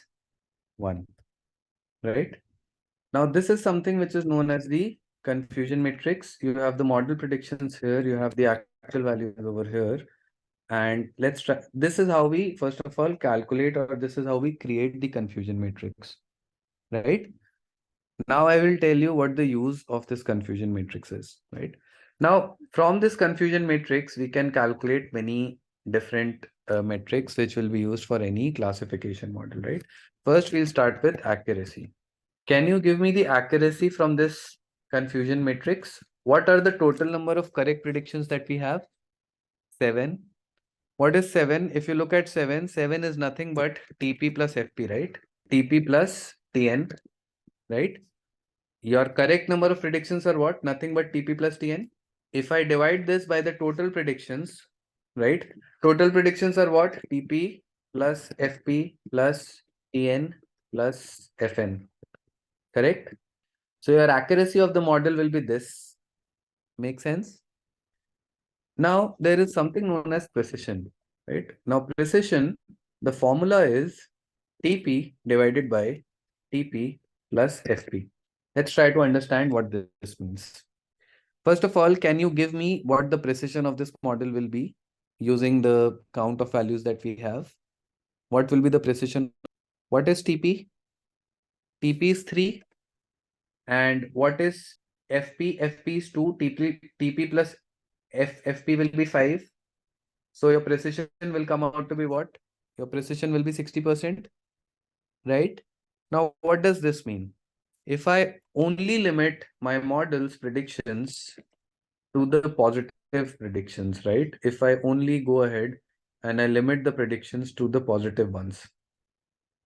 All right, so let me just color code this. So uh, if I just limit my model's predictions to the positive predictions, that is the ones which have where my model is predicting a 1, right? This, let's say this, right? This, and this, right? My model in total is giving me 5 positive predictions. Out of these 5, how many predictions are correct? 3, right? Only 3. So what my precision is saying, if you look at precision, my precision is saying that out of the total number of positive predictions that my model is giving, how many are actually correct? Right now, I am only focusing on the positive predictions. I'm calculating the precision for only the positive predictions. If my model is saying that 5 customers are going to churn, out of those 5, how many are really churning out? That is what my precision is telling me about. Correct? Now, I have also one more metric, which is known as recall, right? Now, recall is TP divided by TP plus FN. Can you calculate the recall for this model, first of all, before we move forward? Recall for this model will be what? 3 by 4, 75%. Now, what does recall mean? Now, recall over here is telling me that out of the total positive predictions that were there in the actual data, let's try to mark this, right? What are my TP plus FN in my data? My TP plus FN are nothing but, if you look at this data, right, all of the predictions that were positive or that were 1 in the real data. In the actual data, how many predictions were positive? If you look at this in the actual data, there are only 4 predictions which were positive, right? Out of these 4, how many my model is correctly able to identify? If you look at the first one, the model is able to correctly identify. If you look at the third one, the model is correctly able to identify. If you look at the last one, the model is correctly able to identify. So my recall becomes 75%, right? Now see, a very simple, let me explain this through an example, right? Let's say you have let's say you have 100 patients, or let's say you have patients 1,000. Out of these 1,000, you have uh, 10 patients who have cancer, right? And you have no cancer. You have 990 patients who don't have cancer, right? Okay. Let's assume my model, I create a model which goes ahead and says that all the patients, all the 1,000 patients do not have cancer. What will be the accuracy of this model? My model is saying that all 1,000 patients, they do not have cancer. What does this mean? Can you give me the accuracy of this model? So if my model is saying that all 1,000 people have cancer, these 990, for these 990 patients, the prediction will be correct, right? Because they don't have cancer. But for these 10 patients, the prediction will be incorrect. But if you calculate the accuracy will be what? It will be 990 divided by 1,000, right? Because 990 predictions are still correct. So the accuracy will come out to be what? 99%, right? But do you think that this is a good model? So you might have killed these 10 people for whom you were not able to predict that they have cancer.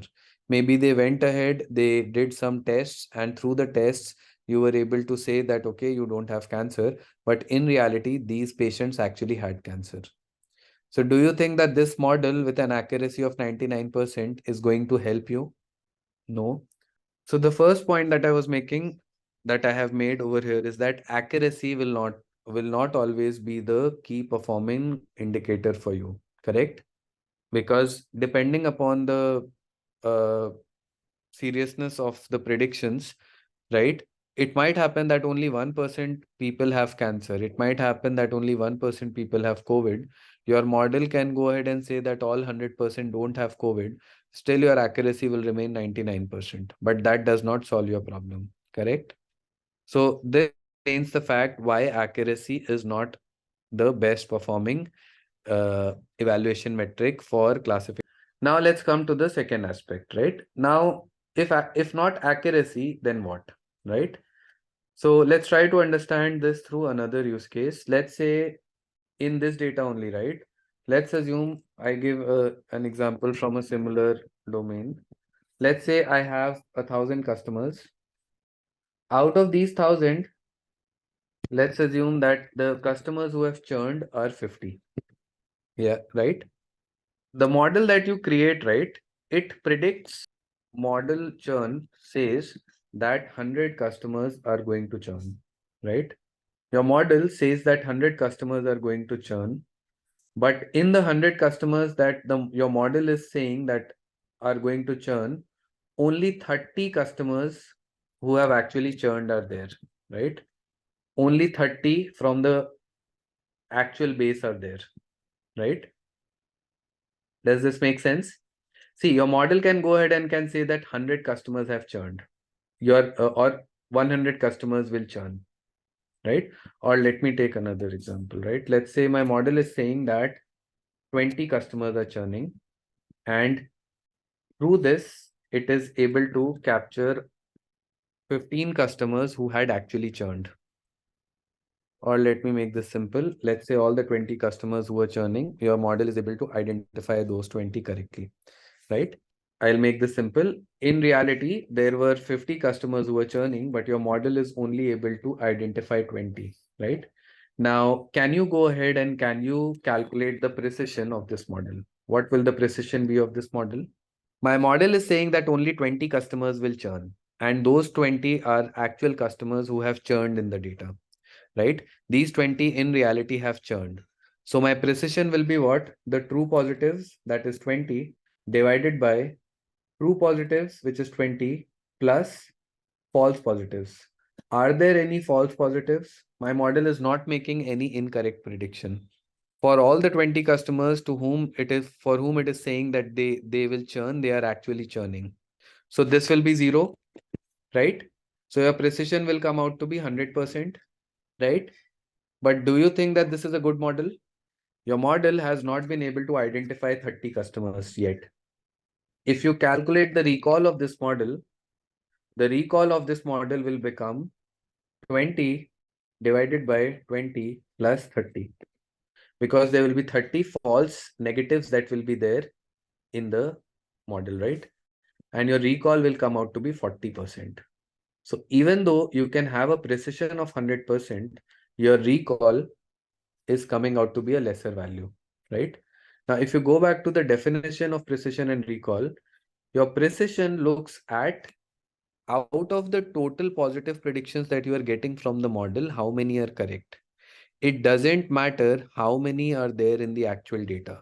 In actuality, there might be 100 patients who have cancer. But if your model is predicting 20 have cancer and all the 20 in reality do, the precision will become 100%. But the recall will become 20 by 100, which is only 20%.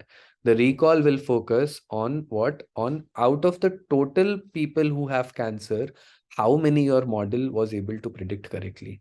Precision, if you look at this precision over here, precision only focuses on the positive predictions that your model is giving, right? Let's assume that 100 patients had cancer, but your model says that only 50 have cancer, right? And your model is able to correctly identify 50 customers or 50 patients from the set of 100 patients who had cancer. Now, your precision for this model will become 100%. Why? Because the model was saying that 50 people will have cancer, and these 50 people in reality have cancer, right? They actually went ahead and they had cancer. But do you think a precision of 100% will do justice to your model in this case when you have 50 other people who are not being identified correctly? No, right? So in order to capture the entire data, we have something known as recall. What recall says is that out of the total number of people who have cancer, how many your model is able to identify correctly, right? So your recall will be 50, which is the number of people your model is able to identify correctly having cancer, divided by the total number of people who have cancer, which is 100. So the recall will become 50%. Even though you have a precision of 100%, as soon as your recall becomes 50%, you will realize that your model is not doing a very good job. Okay, so we have covered the logistic regression model theory. We have covered the evaluation metrics, right? That these are the important aspects. And now we will move on to the hands-on. The data that we have is data about patients who have suffered from a heart attack and of certain other people who have not suffered from a heart attack, right? So the target variable that we have over here, this target variable is a categorical target variable, which indicates whether a person has suffered from a heart attack or not, right? Has had a heart disease in the past, right? So that's the target variable. Now we want to predict this target variable by using a bunch of factors, right? By using a bunch of medical factors that we have collected about these patients, right? So we have the age of a patient, right? So my data will be unique at a patient level, right? For each and every patient, my target will say whether the patient has had a heart attack in the past or not. And then I will, let's say there is a patient who had a heart attack. I will talk about the aspects such as what is the age of this particular patient, right? That will be one. So the age, what is the sex of the patient, right? Male, female. What is this CP? So CP is the short form for chest pain type, right? So there can be different kinds of chest pain that a person can have, right? So if you see, these are 0, 1, 2, 3. These are medical terms. Someone who is familiar with these will be able to explain or understand these. But even if you're not familiar, that's okay.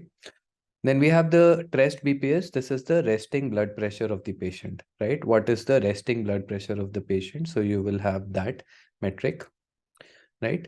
Then we have cholesterol. That is the cholesterol level of the patient. We have FBS, which is fasting blood sugar. We have rest ECG. So this stands for resting electrocardiographic results. So your tests that we have, right, with respect to heart, ECG. We have THALAC. This refers to the maximum heart rate achieved by the patient during an exercise test. So there is an exercise test that usually is carried out for people who have heart diseases in order to identify the in order to find out the maximum capacity of the heart, right? So that is THALAC. So, right. Exang is once again, this is once more a kind of a test, whereas exercise, when a patient does exercise, right? When you are, let's say, running, there will come a point wherein you start feeling some kind of a pain in your chest, right? So that is your exang variable. Old peak, this represents the depression induced by exercise relative to rest. Slope refers to the slope of the peak of exercise. So now, if you see, all of these are highly specific, highly technical terms. CA stands for the number of major vessels colored by fluoroscopy. So basically, this tells you how many vessels are blocked, right? That will be that we will get to know by CA. Finally, we have the target variable, that is whether or not the patient has had a heart attack in the past, right? So this is the data that we have. Now, what do you guys think? Do you think that the features that we have are important, are significant features which will help us in predicting whether a patient might suffer from a heart disease or not, right? So looks good. So let's go ahead, let's read this data. So the data that I have explained just now, the same data is contained in the CSV. This CSV, if you see over here, this heart1.csv is the one that we are reading. And you can see over here that This is all the variables that we have talked about, they are present over here, right? And we have the target variable, which is whether the person has had an heart attack or not, right? So looking at the target variable, looking at the features, do you guys think that logistic regression is the best suited model for this? Yes, right? All right, so let's get started with the EDA, right? We'll commence with the EDA of this model. So EDA, first we'll try to find out the distribution of the target variable, right? Now the distribution of the target variable, that is how many patients suffered a heart attack, how many patients did not in this data. Let's try to find that out. I have 303 rows in total over here. So there are 303 patient records that we have. Now, if I go ahead and if I call the value counts function, right? So either you can do datasets.target or you can do dataset colon, in double quotes, you can give target, right? So if you look at this here, I can see that 54% of the patients in this data have had an heart attack in the past, right? 45% patients have not suffered from a heart attack. What does this do? Normalize equals to true. If I do not give this parameter, this will give me the count, right? This will just give me a count. If you want to see the proportion or the ratio, you will give normalize equals to true, right? So this gives me 0.54, 0.45. If you want to look at the percentage, you will multiply this by 100, right? As simple as that. Shape of the data, 303, 13. This we have already seen. So 303 patients in total. So that's good. We have seen the value counts, so no need for this. I will eliminate this. We can go ahead and we can plot the target variable distribution as well. So I'm using a count plot, passing my target column. Data becomes data set. I give a palette. If you want to change the color, you can give a specific color. If you exclude this, it will take the default color of, I think, blue and orange, whatever that has, right? If you see blue and orange, right? So if you want to change the color, you can give the palette as well. Any color that you want to give, you can give that. Let's look at the correlation matrix over here, right? A similar level of EDA you are supposed to be doing over here as well, right? So let's look at the correlation heat map. So dataset.core, this will give me the correlation output. I go ahead and I just plot this in a heat map, right? And this is what my output looks like, right? Now you can either look at this heat map or you can also look at the tabular output as well, right? You have to give the figure size. Try figuring that out. Yeah, figure size is there, right? Now, if you want to look at this, you can see this. Now let's focus on the target variable at the bottom, right? Let's look at the target variable at the bottom over here. You can see that the target variable that we have, just go through this and see if you feel that this target variable is correlated with the variables that we have or not. Do the correlations look good? So if you see, each and every variable has a decent correlation with the target, right? Now I will not see very high values over here. Why? Can someone tell me why I will not see very high values over here for correlation? Not multicollinearity. So see, our target variable is categorical in nature, right? Our target variable is not linear in nature. Now, correlation is a metric that works well with two variables which are linearly distributed, right? Over here, one variable is categorical. The other might be linear.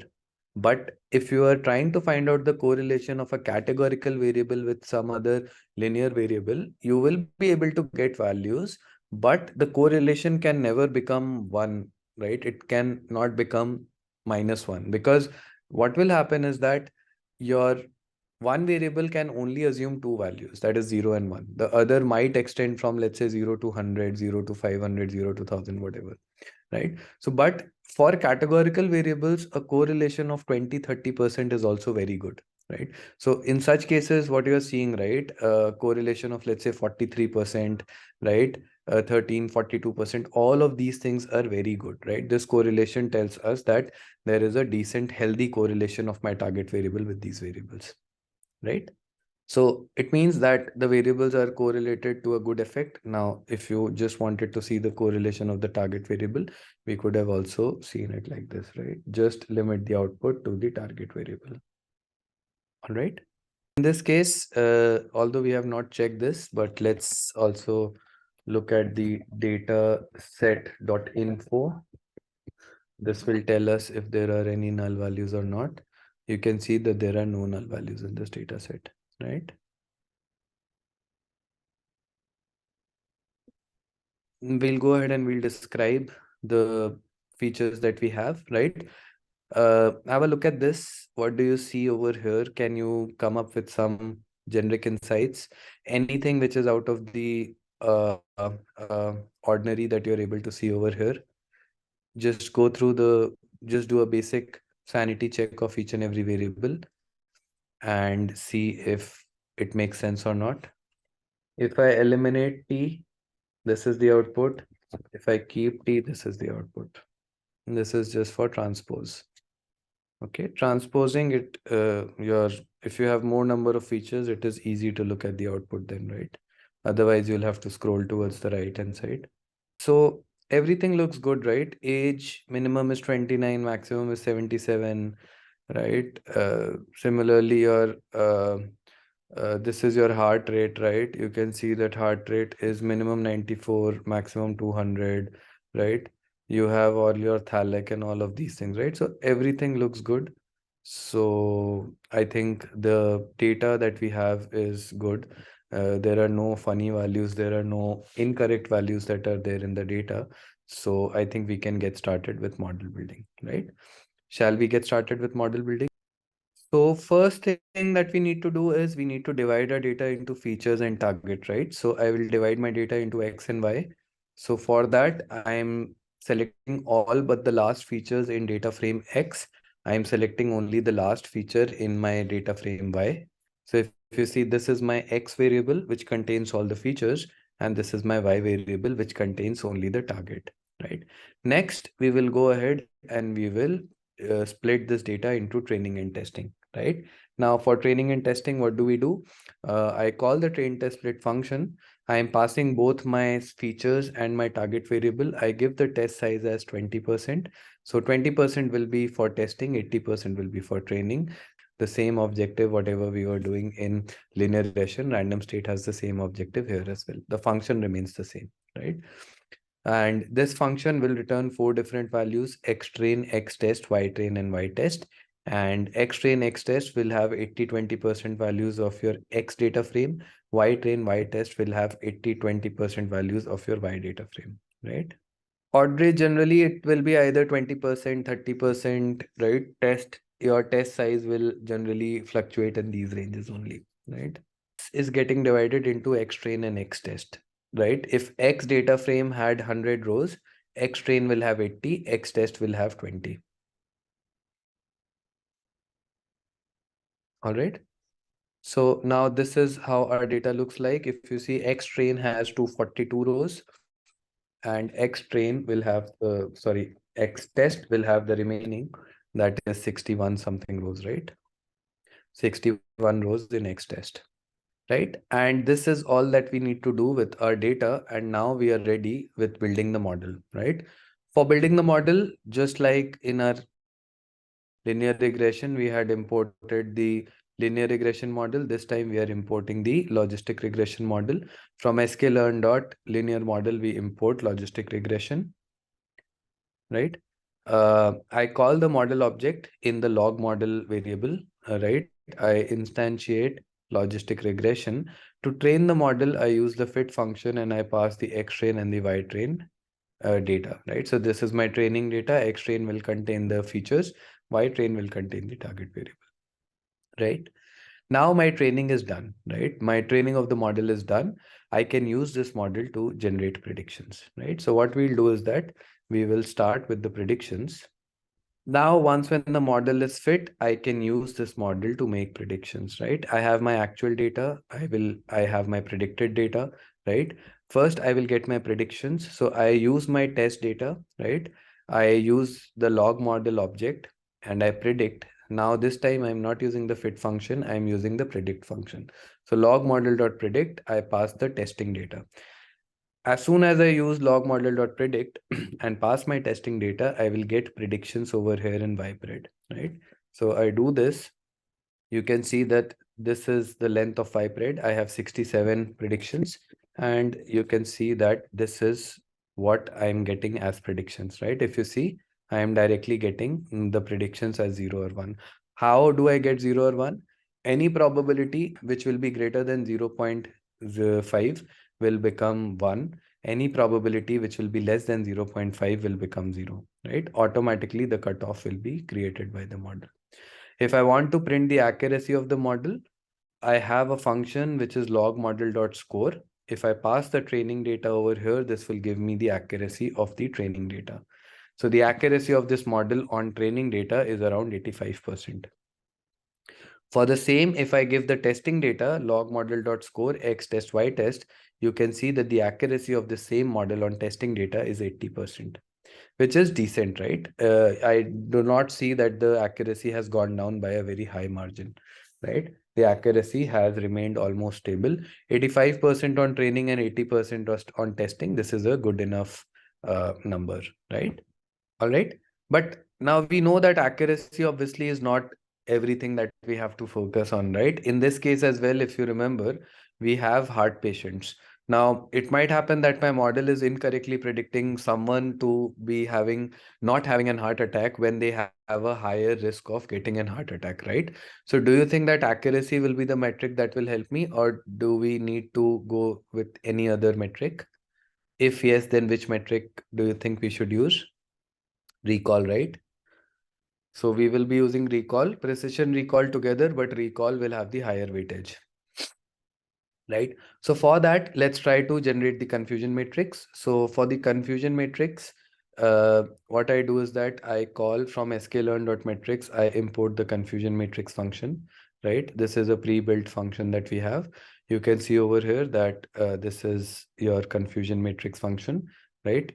It's there in the sklearn.metrics library only. I call the confusion matrix function. To this function, I need to pass the actual values of y train and the predicted values. So actual is y train, the predicted is log model.predict x train, right? Either you can save it in a variable and pass that, or you can directly get the predictions, right? I run this, and you can see that this is the confusion matrix that we are getting, right? Now for the confusion matrix, you can see that this is for your 0 class, this is for your 1 class, right? Similarly, this is for your 0 class and this is for your 1 class, right? So let's see what my performance is. Now, 120 people out of around 142, my model is correctly able to identify that these people will have heart attack, right? 14 people, it is incorrectly classifying that they will have heart attacks. 22 people, the model is not able to classify that they will have heart attacks, right? Now, if you want to identify the precision recall, I have a metric. Now, confusion matrix will just give me the TP, FP, TN, FN values, right? It will not give me precision recall and all. So if you want to generate the precision recall accuracy, I have another function known as classification report. Now the classification report, I call this function on the same training data, the actual Y and the predicted Y. I run this and you can see that these are the precisions and recalls that your model is giving for the class 1. Now, if you see for the class 1, that is people having heart attack, the precision is 85% and recall is 90%. This is decent, right? My model is covering 90% of heart attack patients. In reality, 90%, if there are 100 people who had a heart attack, my model is able to cover at least 90 of them, which is good, right? My model is doing a decent job over here. I can also generate the same confusion matrix for my testing data. This was for my training data, and this is the same for my testing data. And I can also generate the classification report for my training data. Sorry, for my testing data. So you can see that for my testing data as well, my recall is 84 and my precision is around 79%, which is decent, right? This log model.predict x train will give you the predicted value only. If you run this will give you the predicted value, right? You can directly take the variable or you can directly pass the values. You could have taken this particular variable as well by pred, right? Whatever you are comfortable with doing, you can do that. 79%. See, accuracy is not the evaluation metric that we are focusing on over here, right? I think precision, Karan, you're talking about precision, 7984. So this is not very good. Considering this is a medical use case, this is not a very good metric. But logistic regression is a very simple model, right? As compared to other classification models. This is what logistic regression is able to do. But as in when we move ahead in our course and we start studying about more complicated models, we will try to increase this value, right? Right now, the model is doing a decent job. It is not doing a very exceptional job. So yeah, I think that's it. There is not much to the case study over here. You guys would have seen this logistic regression. Uh, Implementing the model is quite easy. Understanding the model is actually what is slightly more tough, right? Now, this is a simple case study that I've taken. Once when we will proceed through the course, right? Once when we have seen almost all the popular models, then I will be taking you through a bigger case study wherein I will be talking about how in the real world we approach such problems, right? In the real world, if you have a categorical target variable, right, you will not generally go ahead and fit only one single model, right? You will, when you go to when you have to buy a car, do you go ahead and do you just take the test drive of one? No, right? You will take, let's say, many test drives, and then whatever car suits you the most, you will buy that. So just like that, while building the model, we do not build just one model, right? So right now the knowledge that we have is limited, so that is why I have taken a simpler case study. But once when we know about all other classification models as well, after that I will be taking one more complicated case study wherein we will see how we can test out different models, how we can identify the best performing model, and how then we can take that model and improve the results even further, right? Audrey, this is incorrect. This is for some other notebook. Don't. If you look at this confusion matrix, the result is telling you that there are 23 plus 26 correct predictions. These are the TP and the TNs. And there are 5 plus 7, that is 12 incorrect predictions. Just a quick info, guys. Intellipaat offers an advanced certification in machine learning and AI in collaboration with Microsoft. Through this course, you can learn all the important concepts of Python, machine learning, deep learning, NLP, computer vision, and much more. The course features live classes with IIT faculty and industry experts, campus immersion at iHub IIT Roorkee, and includes certification from both Intellipaat, Microsoft, and iHub Divya Sampark IIT Roorkee. With this course, we have already helped thousands of professionals successfully transition into careers in AI, ML, and data science. You can check out the testimonials on our Achievers channel. The link is given in the description below. With the 24/7 support, placement assistance, and EMI payment options, this course can definitely set your career on the right track in the field of machine learning and AI. So visit our course page link given in the below description and take the first step towards your career growth in ML and AI. Okay, so let's assume that these are two columns, right? In our data. Okay. Now these are obviously non-numeric columns, but the models that we are studying about, they are numeric models, right? So how do we convert these values or these columns into numerical type, right? That is what label encoding or one-hot encoding is all about, right? Now let's first look at label encoding. Now what is label encoding? If I was to go ahead and if I was to convert this data into labels, right? I have to convert this into a numeric form, right? How can I do that? Let's say I go ahead and the same two variables, the most easiest thing for me to do is what? The most easiest thing for me to do is to assign numeric labels to these columns, right? Let's say same data, I have gender, right? I have designation, right? Same data. Now what I say is that male, right? All the values which is male will become 1, right? All the value which is female will become 2, right? So let's say I go ahead and I take this as an example. So male becomes 1, female becomes 2, 2, 1, 1, 2, 1, right? This will become your data, right? Now this is what label encoding is, right? Similarly, if I take designation, let's say data scientist becomes 1, senior data scientist becomes 2, data scientist 1, lead data scientist becomes 3, data scientist 1, then 2, right? So this is how I can convert my data to a numerical form. Okay. But if you look at these two variables, right, these two variables are categorical, but in categorical as well, right, these variables are slightly different. See, for designation, there is an order, right? A data scientist is the junior most position. Then you have a senior data scientist. Then you have a lead data scientist, right?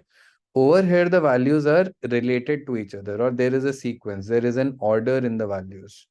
But do you think that within male and females, do we have any order? It's not that a male is greater than female or a female is greater than male, right?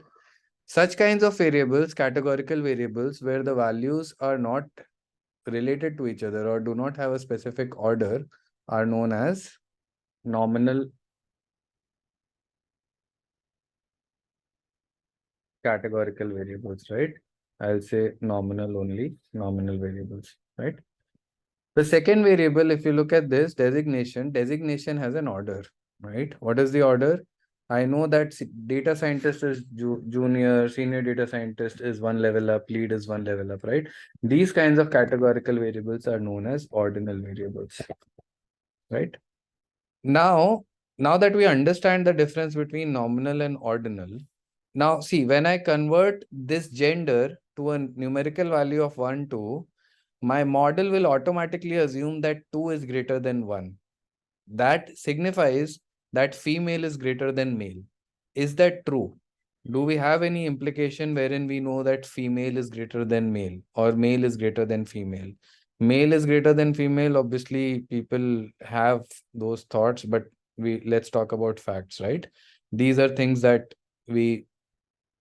you cannot have an order, right?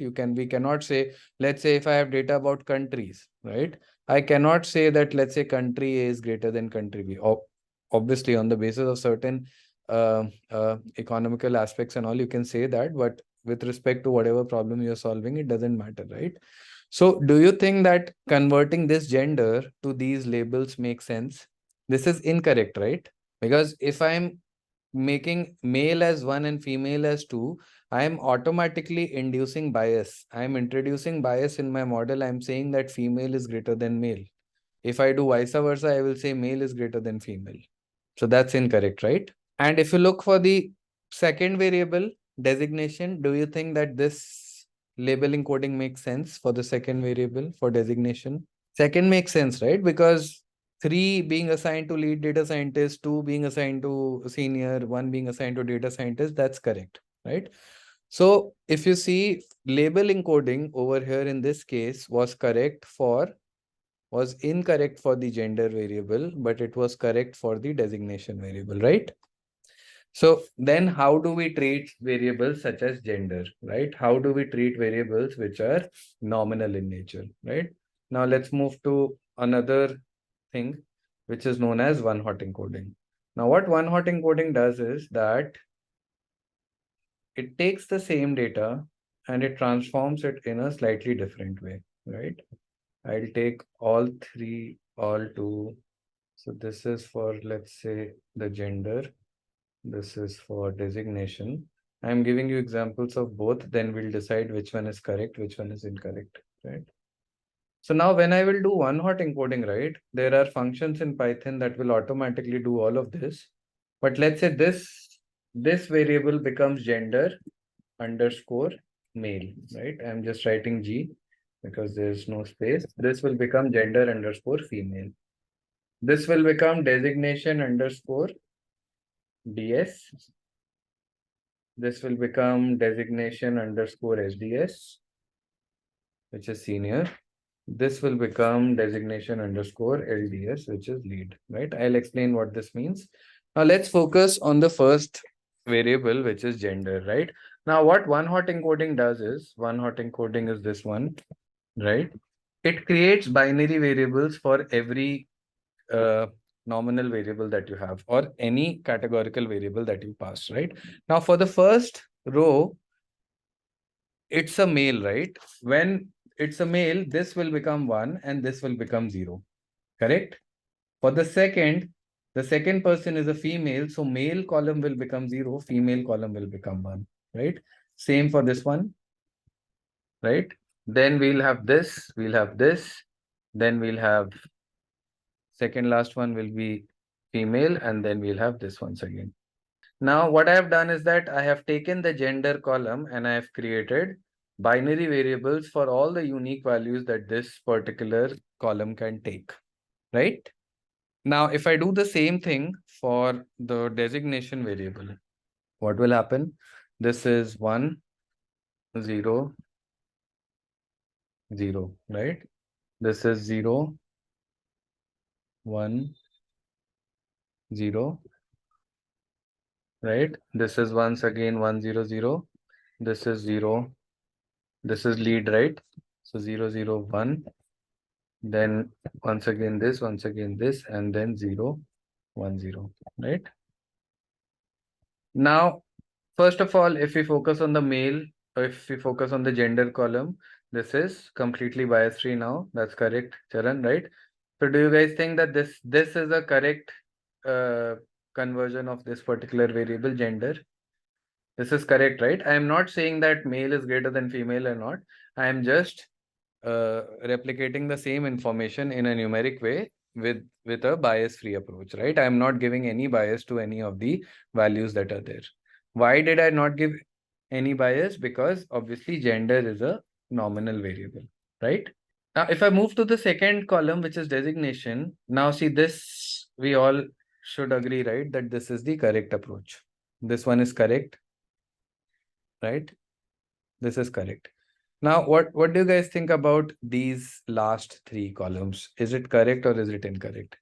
How can I make that 0 now? So let's say this is 0, right? All right. Now for the designation column, do you think that this transformation, one hot encoding, do you think that this is correct? See, in the nominal variables case, this was incorrect. But over here, do you think that this approach is incorrect? This also looks correct, right? What is different in this one? So if I compare, let's say this from this, what is the difference? So see, for our ordinal variables, right, both approaches can be correct. But if you look at the second approach, in the second approach, you are losing information about this variable. The information that you are losing is the order, right? So I am, although it is correct. It is saying that this first person is a data scientist, second is a senior, third is a lead, and so on and so forth, right? Whatever. It is that information is intact. But the model now does not know that a senior data scientist is greater than a data scientist. A lead data scientist is greater than senior data scientist. So you are only portraying 50% of the information. So there is lack of information that is happening in the second case, right? So this is how we treat our categorical variables, right? Now, these concepts, I have interviewed people having 8 to 10 years of experience, and these concepts were not even clear to them, right? But now if I go ahead and if I give you a case study, right? I go ahead and I give you a case study, I'll tell you that you have two columns. One is the department of the products that they belong to, right? And one is the product name, right? Now I want you to tell me how will you convert these two categorical variables into a numeric form? What will be your response? One is department, the other one is the name of the product. How will you convert these into a numerical form? This is a question. So assume that the department column, right? I believe the example would be confusing, but assume that the department column has, Let's say milk is mapped to dairy, dairy is mapped to consumables, consumables is mapped to, let's say, something else, right? So if that is the case, if let's say department is something that has an order, right, then in that case, that will be uh, transformed using one-hot encoding, label encoding, and the product names will be classified or will be converted using one-hot encoding, right? So let's get started with decision trees now, right? Linear regression, logistic regression. Linear regression was what? Classification. No, regression. Logistic regression was classification, right? Does data science end here? No, right? When you go to buy a car, is it only Tata, Maruti? That is there only just one brand? No, right? You have options. Just like that, in case of machine learning data science, we have options.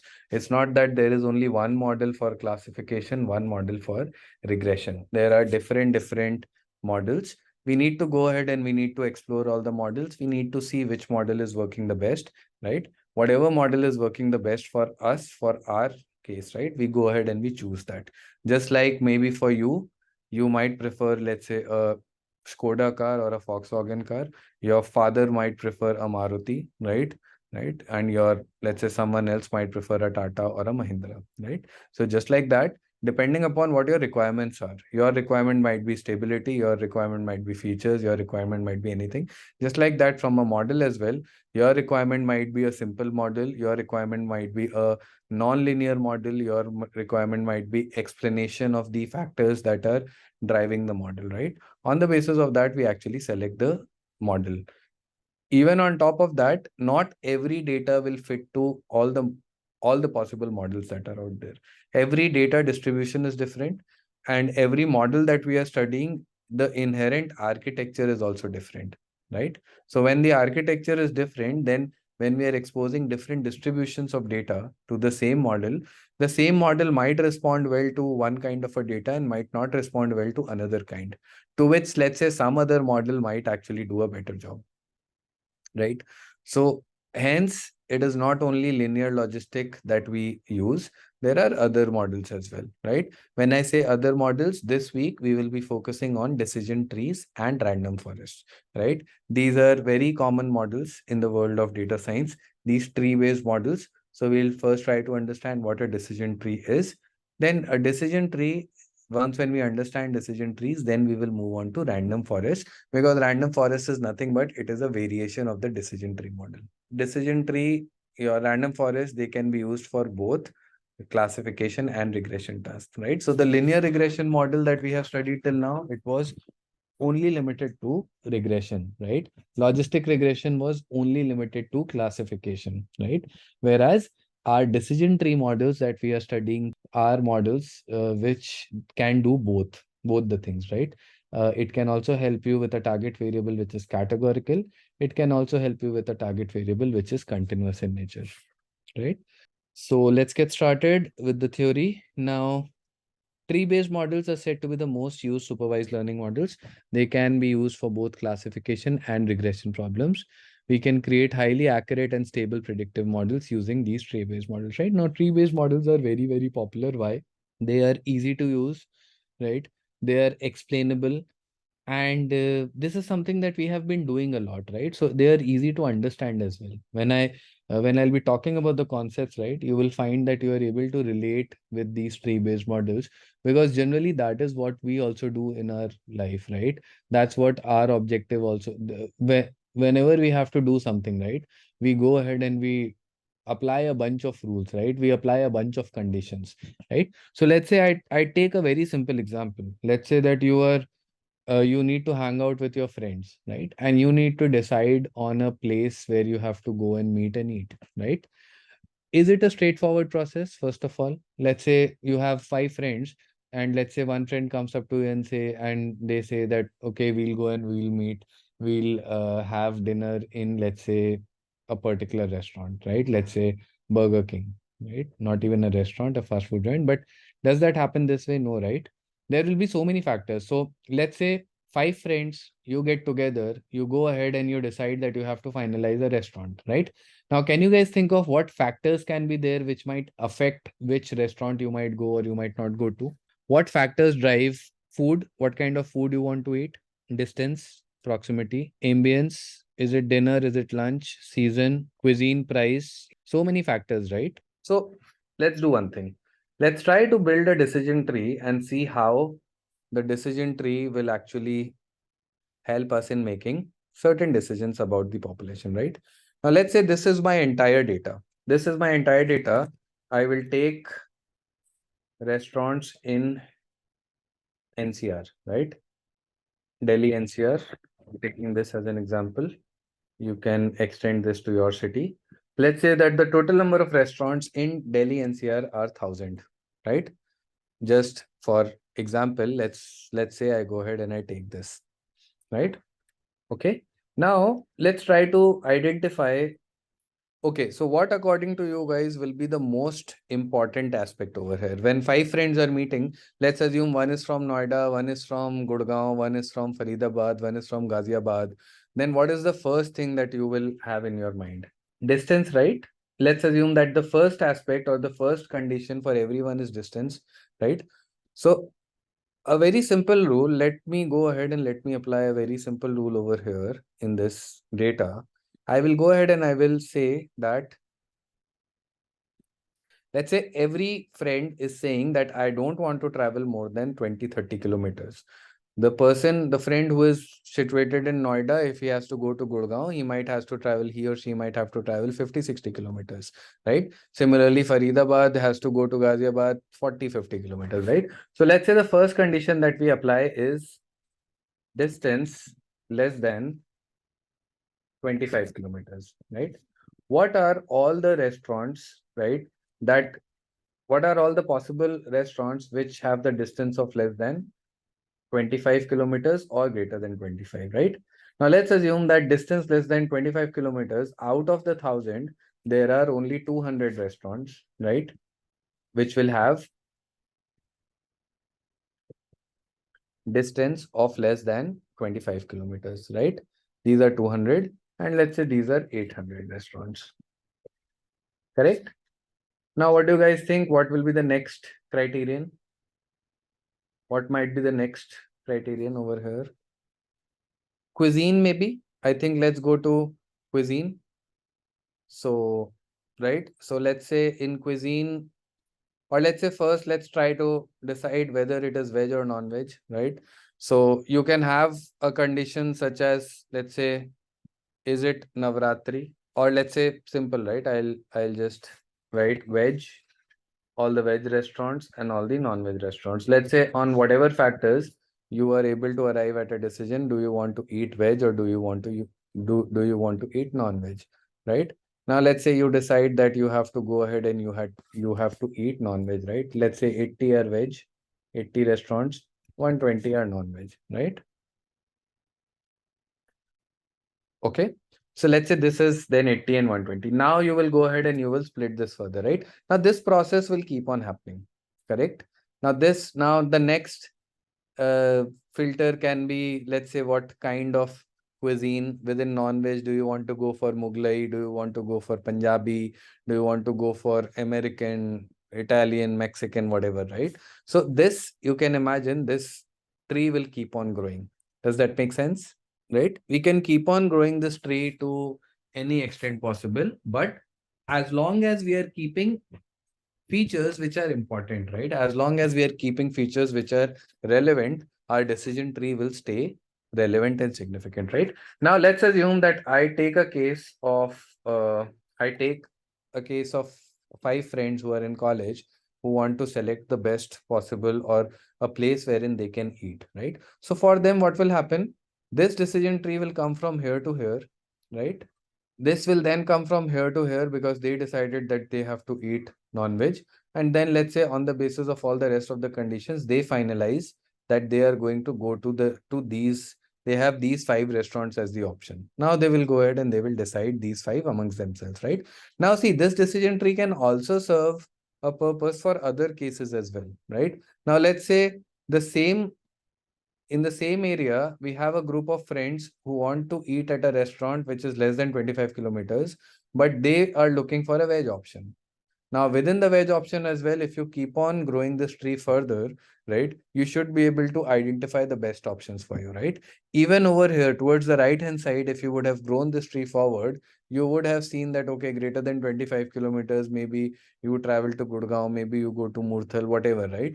But if you see, if you capture all possible outcomes, right, of out of all the 1,000 restaurants that are there in Delhi NCR, you can go ahead and you can divide each and every restaurant to each and every condition or a combination of conditions, right?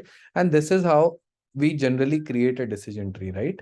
Similarly, when you have to go and you have to buy a car, how do you decide? You will decide a budget, you will decide features, you will decide whether it is petrol, diesel, electric, you will decide what brands you need to go for, right? There are so many factors, and on the basis of this, yes, 5-seater, 7-seater, SUV, hatchback, sedan, saloon, whatever, right? So isn't this how we actually arrive at decisions? Isn't this that in most of the cases you make, whenever you are making a life decision in a, let's say, in a uh, disciplined way, isn't this how you will actually approach a question or approach a situation? Okay, so this is clear to everyone. So this is generally what we mean by decision trees. Let's go through some theory around decision trees, and gradually we will try to understand how decision trees actually work, right? Now, tree-based models are the most used supervised learning models, algorithms. They can be used for both classification, regression. We have gone through this. There are two kinds of tree-based models that we will be going through: decision trees and random forest. However, it is not limited to these two. There are other models as well. But if you understand these two, you should be able to extend the knowledge from here to the other models as well. Let's get started with the decision tree. How is it different from putting criteria and assigning weights to them for decision? We are not assigning weights over here, right? We are dividing our population as per our need, right? As per our requirement. There are no weights that are being applied over here. If you're comparing this with logistic regression, linear regression, in case of linear logistic regression, we were getting the output by combining all the factors, assigning different weights, and then coming up with a common factor. Here, we are taking each and every factor and we are seeing what we are applying conditions on that, and we are trying to come up with homogeneous groups, right? So let's say if your entire population was this, right? So let's say you have,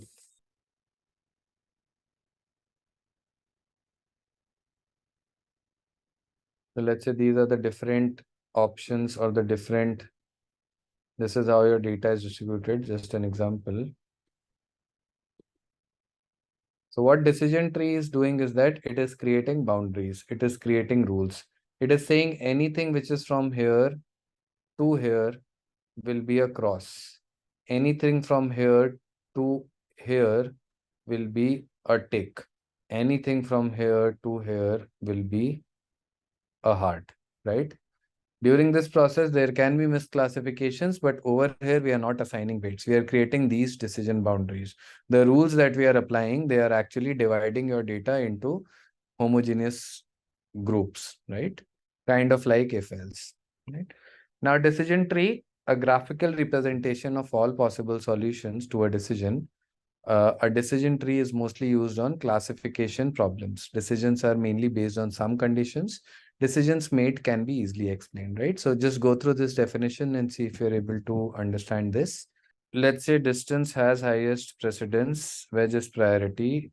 You might still arrive at the same conclusion. Here you have only assigned, you have not even assigned weights, right? You are just saying that, see, when I say that distance has the highest precedence, it is not only distance which is going to give you the prediction, right? We are taking distance as the first cutoff or as the first criterion. After applying distance, you are applying some other criterion as well. I am not saying that the distance has the highest weightage over here. I am saying that I am splitting my data on the basis of distance first because that makes sense first, right? Then if I take some other, if I'm taking any other variable after distance, it does not mean that the importance of that variable has gone down. Overall, all of these rules that you are creating, they work together to go ahead and to come up with the final predictions. So in case of logistic regression, linear regression, we were assigning weights. Here, we are not assigning weights anywhere. We are just trying to come up with a combined set of rules, which helps us in getting homogeneous groups, right? If I'm looking for people who have churned, if I'm looking for people who have not churned, we are trying to identify those groups. Random forest builds multiple decision trees and merges them together to get a more correct and stable prediction. These types of models, right? Random forest is something that is called, these models are actually called ensembles, right? Ensembling is a technique wherein you combine multiple learners together, right? So if you see where a group of weak models combine to form a powerful model, right? Now this is trained with the bagging method. What is bagging? Bagging is nothing but you create a bag of models. All right, now let's try to understand. Let me give you one more example about decision trees, right? Now, let's come back to a data science problem, right? The most common data science problem that we have been seeing is the problem of churn, right? Let's say we have a look at this, or let's take something relatable, right? Everyone would be following cricket, I'm assuming. Let's say India versus England, right? I'm going to make up these numbers, but I think this should be, you should be able to relate to this. Let's say India versus England. Let's assume that India has played, the total matches that have happened are 100. I'm just taking a random example, right? These are not actual values. And let's assume the matches that are won by India are only 10, right? So the win percentage comes out to be what? The win percentage comes out to be 10%, right? Correct? Okay. Now let's see how can we, let's try to break this data down, right? Let's try to build a decision tree on top of this data, right? Now see, when we are building the decision trees, the objective for us is to increase the purity of the of the nodes of the decision tree. What do I mean by purity, right? Let's try to understand what we mean by purity first, and then we will move forward. Now see, this particular, or let me change this to, let's change this to 50%. India versus England. Matches are 100.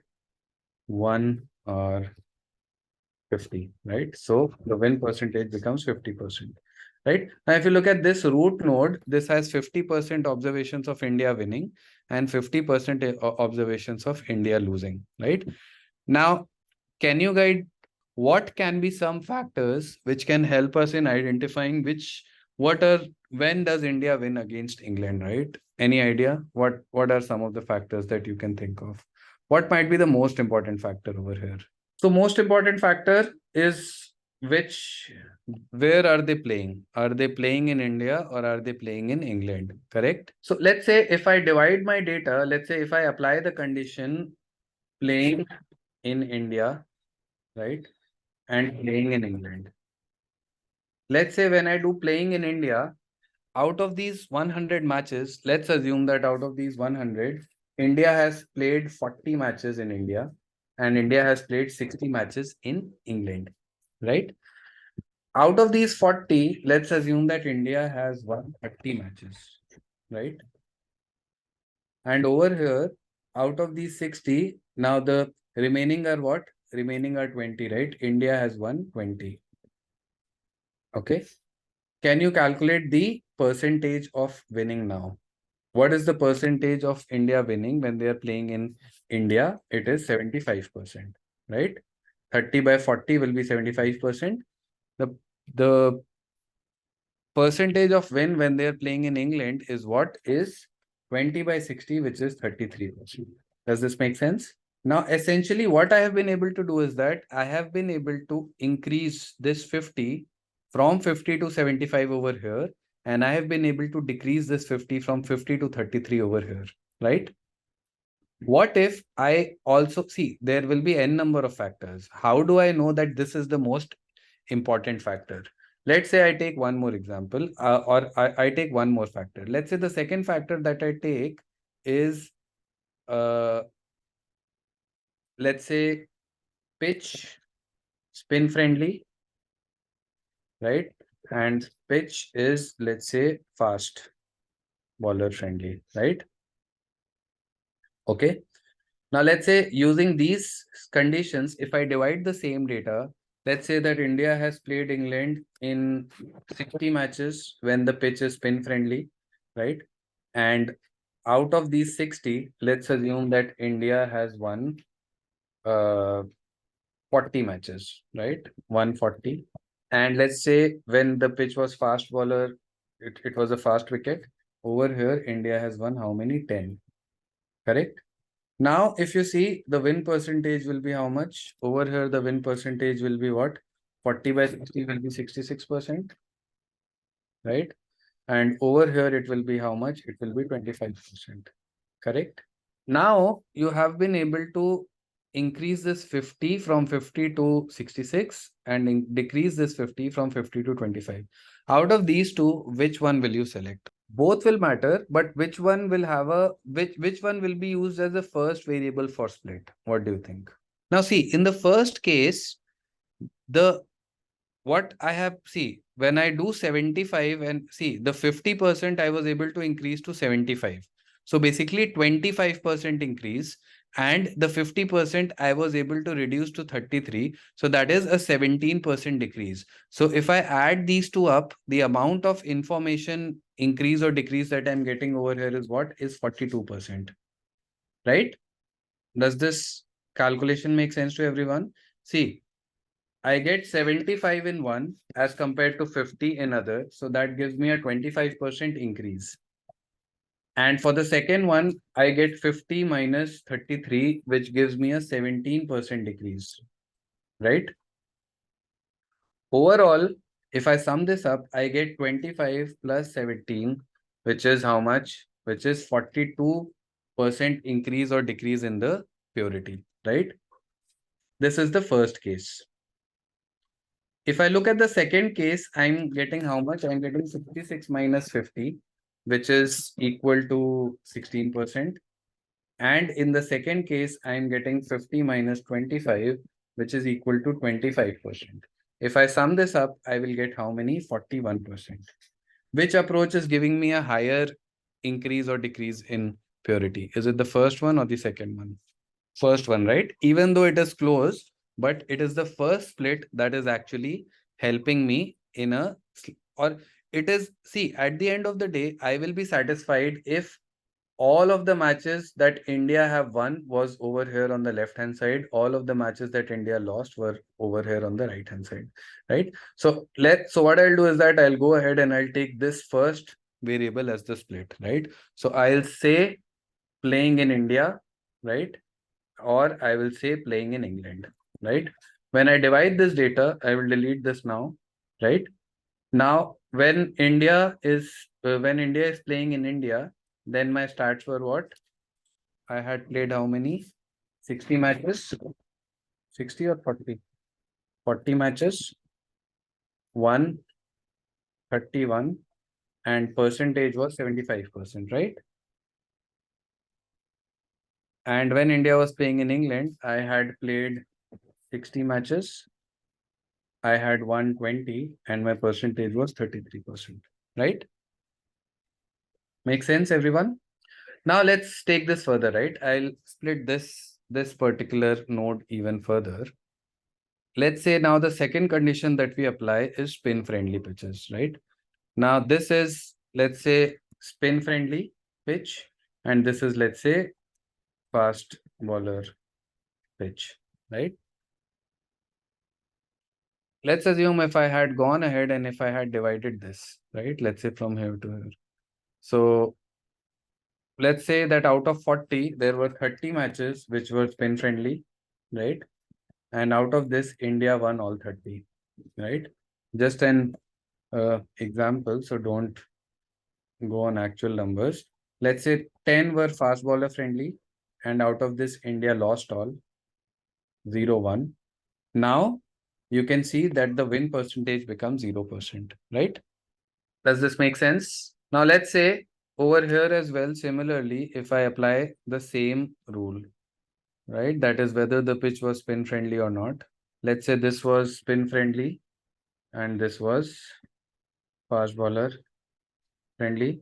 And let's say spin friendly, there were Let's assume 25 matches in spin-friendly pitches. India won 20.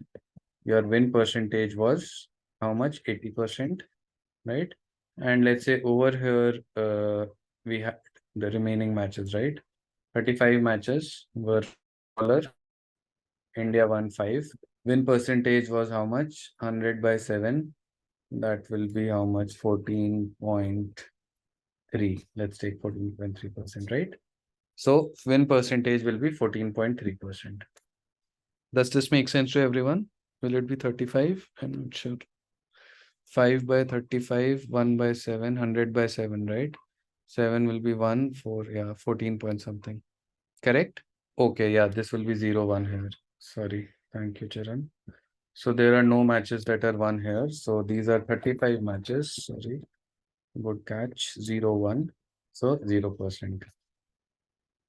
Now see, what was my overall objective? My overall objective over here was to be to see over here in this case, if I had, let's say, if I had just this is just to give you an idea, if I had 15 ticks and I had 15 crosses, right? So basically, I have 50% representation of both the classes. Ticks can be wins and crosses can be lost, right? So let's say these are 15 and 15, 30, right? So this is not what I want. What I want is, I want more number of, so let's say if I have 3 of these, and if I have, let's say 7 of the ticks. So although this is 75%, but let's keep it 70. This is what I wanted, right? In the second case, what I had was, I had more number of crosses, right? Let's say 1, 2, 3, I had 6 crosses and I had only 3 ticks. So if you see overall, I am trying to increase or decrease the purity, right? In the final case, if you look at this particular output, I have all ticks, right? Whatever number are there, all are ticks. In this one, all are crosses, right? So the objective of the decision tree is to increase the purity of the resultant node. Either it should have all the matches which India had won, or it should have all the matches which India has lost, right? Now, if you see after doing all of this, now if someone comes to you, right, they say that India is playing a match against England in England and it is a fast bowler friendly pitch. What will you say? What will your prediction be? Will India win or lose? India will lose, right? If you say India is playing England in India and the pitch is, let's say, spin friendly, right? You will say 100% India will win. Now, these are just two variables. Obviously, you understand that India winning or losing will be a function of so many factors, right? But this is just to explain to you how exactly decision trees will work, right? All right, then. So let's proceed with the theory of decision tree. So now I want you to go through this example on your own. I have given you a couple of examples and see if you're able to understand this or not. Your target variable over here is label. Using the target variable label, they are trying to create a decision tree, right? Now just go through this and see. I think this should be, the example should be clear to everyone, but go through this example in detail. You should be able to understand each and every step. Don't focus on these terms as of now. The Gini impurity, information gain, leave them as of now. Only focus on the calculations, right? Just focus on the purity. All right. So if you see, this is easy. My target label has 3 unique values. It can either be mango, lemon, or cherry. We are trying to identify a fruit on the basis of the color and the diameter, right? So the first split that it is taking is checking whether the diameter is greater than 3 or not. If it is less than 3, then all the cases, right? If you see, for when the diameter is less than 3, I'm getting a node which is 100% pure. I'm getting all cherries over here, right? So this is a totally pure node, and this is what my decision tree aspires to get, right? So this is good. Now, if I come to the right hand side, I see that there are 2 mangoes and there are 1 lemon over here at this split. Then if I apply one more split, that is color equals to yellow. Now, if you see, when the color is equal to green, when the color is not equal to yellow, and the diameter is greater than 3, 100% chances of that fruit being a mango, right? So this once again gives me the maximum possible purity. But over here, if the diameter is greater than 3 and the color is yellow, then you cannot be sure. Then there can be a 50% probability that it is a mango. Then there can also be a 50% probability that it might be a lemon. Using these two features, you cannot go ahead and you cannot identify what the fruit might be if the diameter is greater than 3 and if the color is yellow, right? So we'll proceed. Now let's go through the terminology of some of the decision tree things that we have, right? Now see, I'll start with here, let's say the root node. The root node is what? The root node is your overall population, the entire population. That is when you have not started splitting the tree into subsets, right? That is the root node. Your entire population will be the root node, right? The parent or child node will be any node that is broken down into subnodes, right? So the root node will become the parent node and all the other nodes that are branched. So if let's say if this was a tree, let's say this was a tree that we had created, let's assume. So first of all, my root node over here is what? The root node is the top one. This also becomes my parent node to these two childs, right? So my parent node will become this and the child nodes will become this. If I go ahead and if I split this even further, then this particular node will become the parent node, right? Now, for this split, right? If I do this split, now this becomes the parent node and this becomes the child node. If you talk about this split, this becomes the parent and these two become the child nodes, right? If I don't, the part wherein I stop my tree from growing, right? So let's say this was the entire tree. The nodes which are not divided further into child nodes are known as leaf nodes. So these 4 nodes that you are seeing at the bottom, these will become the leaf nodes, because they are the leaves of the decision tree. There is nothing else that is going to come out from these leaves, right? This will become the leaf node. The process of splitting the root node or the parent node into child nodes is known as splitting, right? If you focus on specific area of the decision tree, let's say if you just focus on this area, this will be called as a branch or a subtree. So you can see that all the terminology is very, very synonymous to an actual tree, right? And the process of splitting, or let's say the process of cutting away a branch, right? And why do we do that? I will talk about that later. But let's say if I go ahead and if I take this branch away, this process is known as pruning, right? We'll talk about pruning in detail. Why do we need to pruning? What is the use and all? But these are the overall common terminology that we have for decision trees, right? Now let's have a look at one more example. Now this is a proper example with some data. Go through this and try to understand what we are trying to do over here. This is the target variable, that is play or don't play. And these are my features, right? So what are we doing here? We are using these 4 features, that is the outlook, the temperature, humidity, and windy conditions, that is the weather conditions. We are using these weather conditions to go ahead and predict whether you should play or not, right? So I'll take this data and I'll see how a decision tree will build itself. All right. So how to decide whether you need to go outside to play or not on the basis of the weather conditions. If you need to build a decision tree, let's see how the decision tree will be built, right? Now, the first thing is what we need to identify. Now, can you tell by looking at this data manually, can you tell which feature will be used for the first split? Is there a way to do that? Can we look, or can we tell this by having a look at the data? No, right?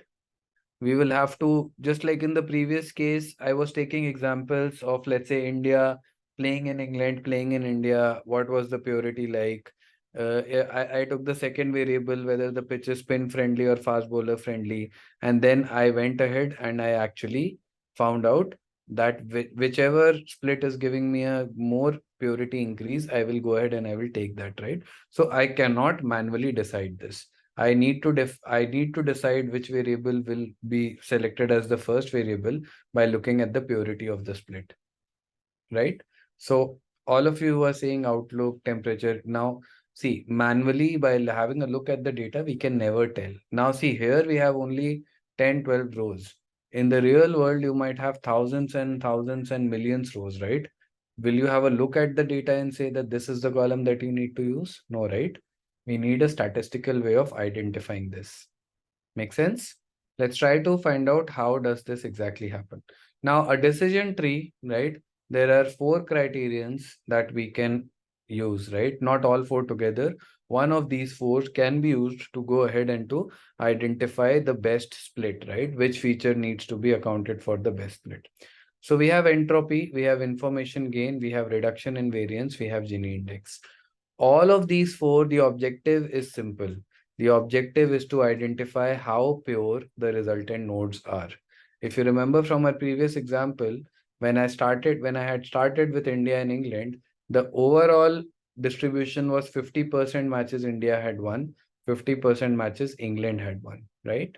Then when we went ahead with the splits, I was trying to manually identify which split is giving me a higher increase in purity, right? So instead of manually doing that, these four metrics, one of these four will help you in identifying which feature is giving you the best split, right? So entropy, information gain, reduction in variance, Gini index, these are the four options that you have. While building the models, you can play around with any of these options, right? Overall objective remains the same. It's just that the approach will be slightly different, right? So let's have a look at entropy, right? I'll give you an example of entropy, how entropy works. I'll give you this example with the actual data, and you will have a look at, you will be able to understand what or how entropy is actually used to calculate the best feature for the split, right?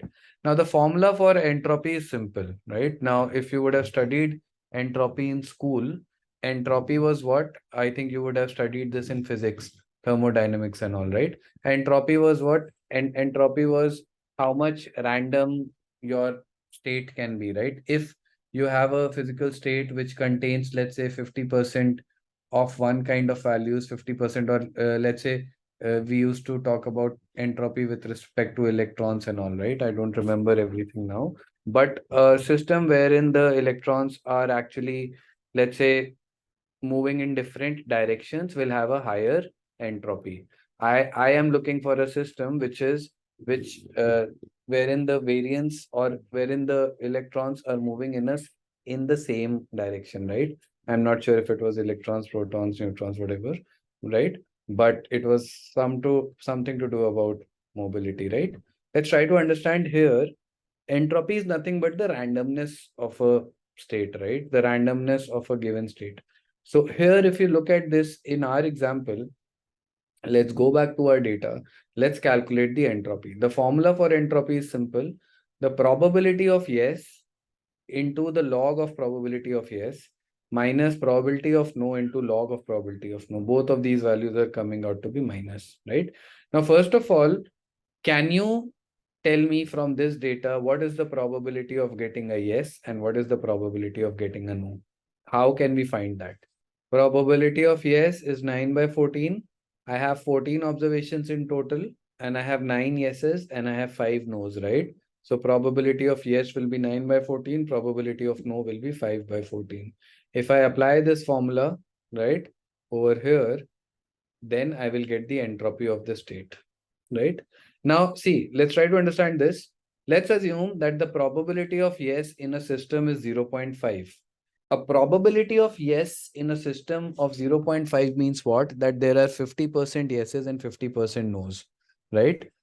For such a system, the entropy will be equal to 1. That is, this system is totally random, right? If you look at this curve, the entropy will be equal to 1 when the probability is equal to 0.5. If the probability is 0 or equal to 1, then the entropy will be equal to 0, right?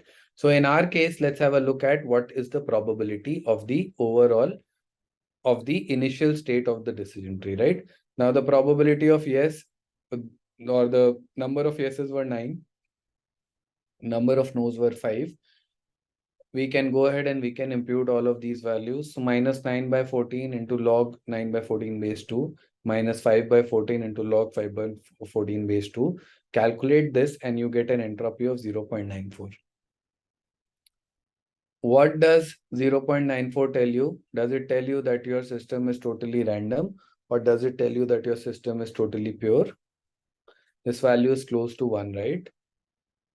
All right. So this is the entropy of the root node. Now, what do I need to do next? Now, the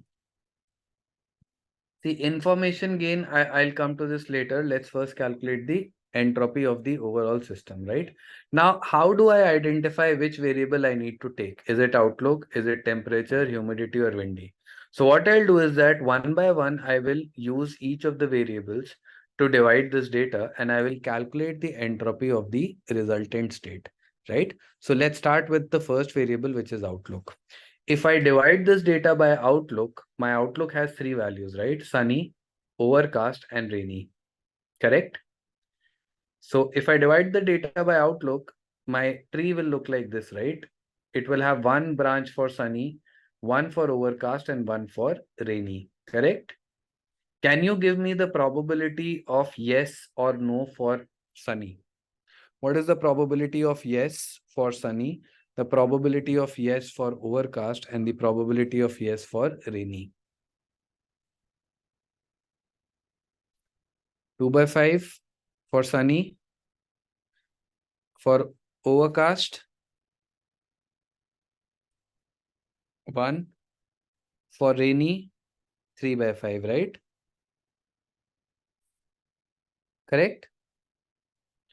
But this is the individual and or these are the individual probabilities. So first let's calculate the we will calculate the entropy, right? So what I do is that I calculate the entropy for outlook equals to sunny, for overcast and rainy. You can see this. These are the same things that you have talked about, right? 2 by 5 into log 2 by 5 minus 3 by 5 log 3 by 5. This is for sunny. This is for overcast. Now you can see that for overcast, it was a pure node. Your entropy is coming out to be 0, right? Then similarly, rainy, the entropy is 0.971. Now, if you want to calculate the overall entropy, right, for this split, you will have to take the weighted average of all the entropies that we are getting. So I take 5 by 14 into 0.97 because there were 5 values for sunny. I take 4 by 14 for overcast because there were 4 values, and I take 5 by 14 for rainy because there were 5 values, and the overall entropy comes out to be 0.693, right? Does this calculation make sense to everyone? Now, information gain is nothing but entropy of the root, entropy of the parent node minus the entropy of the child node, because that tells you how much entropy, how much increase or how much decrease in purity you have been able to achieve. So my root node had an entropy of 0.94. My resultant node has an entropy of 0.693. So the information gain is 0.247, right? So the more, so if outlook is giving me an information gain of 0.247, I will calculate the same value for all the others. The variable which is able to give me the highest value of this difference, right, will be the variable that I will choose. Does that make sense? If I split using outlook, my entropy is decreasing from 0.94 to 693. That is a close to 0.25 decrease in entropy. So this is the information gain, right? So let's go ahead and let's calculate this for all the rest as well, right? Correct. So let's take windy, the next one. If I take windy, have a look at windy. When it is false, I get how many? I get the probability of yes equals to 6 by 8. When it is true, I get the probability of yes equals to 3 by 6. Correct? We can calculate the same values, right? I go ahead and I calculate the I will calculate the entropy. 1 for windy, true. 1 for windy, false. What is my gain? 0.94 minus 0.892, 0.048. Now, out of Outlook and Windy, which variable will we select? Given that we had only these two, which variable would you have gone ahead and selected? Outlook, right? Because it is giving you more information gain. Windy is decreasing your entropy from 0.94 to only 0.892. Whereas Outlook was decreasing your entropy from 0.94 to 0.693. Our objective is to make this entropy value close to zero, right? So out of these two, we would have selected Outlook, right? Now this is the visual description.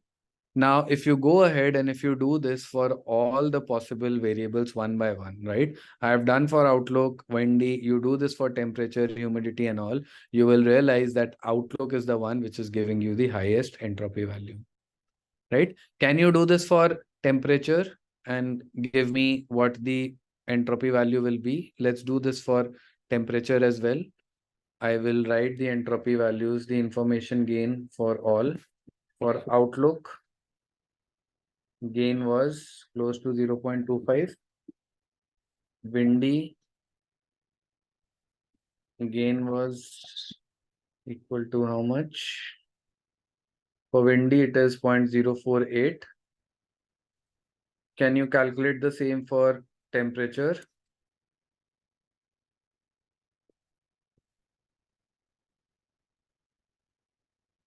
Information gain should be high, Akshay. Entropy should be close to zero.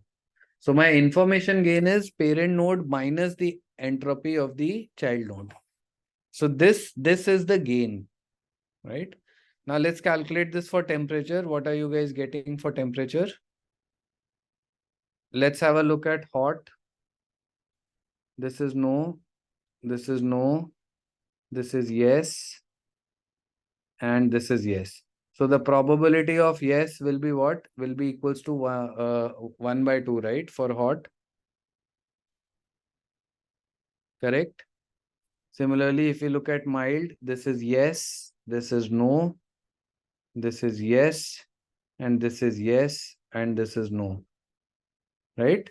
So over here, the probability of yes will be 3 by 5, no will be 2 by 5. If you look at cool, this is yes, this is no, this is this. Okay, one more mild was there, and this is yes, right?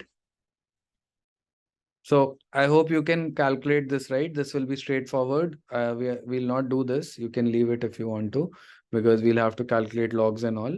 But this is straightforward, right? Now see, like this, we need to calculate the entropy of all the columns. Select the one which is giving you the maximum information gain, right? And you can imagine that this is doing this for such a small data. If this is time consuming, then obviously doing this for a large amount of data, it is something that will obviously be very more complicated, right? So hence, this is something that obviously we don't have to do in Python. Whenever we are calling the decision tree function, right, it will actually do this for us. Okay. So now we will move on to random forest. So let's move to the theory of random forest now. All right. Now, random forest, we have understood the basics. Now, decision trees have been around for a long time and also known to suffer from bias and variance. We will have a large bias with simple trees and a large variance with complex trees, right? Now, we need to understand what bias and variance is, first of all, right? Now, see, a decision tree, right? If I let the decision tree grow, right, to the maximum possible extent, a decision tree does not have any limit, right? It can keep on growing until and unless all your data points have been classified into the correct classes, right? So you can have a decision tree which might keep on growing, right? Let's say this results in 2, this results in 2, right? Let's say this results in another 2, then this results in another 2, right? Let me take this to this level only. Now you can see that this is how these two got split. Then these two got split further. These two got split even further. Then this got split from here to here. This is here to here, right? This one is split from here to here. And this is from here to here, right? Now see, if I keep on letting the tree grow, what will happen is that if I do not limit the growth of my tree, right? Each and every data point might become a node, right? If you have 10,000 samples, right? If you have 10,000 samples, your leaf nodes might become equal to 10,000. So what the decision tree will do is that it will actually create customized rules for each and every row of your data. Now, is this something that you need, or do you need a generalized model at the end of the day? I need what? I need a generalized model, right? One split will result in only two. Yes, Vishal. If you have only two unique values in the target variable, even if it is a regression problem. So these are binary decision trees, right? They will always result in two, right? So if I keep on letting, if I let the tree grow to the maximum possible extent, the tree will overfit, right? When a tree overfits, it can give you, so the, how do we find out whether a tree is overfitting? Overfitting will give you around, let's say, 100% on training, or let's say something lesser on testing. Now, this is overfitting, right? We have also something known as underfitting. Underfitting is what, let's say, you knew that you can get an accuracy of around 80%, but the model is giving 60% on training, right? And let's say because it general model gives, let's say, 65% on testing, right? So this is overfitting and this is underfitting. Now, if you look at this, bias is this, right? Bias is basically the how much your model is giving the accuracy on the training data, right? So the training data accuracy is known as bias. And the testing data accuracy is known as variance.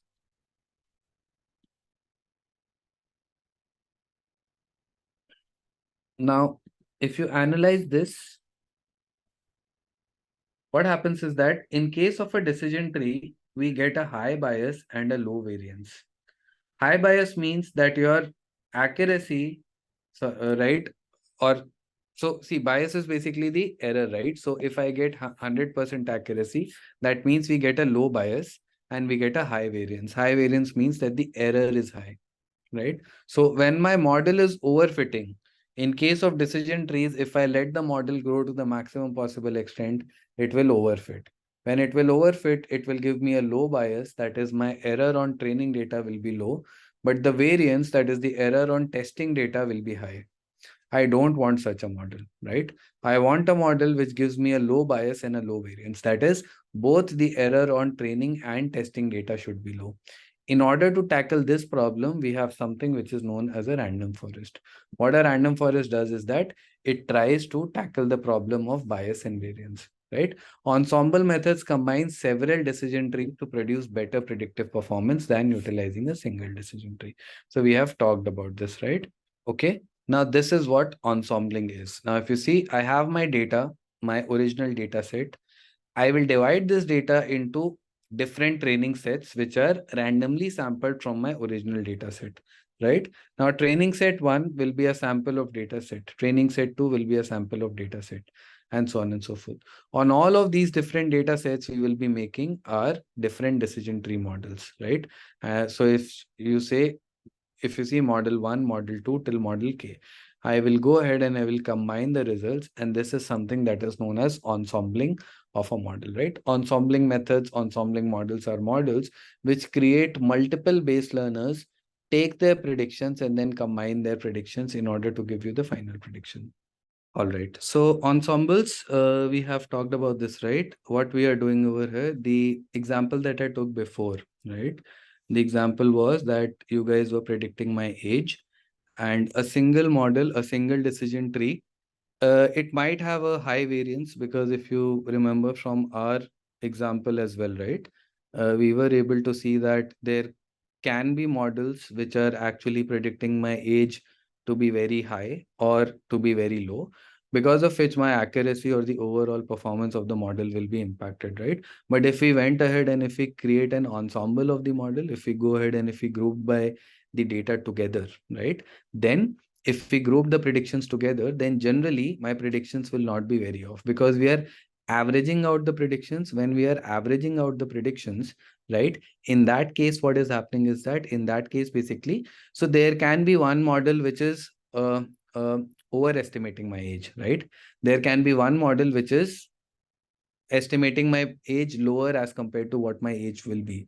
So when I take the average, right, I am actually mutually canceling out some of the predictions, right? So that basically what it does is that it helps us in finding out a better and more stable model, right? And that is what ensemble methods are. We create multiple models and then we combine the predictions, right? Now, a random forest is a bagging model, right? Bagging means that you create a bag of models, right? You go ahead and create a bag of decision tree models and then you combine them, right? Random forest, a technique to perform to create multiple decision trees, right? Used when our goal is to reduce the variance of a decision tree, right? What was variance? Variance was the error in the testing data, right? I want to decrease the error in the testing data, right? So whenever, or not whenever, it is always, whenever you are building a machine learning model, your aim is to always reduce the error on the testing data. Your training error will by default, you take any model, you take any tree based model, and the more it trains, the training error will eventually become zero, right? But the objective is to simultaneously, as and when the training error is becoming close to zero, the objective is to simultaneously decrease the testing error as well, right? Now, if I give you another example, so let's say that you had to appear for a test in school, college, whatever, and let's say this test was on, let's say, trigonometry, right? There were 50 questions in your mathematics book. You went ahead and you memorized all the 50 questions, right? And you expected that there will be questions that will be coming from this particular these 50 questions only in the test that you are about to give, right? So during training, although you have spent time in memorizing the functions, right, you have not spent time in understanding the general concepts, right? Now, what happens is that, let's say during the test, your teacher, they go ahead and they restructure the way the questions were asked. These are the new questions in the test are not the questions from the 50 questions in the book, right? Now, if you would have remembered, or if you would have understood the general concepts, right, the general uh, rules, whatever the concepts might be, you will be able to tackle these questions. But if you have only memorized the questions from the 50 set of question bank, right, you will not be able to replicate a similar performance on the test, right? So this is what overfitting actually means. You are overestimating yourself. While training, you are getting an accuracy of 100%, right? But while testing, your accuracy becomes 80%. So this is what you are, while training, you were doing great, right? But when the actual moment came to perform, right, when the model was exposed to new data, when you were given the actual questions from the test, you were not able to perform, right? And whenever you are in such a situation, these bagging models will actually help you in reducing the overfitting. All right.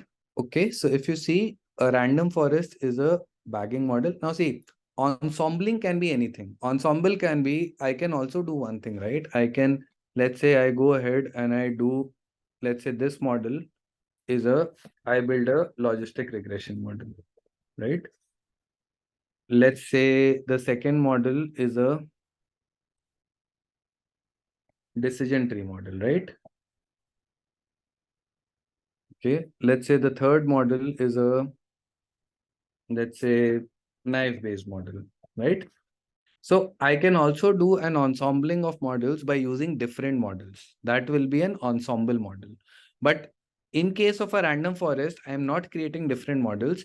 What is random forest? Random forest is a model wherein I am creating n different models, but all the n different models are actually decision trees. How are they different? They are different because each and every decision tree is getting a different sample or a different snapshot of the data, right?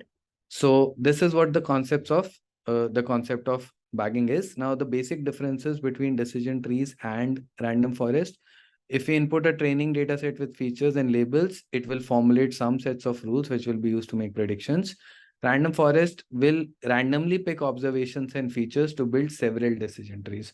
If you have 100 rows, or let's say if you have 1,000 rows and 10 columns, decision tree will take all the data at once. A random forest will take a subset of the rows and a subset of the features, right? If you ask the random forest to build 50 decision trees, 50 decision trees will be built on, let's say, then you ask that, okay, 50% of the rows and 80% of the features. So every decision tree will get 500 rows and 5 columns of data, which will be randomly sampled from the original data set, right? And then you go ahead and you combine. Mostly a random forest prevents overfitting by creating random subsets of features and building smaller trees using these subsets. Deep decision trees might suffer from overfitting, right? Now, when we are, see, another example, I'll give you two team options, right? One is a team option wherein India as a team, right? I have, let's say I talk about batsmen, I have Rohit Sharma, I have Virat Kohli, I have Shubman Gill, I have Shreyas Iyer, I have Ravindra Jadeja, I have KL Rahul. I'm not sure if I mentioned that. I have all of these, right? This is one team wherein I have all performers who are equally likely to perform. Or I give you another team which has Sachin Tendulkar and it has four other players who are not very stable, right? They might perform or they might not perform. Which team will you go ahead with? Now, this is, I think, an incorrect example. Let me give you a general example. Two teams of 11 players each. One team contains 2 star players and 9 uh, average players. The other team contains 11 better than average players, right? Which team will you go ahead with? Is it the first one or is it the second one? Second one, right? Why second? Because in case of the second team, you are not heavily dependent on only a couple of players. The first team might overfit. That is, while practicing, it might happen that you are performing well because your 2 star players are performing well. But the day of the match, let's assume, right? Maybe 8 out of 10 cases your star players are performing well. But let's assume about those 2 cases when it is the semi-final or final, when they fail. As soon as they fail, the entire team will fail, right? So isn't it better to go for a model which is giving you a similar performance on both training and testing, right? So that's what, when I'm building a decision tree, I am banking on only one set of model. I am only banking on Sachin Tendulkar. If he will play, India will win. If he will not play, India will lose.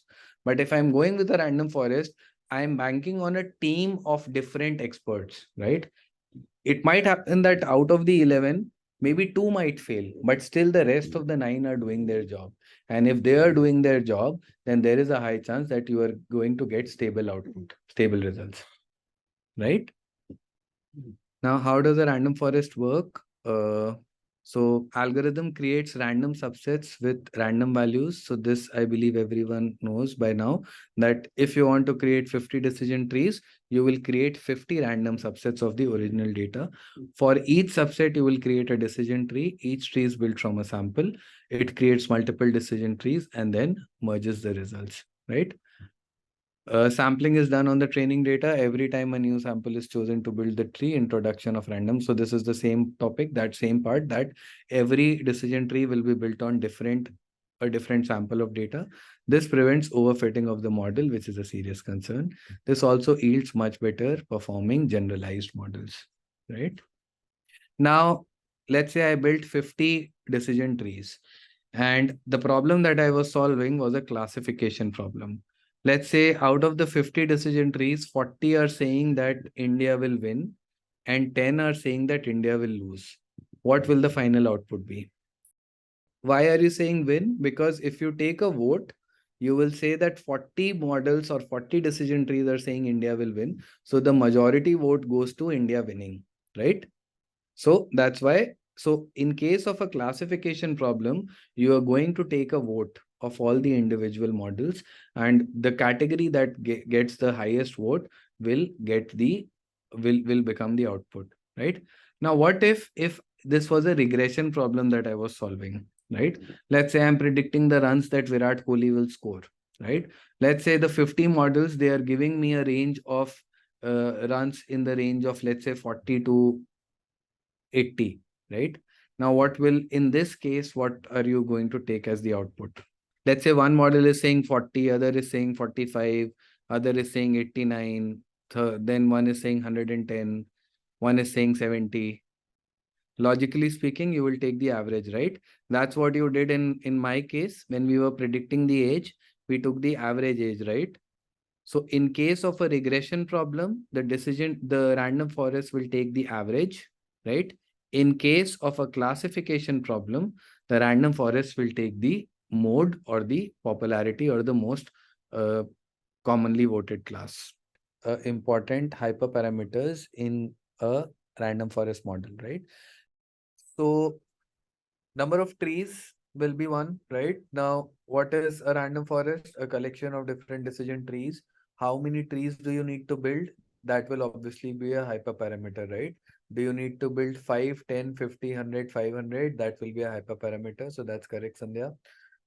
What kind of splitting criterion you were planning to use? So the same hyperparameter that was there in case of the decision tree, that will also be applicable over here as well, right? That is the entropy, Gini index, information gain, chi square, whatever, right? Depth of the decision tree. This will also be an important hyperparameter. That is how deep your different decision trees can go, right? So that will be depth. Any others that you can think of? There are two that will be very important. So max features will be one. What is max features? How many features do you need to consider, right? In each and every decision tree. If you have 20 features in the entire data, do you need to use 80% of those, 70% of those? Because that is something that will uh, tell you what sample or what percentage of the data you are passing to each and every decision tree, right? So we have max features, max depth, right? So almost, yeah, I think these are the important ones. So let's have a look at this. The first one is n estimators. That is the total number of trees that you want to create, that you want to build, right? That will be one. Moving on, we have max features. That is the total number of features that you will pass to each and every decision tree, right? So is the maximum number of features the random forest considers to split a node or to create a decision tree. So max features, this is something that ranges between 0 to 1. If you give a value of 0.5, it will take 50% features of your base data, right? If your base data has 10 features, and if you take 0.5, it will take 5 features, right? A minimum sample leaf is similar to what we had in case of decision trees. That is how many minimum samples should be present in a node to be considered as a leaf, right? So determine the minimum number of leaves that are required to split an internal node, right? What this particular hyperparameter, right? Minimum sample leaf, how will it affect a tree? First of all, do you guys understand this hyperparameter? Are all of you able to understand what we mean by this hyperparameter? Minimum sample leaf. Let's say my tree is coming from above, right? From top, and this is one branch of the tree. Let's assume this is one branch of the tree. This over here contains, let's say, 10 rows, right? Okay, this is just one node I'm talking about. Let's say I take this further, I take this one step further and I divide this into two other nodes. Now, let's say when I divide this, this has 7 rows, right, out of 10, and this has 3 rows. Now, let's say if I divide this further, I'm just giving you specific, I'm not dividing each and every node, but just for this example's sake, I am splitting, keeping on splitting this, right? So let's say now we have one row over here, right? And let's say I have 2 rows over here. And then this will go further and then this will split itself once again into one row each, right? So one row will be over here, right? And one row will be over here. Do you see a problem with this particular tree, decision tree? Do you see any problem here? So what it has done is that, right, it has actually built the decision tree to the maximum possible depth. So this decision tree will overfit, definitely. Your objective of building a decision tree is not to come up with rules for each and every row. Your objective is to identify generalized trends, right? Generalized rules. So what if I want to stop the growth of my tree as soon as a leaf node gets 10 rows, right? So this hyperparameter that you see, right? Minimum sample leaves. It tells you the minimum number of leaves that are required to, this is not right. It tells you the minimum number of samples that you need in a leaf in order to go ahead and split it forward. Let's say I say that the minimum sample leaf is 12. I'm saying that you can only split a leaf if it contains 12 rows in itself, right? Now, as soon as my decision tree will come over here, it will see that there are 10 rows. 10 rows are less than 12. So what it will do is that it will stop the growth of the tree over here only. It will not let the tree grow further beyond this point, right? The growth will be stopped over here, which will actually contain overfitting. Does that make sense? Minimum sample leaves, meaning minimum number of samples that should be present in a leaf in order to split it further. We have considered the purity to end the split. So decision tree or splitting is a hungry process, right? It will keep on doing it until and unless it achieves 100% purity. But where to stop? If you don't stop the growth of the tree, right, it will grow to the maximum possible extent, because when it grows to the maximum possible extent, if you see over here, right, each and every row has been assigned to a node, which is not our objective, right? Our objective is to increase the purity, but our objective is not to increase the purity by creating a bunch of rules for each and every row. We are looking for general set of rules. We are looking for that, okay, if let's say if temperature is less than 20 degrees, then it is going to rain. We are not looking for if temperature is in the range of 19 to 20, it will range. If it is 18.5 to 19, it will not rain, and so on and so forth, because that is overfitting. You are clearly overthinking, right? So we don't want that. So although the criterion of splitting is purity, that is a hungry process. Splitting of a decision tree on the basis of purity will be hungry, because all it will want to do is that it will want to increase the purity of the nodes that it is coming up with, right? But then you will have to assign some kind of a criterion beyond which your splitting should stop. Okay, so these are some of the hyperparameters. Once again, these are not all. There are many hyperparameters, many other hyperparameters as well, but these are the important hyperparameters. Once when you start building these models, that's why I keep on saying is that whatever you get from here, go ahead, take this and try to implement this on some case studies, on some data sets that you can get on the web, right? And try to experiment around with all the different hyperparameters, because then only you will be able to understand the impact of all of these. Now, there are certain hyperparameters in for these tree-based models which help you in increasing the model speed, right? So reducing the time that it takes to train the model, right? So one parameter we have is n jobs. N jobs is a parameter which you can assign different values to. If you make n jobs equals to -1, right, it will initialize parallel processing. So parallel processing can only happen if your processor supports that. Let's say you have a GPU, or you're working on cloud, or you have a distributed computing platform. In that case, if you give n jobs equals to -1, then the different decision trees that you are building, right, they will be built parallelly, simultaneously, which will make the model training process fast, right? If you give n jobs equals to if you give n jobs equals to +1, then it will turn off parallel processing, right? Random state, I hope everyone is able to understand this. It will make the model's output replicable. That is, each and every time the same output will be generated, right? Why do we need this? You might get an accuracy of 99% while training. You might go to your seniors and say accuracy is 99. You run it again and the accuracy drops to 98, 97. They might question you why this is happening, right? So in order to replicate the same performances each and every time, we give a random state value. It can be any random number. As long as you give the same value, the output will always be the same. All right. Now, the third one that we have is out of bag score, also called out of bag sampling. OOB is short form for out of bag. Now, this is a cross validation method in which about a third of the data is not used to train the model and can be used to evaluate its performance. Now, while we are building decision trees, right? Now, let's say you have given that 70% of your rows are going to go as an input each and every decision tree.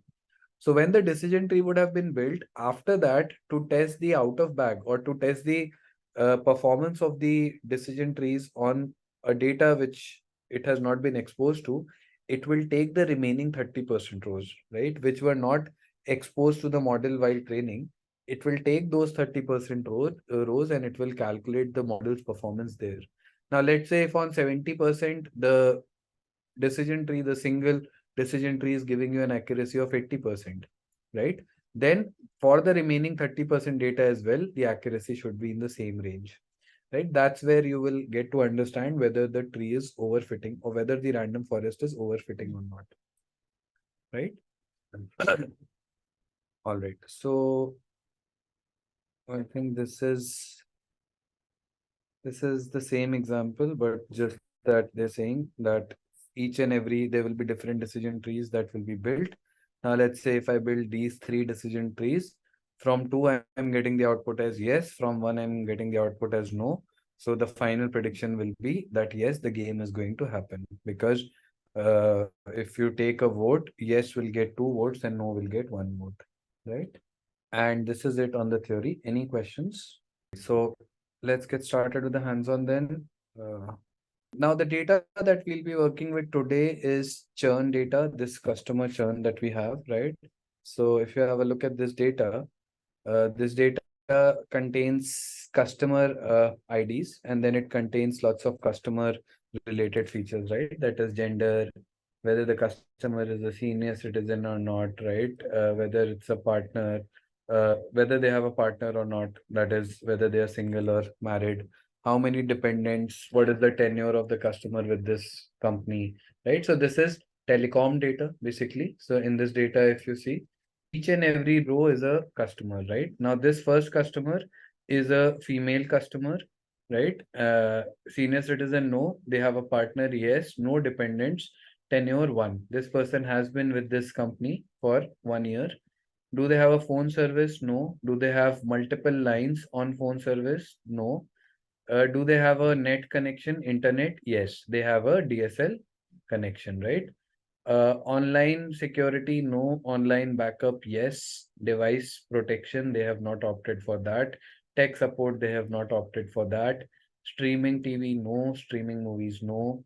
Contract, they have a month to month contract, right? They are paying the bill each and every month. So there can be different kinds of contracts that we have. This is US data, right? So the contract over here is month to month. Paperless billing, yes, that is true. So they are not getting a bill, paper bill. They have opted for paperless billing. Their payment method is electronic check, and their monthly charges are $30, close to 30. Total charges are the same, and then we have the target variable, that is churn or not, right? That is yes or no. So this customer has not churned. Similarly, if you look at, let's say, this particular customer, this customer is a male, senior no, partner no, dependents no, tenure is 2 years. And if you look at this, you will have all the factors for this customer as well, right? So on the basis of this, we have the target variable, which is churn. Now we will be reading this data, and then we will be building our decision trees and random forest models on top of this data, right? Right. So we will also import decision tree. Then we will go ahead and we will read this data. My data is in my Google Drive. I am running this code on Colab. Hence, I'm using this piece of code. I am using these libraries, Google Colab. I'm mounting the drive and all. If you are running this code from your locally hosted Jupyter notebooks, you can comment this out. you can uncomment this and you can give the path to your file over here, right? But since I am running this on Colab, I need to give all of this. These two lines are standard. For the third line, I'm just giving a pd.read_csv, and then I'm just giving the path to my drive, right? And this is the customer churn CSV. I will run this. The first time we run this, it will ask for authentication on Google Colab. Since I have already run this, it will not ask for that. So you can see that it has been able to read the data, and now I'll do a data.head, and you can see that the data that we were seeing on the Excel has been read over here in Python, right? Just do a basic sense check over here. All the columns are there. All the values that we were seeing in the Excel are also visible over here. Nothing has changed, right? The quality of the data looks to be same, right? We will go ahead and we will check that, but still looks like everything is in order, right? All right, what do we need to do next? We need to explore this data, right? So I will do a basic EDA over here, but ideally for you, so let's have a look at the columns, the different columns that I have. This I'm doing just to check that all the columns that I had seen in the Excel, do we have those or not, right? So you can just do a quick check, and all the columns that we were seeing in the Excel, right? We have those. So here, if you see, we had how many? We had 21 columns over here. If I go ahead and if I take, let's say if I convert this to a list, and then I take the length of the list, I also get 21 columns, right? So looks like everything is there. Every column that we had seen in the Excel is over here, right? At times it can happen while you are reading a data, maybe some of the columns might be corrupt, right? So Python will not read them automatically. So this is a good practice to do, right? Then we'll check the data types. What are the data types of all the different columns? So you can have a look at this, right? Now, customer ID, gender, all of these are object, partner dependents, object, phone service, till paperless billing, payment method is object, monthly charges is float, and rest all are objects, right? So most of the data over here in this case are of the object type. Object meaning that it might be categorical in nature, right? All right. Okay, what other functions could I have used over here?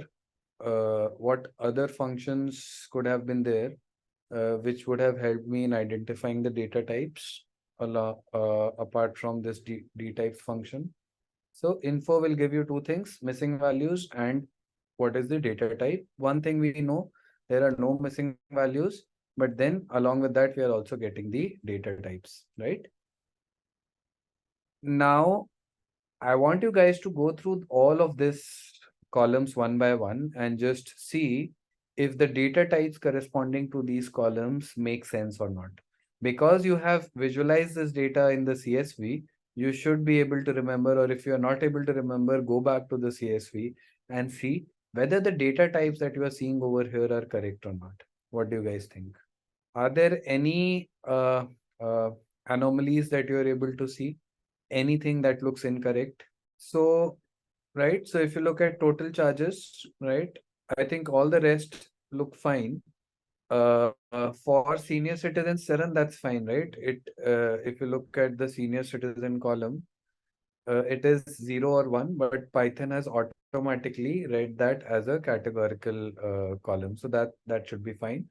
But if you look at total charges column, which is towards the end, right? This column looks to be this column looks to be object in nature, right? If you see total charges, monthly charges are coming out to be float, but the total charges are coming out to be object.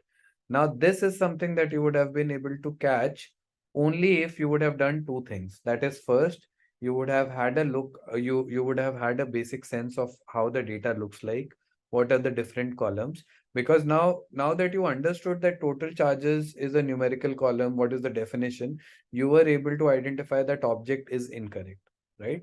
And secondly, then when you went ahead and when you check the data types, you will have to go through each and every column one by one and see if every column has a correct data type or not.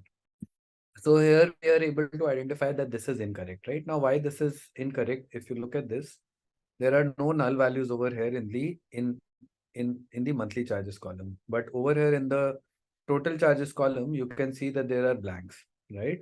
And there might also be some incorrect values that might be populated, right? So there are lots of values. Now this is a continuous variable, but it is problematic, right? Going through this and trying to identify which values are correct or which values are incorrect, that can be a very time consuming process, right? Here we have only 8,000 rows, right? 8,000, 4,000, whatever, right? But in our actual data, we might be having rows running into millions and billions. So you cannot scan through the entire data. So what we do is that we have a function that is, I will forcefully convert this column into a numeric column. How will that happen? I'm doing a pd.to numeric, right? And I'm passing this column over here. Now, if I would have not passed, now let's look at this, right? So now let's say I do not pass errors equals to coerce over here. What will happen? It will give you an error. Why? Because at a given position where it is finding a non-numeric value entry, it is not able to convert that to a numeric number, right? So hence we have the option of errors equals to coerce. So when I do errors equals to coerce, what will happen is that it will actually drop those rows from your data, right? Any rows which or any rows coming from this column which are not numeric, they will be taken away. And now if I run this, if I do this, you will see that now we are able to convert. So we are forcefully converting this into our numeric data. Now, when I do errors equals to coerce, what will happen is that all the values which were null, they will actually forcefully be converted into zero, into a numeric value, right? So that's what has happened over here. That is for all these observations, right? These ones, if you see, for these uh, 11 or 10, these 10 observations, it would have forcefully converted them into the number 0, right? And now if I once again go ahead and do a data type check, you can see that both monthly charges and total charges have become numerical in nature. So let's check this as well. This is the data.head. Let's look at the shape of the data. I have 7,043 rows and 21 columns, right? We will go ahead and we will coerce this. We will convert this into numeric. We will once again do this. This is fine. And once again, I do a shape. And you see 7043 only, right? So the shape of the data will remain the same. What it does is that any non-numeric value, right, it will automatically convert them to 0. Conversion of non-numeric or null values to numeric will affect further analysis.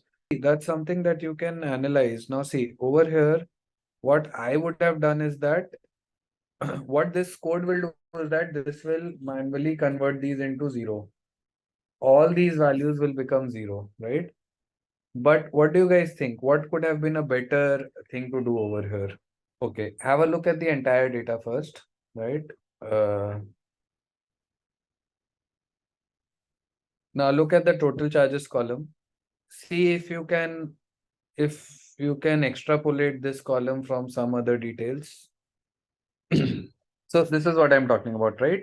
You will have to be smart.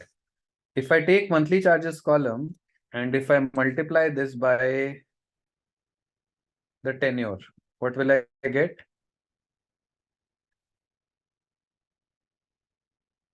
Okay, have a look at this. This is, I have taken the monthly charges column and I have multiplied this by tenure, right? Now I want you to compare. Now let me take I will take this divided by the total charges, right? If I do this for all the values,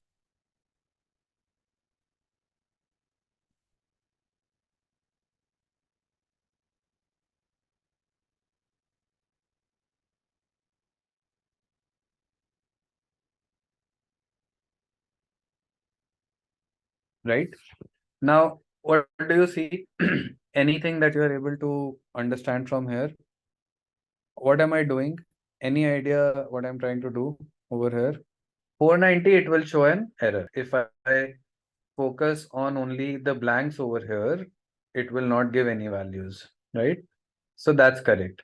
But for others, can you think of, or are you able to extract any insight from here?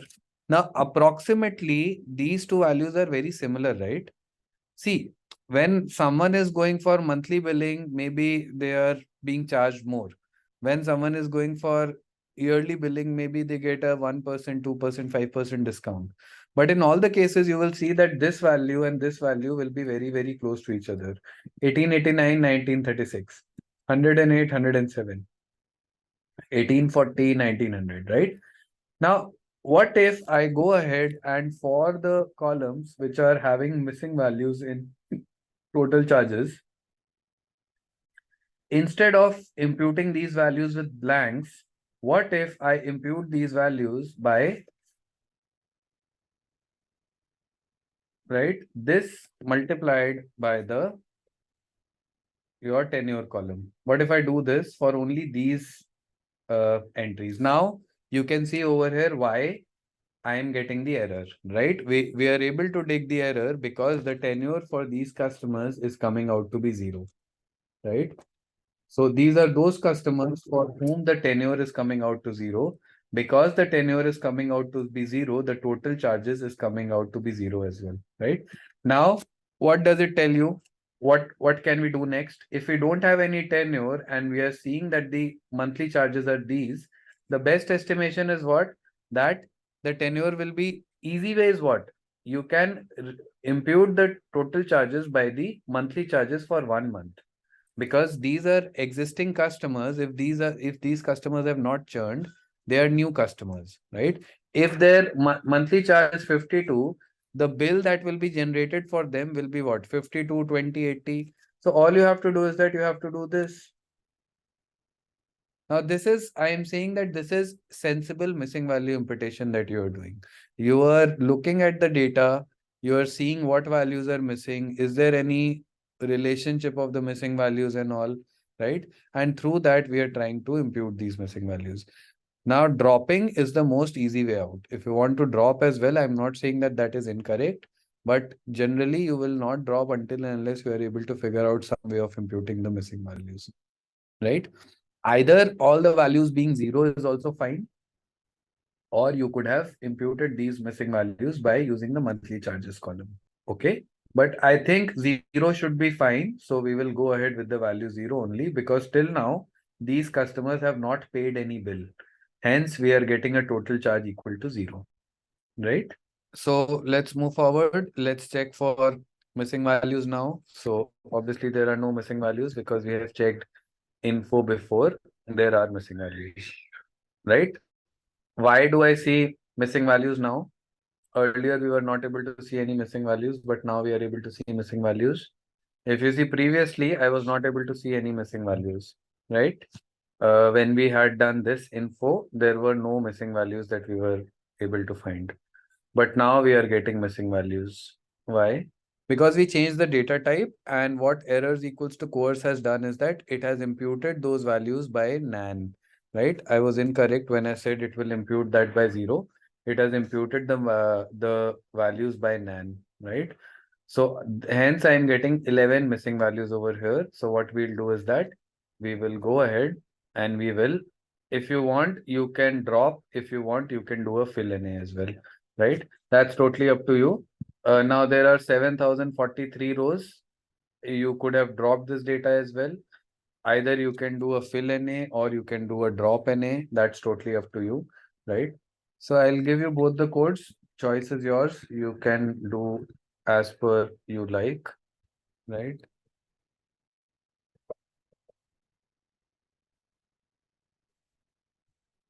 You can do a fill NA as well. If you will give it as blank, it will impute by value. All the missing values will be imputed by 0, right? What I am doing over here is that I am dropping these entries. Why am I dropping these?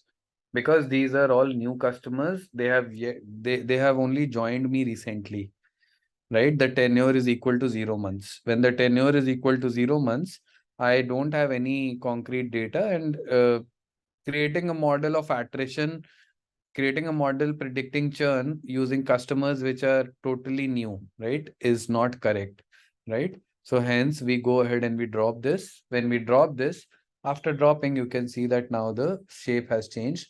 We have 7043 previously. Now we have 7032 rows only, right? Now we will drop other columns as well. Customer ID is a column that is not required, right? So it is a one-to-one mapping. So I'll be dropping customer ID as well. So in place equals to true. I don't have to assign this back to the same data frame. Let's describe this data frame. Now here I have included object, right? So it will describe all the object columns, right? All the categorical columns. And if I just go ahead and if I use the simple describe function, it will automatically take the numerical values and it will discard all the categorical values, right? So you can look at this over here. Senior citizens, there are 16% senior citizens. On an average, the tenure is around 32 months, that is close to 3 years. Monthly charges are around $64, right? And your total charges, average total charges are around $2,200, right? If you look at the categorical columns, your gender, male has a higher weightage. There are more males as compared to females. More number of people are not married. More number of people have no dependents. Phone service, around 6,352 people in this data have opted for phone service, right? Internet service, 3,000 people have opted for internet service. Out of that, the topmost occurring value is fiber optic, right? So you can see this, that for all the categorical variables, if you want to use the describe function, you can use the include equals to object, right? And then obviously there are lots of categorical columns. So what we will do is that we need to do label encoding over here, right? We need to manually convert all of these categorical variables into labels. Now, either you could have used label encoded directly, right? But what I am doing is that I am assigning for each and every column, I am going ahead and I'm giving the mapping manually, right? Manually, because if let's say in some case there is a particular order or sequence that you have to follow, you can do that, right? So you can see that for all the categorical variables, for this one, I am just mapping a dictionary. For all the values which are yes, they will be converted to 1. All the values which are no will be converted to 0. If I would have done label encoding automatically, right, by using the function, it might have happened that no might have become 1 or yes might have become 0. So just to make sure that the labels are logical and they make sense, we have gone ahead with a manual mapping, right? Although it does not make any difference in the model performance and all, but from an understanding point of view, it might become confusing, right? Because generally, yes, we will assign to value 1. True, we will assign to value 1. False, we will assign to 0. No, we will assign to 0, right? So if you see, we have gone ahead and mapped each and every variable one by one. You can have a look at this. And want to know why can we assign 0 to both, Kaushik? I was explaining this, right? That no phone service and no, there is a difference, right? No phone service means that the customer doesn't even have an option of choosing between security, right? Between, let's say, all the extra services that you need, right? And a no means that the customer has the option, but the customer has not opted for that option. So no and no service, no phone service, no, let's say, internet service and all, there is a difference between these two values. This will be nominal only. Okay. Now, after doing the label encoding, you can see that this is how our data looks like, right? Now our entire data has been converted into a numerical form, right? And now we can feed this data to any mathematical model, right? Let's move on to the visualization. Let's have a look at, I'll just do a basic visualization of the target variable and a correlation matrix. So you can see here the value counts of the target variable. So if I multiply this by 100, 73% customers have not churned and 26% customers have churned. If you want to plot this in using a bar plot, you can do this as well, right? So you can see that around 73% customers not churned, 27%, close to 27% customers are churned, right? All right. Now I can also get the heat map. I can also get the correlation matrix, which can be given in the heat map, right? So for that, I just call the core function and pass it through the heat map function, which will generate the correlation matrix. I've given the color map as red, yellow, blue. If you don't give this, it will take the normal red, yellow, whatever heat map color it has, right? So if you give this annotate equals to true, it will write these values. If you make it as false, it will not write. Format, if I make it as 0.2f, you will see that it will print till 2 decimal places, right? These are basics, still I'm explaining, but let me reduce the size, right? So you can see that this is the heat map. Can you give me some examples of variable which are highly correlated? Right, so lots of variables now, tenure, total charges, right? If you look at all of these variables are related with monthly charges, internet service, online security, and all of these. But the good thing over here is that we are building decision trees random forest, right? So even if variables are correlated, it's fine, right? Unlike linear regression, logistic regression, wherein model performance will be impacted, over here, it does not impact the model performance as much because we want to build different decision trees, which will take a snapshot of the data, right? So if it's okay if the variables are correlated, it should not be the case that variables are correlated to, let's say, 99% or 95% greater than that, right? That means that essentially the same information is there. That should not happen. But other than that, even if you have variables which are decently correlated and you're building tree-based models, it should not pose too much of a problem, right? All right, so let's get started with the model building then. All right, now if you see over here, till now we had not transformed the target variable, right? The label encoding that we had done, we had not included the target variable over here. So we need to encode the target variable as well. So we will do that over here. So churn was our target variable. So we map the values yes to 1 and the values no to 0, right? So we do this. Then we divide our data into our features and the target variables. So the usual steps that we follow. So X becomes my all set of features. So what I'm doing is that I'm selecting all the columns, but the last column. The last column is the column churn, which is my target variable. And in Y, I am only selecting my last column, right? So I do this. And now if you have a look at X and Y will only be the target variable. I can show you the shape. If I show you the shape of X, it will have 19 columns only. And if I show you Y will be a single column, right? Which is your target variable. Next, we need to divide our data into training and testing. So I call train test split function, 20% in testing, 80% in training, and I run this and this will split my data. I've given the random state as 0. So random state as 0. Each and every time, same rows will be going into training and testing, right?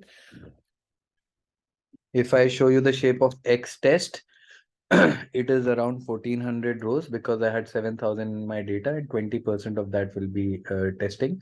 And if I sum both X test and X train, you will see that you get the overall 7032 rows that we had in our data, right? So these are the usual steps that we follow. Now we will get started with the model. So first we will go ahead with the decision tree model. So for the decision tree, right, we just call the decision tree classifier with the standard parameters, and we pass our training data X train and Y train. So first step, we need to instantiate the model object, which we are doing over here, tree.decision tree classifier. This we are assigning to a variable CLF, right, which is the short for classifier. I'll do a CLF.fit. When I do a fit, I'm passing the training data. That means that the model training has started, right? And then once when the model has been trained, I go ahead and I use the predict function to get my predictions on the training data and the testing data both. And I am saving these values as y train pred and y test pred, right? The predicted values. So I run this. This will run super fast. And then I print the accuracy. Accuracy score is a function which will give the accuracy of the model. And I need to pass the predicted values and the real values of the target variable actual. So the training data accuracy and the testing data accuracy I'm printing together. And you can see that over here. This gives me a 99% close to 100% accuracy on training and only 73% accuracy on testing. So let's try the random forest model. So in a similar way, I will import the random forest classifier, instantiate the model object here, right? Uh, we go ahead and we do this, and let me just make the same code.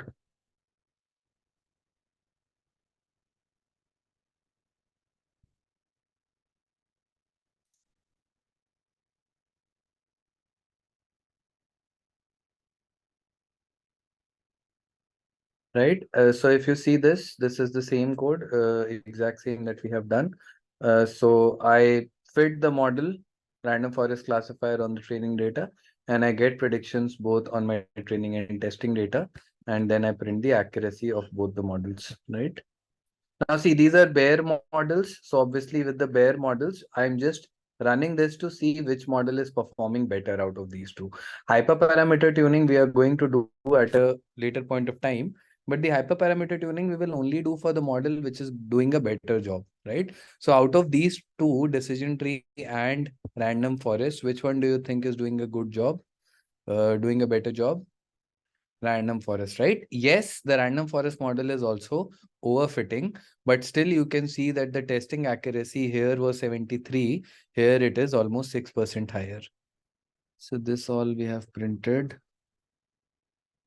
So all of this is not required. We have already printed this. All right. So from here, from these bunch of codes, what we have gotten is that between the decision tree and the random forest model, it is the random forest model which is performing better, right? All right. So now for the random forest model, we will be moving on to the hyperparameter tuning, right?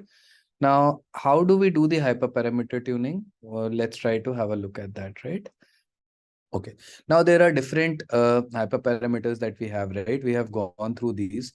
We have bootstrap, max depth, max features, sample leaf, sample split estimators, and all. We will be trying to optimize most of these hyperparameters, right? Now, I'll come to this piece of code later, but let's try to understand. Now, see, in order to optimize the hyperparameters, how can we do that? Now, uh, every hyperparameter, right? If I look at each and every hyperparameter, that is number of trees, max features, the depth of each and every tree, I can iterate each and every hyperparameter through n number of values, right? So what will you do? Will you run the model 200 times? Let's say one model you run with number of trees equals to 5, other you run with 10, other you run with 15, 20. Do you think that you should do this manually, or there should be an automated function which will help you in doing this, right? So what we do is that we create a grid. This grid will have all the different possible values of the hyperparameters that we want to test, that we want to experiment with, right? So if you look at this over here, for each and every hyperparameter that I want to play around with, right? That I want to play around with the values, what I'm doing is that I am creating a list of possible values that they can take, right? Starting with n estimators, right? If you see, I have my n estimators as a list, which is starting from 200 going till 2000 with 10 values between. So 200, 400, 600, 800 till 2000.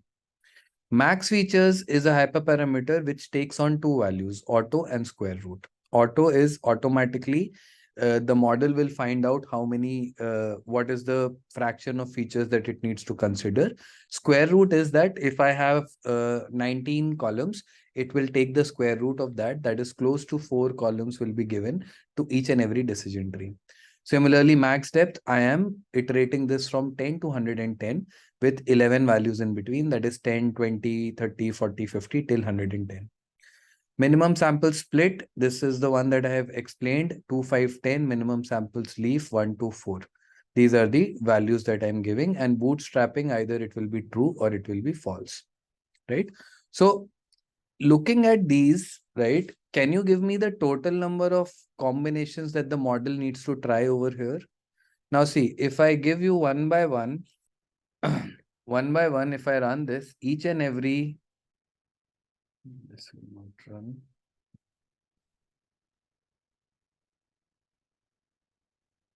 So if I show you the length of the first hyperparameter, that is n estimators, it will have 10 values, right? If I give you the length of, not this, if I give you this multiplied by this, so you will get 20 combinations, right? So you can see what I'm doing over here is that I am multiplying by the length of each and every hyperparameter that I have, right? If I go ahead and if I multiply all of these values, you will see that there are around 4,000 combinations, 4,000 possible combinations that we need to try in order to find out the best set of hyperparameter values. So see, for n estimators, if I show you n estimators, right, I will try these different values for n estimators. Okay. For max features, I will be trying these two values, right? Max depth, I will be trying all of these values. Now, for each and every hyperparameter, if these are the list of values that I have, in order to find out the best. Now, let's say if I have max depth as 10, max depth of 10 will be iterated with n estimators equals to 200, max features auto, right? Minimum sample split 2, minimum leaf 1, and so on and so forth. Then the same iteration will happen for max depth equals to 20. Does this make sense? Every permutation and combination will be tried, right? So if you find out the total number of permutations or combinations, they will be how many? They will be 3960. Why? I am multiplying by the length of each and every hyperparameter values, right? So n estimators will have 10 values. 10 multiplied by 2 will become 20. 20 multiplied by 11, right, will become 220.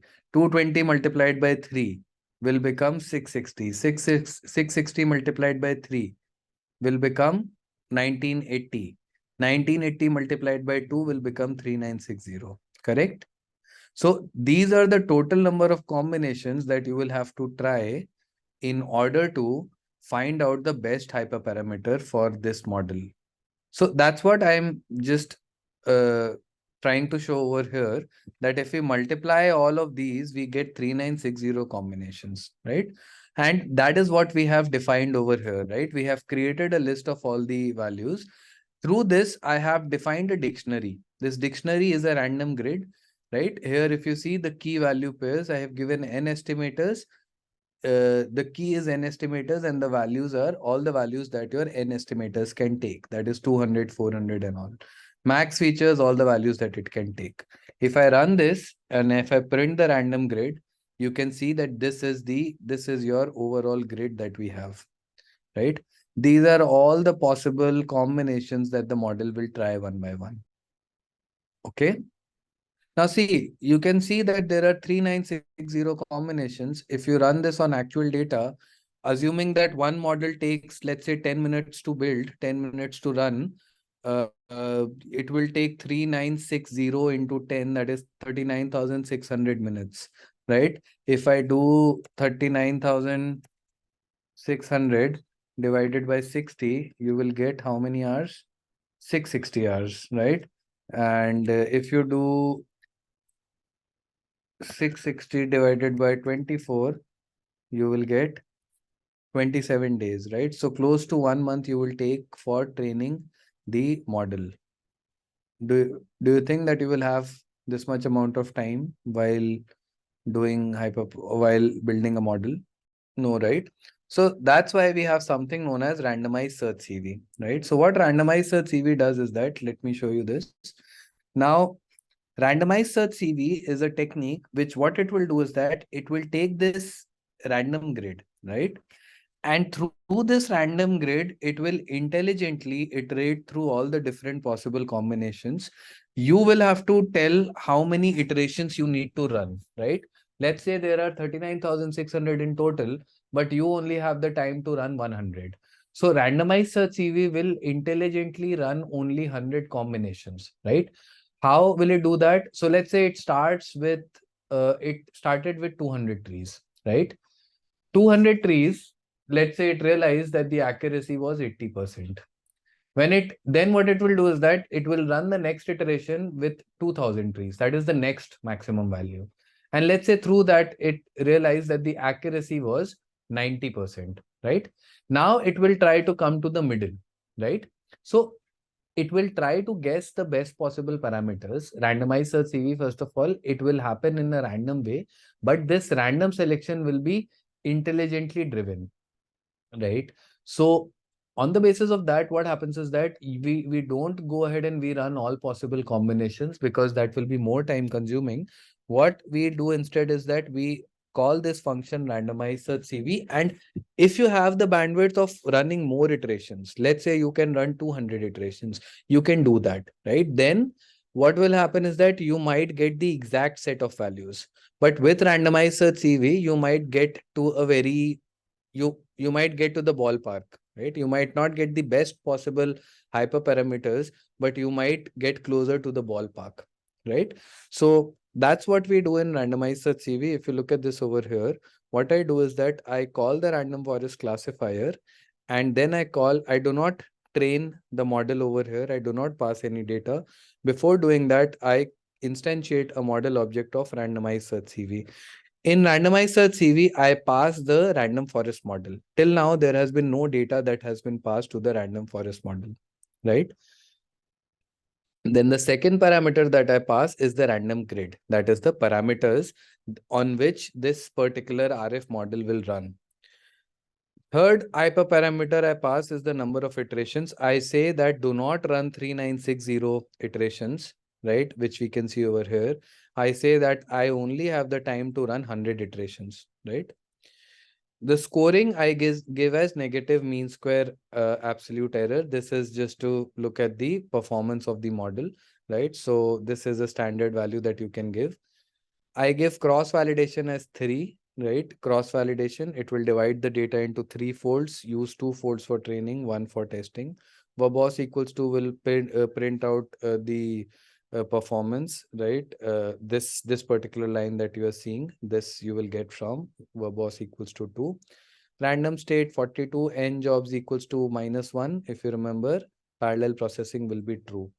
Return train score for the best possible model. Whatever model is coming out to be the best, it will return the training score, right?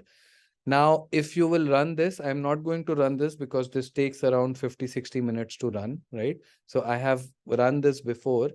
Run this with n iter 100, increase that to 200, 500, and you will see that the time will keep on increasing, right? But once when I would have run this, right, I will get in this RF2 parameter. So I think this notebook would have disconnected. Uh, I will not run this again. I have the best model results over here only. This is the best model. So I will take this. You can run this on your own time. And once when you run this, you run the best params and all, right? You will get the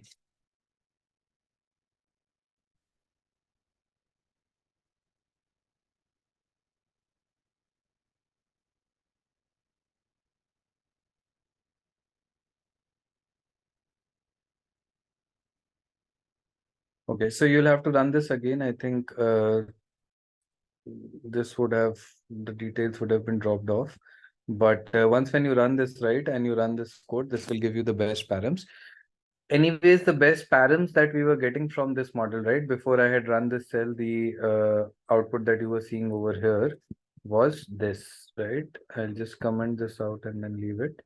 So the best parameters that we were getting from this randomized search CV was n estimators as 2000, that is 2000 trees. Minimum sample split were 10, minimum sample leaf were 1, max features was square root, max depth was 10, and bootstrap was false, right? Now, if I run this random forest classifier with these models, right? Now, I know why this is not working because we have run this already, right? RF2. So this will uh, overwrite over here, right? So that's why. So once when you run this again, right, you should be able to get the best parameters. Now I have rerun the model. I have rerun the random forest model with the best set of hyperparameter values, right?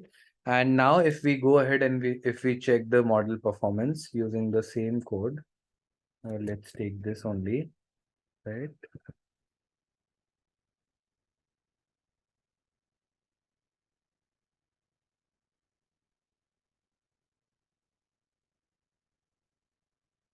Okay, so now if you see, if I run this, all right, so you can see one thing that first of all, the testing accuracy has increased slightly, right? It has increased by close to 1%. Your training accuracy has come down. So your overfitting has actually reduced in the model.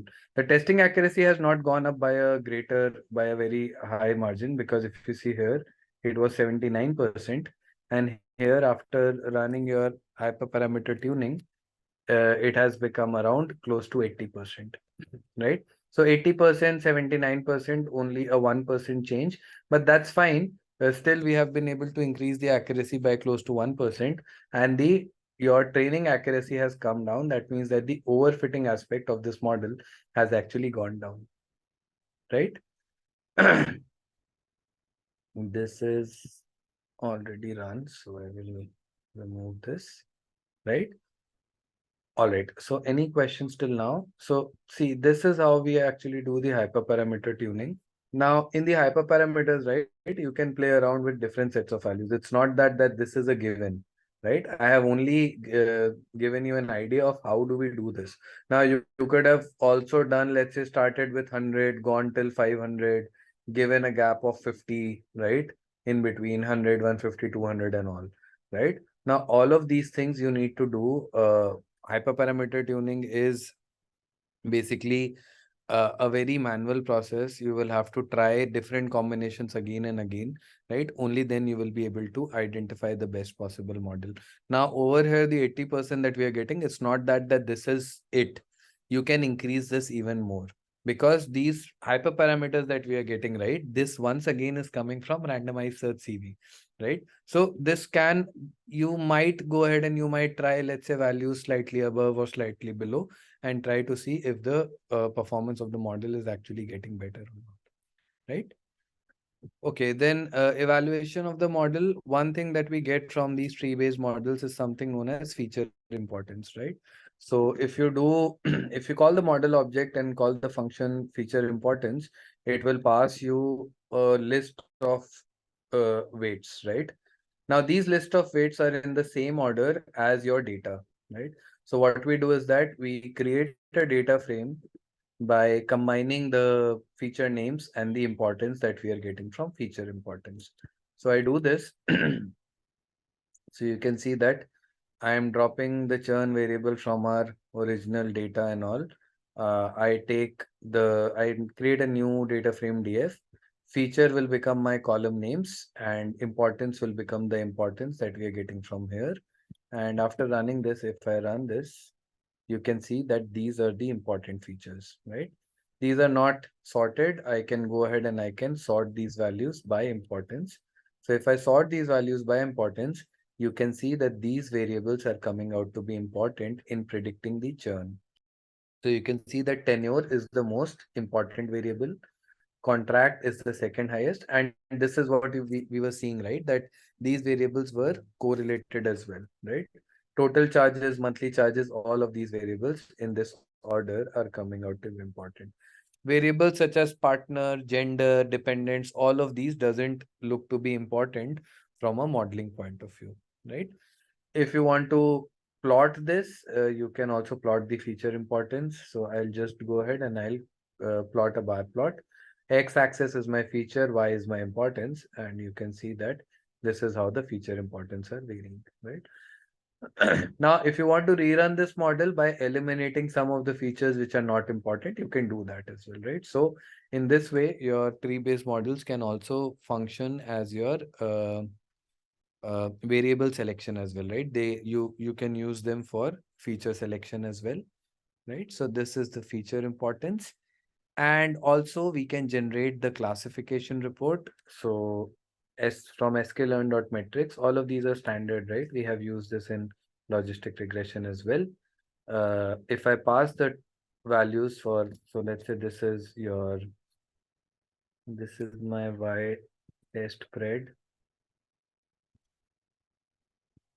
So this is the classification report for our testing data.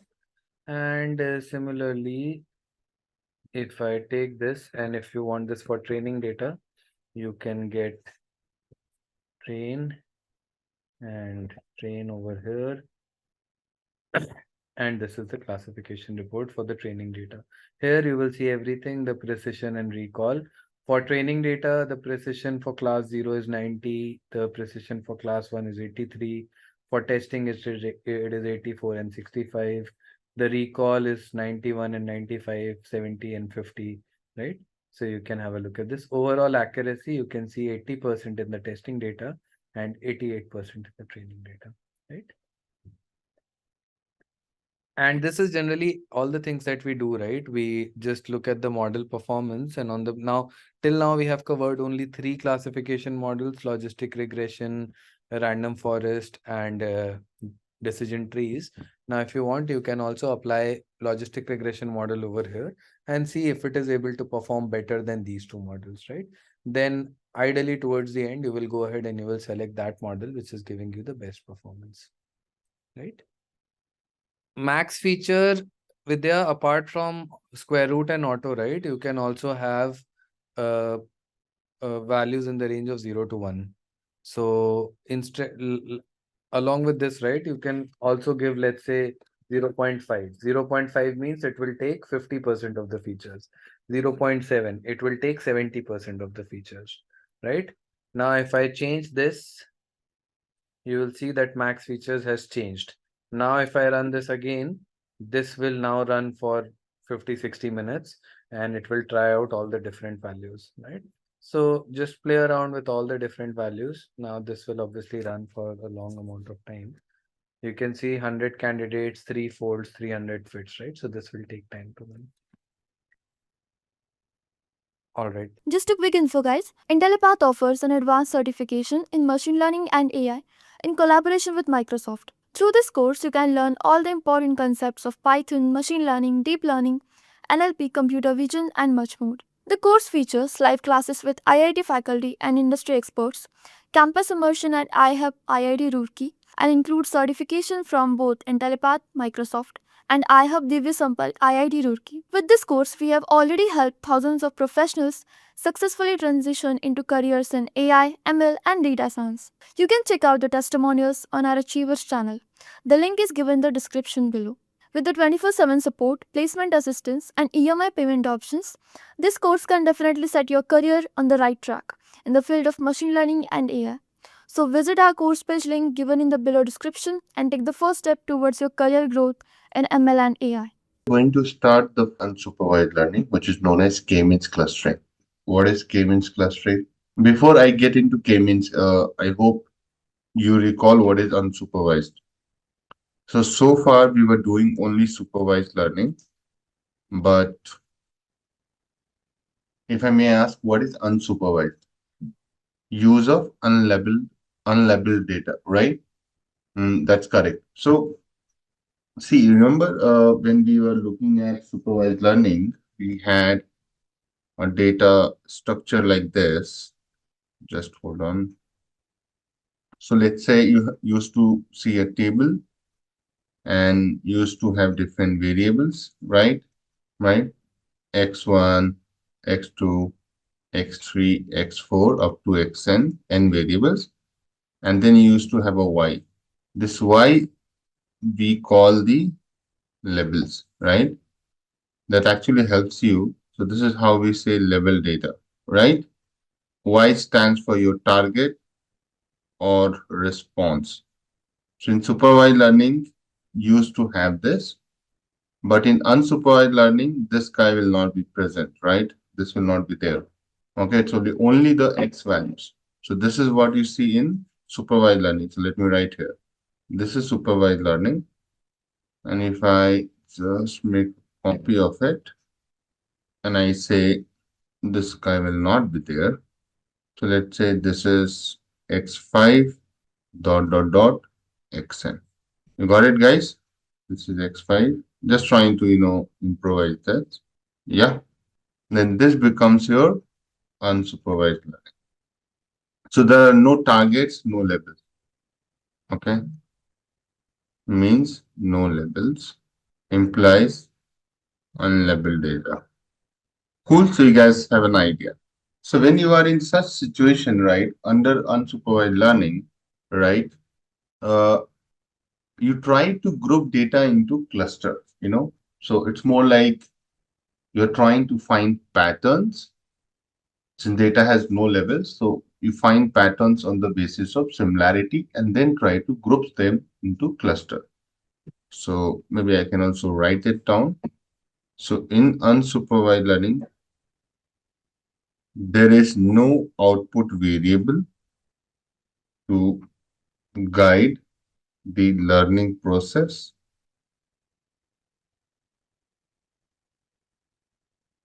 Data is explored by algorithms to find patterns. Given that data has no levels, the algorithm identifies similarities on the data points and groups them into clusters. Okay. So let's try to understand within that there's a concept of k-means clustering. Okay. So k-means clustering, K stands for number of cluster and means stand for averaging the data point position to find the center of the cluster, right? That's your mean. So k-means clustering means you're trying to divide the data, right? Basis the similarity into groups. So let me take a very simple example of demographic data. So demographic data, when you go and visit a mall and you go to a store like Zara or something like, some similar kind of stores, they take some of the data points from you, right? They can collect the customer data and try to divide the customer into different segments. So again, this brings me to this topic of that, when you're trying to go to a certain store, you will be, giving some data to different, uh, different stores. They will be taking your, name, age, gender. They might ask you some personal questions also, like how much your salary and all those things, and then try to, come up with down the line, you will get a mail on a mail, some marketing campaign is happening and you are getting informed, right? So that's what we say customer segmentation on the basis of similar trade. Okay. To solidify this conversation, I can take an example of, let's talk about how to say, have you ever gotten an ad or a call or any message for buying Audi? Anybody in this session? Audi or Merc? Merc is like Mercedes. Never ever, right? I know why. Because they know that we are not their customers, right? How they know that? Because they have the data for us. In India, too, it's very easy to get the data. बहुत आसान है. Now, if you talk about those kind of examples, right? Students never get called for credit card. those who are really poor laborers, right? They don't give a call for loans, right? Why? Some of the guys get calls for loans, some of the guys get called for credit card, and some of the guys get called for, audit, because they have the market segmentation. They know their market. How they know their market? So they have the data of their customers and then divide into different clusters. So can you see on the screen? And this is your customer base, right? On the left.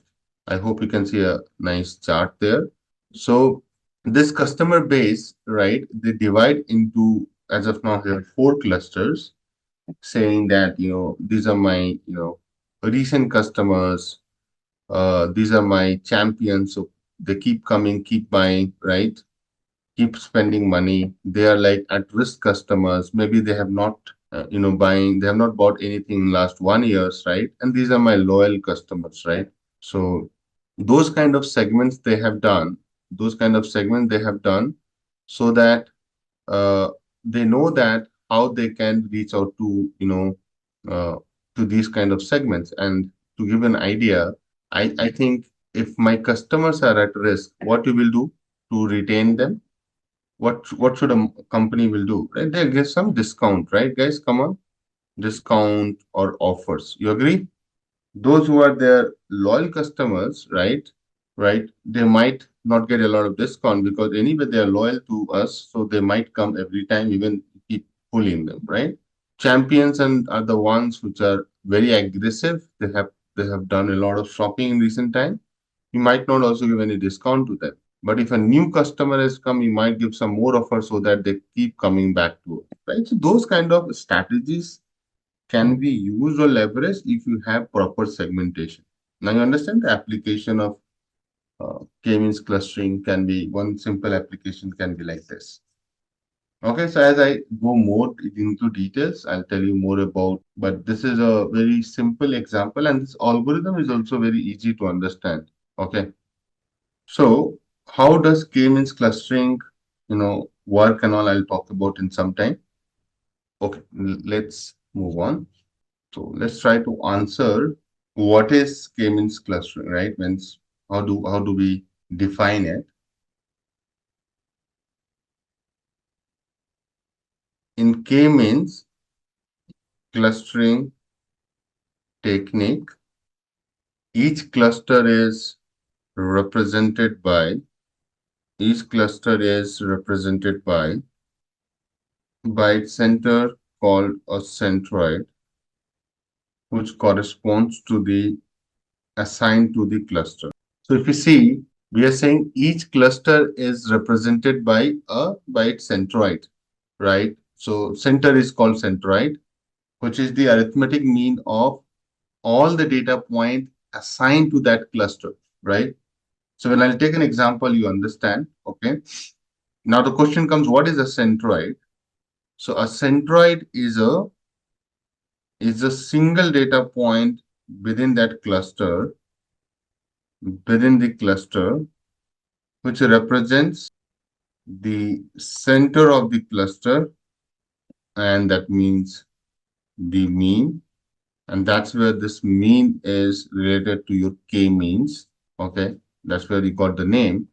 So a centroid is a single data point within the cluster, within each cluster, which represents the center of the cluster called the mean, and it might not be necessarily be a member of the data set. So it can be a calculated value also, right? It's not necessary it's coming from one of the data set, is assigned like the mean, okay? So that is a very important point to keep in your head. That is not necessary that one of the data point will be given the role of the centroid. It may be possible that you might have calculated the centroid, although that value lies within that cluster, that group, but it's not necessary it's coming from one of the data points. Clear? Now, see here. I'm showing an image just for your reference. Can you see? So there are two groups of the data it has formed. One group is this one, okay? Other group is this one, and it looks very logical because all these blue data points are more closer to this centroid, which is your red color, right, guys? Come on.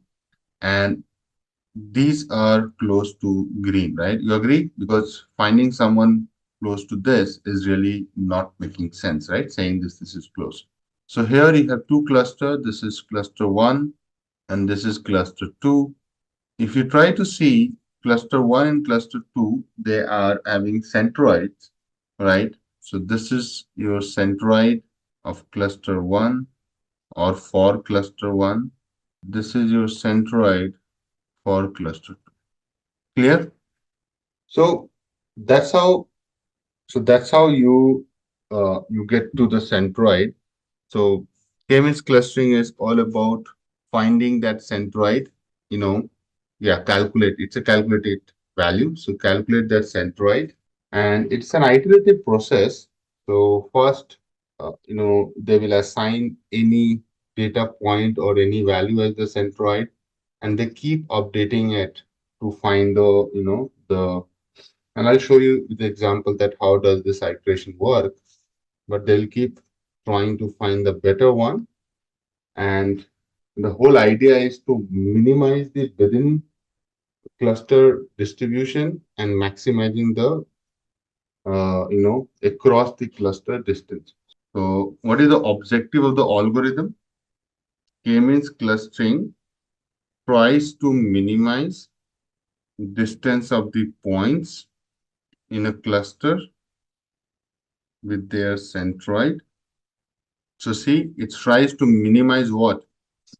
Minimize the distance of the points in a cluster, right? There will be only one centroid for one cluster, because okay. For now, you should also understand what is my message here. My message is that you are trying to minimize the distance of the point within each cluster so that you find only one centroid, the better one. Okay. So you might start here. This is my centroid. Then you realize, okay, no, I'm not in the center of the position. See, tell me one thing. If I draw a circle, you will try to find the balance where till the time you reach the center. So centroid also works in the similar fashion, but your distribution doesn't mean that every time it will be a circle. Your distribution can also be like this. Then you try to find go there. Our distribution can also be like this. You can go there because here you have more data points, right? So it can be, keep shifting to find the balance. Okay. So that's the point I'm trying to make. Okay. Now, number of groups you can decide. That is also another discussion I will do. But for now, the idea is this. So I'll show one more nice image and you try to understand that what I mean by saying this. You have two types of cluster, right? One is intercluster. You see here, okay, to use white color, intercluster, and here it is intra-cluster. Intra means within cluster. Okay. You know, right? Intra, very famous. Intra-LAN, interland, intercity, intracity. And this is across clusters. So if you see here, within cluster means within a cluster, you want to minimize this distance between each data point. You try to find a cluster in such a way that within that cluster, data points distance are minimized. That's the objective. And you want to maximize this across cluster distance. Why? So that the separability is highest. So you want to maximize this. I'm writing again. And you want to minimize this within cluster. Here also we'll say within these guys, I'll minimize. So that's I would say in a layman term, the beauty of this algorithm. But how will you do it? Okay. So to do that, you have a step-by-step algorithm in place. Okay. Now steps to do. So let me talk in steps. Steps for finding, or maybe I can say k-means algorithm steps. Okay. So there are few steps, guys. Number one, specify number of clusters you want. Specify number of clusters. Okay. So for now, I think starting this is an user input, means you will tell in the model how many clusters you need. Okay. Generally, people say 3, 4, right? k equal to 3 or k equal to 4. So this is more like, the modeler will give, right, who's building the k-means clustering model. Then second step says initialize centroids by first shuffling the data set and then randomly selecting k data points for the centroids without replacement. Okay, so that can be any weird k centroids, means that's the first one. So you are selecting k data points for centroid without replacement, means you are shuffling the data set, and you're trying to find any random k centroids. Okay. Now in this diagram, if you see, there are 8 data points, right? Or the model has randomly selected this as the centroid for cluster 1. Can you see that? And this data point as centroid for cluster 2. I have only taken, two groups, two cluster here. Clear? That's what I mean. So here, this red and green represents the cluster of within the data points. Okay, clear? Now, point number third, what you will do? Now you will assign all the points to the closest centroid. So as of now, all the data points are like, okay, so you will tell me here that, okay, you tell me who is my boss. So how will you find the boss? You will assign all the points to the closest cluster centroids, right? Someone has to go to some boss. Okay. So here idea is that you will find the Euclidean distance, right? And try to assign. Now you tell me this is closer to this one or this one. You tell me. You find the Euclidean distance, the C1, right? So definitely this is not closer. This one is closer, right? So that's why you assign the centroid to the closest point, assign all the points to the closest cluster centroid, and then you realize that you have another image coming as, right? Can you see that? Now, I think everybody will be okay with this coming to this guy, right? Except one, I know you might be thinking what's going on there. So this is closer to this. You also know that these guys are closer to this, but we have a doubt that whether this is closer to this or this, right? You can clearly see that it looks closer to this. Okay. But obviously you will not be doing like looking at like, who is closer by doing eyeballing. You do a maths, and the maths is that you find Euclidean distance. Okay. So it's not like you are doing just looking at it. So what I'm saying, Anthony, yeah, that's why please pay attention. What we are saying, assign all the points to the closest cluster centroid. The meaning of it, this is my centroid which I have randomly assigned. I was talking about this particular data set, right? Tell me, is it closer to this guy or this guy? There are two centroid, right, for this point. Which one it is closest to? So C1, that's why you have assigned C1. So all these guys have been assigned to C1. All these guys have assigned to C2. Now this guy is a little controversial guy. As of now, it is also assigned to C1, but, right, are we going to do something about it? Clear? So now you can clearly see that now the centroid itself doesn't make sense, right? Now this is we have calling centroid, right?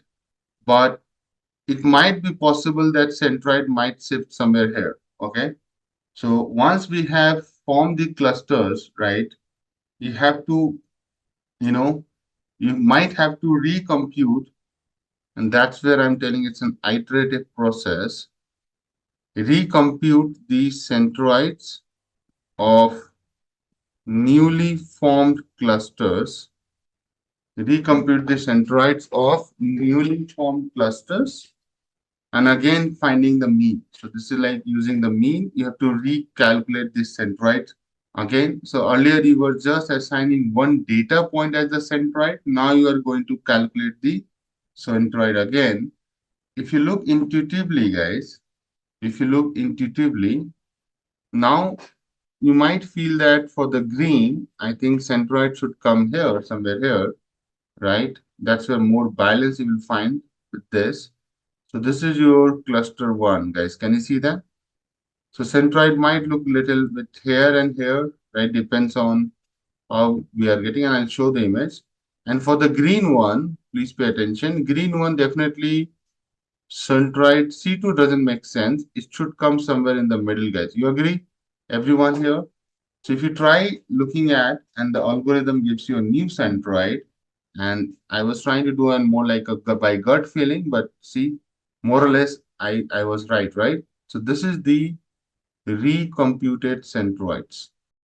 It will never come like this when you recomputed centroids. Initial centroids were selected randomly by the algorithm itself. See, read this point. Initialize centroid by first shuffling the data set and then randomly. So it's being random. We are not selecting it. Randomly, algorithm picks something. It's written in the first, second point. Okay. Then what will happen, guys? Once you have recalculated the centroid, okay, then again, right? Then again, they're going to repeat it. Means they'll keep moving it around. So they'll keep connecting, again, calculating the distance, where it should be, right? If every data point within the cluster is same or not. So that's the exercise it does, okay? That's the exercise it does. It doesn't stop here. It will repeat its step to fine tune the cluster till the time it doesn't find a better cluster. So that's where it will stop doing, okay? So, so let me show you one more nice diagram and you will love it, I guess. Now this is how the step looks like, right? So if you don't look at the final one, if you just look at the first one step, right, you will realize that they are first trying to find the clusters. Like this is my, one group. Can you see the blue dots? Hello? So first they thought they will divide like using this plane, right? So two clusters. Everybody please pay attention. Then what if I try dividing like this? So then they divided the data on the basis of similarity again, saying, okay, maybe this can be my two clusters, right? Look at that, how it is changing every time, right? And then it fine tunes. See, so earlier, if you see the cluster points were like this, then the cluster has moved. If you are paying attention, don't look at every steps. Please follow me here. The cluster has moved somewhere here. See, and the blue has moved here. So I think earlier it was here, and then it has come here. Guys, can you see that? Somewhere here. Then they realize that what if I move this guy to this completely, right? All these guys are more closer to this. Listen to me. All these guys are more closer to red. So that's why it becomes all red. So the cluster definition has changed. Now what they're doing, they're fine tuning a bit. Can you see that?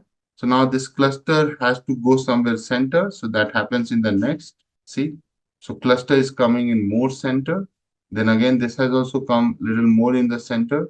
Then they are, trying to do more fine tuning little bit. And then finally becomes your cluster. So one becomes this, right? See, there are only two clusters, but look at the beauty. You might have thought the grouping is being done, right? But see how they evolve to find you the two fine-tuned clusters. So that's why they start randomly. They find the distance, then they update the cluster groups, right? As you can see here, to fine tune, and fine tune. But the steps remain the same. First, they will assign something to as a centroid, calculate the distance, right? And then, recompute the centroid, again, calculate all the distance from all data points, distance from the new centroid. If they find that, okay, we have to move to some other place, they'll move. Clear? Now I'll talk about some key applications, real life applications. Already I've given one, but maybe I'll just give you a few pointers around it. So real life applications of k-means clustering. Okay, so number one, customer profiling, right? Also known as customer segmentation, market segmentation, more or less related to customer segmentation, document classification, right? So different documents can be classified into more 4 or 5 clusters. So document classification, so there they use OCR, which is optical character recognition, to understand the document's nature. And then on the basis of similarity, they group into clusters. Okay. I think there are a few more like geostatistics, understanding the similarity of geologies, or finding astronomy, right? Astronomy is also about finding patterns. So yeah, astronomy is another big area. So where they do all those kind of understanding the planetary positions, and making some conclusions. This is the similarity and patterns, right? Although they also try to predict why, and why can be anything that you can change anytime. Yeah, that's all from my side on this. Maybe I'll talk a little bit more about how to also decide number of clusters, because sometimes people think clusters is like I can always give. It's not like this. What are the cool things about k-means clustering is that you can actually stop uh, going intuitively that how many clusters you need. You can also go by using machine learning concept. You can also find the value of k. So let me give the heading. I'll come back to run if I can put the heading. Finding the value of k. You can also find that by using the concept of elbow curve. So let me explain that. So using machine learning only, you find the how many k I should pick. So you can plot the elbow chart. So if you have seen an elbow, right? So this is your hand, but can you see this is known as elbow? Okay. So this elbow chart is just similar, right? Okay. So when you are trying to see that what is your sum of squared errors, right?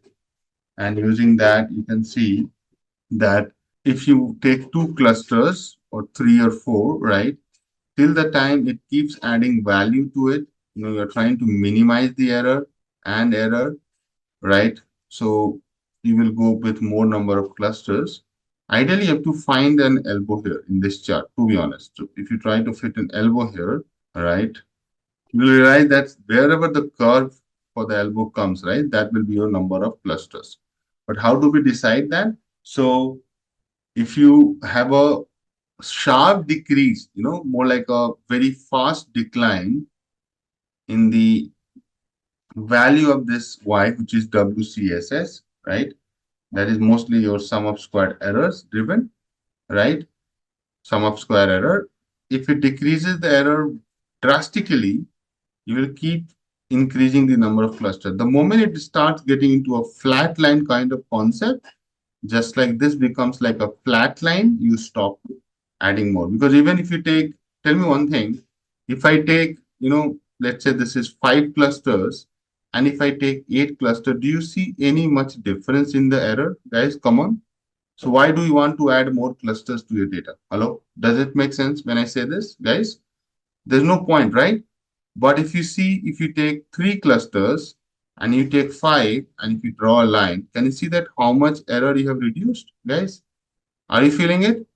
And if I say I have taken 2 clusters, right? 2 to you have to anyway take minimum. So 2 to 3, you can also see that you have quite a lot come down. So that's how you can do this. Clear? So testing different number of clusters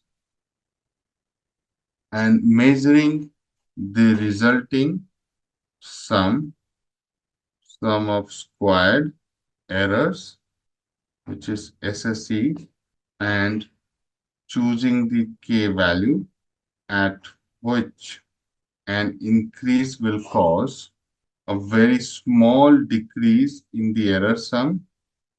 An increase will cause a very small decrease in error sum, while a decrease will sharply increase the error sum.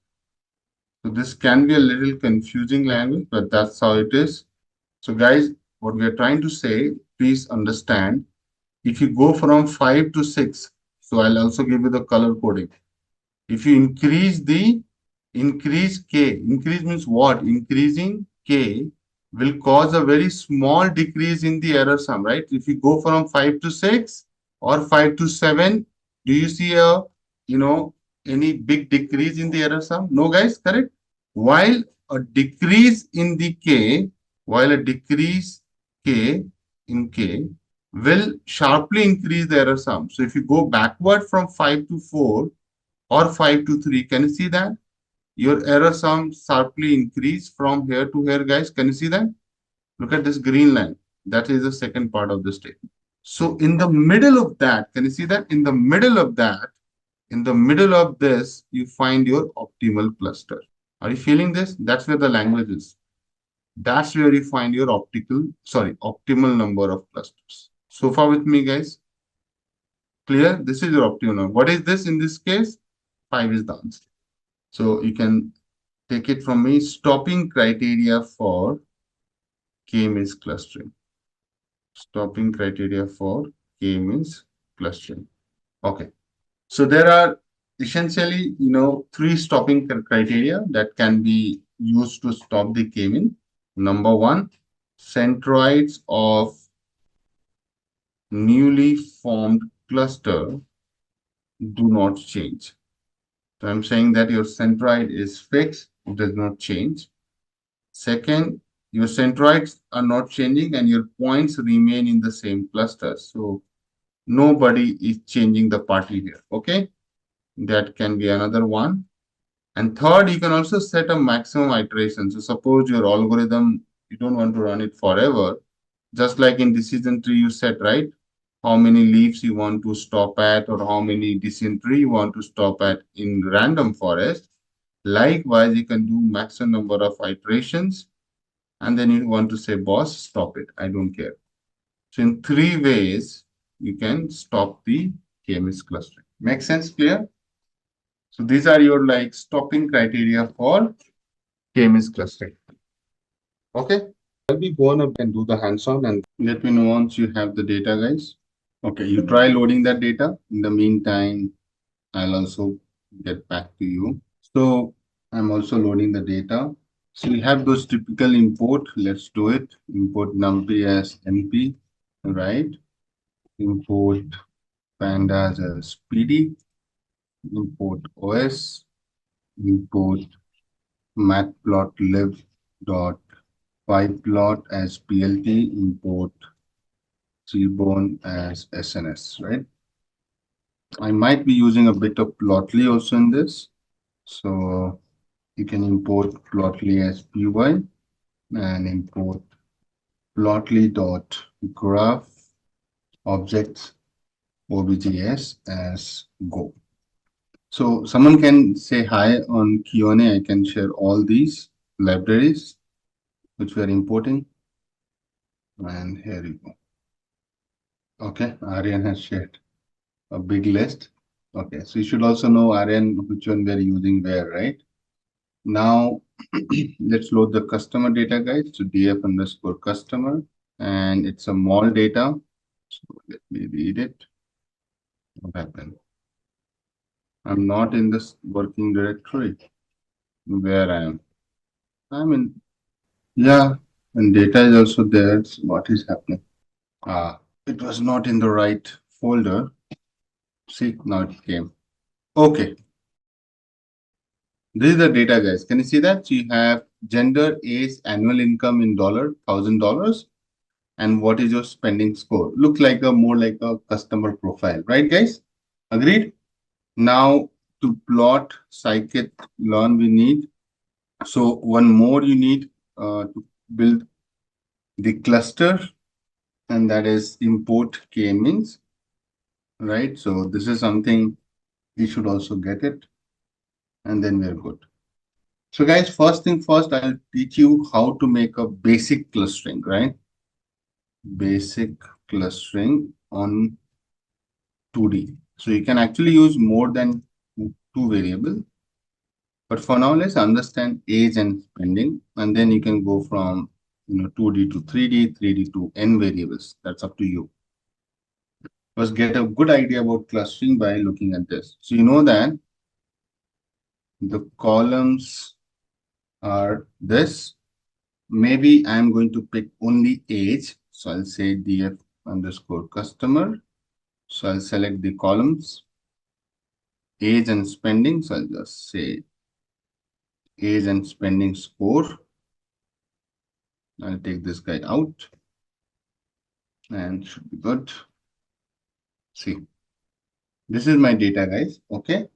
And if you try to plot a scatter plot to understand the distribution, All right, guys, you know how to do it. I don't need to teach, but I'll write plt.figure, or we can use plt.subplots, and then you can write fixed size equal to, let's say 15,7.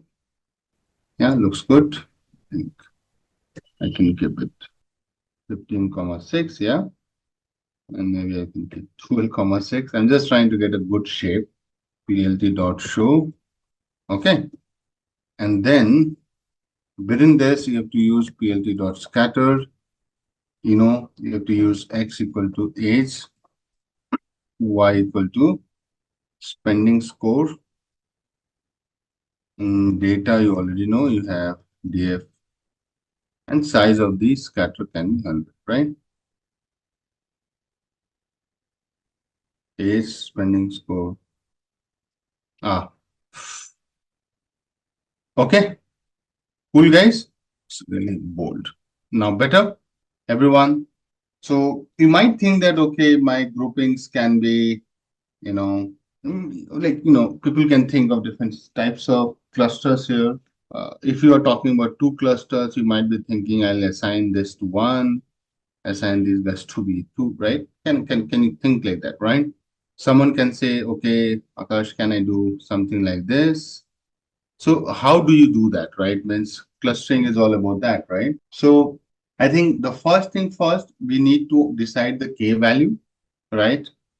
And give some levels to the chart.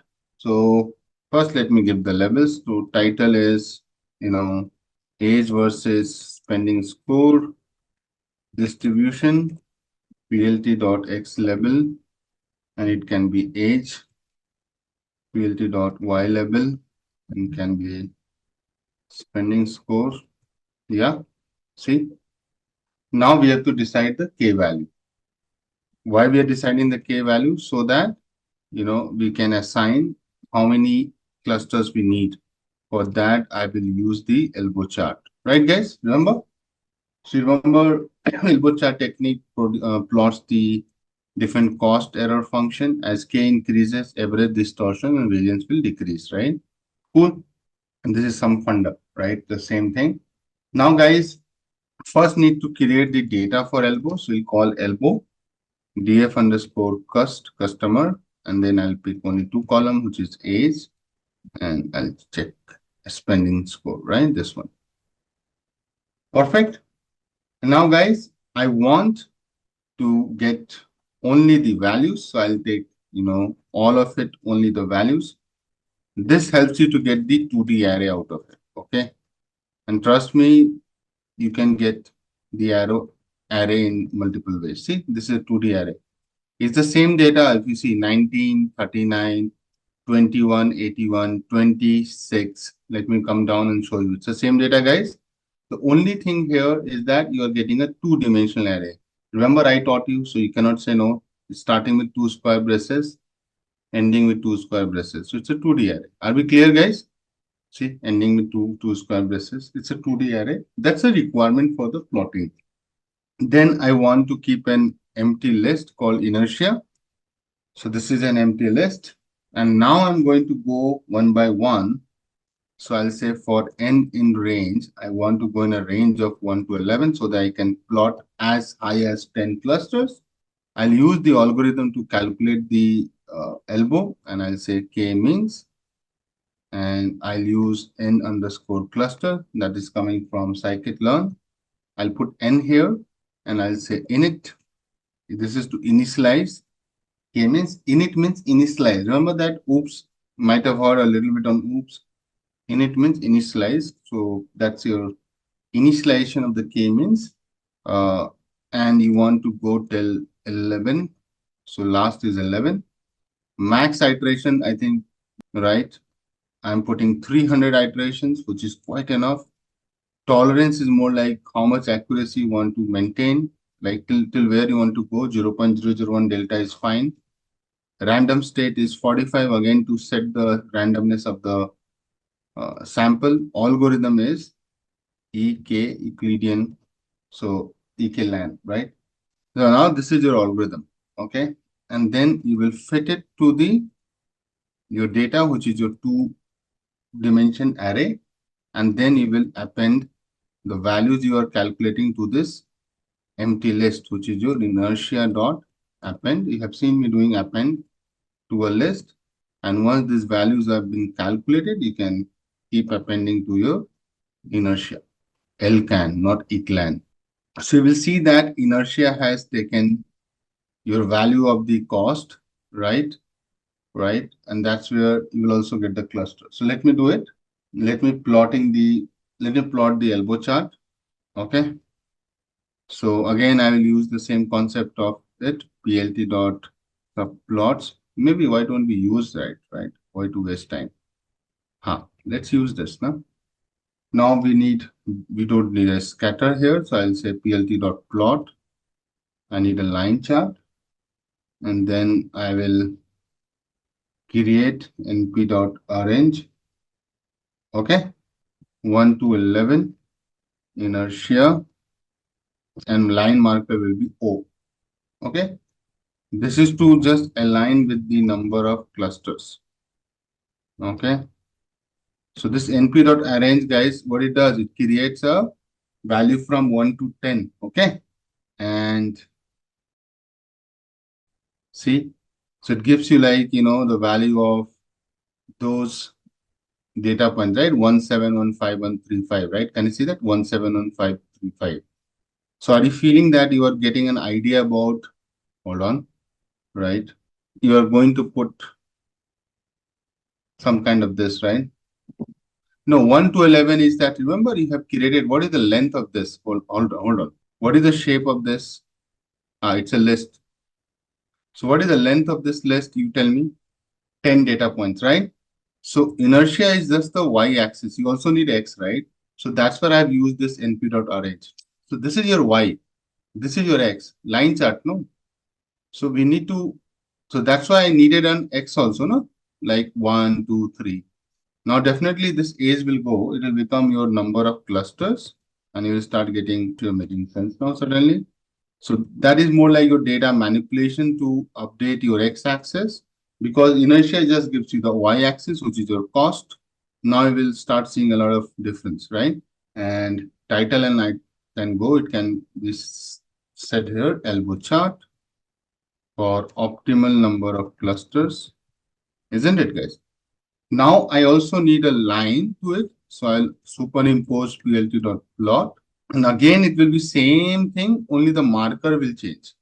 See, so here marker will be a line this time, and you will see magic.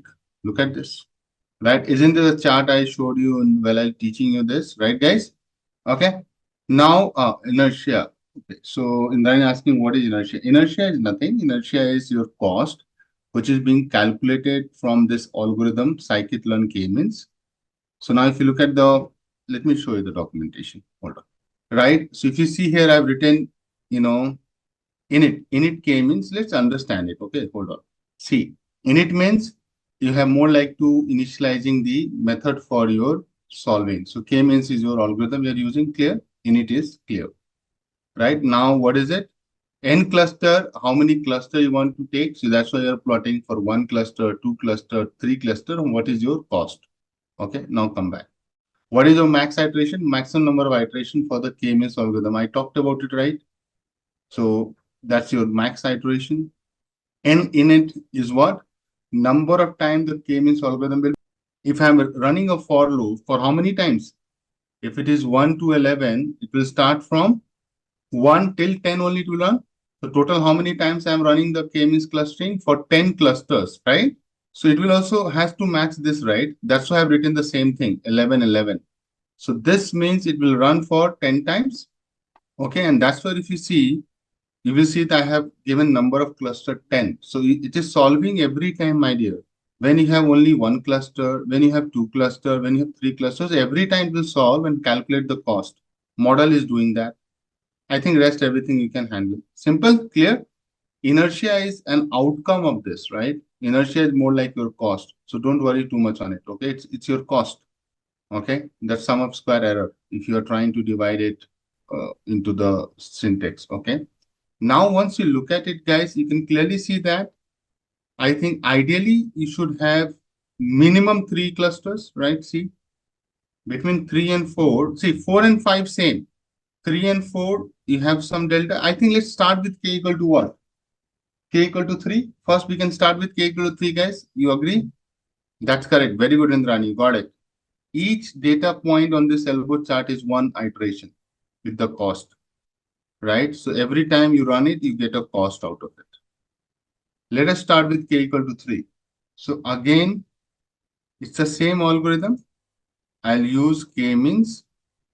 3 means 3 clusters. K means, and then I'll copy everything from right. यहाँ आपको 3 clusters. I think number of iteration can be 3. Maximum is fine. Tolerance is fine. Random state is also fine. Everything is good. Okay. Now you will say algo3 dot fit on your data, which is your elbow, which is your array. Sorry, this is your whatever it is data frame. I think elbow was your array, right? Let me print and see. Yeah, it's an array. And then you can find, so this is your done, model is ready. Labels, one you can say algo3 dot labels underscore and centroids. See, centroid will be cluster centers. So guys, you can see that labels will get that, first data point goes to cluster 1, 0 means 1, 1 means 2, and cluster 2 means 3. So there are 3 clusters. That's why it starts from 0, 1, 2. And if you look at the centroids, you will see 3 values. Can you see that? The value of centroid 1, value of centroid 2, and the value of centroid 3. That's cool. You have everything to plot the clusters. So I'm going to, guys, now plotting the clusters with centroids. Okay. So again, plt dot subplots fixed size equal to 15,7. Maybe I'll keep it 12,6. The same plt dot scatter. So you already have the data elbow, 0, elbow, everything, and 1. C can be your color, can be your labels, 1, and C map can be bodies, viridius, right? And then I also need to plot the centroids. So I'll use centroids :0, centroids 1, and you can give the marker like X. Yeah, good observation, Prava. And color equal to red, 200, and bingo, done. See, interesting, guys. Can you see this? Remember the data distribution was looking like this. So this is what you had, and when you try to look at it, guys, can you see it has created a centroid, sorry, cluster like this. Another one is little different, something like this it has done. It's a real data, so you can expect clusters like this. And the other one is this. And the centroid makes a lot of sense, guys. As you can see, center, center, and center. Because of the, outliers on this side, it has shifted to us little with this. Else it could have been here, right, guys? Agreed? Same story with this one. But see, this is a real data, and you have 3 groups of people basis your age and the spending score. So how it is dividing, guys? Those who are spending between 60 to 100 and those whose age is less than, hold on.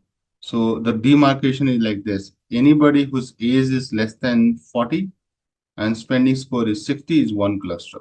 And you are saying that I don't care about the age. I only care about the spending score. So anybody who is having 40 to 60, roughly, you have one cluster, right? Another line coming, guys, correct? Hello? You agree? So another line is this one, 40 to 60, and anybody who's spending score is 0 to 30 is another cluster. See, so beautifully it has classified. That is with 3 clusters, right? But if you want more finer cluster, I think you can go with So I can just see, you have to very smart. You have to just copy this whole thing and I'll paste it. And now what I'll do, I will say, let's go with 4 clusters. So you have to do nothing. You have to just change here 4, make this guy equal to 4, make this 4 so that you don't overwrite. Let the model solve for 4, create the level for 4 by calling it 2. See, I'm just repeating the step. You could have written a for loop to do that. Trust me on that. Okay. So let me run it. Ta-da. See, now you can see there are 4 cluster points. You can just use same data, but you have to use labels as 2, centroids as 2, 2, right? I don't want to. See, now it makes a little more sense that now you have divided this part. Then again, so see, I thought so. Can you see that? So now it has divided like this: 1, 2, 3, and this whole thing is like a 4 cluster. Interesting, guys? And it seems intuitive also, right? So you know that who will be part of your which cluster and how you can target that. That's all from my side, guys. So nothing else on this. You can try to get more in details of it, but I think I'm done from my side on the K-means side. Segments are already there, no? So if you see, you have to just join the data.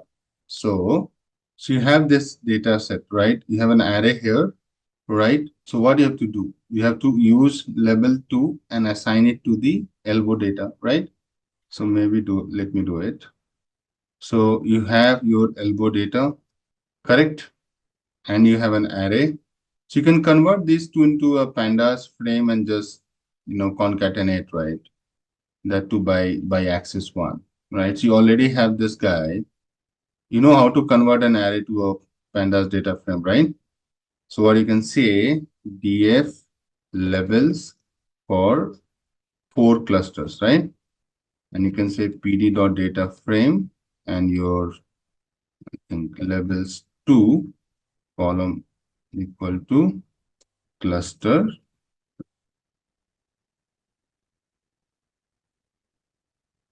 Okay, guys, this is my, and now I'll do pd dot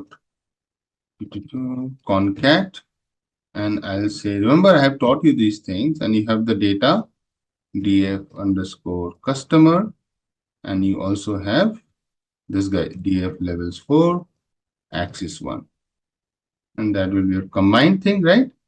df customer with clusters, right? Correct, Indrani? So you have to do a little bit of data preparation, which I expect you guys to do it. Now you can clearly see that these are your customers in which cluster you are. Now interpretation I did. So while I was drawing this vertical lines, what is the meaning of it? So vertical horizontal line. So anybody who is in the age group of 65 plus and spending score of 60 plus and age group of 40 or so, that's your one group. So you can use this for selling premium products, right? So their spending score is really high. So you can always target this customer for like some premium product, high pricing, high value products, right? Premium means like selling some goods, jewelry item or whatever, XYZ. But if you look at these guys who are part of the bottom one, can you see that? Irrespective of age, their spending score is really less. So you have to give some offers here, and that too on like a low price products, right? LPP, right? So that's the interpretation. So you know that whom you have to target, right? If you don't have this cluster, you might be giving offers to these guys who are anyway premium customers. They keep buying things. They are like people like me who are spendthrift. So you don't need to give them any offer, and you have to position premium products to them, right? And then these are your like mid-level kind of customer. Okay, you got it? So that kind of interpretation comes from the your clustering algorithm. So let's begin with our very first question, which is what is machine learning and why is it important? Now, as you can see in this diagram, machine learning is a part of artificial intelligence, right? Under machine learning, we have concepts like neural networks and deep learning. Right, machine learning basically consists of dozens of different machine learning methods or algorithms, which we will be covering a few in this particular video throughout our questions. So machine learning is basically teaching computers to learn on their own. Right. So what machine learning basically does is it will show the computer hundreds of pictures of, say, apples and oranges. Okay. So machine learning is basically going to pick these two fruits and show them to the computer. Now what machine learning is doing here is basically it's not telling that apples are going to be red and round. Similarly for oranges, that they're going to be orange in color and they're also going to be round. Instead of giving certain rules, it is going to let the computer figure it out by itself. It is going to go through the hundreds of images and going to figure out a pattern by itself. So this way, whenever a new kind of apple or a new kind of orange is shown to the computer, it is going to be able to figure them out.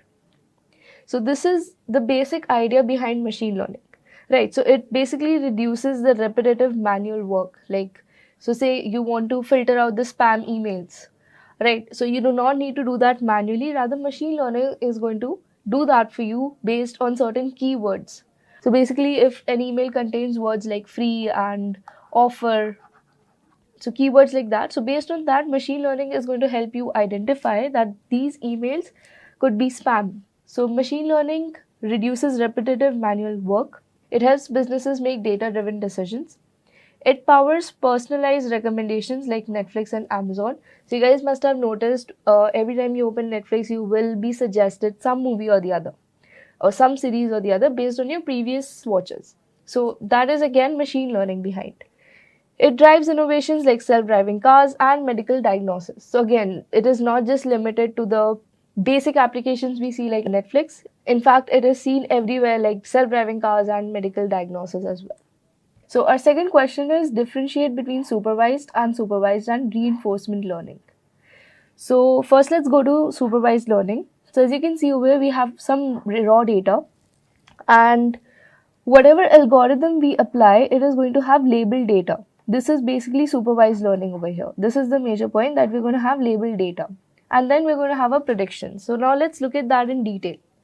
So supervised learning, one of the three types of machine learning models, is when the model is given labeled data. That is your input and the correct output. You have it labeled. Your algorithm knows that this is the input I'm getting and this is the output that is supposed to be predicted, right? It is going to learn the relationship between the input-output to predict the future results, right? It is used for tasks like, say, classification and regression. Classification is, say, your spam or not spam emails, and your regression could be predicting your house prices, right? So basically what supervised learning does is it learns from the examples and it predicts the answers for new unseen data. Right, another example you can consider is we give labeled photos of cats and dogs. Right, we give photos and we label them as cats and dogs. Now it is going to learn to identify animals as either cat or dog in the future pictures. And since we have already told the algorithm when we were giving our data that this is a cat and this is a dog, this makes our data labeled. Right, so this is all about supervised learning. Then we have unsupervised learning. Now, whenever we give our raw data, it is going to be unlabeled. So this is the major difference between supervised and unsupervised learning. Let's look at it in detail. So basically, unsupervised learning is, if you were to consider a real life analogy, a student solving problems without a teacher. Right, so it is doing everything on its own. So no answers are provided. The student, or you can say our algorithm, has to find patterns or similarities on its own. So basically, unsupervised learning is when the model is given data without labels and must find patterns or groupings on its own. Now, in this case, we just have given some random pictures of animals. And now our algorithm, that is our unsupervised learning method, has to figure out on its own which one's a cat, which one's a dog, or maybe it is going to group similar pictures together and then we can identify a pattern between them. So it works like that. So the model basically doesn't know the answers beforehand. It tries to group similar data together, like clustering customers by their buying habits, right? So it is going to find a common pattern between the data, and it is going to try and group them together. That is what unsupervised learning basically is. Moving on to a third type of machine learning model, which is reinforcement learning. Now, reinforcement learning works like, say, you're teaching your pet dog some new tricks. So, whenever the dog is going to do something right, or it is going to get the trick right, it is going to get a treat. And if it is not able to perform that particular trick, there will not be any treat, or you can even introduce some sort of penalty. So that is the same way reinforcement learning works. So whatever agent you have, it is going to learn through interacting with the environment, right? So if the agent gets the action right, there's going to be a reward, or there could be a penalty for getting anything wrong, right? So let's look at it in detail. So the model learns through trial and error, trains software to make certain desired actions, right? So you can say like a robot who is left out in the open is going to interact with its environment, and through trial and error it is going to learn what actions lead to rewards and which ones lead to penalties, right? It is going to learn by interacting with the environment. It gets feedback in the form of rewards and penalties. So that is basically how reinforcement learning works. So we have a table over here differentiating the three based on data, goal, and an example. So you can say supervised learning is labeled data, unsupervised has unlabeled data, and reinforcement learning learns by interaction with the environment, right? Then there's the goal. So supervised learning has the basic goal of learning the mapping between the inputs and the outputs. Unsupervised learning finds patterns and groups the similar data, whereas reinforcement learning maximizes the rewards by trial and error. Then we have our example. Supervised learning could be classifying emails as spam or not spam. Unsupervised learning could be clustering the customers based on a particular habit or behavior. Then reinforcement learning would be training a robot to walk, right? So moving on to our third question, what is a model in machine learning and how is it used? So a machine learning model is like a recipe, you can say, or a set of rules that basically helps the computers to solve the problems. It's built by learning from data and figuring out the patterns. So basically you have your training data, you extract patterns from the data, and then you use those patterns to predict the results. That is basically how you evaluate whatever you have trained your model on, right? So a machine learning model is, as we discussed, a set of rules or instructions created by learning patterns from the data. It is used to train data to make predictions or decisions, right? So say for example, you're training a student. So when you give that student a textbook, so the student is basically going to study from the textbook and answer the questions based on that, correct? So that is similarly how machine learning models also work. They basically study from the training data that they receive, and then they implement whatever they have learned, whatever patterns they have figured out from the training data set, they implement it on their test data set or whatever new data they receive, and then go ahead with the predictions, right? It is used to understand relationships, classify things, or predict outcomes. So basically there are two steps. First is training the model. The model learns from examples or the data to understand patterns. This is your training data. For example, feeding the model pictures of animals labeled as dog or cat. That is your training data, right? You're giving your algorithm, your model, some sort of data, and you're telling that this particular image is of a dog, this particular image is of a cat. Now it is your duty to understand it, to understand why this is a dog, why this is a cat, and then you test it or you make predictions, right? You are going to show a new picture that the model or your algorithm has not seen previously, and then test it whether the model is able to predict the right answer or not, whether it's a cat or a dog. So that is basically how a model works, right? Moving on to our fourth question, explain overfitting and underfitting with examples. Now let's first look at these diagrams over here. So basically what these dots are your data points, right? You can see all these dots, these are your data points. Now in your first graph, you have a straight line going through the data points, but not really covering or not really touching a lot of them. So this is what is called as underfitted or underfitting, right?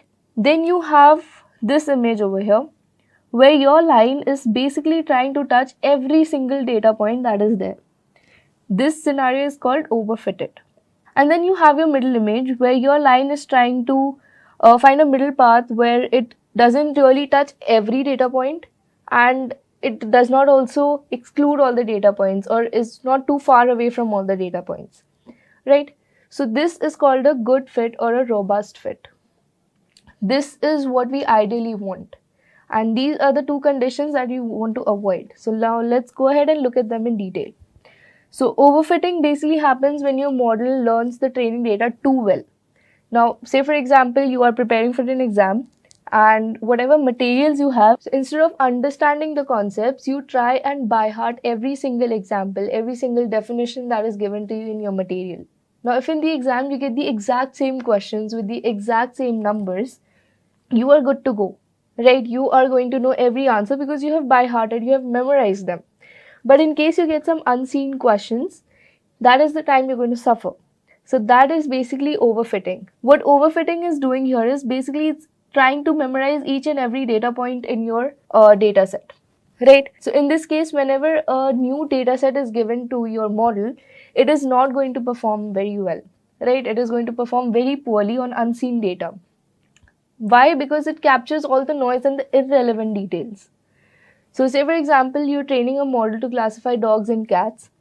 If it is overfitted, it is going to learn that cats only have one specific background in the training images. It is going to capture that maybe all the cats are white, or some unnecessary detail, right? And whenever you're given, say suppose you give a picture of a white dog, your model is going to classify it as a cat because it has learned, or it has memorized, that this particular image or this kind of image belongs to a cat.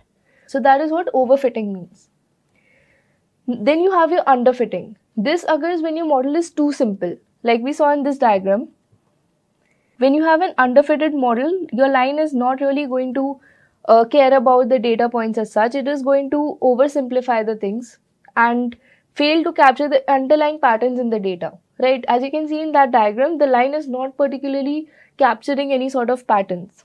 So this leads to again poor performance on both the training data and the new data. Now if we were to consider the example of a student again. So now in this case, what the student is doing is he is basically skimming through the pages, just reading the headlines and moving ahead, thinking that he has learned everything about the topic, right? So this is underfitting. Now a model which is meant to classify cats and dogs is going to be underfitted if it predicts every animal as a cat, because it hasn't really learned the difference between features of dogs and cats, right? So that is what underfitting means. So here we have a table differentiating overfitting and underfitting. So performance on the training data for overfitting is going to be excellent, whereas for underfitting it is going to be poor. Performance on the testing data is going to be poor for the overfitting models, and for the underfitting model it is also going to be poor. Now as you can see, the underfitting models are going to perform poorly no matter whether it's a training data or a testing data. Why? Because they do not really capture any sort of patterns right from the beginning. So even on the training data, they're not going to perform well. Whereas overfitting is going to do exceptionally well on the training data, but it is going to fail to perform well on the testing data, or with whatever new data that is presented to the model. So then we have our model complexity. So overfitting is going to be too complex because, as we discussed, overfitted models literally try to learn every single detail of the model or of the data set. So it is going to be way too complex, whereas underfitting is going to be way too simple because they barely capture any details, or they barely try to understand any sort of pattern. So the solution is to simplify the model, use regularization, or get more data. Whereas in underfitting models, you can use a more complex model or tune the parameters, right? So reading these points, you must have gotten an idea that what is important is a balance between the two to achieve a good or a robust model, right? Your model shouldn't be overfitted or underfitted. That is, it shouldn't be too complex or it shouldn't be too simple. It should be just midway between these two to achieve the best balance, which is also known as the bias variance trade-off, right? You can also mention this point because, let me just write it down. So it is also called the bias variance trade-off, right? So moving on to our next question, what is a confusion matrix and how is it used in evaluating the models? Now, a confusion matrix is basically a table that helps you to evaluate how well a classification model is performing, right? So, it compares the model's predictions with the actual outcomes. Basically, whatever predictions your model is going to make, you're going to have some correct values, you're going to have some incorrect values or incorrect predictions. So, all that is mapped in a very organized way and shown in a table which is called the confusion matrix, right? So it is useful for understanding the types of mistakes your model is making.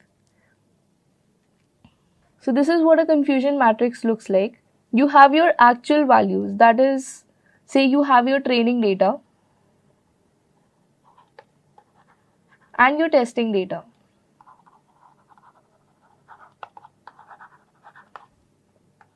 Right? So for your training data, you have your actual values, that is, say you have a column predicting yes and no, right? So it basically goes like this: yes, no, yes, no. Whereas your testing data is going to predict something like yes, yes, no, yes, right? So as you can see over here, this particular prediction is correct over here, whereas all these are wrong, right? This was supposed to be no, this was supposed to be yes, this was supposed to be no. So all this can be mapped in a very organized way, as you can see over here. So our actual values are here and our predicted values are here. So if our actual value was positive and our predicted value is also positive, we call it a true positive. So this is basically a correct value. But if our actual value was positive but our predicted value was negative, we call it a false negative. That means this value is incorrect. But if our actual value was negative and our predicted value was also negative, we call it a true negative. That means it is correct. But if our actual value was negative and our predicted value was positive, we're going to call it a false positive. That means it was incorrect. So this is basically how a confusion matrix maps out all your predicted and actual values to help you analyze how well your model is performing and how much of your predictions are correct and where exactly your model is making mistakes, right? So true positives, we just discussed. The model correctly predicts a positive outcome. False positive is when the model incorrectly predicts something as positive. This is also known as a type 1 error. Then you have your true negative. The model correctly predicts a negative outcome. False positive is when the model misses a positive case and instead predicts it as a negative. So that is called a false negative. Alright. So now that you have understood what is a confusion matrix, let us also see how it is used in evaluating the models.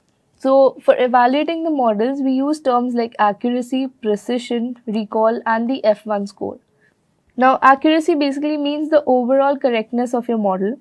This is what accuracy is going to test.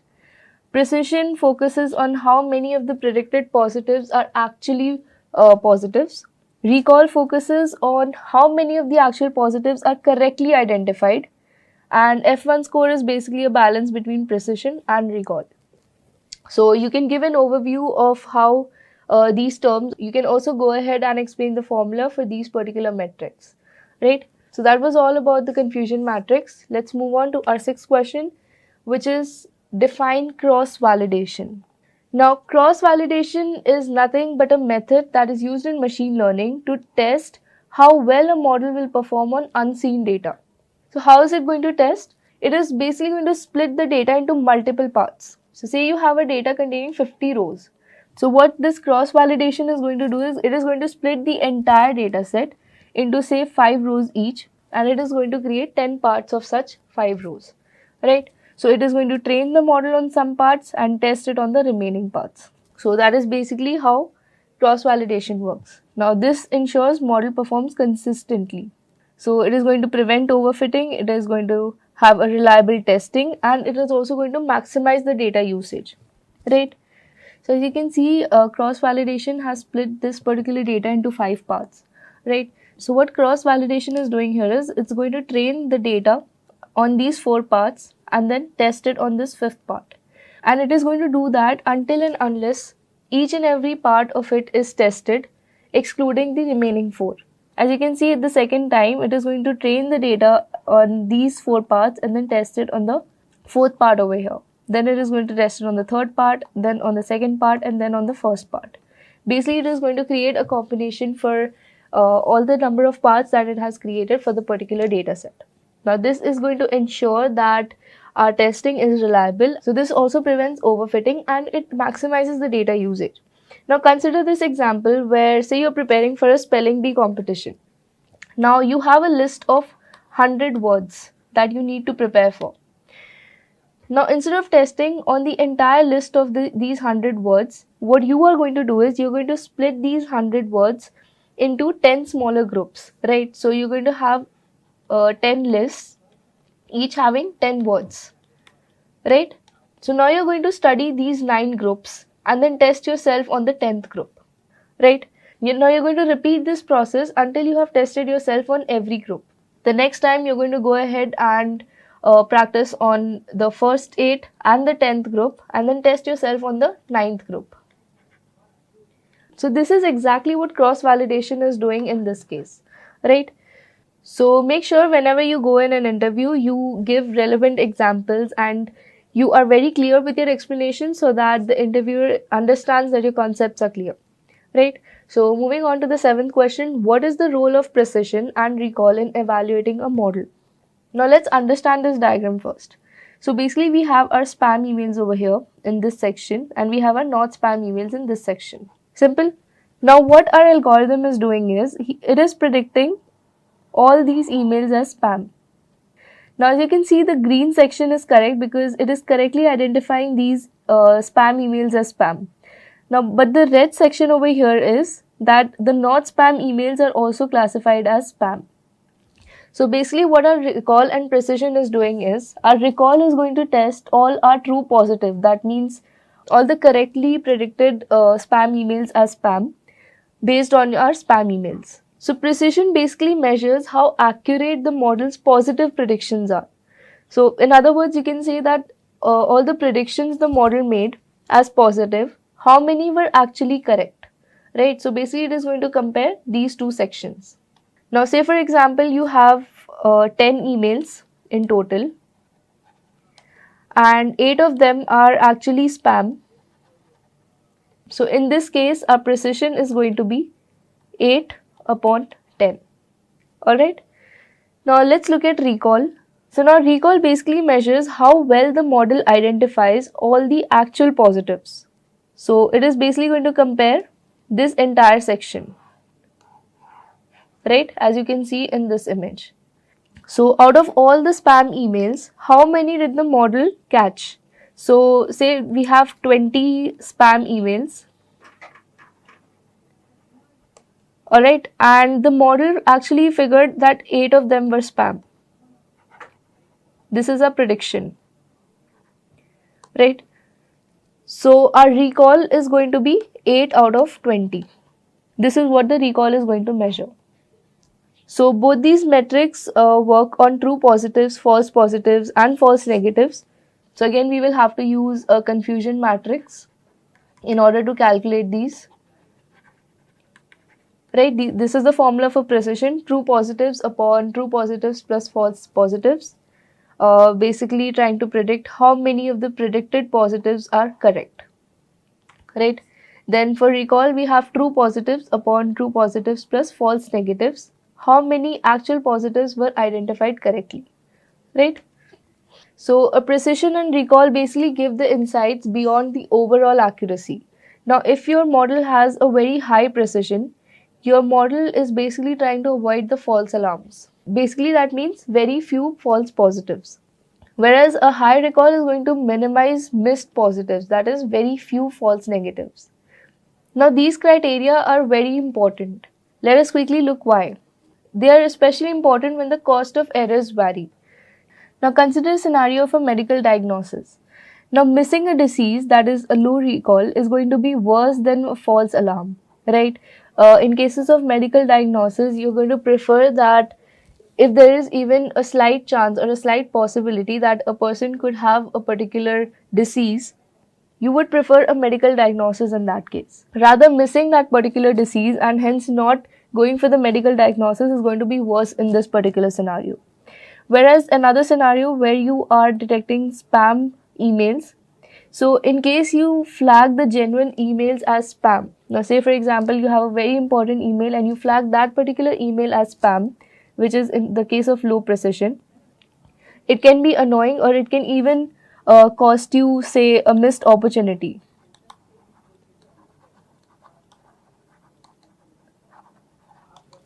Right? So you need to consider these scenarios in mind and choose which metric, it could be precision or recall, which one you need to be higher in which scenario. Right? So moving on to our eighth question, what is the F1 score and how is it calculated? So the F1 score is basically a metric that combines precision and recall into a single number. Now, just as we discussed the two scenarios where a high precision or a high recall is going to be beneficial in one case, whereas so the F1 score is basically a metric that combines precision and recall into a single number. So it basically provides a balance between the two, right? Precision and recall. Now, just as we discussed in our previous slide, the medical diagnosis and spam detection situation, where keeping one variable low and the other high is going to be beneficial in one case, whereas it could be harmful in the other. So in cases like this, we need something that is known as the F1 score, which does nothing but provide balance between these two metrics. So the F1 score basically ranges from 0 to 1, where 1 indicates perfect precision and recall.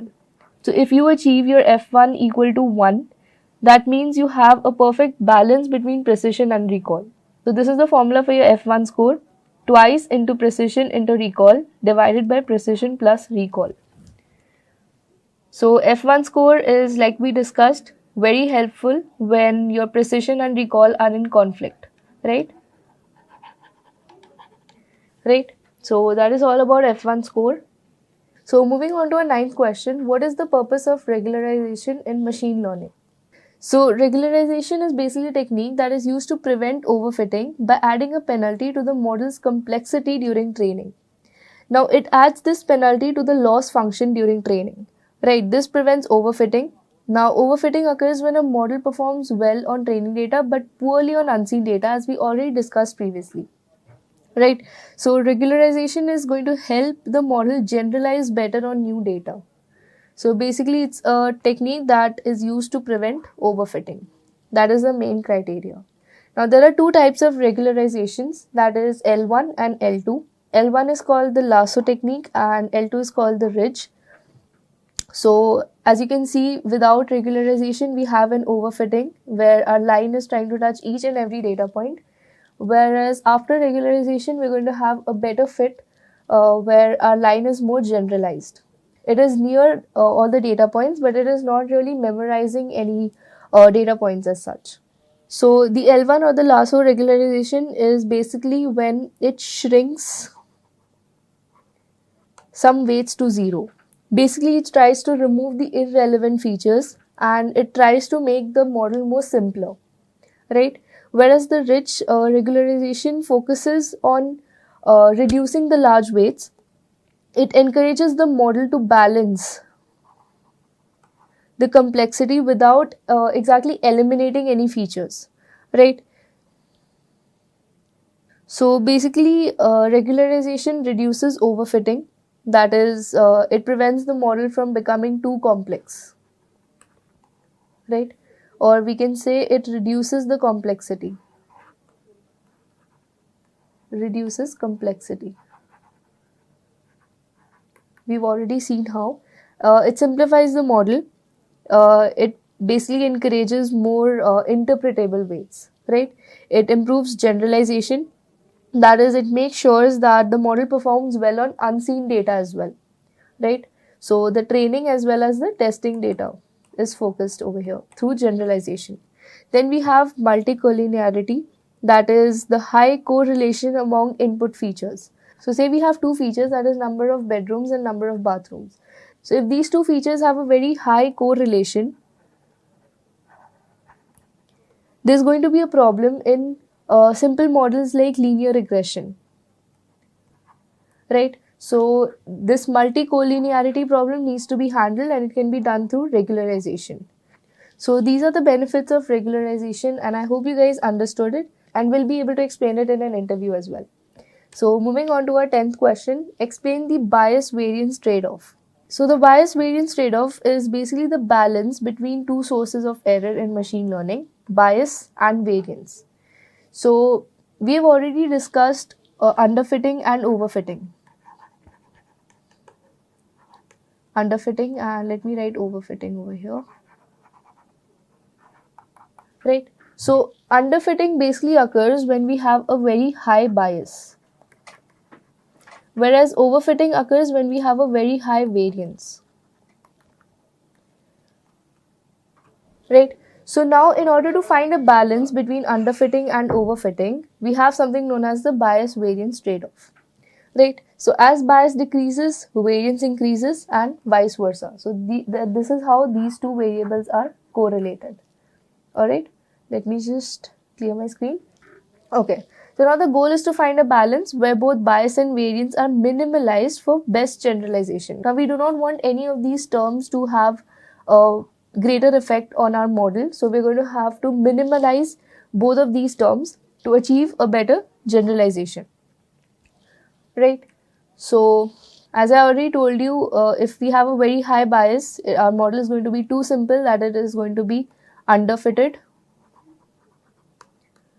Right? And if we have a high variance, that is, a model is going to be too complex. We're going to have a good accuracy on our training data, but a very poor performance on our testing data. So that is what high variance does or overfitting does. Right?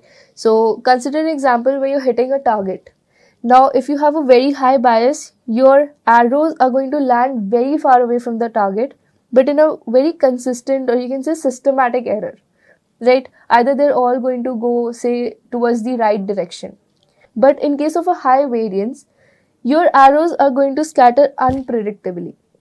Right? One arrow could go here, one could go here, one could land over here. It is going to be very unpredictable. Some could even hit the target and some could miss it. Right? But a well-balanced model is going to be a case where all your arrows cluster close to the target. Right? So consider a very well-balanced model, and in that particular model, all your arrows are going to land somewhere over here, over here, over here, right? All near the target. So this is when both your bias and your variance has been minimized. So that is all about bias variance trade-off. Moving on to our 11th question, what is feature engineering and why is it crucial in machine learning? So you can see in this diagram, we have raw data. And then we have something known as feature engineering, and then we come to our ML model. So now what feature engineering is, it's basically involving refining or creating input variables to make them more useful for a machine learning model. Right? In order to implement a model on your raw data, you need to have a well-refined, or you need to have your input variables that are very useful. So that is done through feature engineering. Right? So feature engineering basically involves steps like feature selection, feature transformation, feature creation to improve a machine learning model's performance. So feature selection is where you pick the most important features for your model. So say in a house price prediction model, the area of your house is going to be more relevant than the color of the house. Right? Then comes feature transformation. So this involves modifying features to make them more suitable for analysis, such as you can say normalizing your numerical data or encoding your categories.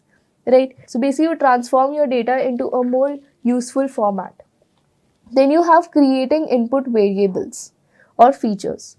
So this is basically called feature creation. This is where you create new features from the existing ones. So say for example, you combine the height and weight into a BMI feature or a body mass index. Right? So that is called creating your input variables. So the benefits of feature engineering are model accuracy improvement. So by providing the model with the right information, you improve the accuracy of the model, right? Then comes reducing the overfitting or preventing overfitting.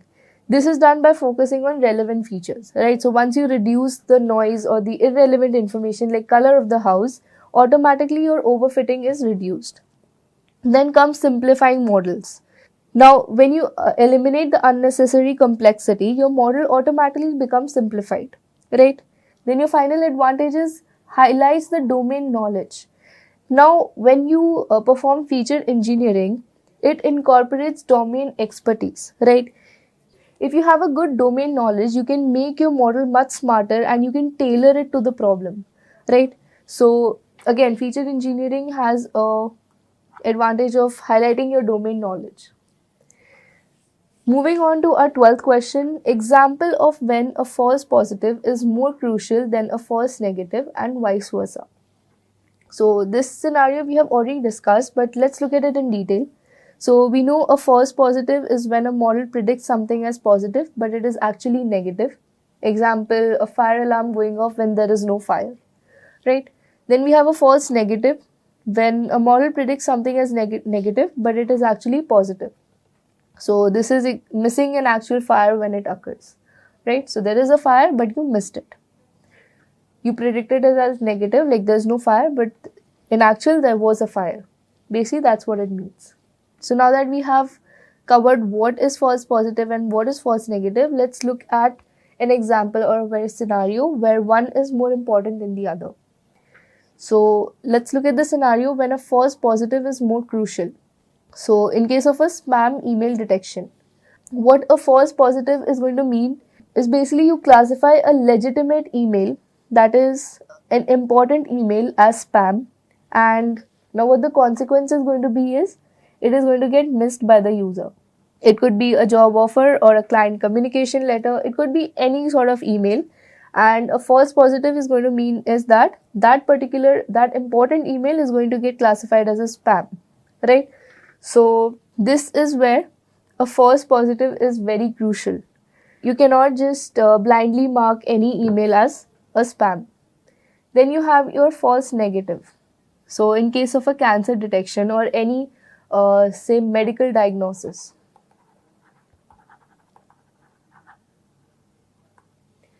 Right, so a false negative is going to delay the diagnosis and the treatment, which could be life-threatening. We've already discussed. So the model is basically going to fail to detect cancer in an affected person. So this is where a false negative is crucial. Moving on to a 13th question, what does naivety stand for in naive Bayes, right? So naive Bayes is again a machine learning algorithm based on the Bayes theorem. Now this is used for the classification task. Now what the naive stands for in naive Bayes, basically it refers to the assumption that all the input features in your dataset are independent of each other, which is again not true in the real world, right? Now say for a house price prediction model, you cannot have a number of bedrooms and the number of bathrooms or number of bedrooms and the price feature as independent variables. They cannot be independent of each other because obviously each of these factors are interrelated and are going to affect each other, right? If you have lesser number of bedrooms, your price is definitely going to be affected, right? So it is not true in the real world, but it is an assumption made in machine learning whenever we use naive Bayes, that all the assumptions, that all the input features are independent of each other. So basically this is how the Bayes algorithm works. It basically classifies all, or basically groups the different items into different groups, and this is the formula for the Bayes theorem.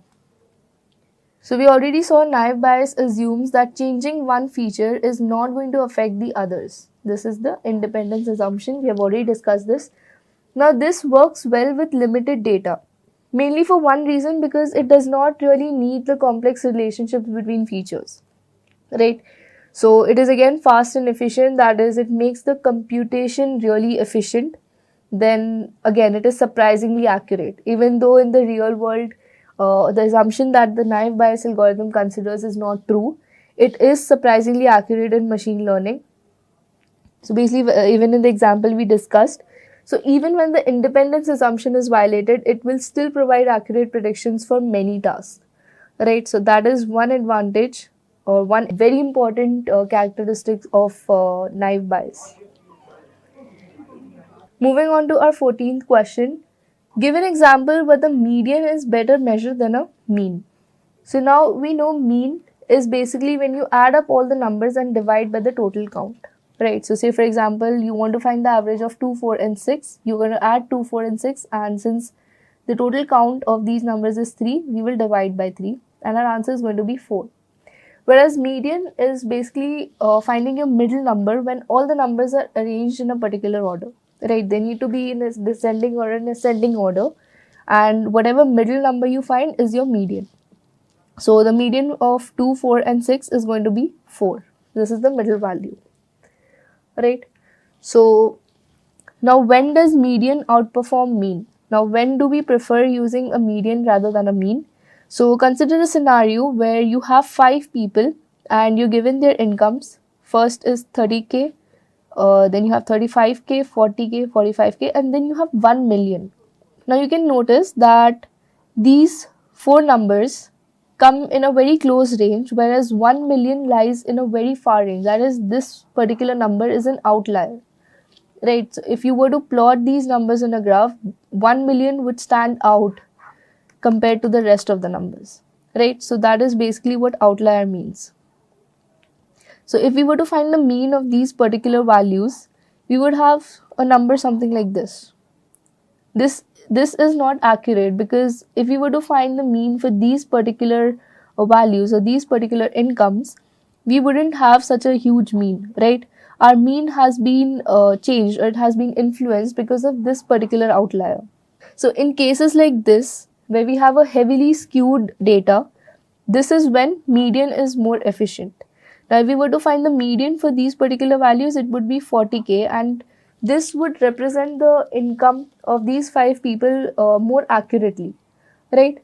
So basically median is not affected by the extreme values or the outliers, as we just saw in this particular example, right? So it gives a more realistic picture whenever data is skewed, like in income or in property prices, right? So whenever you have a high range of your data, you're going to prefer median over mean. Moving on to our 15th question, what are the key differences between bagging and boosting in ensemble methods? So let's understand what is bagging first, right? So bagging basically stands for bootstrap aggregating. Now this creates multiple models by training them on different random subsets of the data. Now each model makes a prediction and their results are averaged for regression or voted on for classification. Now example of bagging is random forest, right? Now in case you're not familiar with ensemble methods, let us quickly discuss ensemble methods. So ensemble methods are basically like building a team, right?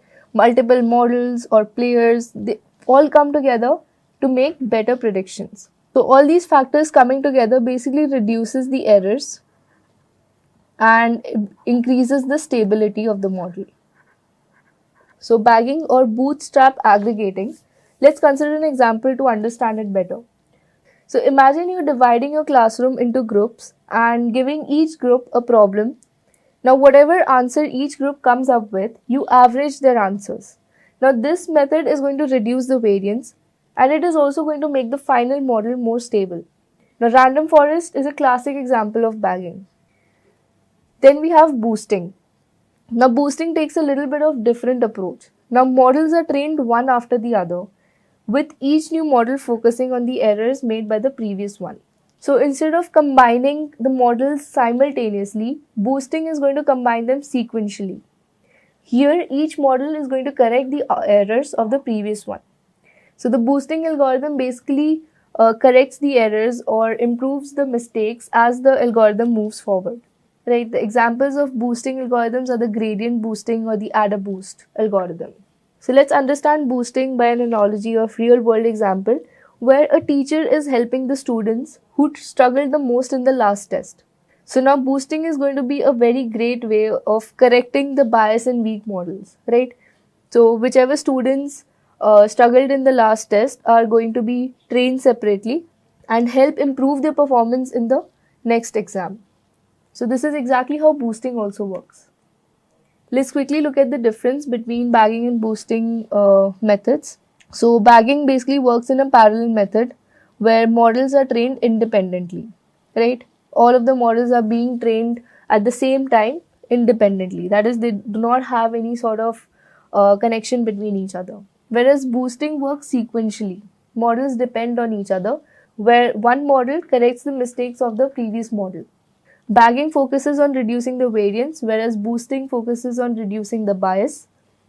Bagging treats all the data points equally, whereas boosting focuses on correcting the errors only. Bagging is less complex, whereas boosting is more complex due to the dependency. Bagging is good for stable models with high variance, whereas boosting is good for weak models with high bias. Just a quick info, guys. Intellipaat offers an advanced certification in machine learning and AI in collaboration with Microsoft. Through this course, you can learn all the important concepts of Python, machine learning, deep learning, NLP, computer vision, and much more. The course features live classes with IIT faculty and industry experts, campus immersion at IIT Roorkee, and includes certification from both Intellipaat, Microsoft, and Divya Sampark IIT Roorkee. With this course, we have already helped thousands of professionals successfully transition into careers in AI, ML, and data science. You can check out the testimonials on our Achievers channel. The link is given in the description below. With the 24/7 support, placement assistance, and EMI payment options, this course can definitely set your career on the right track in the field of machine learning and AI. So visit our course page link given in the below description and take the first step towards your career growth in ML and AI.